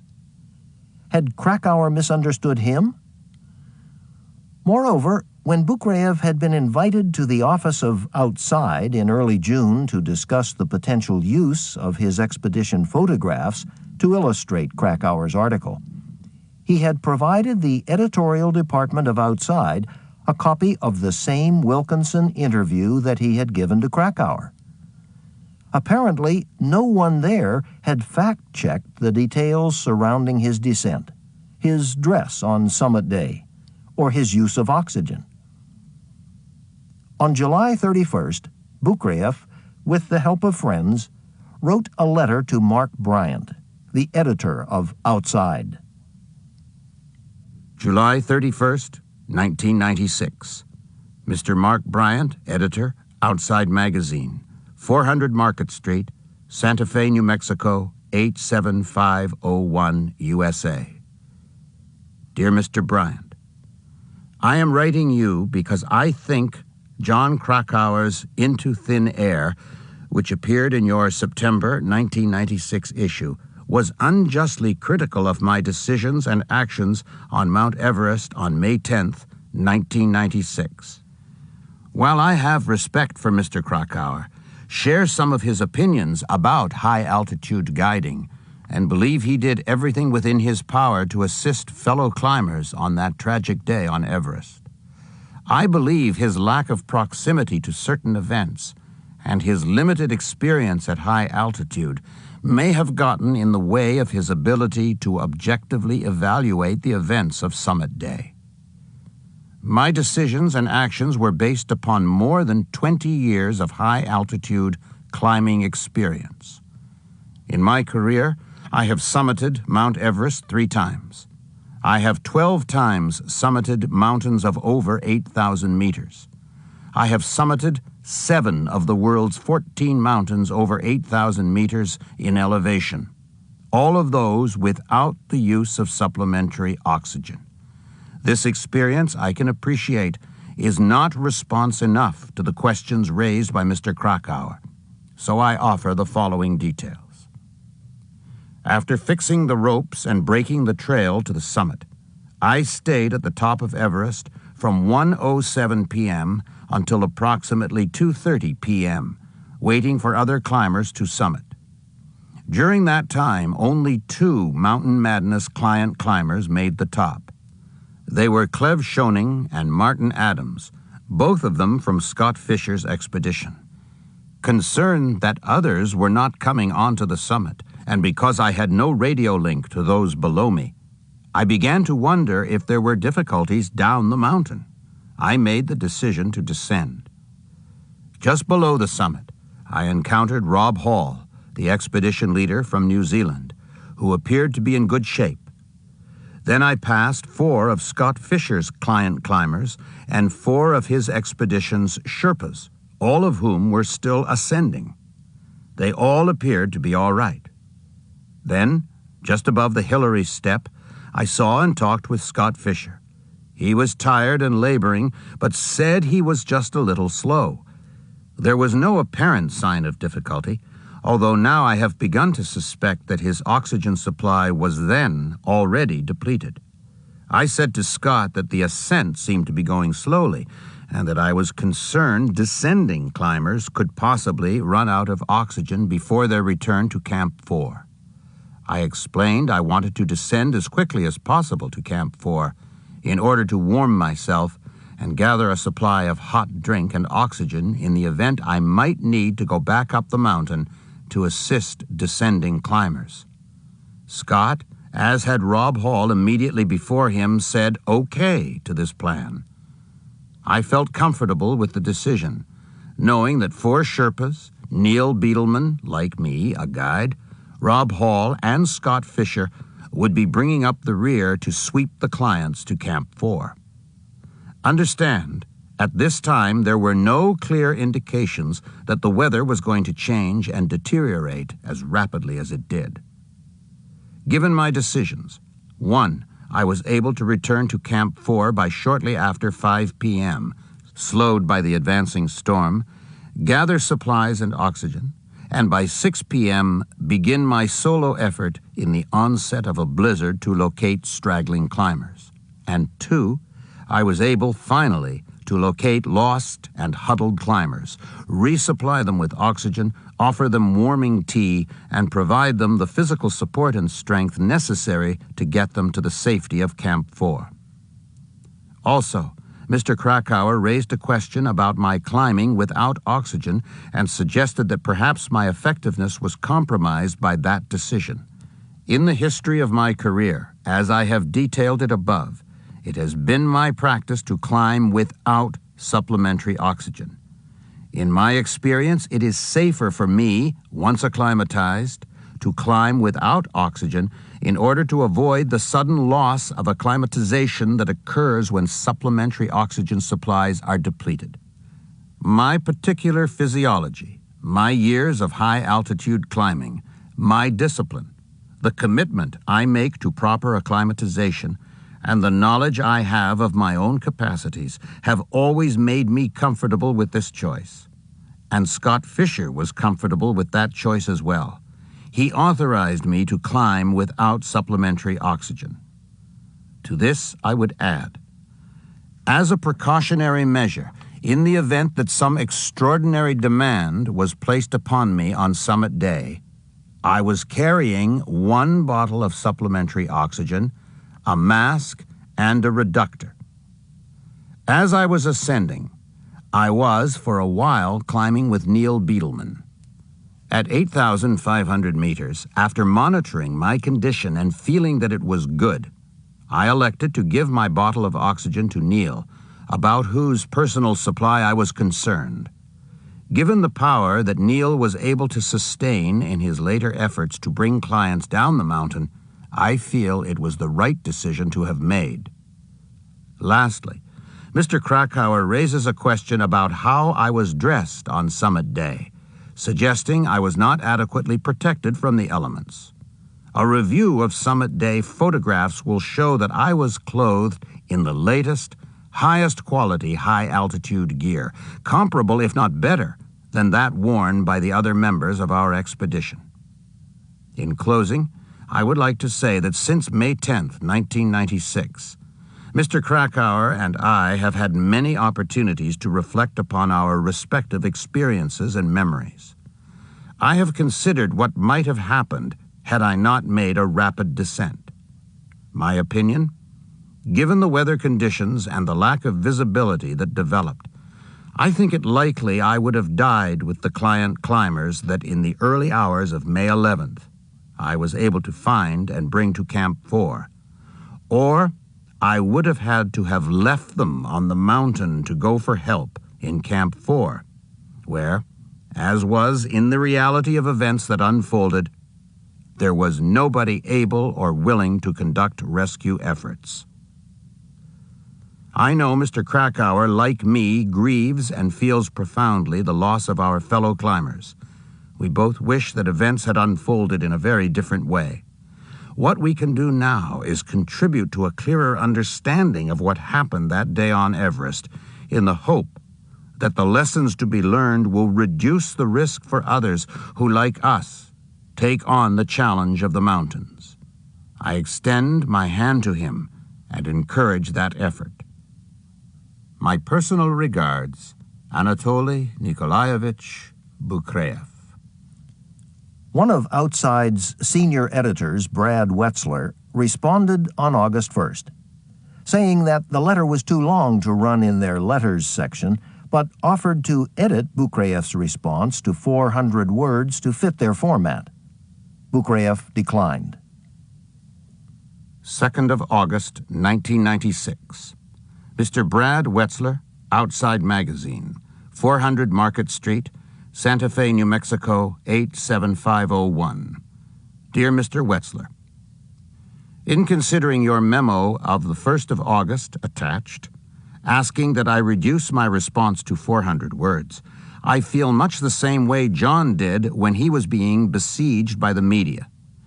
What I have offered in response to John's allegations is not reducible to sound bites. It comes to this. John's comments about my decision to descend were written when he had on his desk the transcript of an interview where I explained my decision and the fact that Scott Fisher had approved it. This same interview was in the hands of your editorial fact-checking staff before the September issue went to press. Certainly, John is entitled to his own speculations, opinions, and analyses. But I have to wonder, with contrary information at hand, why he didn't bother to phone me and attempt to clarify matters. My whereabouts were known. He had contact telephone and fax numbers. John's comments about the way I was dressed on summit day are clearly invalidated by a simple glance at photographs taken on summit day. I cannot imagine how this became an issue in his mind. John's comments about my not using oxygen are equally as confounding. Anyone familiar with my climbing resume, which I'd provided to John, would know that it's my habit to climb without oxygen and that I have performed exceptionally without it. 2, as I mentioned in my letter, of the 31st of July, I was authorized to climb without oxygen because Scott Fisher was comfortable with my climbing history and capacities. I think my work and efforts on the 10th and 11th of May 1996 are an endorsement of Scott's confidence. When you consider the comments in their entirety, you wonder, with evidence on his desk that was either contrary to the allegation made or begging of their veracity, why weren't facts checked, calls made, clarifications sought? In writing my letter of the 31st of July and in responding to your memo of the 1st of August, I in no way want to suggest that my actions or anyone else's on the mountain that day are above scrutiny. All of us I know have replayed the what-if scenario 1,000 times. What I do take issue with, as I've spelled it out, are analyses that have no basis in fact and innuendo. If what was at issue here was the matter of a route map improperly drawn or an elevation improperly stated, I could live with the restriction of 400 words. But more is at stake here, and I respectfully ask you to reconsider and run my letter in its entirety. My personal regards, Anatoly Bukreev. On August 2nd, Wetzler responded, offering again to edit Bukreev's original letter to help sharpen his arguments and to make it probably into a more forceful piece of writing. This time, Wetzler offered a space of 350 words. Bukreev again declined. 5th of August, Mr. Brad Wetzler, Outside Magazine, 400 Market Street, Santa Fe, New Mexico, 87501. Dear Mr. Wetzler, thank you for your letter of the 2nd of August and your consideration of my request. Your offer of an edit is generous, but there is no way in which I could possibly respond to John Krakauer in 350 words. The issues here are complex.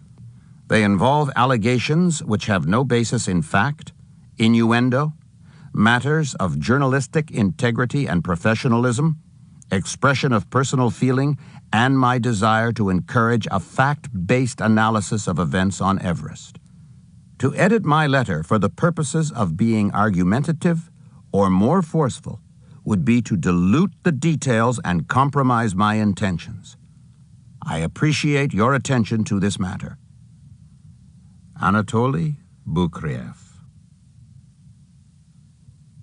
9 months later, in April of 1997, John Krakauer's book, Into Thin Air, an expanded version of his earlier Outside article, appeared. Despite the extensive interviewing he had done after his original article, Krakauer's stance about Bukreev's role in the events on Everest had changed little. In the book, however, he quoted Bukreev's comments from the Wilkinson interview he had been provided in June 1996. I stayed on the summit for about an hour. It is very cold. Naturally, it takes your strength. My position was that I would not be good if I stood around freezing, waiting. I would be more useful if I returned to Camp 4 in order to be able to take oxygen up to the returning climbers, or to go up to help them if some became weak during the descent. If you are immobile at that altitude, you lose strength in the cold, and then you are unable to do anything. Krakauer continues his narrative, saying that for whatever reason, he raced down ahead of the group. As he had in his original article, Krakauer led readers to suspect that Bukreev had acted unilaterally, out of concern solely for his own well-being. A comparison of Krakauer's quote to what Bukreev had said in his interview with Wilkinson reveals that Krakauer dropped out Bukreev's explanation for his early descent. I asked him, with my concerns and in my position, what did he want me to do? What did he say? We discussed the need to have support below. We talked about my descent. He said that he considered it a good plan, that everything was good at that moment. Again, Bukraev was surprised at Krakauer's characterization of his descent, trying to fathom why Krakauer was ignoring the fact that he had not made an independent decision, but had taken the action his expedition leader, Scott Fisher, had wanted. Bukraev was even more surprised after hearing about an interview that his co-author, Weston DeWalt, had conducted in March 1997 with Jane Bromett, Fisher's publicist at the time of the tragedy, and someone with whom Fisher had spoken about the details of expedition planning. The interview had gone in this way. Bromett: "You know, there is something I want to tell you. I don't know if I should or not, but what happened with Anatoly going back up? That was, one of the cards that got turned over. I mean, that was the plan." DeWalt: "What do you mean, the plan?" Bromett: "I mean, Scott told me, one of the scenarios, that if there were problems coming down, Anatoly would make a rapid descent and come back up the mountain with oxygen or whatever." DeWalt: "You're telling me that Scott told you this prior to the final assault?" Bromett: "Yes, at base camp. Yeah, several days before I left base camp." DeWalt: "Just so I understand, Scott told you that if they got into trouble, he would send Anatoly down to prepare to resupply the climbers coming down?" Bromett: "Yes, that's what he told me." DeWalt: "When you were interviewed by John Krakauer, did you tell him this, exactly what you told me?" Bromett: "Yes." On May 29, 1997, a review of John Krakauer's Into Thin Air appeared in the Wall Street Journal. The highly regarded writer and high-altitude climber Galen Rowell said of Krakauer's coverage of Bukraev's role in the events on Everest, "Anatoly Bukraev comes off as an intransigent Russian guide who doesn't help clients and irresponsibly refuses to use supplementary oxygen. In this telling, he emerges from the crisis more as an errant worker finally doing his job than as the mythical hero he would surely have become in a past era." While Mr. Krakauer slept, and no other guide, client, or Sherpa could muster the strength and courage to leave camp, Mr. Bukraev made several solo forays into a blizzard in the dark at 26,000 feet to rescue 3 climbers near death. Time magazine failed to mention him in a 3-page news story after a New York socialite implausibly wouldn't acknowledge that he saved her. Mr. Bukraev is roundly criticized for descending far ahead of clients. Although Mr. Krakauer grants Mr. Bukraev certain strengths, he never paints the big picture of one of the most amazing rescues in mountaineering history, performed single-handedly a few hours after climbing Everest without oxygen by a man some describe as the Tiger Woods of Himalayan climbing. Mr. Bukraev has topped many of the world's highest peaks solo, in less than 1 day, in winter, and always without oxygen, because of his personal ethic. Having already done Everest twice, he foresaw problems with clients nearing camp, noted 5 other guides on the peak, and positioned himself to be rested and hydrated enough to respond to an emergency. His heroism was not a fluke. Afterword. Scott Fisher, before departing for his 1996 Everest expedition, said to his office manager, Karen Dickinson, "Who knows what might happen up there?" And now we ask, what did happen up there? Of the 33 climbers who ascended Mount Everest from its south side on May 10, 1996, only 28 climbers returned. From the Mountain Madness expedition, Scott Fisher lost his life. From Rob Hall's Adventure Consultants expedition, Rob Hall, one of his guides, Andy Harris, and two of his clients, Doug Hansen and Yasuko Namba, lost their lives. Three of the surviving climbers, Sandy Hill Pittman, Charlotte Fox, and Tim Madsen, narrowly escaped death. Two of the survivors, Beck Weathers and Makalu Gao, suffered extensive frostbite and, later, the loss of extremities. Lopsang Jangbu Sherpa's description of Scott Fisher's condition in the evening hours of May 10th have strongly suggested that Fisher had been stricken with HACE, high-altitude cerebral edema. HACE can strike anyone, anytime. Early in the expedition, it struck Nawang Topche Sherpa, one of the Mountain Madness Sherpas. All the efforts made to save his life, including his helicopter evacuation to a Kathmandu hospital, proved fruitless. In the month following his collapse at Camp 2, he died. Whether or not Fisher had a pre-existing physical condition which contributed to his deterioration can only be a matter of speculation. Fisher died less than 400 vertical meters above Camp 4. The heroic efforts of Lopsang, who struggled single-handedly for more than 5 hours to get his friend and mentor down the mountain, have gone virtually unheralded. Both Beetleman and Bukreev have wished they'd seen some definitive sign indicating serious distress on Fisher's part. Both have said that they would have made every attempt to turn him around if they'd had any idea of what was to come. Lopsang, after hearing of Fisher's death, blamed it entirely upon himself. With sadness, it must be reported Lopsang Jangbu Sherpa never lived long enough to fully come to terms with the death of Scott Fisher. Less than 4 months after the death of his friend, Lopsang was killed in an avalanche while attached to an expedition on Lhotse. Some pundits have looked for an explanation for Fisher's death in his personal history, mining his character as if a cause could be extracted from some flawed vein of his personality. Those explorations have done little more than denigrate a man whose life was no more complex than any of those who were on the mountain, or any of us who have chosen to write about the events of May 10th, 1996.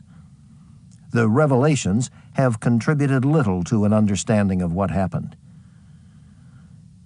Fisher's deteriorating health, complicated apparently by a lack of oxygen, the hour at which he was stricken, his position on the mountain, poor communications, the weather that arose, and the conditions and abilities of his team members who could have offered help, were, in combination, the factors that led to his death.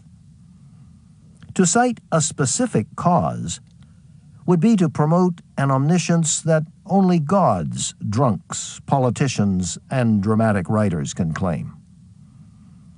What is known is that one of the United States' most promising high-altitude guides died an early death.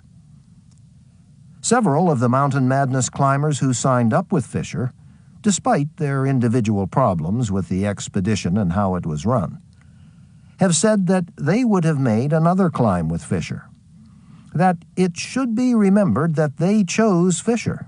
It wasn't Fisher that had chosen them. Martin Adams said, "He was the rodeo king of high-altitude guides. We had our differences, but I trusted him. I would have gone with him again." A year after Fisher's death, when you called his home and no one was there to answer the phone, you would hear his voice on the answering machine.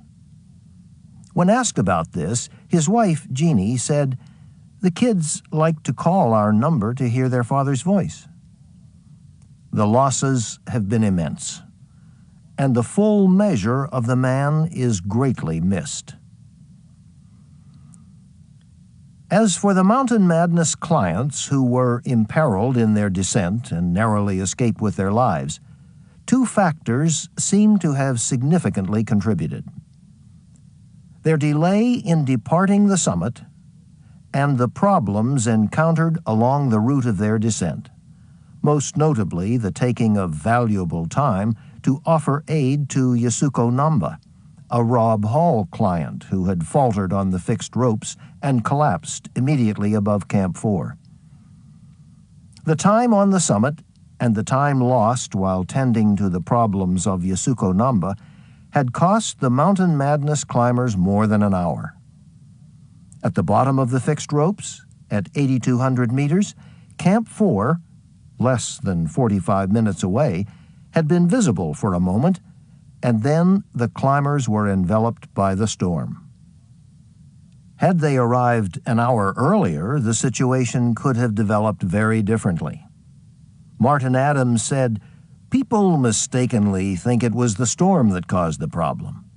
It wasn't the storm that caused the problem. It was the time."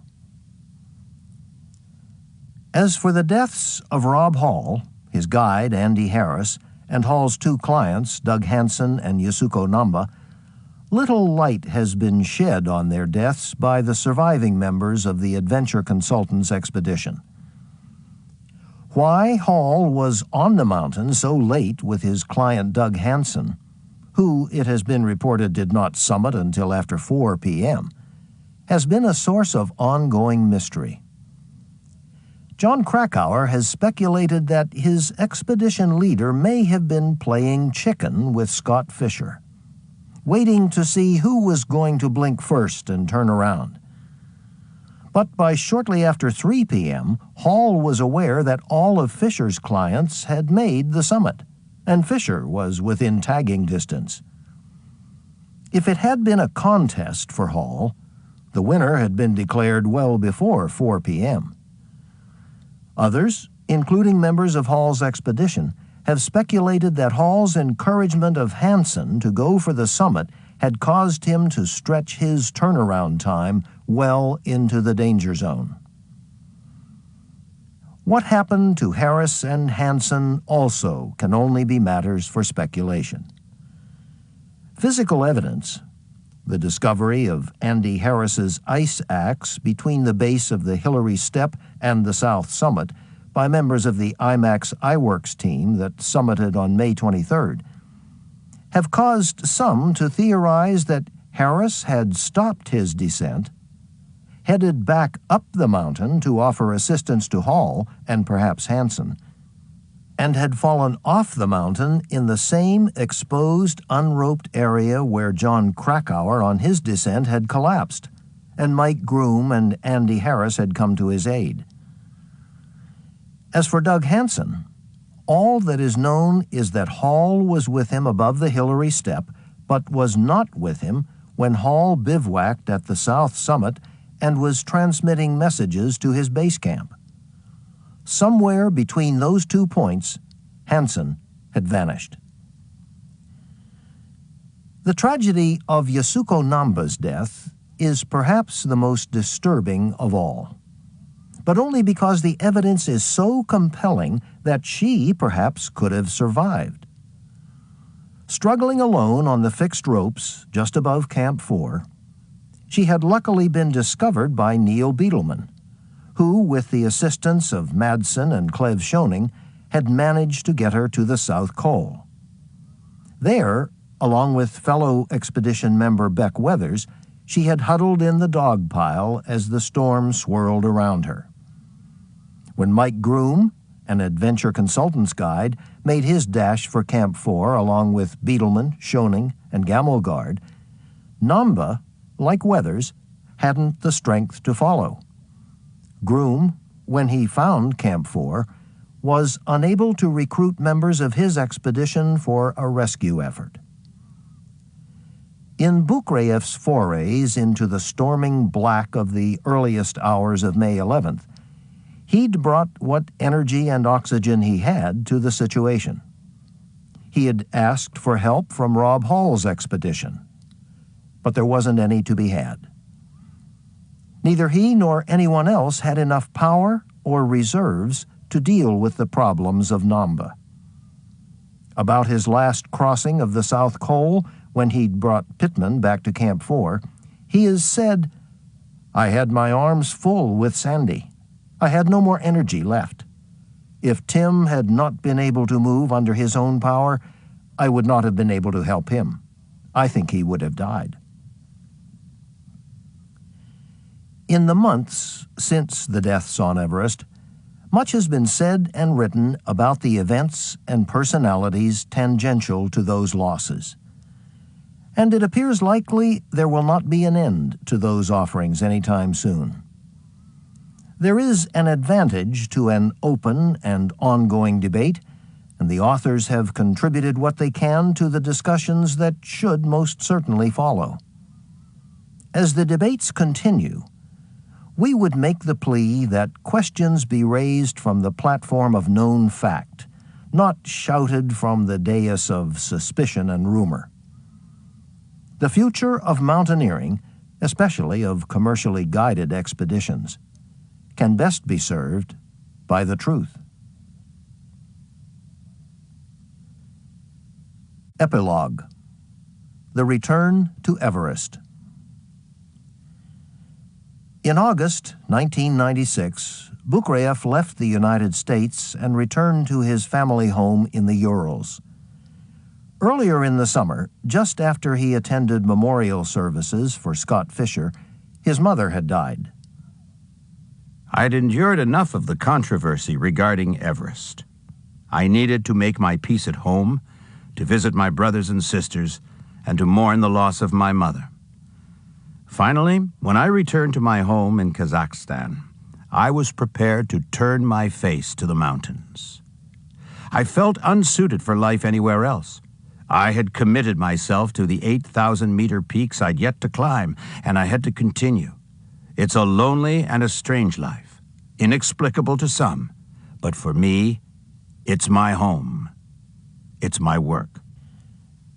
Returning to Nepal on September 25, 1996, Bukriev, alone, without the use of supplementary oxygen, summited Cho Oyu, 8,201 meters, and on October 9th summited Shisha Pangma, North Summit, 8,008 meters. During the fall climbing season, Bukriev stopped in Kathmandu to visit the offices of a friend, Ang Chering Sherpa of Asian Trekking, where he was asked if he would consider consulting for an Indonesian team that was planning a spring assault on Mount Everest by the Southeast Ridge route, the route that he had guided the year before for Scott Fischer. After much deliberation, Bukriev took on the role of lead climbing consultant. The idea of leading an expedition to Everest was appealing for two reasons: because I had enormous, unfinished emotional business on the mountain. For me, it was important to return to the site of the terrible ordeal we'd endured in the spring. Certain issues had become personally important. I wanted to somehow make a respectful burial of Scott's body and also of Yasuko Namba's body. What else can one do when the best you could do in a bad situation was not enough to prevent some disaster? With the Indonesians, I was looking for the opportunity to work in a role that was congruent with the beliefs I have about climbing as a sport, and a role that would allow me to make a living in the emerging commercial market of high-altitude mountaineering. I hoped I would be able to define and clarify this role as a coach and climbing team leader with the Indonesians. Also, I have to admit my ego is as fragile as the next person's, and I felt fairly well maligned by the few voices that had captured the imagination of the American press. Had it not been for the support of European colleagues like Rolf Demovich and Reinhold Messner, I would have been depressed by the American perspective of what I had to offer my profession. After meeting with Indonesian team organizers in Kathmandu, in late November, I flew to Jakarta to meet with General Probedam, the national coordinator of the expedition. In hard, graphic terms, I laid out the prospect of success as a marginal expectation. In clear terms, I projected we had a 30% chance of summiting one individual. I also explained we had a 50-50 chance of losing someone on the mountain, odds that were unacceptable to me personally. I suggested a year of training on progressively higher peaks. This suggestion was rejected out of hand. I come from a tradition that promotes mountaineering as a reasonable sports endeavor, not as a game of Russian roulette. The death of a team member is always a failure that supersedes any summit success. There's an exponentially decreasing margin of safety for the amateur or even the well-conditioned amateur above 8,000 meters. I could not guarantee the safety of a group of men who had little or no mountaineering experience on the world's highest mountains. The Indonesians could buy the benefit of my experience, my advice, my services as lead climbing advisor, and as a member of a rescue team. But if they wanted the summit of Everest, they would have to take some responsibility for the hubris of this ambition with inexperienced men. General Probeda assured me that his men were motivated, well-conditioned, and they were committed to this objective even at the prospect of death. This was shocking in some way, but it was an honest response. I outlined for myself a role that would give the Indonesians as much benefit from my experience as possible, but one that would still promote their independence. At the end, we are each responsible for our ambition, and on Everest, every bit of preparation you make will still leave you in short supply on summit day. General Probeda agreed the team would undertake training and conditioning before the expedition began. I knew we would need expedition consultants with excellent technical and high-altitude skill, who would function as advisors during training and acclimatization exercises, and who could function as a rescue support team on summit day. The concept of a rescue team was important to me. I placed great emphasis on our role in this capacity. In my conversations with the general, I wouldn't guarantee a summit success for any price. I indicated I could not undertake the expedition if I was not given absolute control of the final summit day decisions, and he had to accept the possibility that the condition of his men, or conditions on the mountain, would not allow us to proceed with a reasonably safe summit bid. I would make that decision. He also understood that the best rescue team cannot guarantee an effective rescue above 8,000 meters. But if troubles arose, I was prepared to risk my life in this capacity if necessary. That was the basis of our deal. Our training program would be to the point. During the coming winter, it would be possible to experience conditions of prolonged severe cold and wind, acclimatizing the team to 6,000 meters. We would test endurance and mental discipline in the austere conditions we would confront on Everest. The training program would begin on December 15th in Nepal.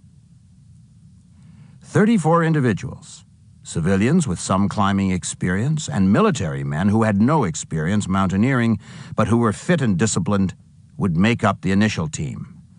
From this 34, the best would be selected for the expedition. We would use health, endurance, ability, and attitude as our selection criteria. During this time, the team would develop proficiency with the technical skills necessary to negotiate ropes and ladders, and would practice basic mountaineering skills. Communication was a huge problem last year, a problem I failed to completely appreciate until it was too late. Last year, not only was the language barrier a source of personal frustration, but the system of radio communication was not well thought out. Radios would be available for each team member this year. I recommended we have direct radio contact from base camp with support in Kathmandu. Also, I requested we arrange for daily weather reports from the meteorological service at the Kathmandu airport. The military connection was helpful here, and these arrangements were made with the help of the Nepali Army in Kathmandu. Our expedition officer, Monty Sarongan, spoke English well. He would be the central contact in Kathmandu, coordinating communication between the mountain and the Kathmandu Support Service. English, it was agreed, would be our common language. With the climbing staff, I wanted no misunderstandings, no omissions of opinion or impression between responsible parties because we had no common language. As team leader, I wanted a solid, technically superior training staff with a broad, deep experience in high-altitude rescue, and I wanted medical support at high altitude. I needed to be able to count on associates who could share my understanding and who would respect my impressions and opinions in critical situations. Likewise, I wanted the benefit of their expertise and some balance for my rather difficult personality. I looked for men with the same level of experience I had, men who could work on the mountain with or without oxygen, on whose strength and flexibility I could rely. I recruited the services of two respected Russian mountaineers, Vladimir Bashkirov and Dr. Yevgeny Vinogorski. 45-year-old Bashkirov, with more than 15 years of experience in expedition organization to remote areas and technical expertise on the Great Walls in the Pamirs and Caucasus, as well as 6 successful summit attempts on 8,000-meter peaks, 2 of those, Everest, would be a great asset. He's a soft-spoken diplomat compared to me, with a good command of English. I would rely on his personable communication skills and good judgment throughout the expedition. He's a notable adventure cameraman and filmmaker in Russia. He would record the expedition on film for the Indonesians. Dr. Yevgeny Vinogorski, 50-year-old, 7-time champion climber in the Soviet Union with more than 25 years' experience as a high-altitude climbing instructor and sports physician, would complete the instructor staff. Yevgeny and I were on an 89 traverse of Kanchenjunga together. I count him a personal friend. His long history as an instructor and as a physician for athletes made him indispensable. His gentle good humor and steely calm in the worst situations is well known to me. The Old Eagle, I call him. He has more than 20 7,000-meter summits and 8 8,000-meter summits to his credit. 2 of those are Everest, 1 as a personal guide on Everest. Ong Chering of Asian Trekking in Kathmandu provided all logistical support, including the hiring of the Sherpa staff. We were fortunate to have the services of 37-year-old Apa Sherpa of Tami, 7-time summiter of Everest, as our Sirdar and lead climbing Sherpa. The Sherpas would be accountable to Ong Chering and to the Indonesian staff. They would provide the usual base camp support and would fix rope on the sections of the route above the icefall, set up and supply camps up the mountain, and carry the extra oxygen we would need for team members on summit day. The division of labor would theoretically leave us free to deal with the climbing team or other difficult conditions on the route. I left Jakarta for the United States on December 6th.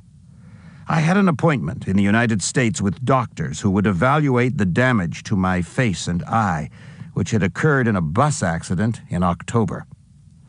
Bashkirov and Vinogorski were left to supervise the training session on Paldor Peak in the Ganesh Himal, which began on December 15th.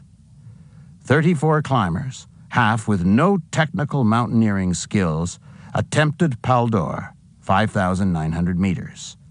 17 summited. They endured 21 days of slow acclimatization in the winter conditions of December in Nepal. On January 10th, expedition leaders Ong Chering, Bashkirov, Vinogorski, and myself met in Kathmandu to coordinate plans and to begin team selection. Bashkirov and Vinogorski were not optimistic that more than the 17 Paldor summiters would be in the final group for Everest. The groups had weeded out dramatically on Paldor.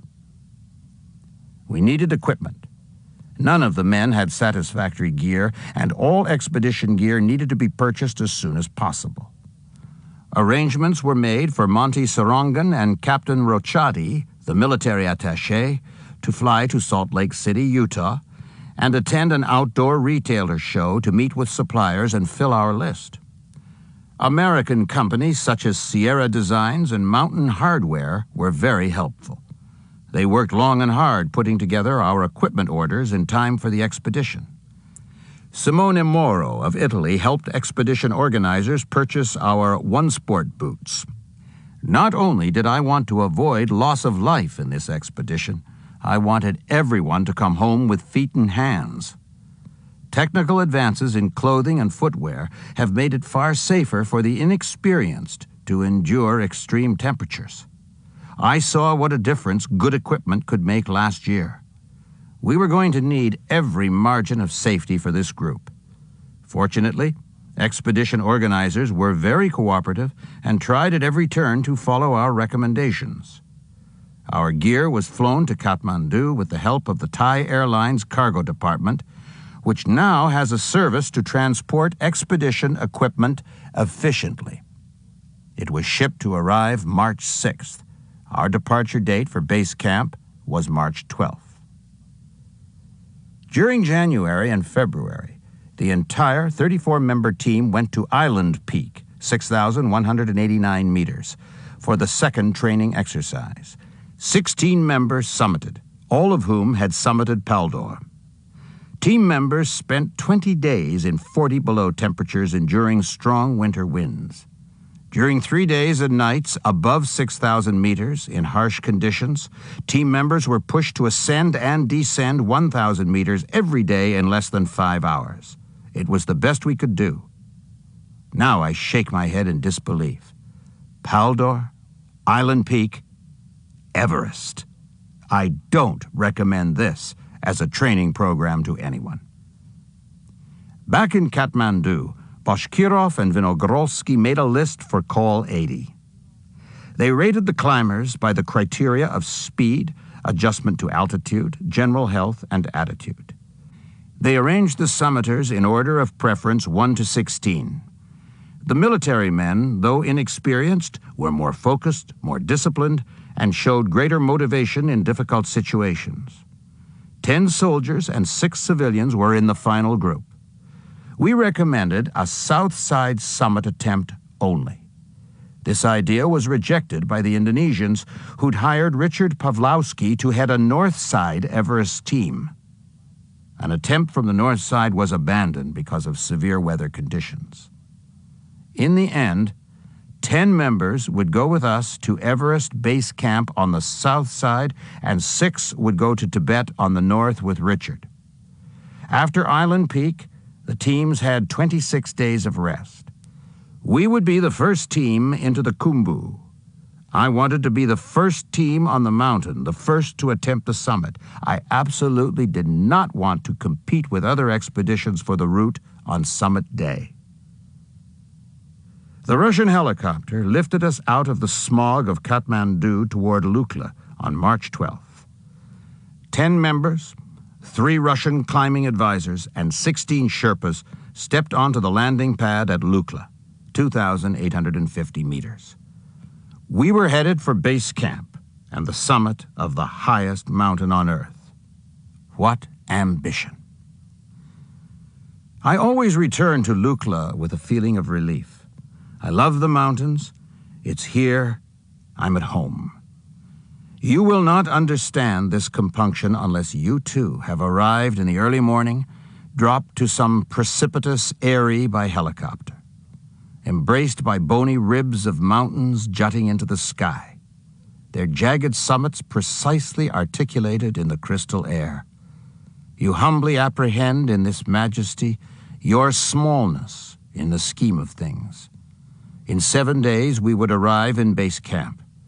On that morning, I knew, as I always know, no matter what was before me, I was home. And this is the only life I'm fit for. There would be 17 teams at base camp this year. I made a big effort to keep the group out of the usual base camp politics. There was a lot of brouhaha over who would fix the icefall. The Sherpas from 1 or 2 expeditions fix the icefall with ropes and ladders, and the expedition organizers get paid for their work.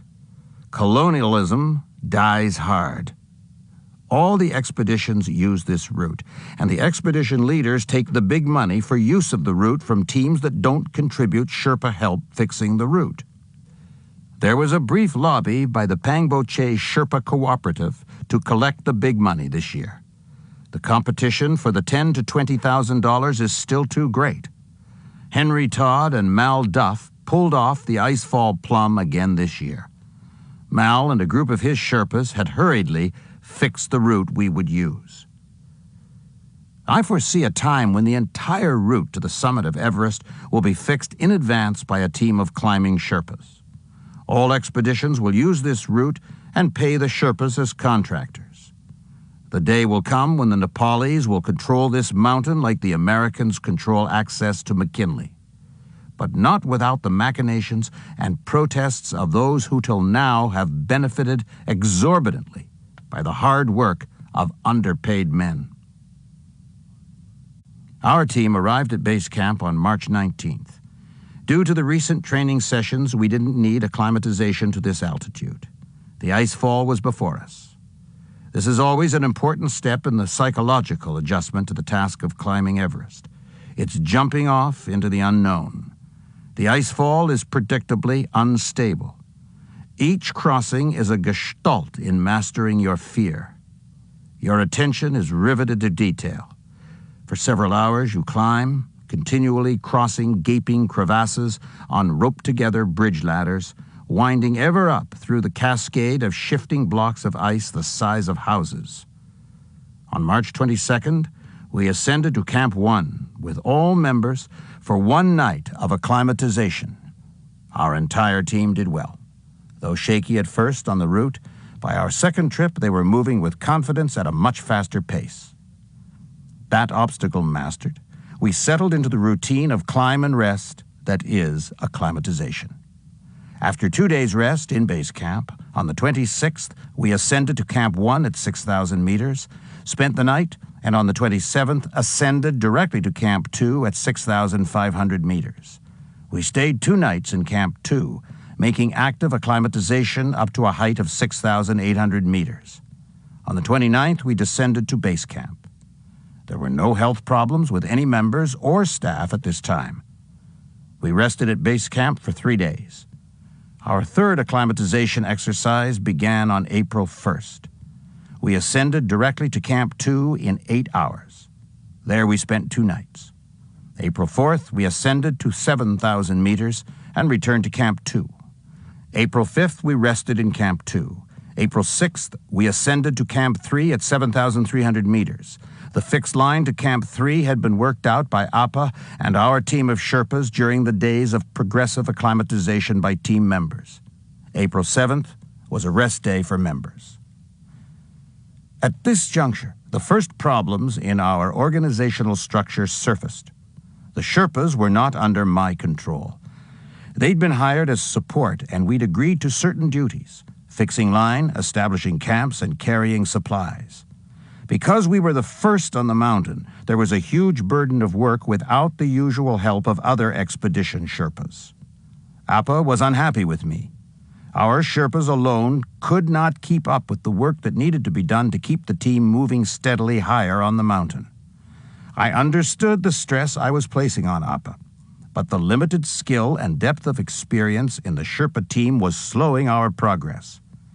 I had fully intended to have our climbing team sleep at the South Col and ascend to a height of 8,200 meters in active acclimatization.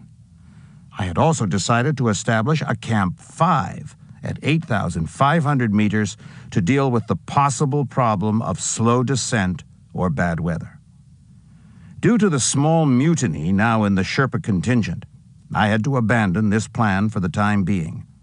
As a compromise, I helped Appa with the route and fixed line from Camp 3 to the Yellow Band at 7,500 meters. April 8th, we climbed with 8 members to the level of the Yellow Band and returned to Camp 3. We spent the night, and April 9th, we descended to base camp. We began to see a difference in team members' performance and health. The altitude and effort had the effect of natural selection. The civilian climbers were less motivated and focused than the military climbers. In spite of their lack of experience, 3 were now obviously the stronger candidates for the summit team. They continued to move with relative ease and were tolerating the altitude without problem. They were still very motivated to succeed on the mountain. Descending, we noticed further deterioration in the performance of team members, while our 3 strong members descended directly from Camp 3 to base camp with no obvious difficulty. The 3 men we had left were 31-year-old Serson Misirin, 25-year-old Prajurit Asmugiono, and 29-year-old Letnan Iwan Setyawan. Bashkirov, Vinogrovsky, and I felt with the deteriorating Sherpa support and the obvious differences in the physical condition and performance of team members. We were set on a summit team of 3 members, 3 climbing guides, and all Sherpa support that was healthy and capable. We returned to base camp on April 9th for a week of rest. I firmly believe in low-altitude recuperation before a summit assault. I had team members descend to the forest village of Deboche at 3,770 meters for a full week of rest and recuperation. The green of the lush forest and the air saturated with oxygen restores the human psyche like nothing else.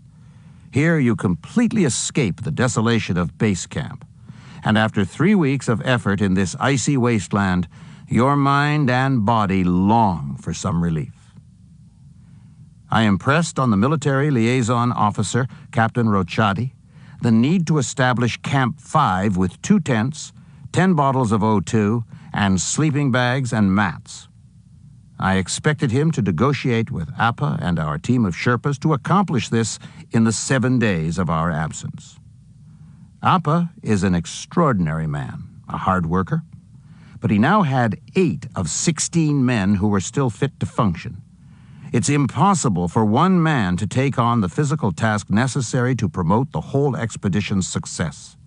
His previous experience had been as a member of other strong Sherpa teams, and here he'd been left to hire men of his choice, and many were family or friends who couldn't accomplish their fair share of the work. In the end, only 8 of our 16 Sherpas were able to assist us. This weak point in the organizational structure and ineffective control of the situation by the Indonesian team organizers was an ongoing threat to the effectiveness of our assault plan and our elaborate backup safety plans. I blame no one here. I know from other expeditions it takes years of repeated ascents and consistent monetary support to develop a team of Sherpas who can work together in equal strength and skill to assist an expedition. The choices for us now were to line up with the other expeditions on the route or go up early and have the mountain to ourselves. After last year, I had no intention of standing in line for a disaster. You have enough opportunity to face your own mistakes and shortcomings without taking on anyone else's. This manpower crisis worked itself out, but not optimally. Appa always tried, giving more of himself than he expected of others. In Deboche, I left members for 5 days and traveled to Kathmandu to have a cracked filling in one of my teeth repaired. The ravages of time, I suppose, tell on us all. I had many things on my mind, the personal memories that haunted me, how I would function at altitude after the accident, and now this problem with my teeth. These were annoying drains on my energy. The trip to Kathmandu was an unwelcome interruption of my concentration. I stupidly forgot my park permit and had to jump the fence in the middle of the night to get out of Sagarmatha National Park to catch the helicopter in Lukla. In Kathmandu, I was quite fortunate to have the service of the American Embassy dentist. I'm grateful for his quick attention to my problem.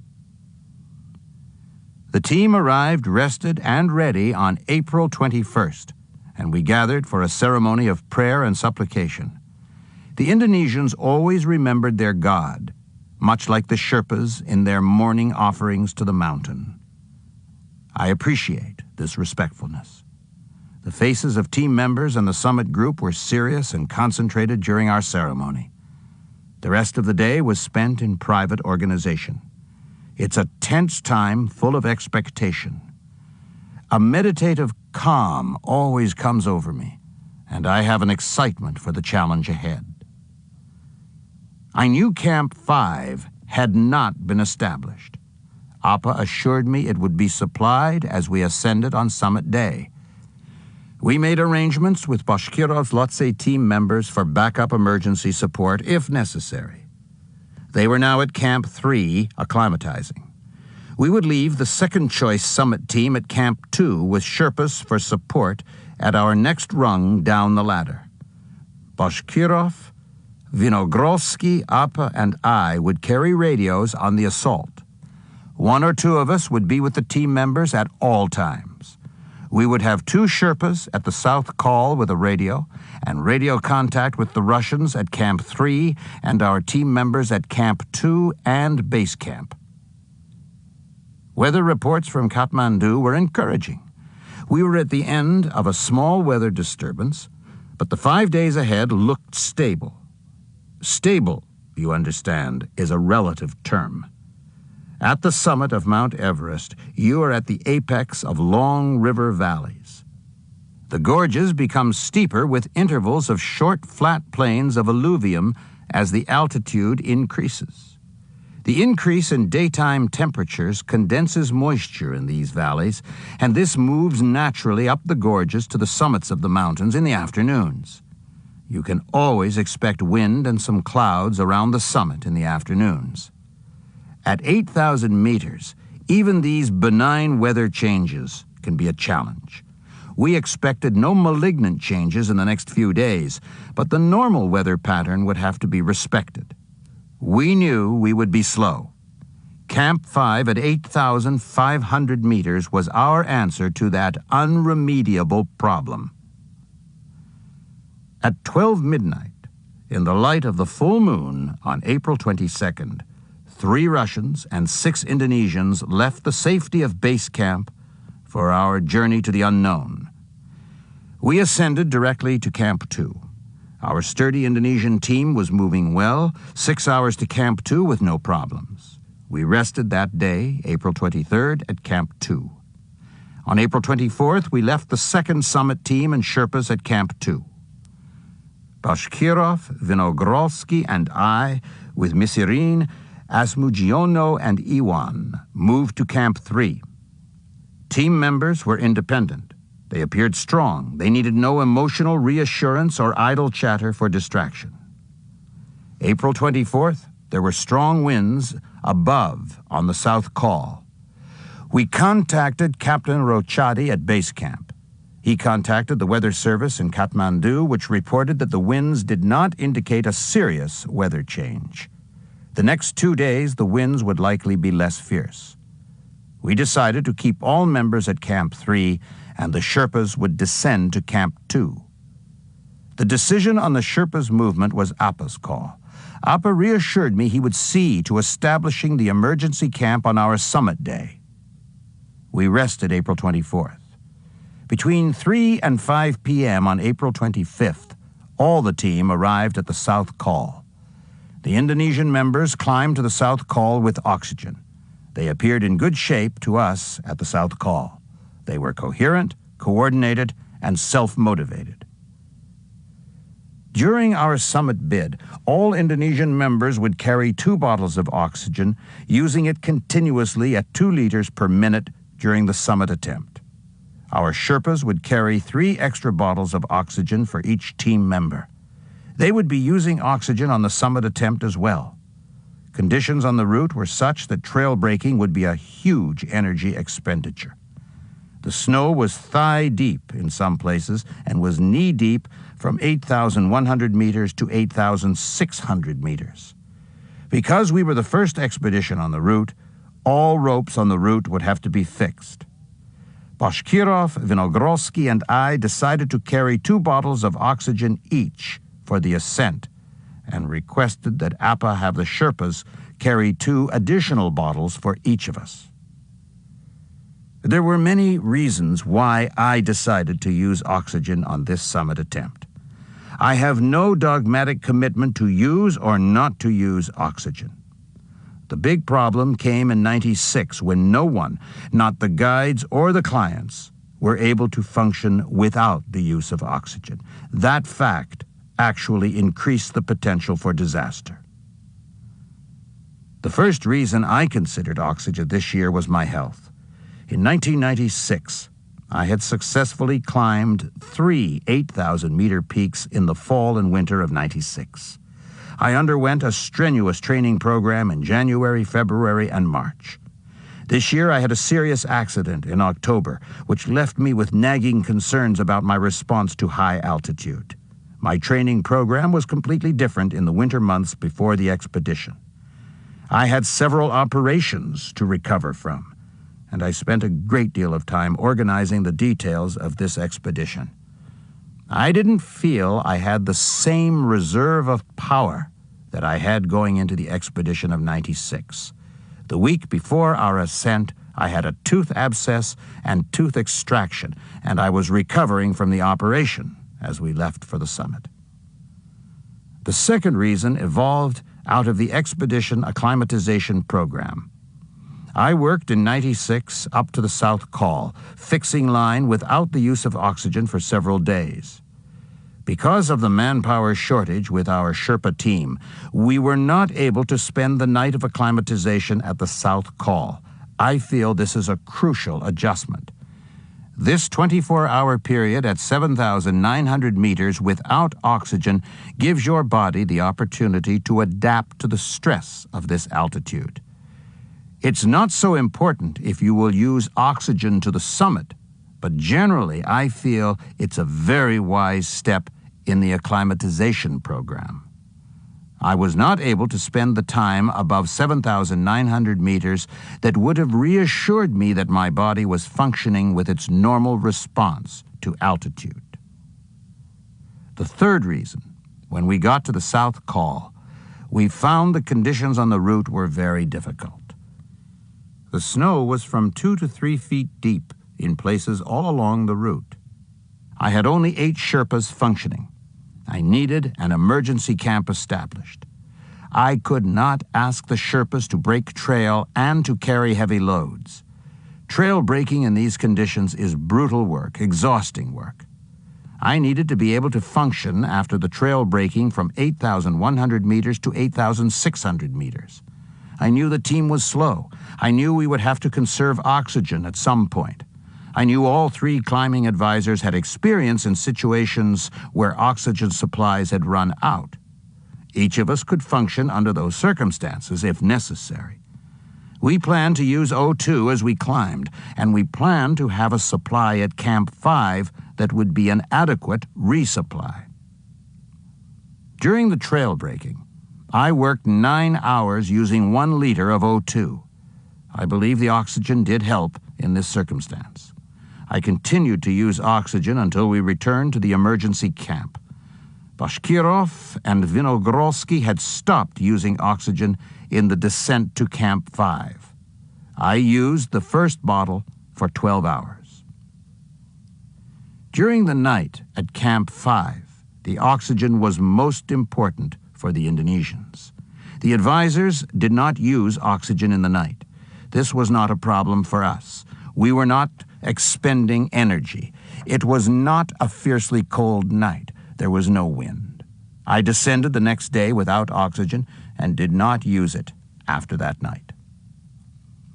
We had 8 Sherpas at the South Col. Only Appa and Dawa would go with us to the summit, leaving the rest to shuttle supplies to the 8,500-meter emergency camp. Appa continued to reassure me that the supply of Camp 5 was under control and that I need not concern myself with this portion of the work. Bashkirov, Vinogrovsky, and I knew we would have to conserve oxygen, and we knew we would have to be ready to work without oxygen. The numbers simply did not add up. A bottle of oxygen will usually supply you at 2 liters per minute, which is a moderate flow, for 6 hours. At 1 liter, it's double that. We had a lot of gear to get up the hill and a long trail to break in deep snow. I knew we were in for some hard work. We left the South Col at 12 o'clock midnight on April 26th. I began to use O2 at 1 liter. I went to the lead and broke trail. I felt it was unfair to ask the Sherpas with their heavy loads to do this work. The trail was slow and difficult. Vinogrovsky and Bashkirov conserved their power and followed after with the Indonesians. By 8,300 meters, I realized our speed was the same as last year. I was out ahead, Appa behind me, but the team was quite slow. I continued breaking trail until 8,600 meters. After 5 hours of trudging through thigh-deep snow, I arrived at the south summit fatigued.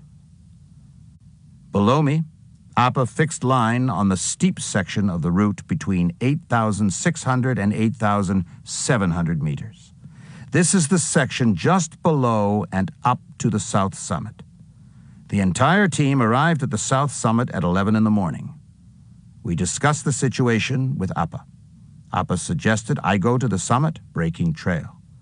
I asked Appa for rope. He informed me we had no more rope. I was tired from trail breaking. Those of you who ski or snowshoe remember what it's like to post hole at a reasonable altitude. The effort you expend at this altitude is a brutal toll on ambition and physical condition. I didn't feel strong enough to safely fix this section of route, piecing together fragments of old line. I was ready to go out on belay, but that wasn't possible. I was incredulous. Where was the rope? Appa informed me he'd used the last 100 meters of rope on a section of route that did not usually need rope. Because of the unstable snow, I felt we needed to fix that section to secure our descent. The margins up here are this close. The shadows of problems you perceive down below at this moment on summit day become the consuming problems that predict your success or failure. You can bitch and moan now, or you can deal with it. The dozens of conversations where I was reassured my equipment requirements would be covered evaporated. Appa offered to go down and recover the line. I felt time was now of the essence. The clock was ticking, and we had to go forward or go down. Appa, realizing this mistake regarding our supply of rope could compromise the whole effort of the expedition, did a brave thing. He went out and fixed the line with our remaining 40 meters of rope and old pieces of rope exposed on the route from previous expeditions. I gratefully had a moment to recover. I began to notice a general improvement in my condition and power. I sent Vinogrovsky back to recover the last 100 meters of fixed line. The word was passed back along the line to the Sherpas who were climbing on that fixed line. They were to bring it up after they ascended for use on the Hillary Step. They did not do this. We understood from Dawa Sherpa when he arrived that we did now, in fact, have extra oxygen and a tent at 8,500 meters. Appa had pieced together line to the top of the Hillary Step. Our members so far were in fair shape. It was a little after 12:30 p.m. when Appa cleared the Hillary Step. The weather was holding, the emergency camp was set. Bashkirov, Vinogrovsky, and I decided to attempt the summit even though we would be very late in arriving, about 3 o'clock in the afternoon. Misirin, while slow, was still functioning on his own. Asmugiono was moving well, but now had the focus of a zombie, his consciousness somewhere deep inside. Iwan was slow, and his coordination was beginning to falter. He was still functioning mentally. Misirin appeared overall in the best shape. Misirin, we thought, was the most likely to succeed. All the men had this highly focused determination. Each man wanted the opportunity to summit. I was in favor of going on with only one man, turning the others back. I allowed myself to be convinced we could postpone this crucial decision till above the Hillary step. I assigned Asmugiono to Dr. Vinogorski because I felt his mental deterioration would be a critical factor, and I wanted a continuous medical assessment of his condition. Bashkirov and Misirin went out first, then Iwan and me, and after, Asmugiono and Dr. Vinogorski. The ridge was quite different from last year. There was much snow, and it was steeper. Iwan was moving slowly. He fell at one point, tenuously stopping on the old fixed rope. I began to show him how to use his ice axe properly on the ridge. Here I realized I was dealing with a man who had never seen snow until 4 months ago. We'd expected the benefit of good ropes, which make an ice axe redundant in crossing an established trail on a ridge. Now here I was giving lessons on technique to this brave, determined young man as he struggled back onto the route. I can only wonder what this experience meant to these men. I am a sportsman. I will never think of the summit of a mountain as an achievement worth the sacrifice of a life. These soldiers were of a completely different mindset. They were more committed to success than to life. I focused on the task at hand as Iwan struggled back onto the ridge. We moved slowly on the ridge, and I came to the bottom of the Hillary step. Here, I confronted the body of a man. He lay entangled in the ropes at the bottom of the Hillary step, his crampons in the way as you ascend this last technical portion of the route. I could recognize no features. The conditions here are so harsh, I could only say for certain that his down suit was blue. Later, we learned it was the body of Bruce Herod, a member of the South African Johannesburg Sunday Times expedition, who disappeared in 1996. I couldn't focus on this man, nor could any others of the climbing team. For this I am sorry. Respect is always due to the fallen. Yet here I was with the last flickering light of life of these 3 Indonesian men to guard. Our situation was far from stable. I reached the top of the Hillary step, Iwan and Asmugiono coming slowly behind me at the end of the ridge. I spoke with Bashkirov. We had to decide whether to turn the other climbers back and proceed only with Misirin. Appa and Dawa, our only Sherpa support, had gone on to the summit. Asmugiono climbed the Hillary step. Vinogorski arrived at the top of the Hillary step. Yevgeny had tried to turn Iwan back, but he was now struggling up the Hillary step. No one was willing to admit defeat. I was worried that these men were coming to the end of their power. It's one thing to go forward, another to get down. I knew they would have to move under their own power. We'd come slowly to within 100 meters of the summit. I gave this advice. I told Iwan and Asmugiono I recommended they stop and begin to go down. They refused. We all moved off toward the summit. I went ahead and encountered Appa and Dawa 30 meters from the summit. I discussed my fears concerning the deteriorating condition of Asmugiono and Iwan. They were like zombies, unable to focus on anything but the summit. I wanted them to turn back while they were still functioning. We would very likely be using the camp at 8,500 meters. I wanted us to leave the summit as soon as possible. It was now 3 o'clock. It was very late. The weather was calm, but I could see thin clouds moving on the face of the mountain. The climbers were taking one step, resting 1 minute, and taking another step. They would be another 30 minutes at that rate. I arrived at the summit. 30 meters behind me were Misirin and Bashkirov. I watched as Misirin collapsed in the snow. Suddenly, as Mugiono passed Misirin, he charged the summit, doggedly running in slow motion to embrace the tripod of flags and poles that is the officially sanctioned summit of Mount Everest. He replaced his hat with his army beret and unfurled the flag of his country. Here, I could only wonder. The Indonesians had succeeded in this man's determination. This was enough. We were going down. I reevaluated my physical resources. I was feeling well. I had no sense of being at the end of my power. I felt I had much left in reserve. Bashkirov and Vinogrovsky were strong and clear in their thinking. We were still making choices and directing the situation. Our Indonesian team was running on autopilot. We were on the brink of a dangerous situation. I took photos of Asmugiono. It was 3:30, very late.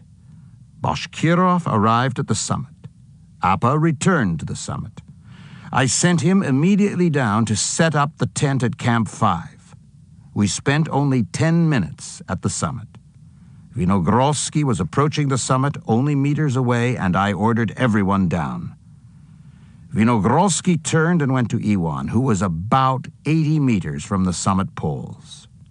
I reached Misirin 30 meters from his goal. I knelt beside him, collapsed in the snow. I told Misirin he had achieved the summit. I was amazed to see him stand, collect his power, and begin the descent. We encountered Vinogrovsky and Iwan descending 100 meters below the summit. It had been difficult to turn these men around. They'd come so far, but now I insisted. Every minute was important. We would compromise our own plan for survival if we did not descend in the light of day. We arrived at the south summit at 5 p.m., moving painfully slowly over the old ropes that Appa had pieced together for the traverse.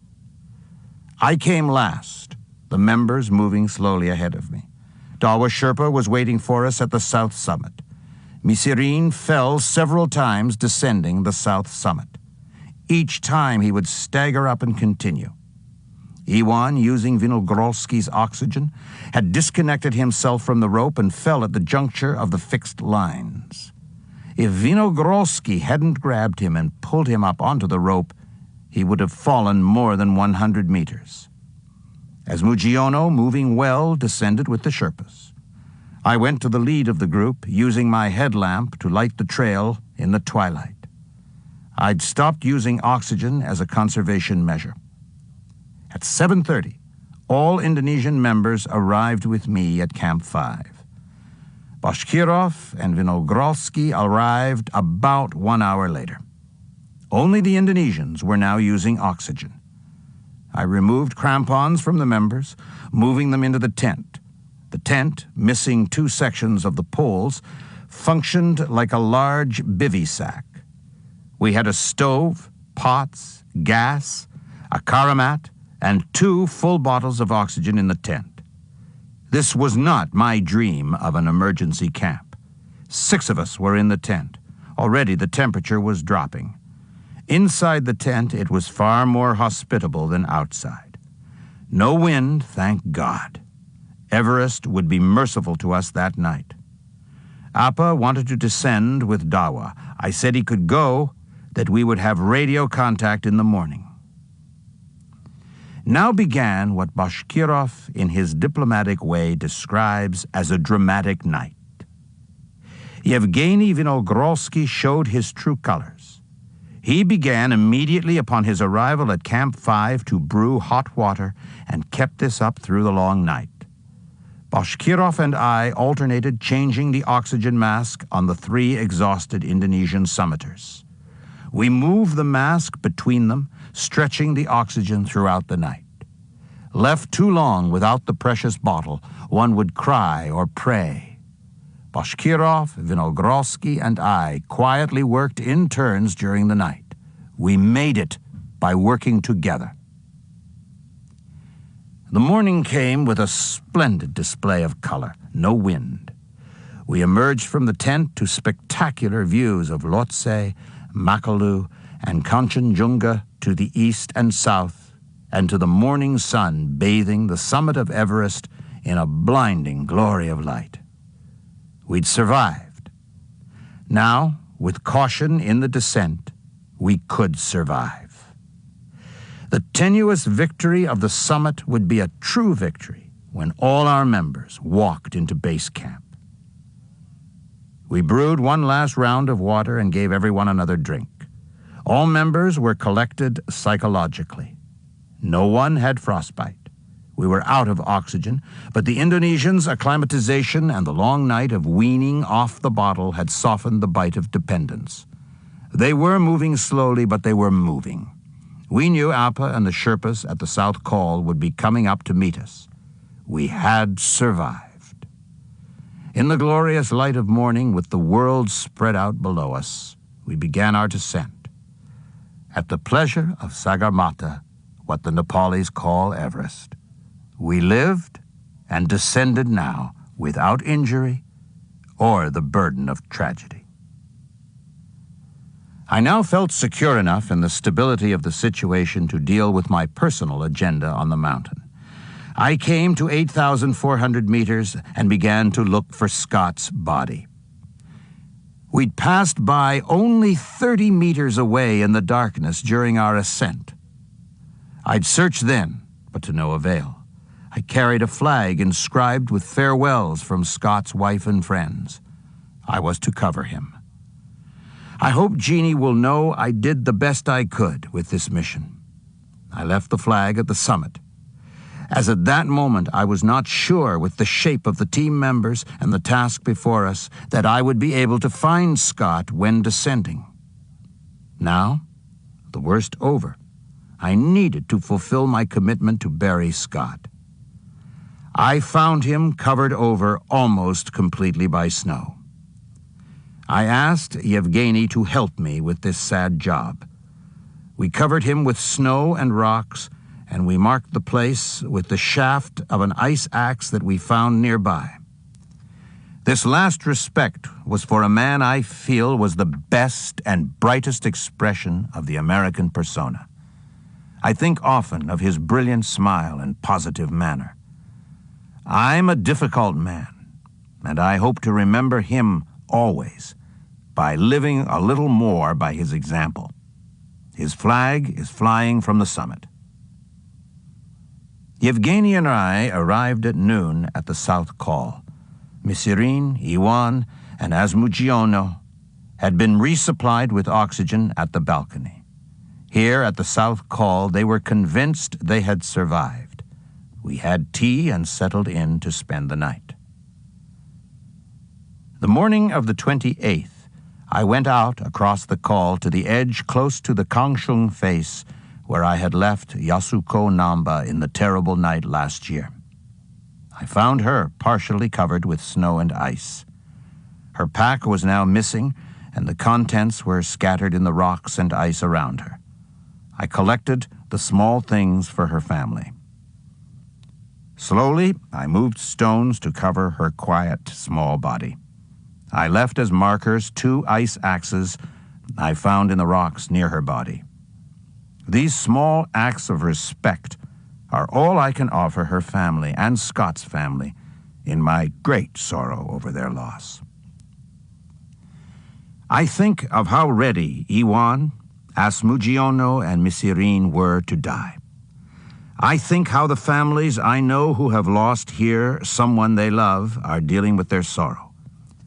I know this success will only encourage other inexperienced individuals into the mountains. I wish with all my power there were other opportunities for me to make a living. I'm a sportsman. There are many objectives in the mountains I would like the opportunity to achieve. Like any man who has a skill, I would like to explore the limits of my capability. It's too late for me to find another way to finance my personal objectives. Yet, it's with great reservation that I work to bring inexperienced men and women into this world.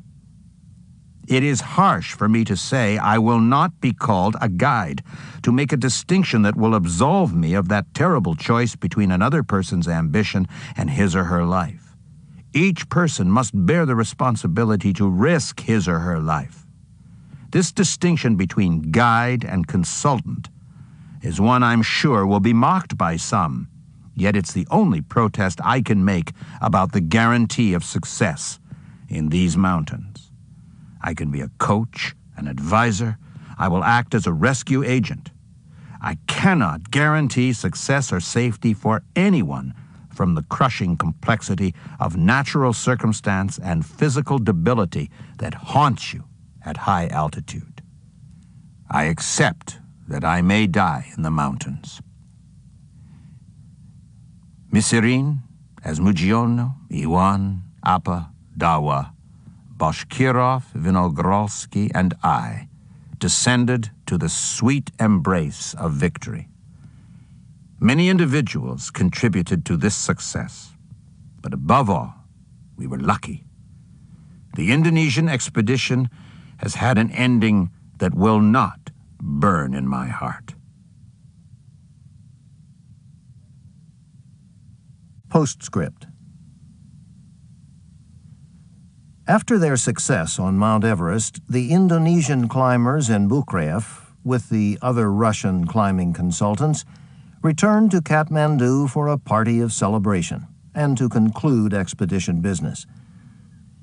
In mid-May, his work with the Indonesians completed, Bukreyev and a friend flew again to Lukla to begin a return trek to Everest Base Camp, where Bukreyev wanted to look at mountain and weather conditions for a possible Everest-Lhotse traverse, a summit of Lhotse, then a traverse to the summit of Everest.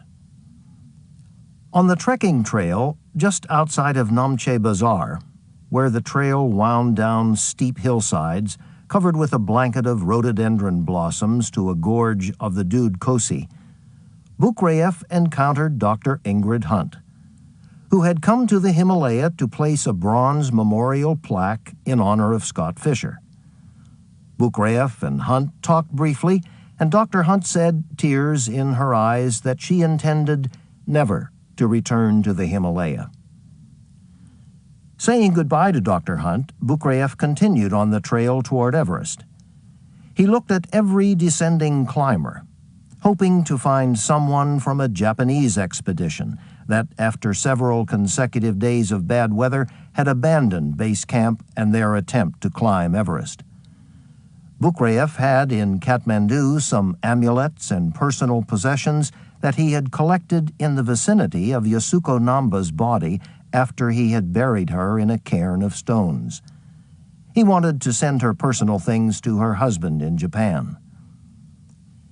After a night in Pangboche, Bukreyev and his friend departed early, hoping to make it to the Everest base camp before dark. Arriving in Gorakshep about 3 p.m., the two climbers decided to stop for tea at a lodge in the growing shadow of the snow-covered pyramid of Pumori. In the courtyard of the lodge, a Japanese man appeared, and he was asked if he might know of anyone who could take Yasuko Namba's possessions back to Tokyo and return them to her family.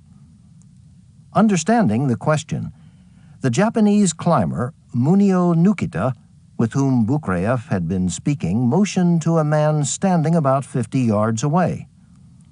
It was Kenichi Namba, the husband of Yasuko Namba, who had come to Nepal with the hope of having his wife's body recovered from the South Col. With Munio Nukita acting as translator, Bukreyev and Kenichi Namba shared a pot of tea, and Bukreyev tried in halting, breaking English to explain what had happened the year before. He had, he said, only so much energy, so much oxygen. He explained the storm, its ferocity, his attempts to get help from the members of Rob Hall's expedition. He apologized, saying repeatedly that he wished he'd been able to do more. As he spoke, tears ran down his cheeks. He said that he'd felt a personal sense of failure around Yasuko's death, because he'd not brought to her the aid that he'd brought to Charlotte Fox and Sandy Hill Pittman. He'd made assumptions. He'd hoped for help that never came. He was sorry. Kenichi Namba listened quietly, intently, and when Bukreyev could say no more, Kenichi Namba said in Japanese that he blamed no one, that his wife had been a mountaineer, that her ambition had been to climb Mount Everest, and that she had succeeded. He thanked Bukreyev for what help he could bring to the other climbers the year before. He thanked him for going where he could not, to spare his wife the vulnerability of exposure. For 2 hours longer they talked, sometimes cried. And then, in the fading light of the day, Bukreyev said goodbye and resumed his trek. To go again, to the mountain.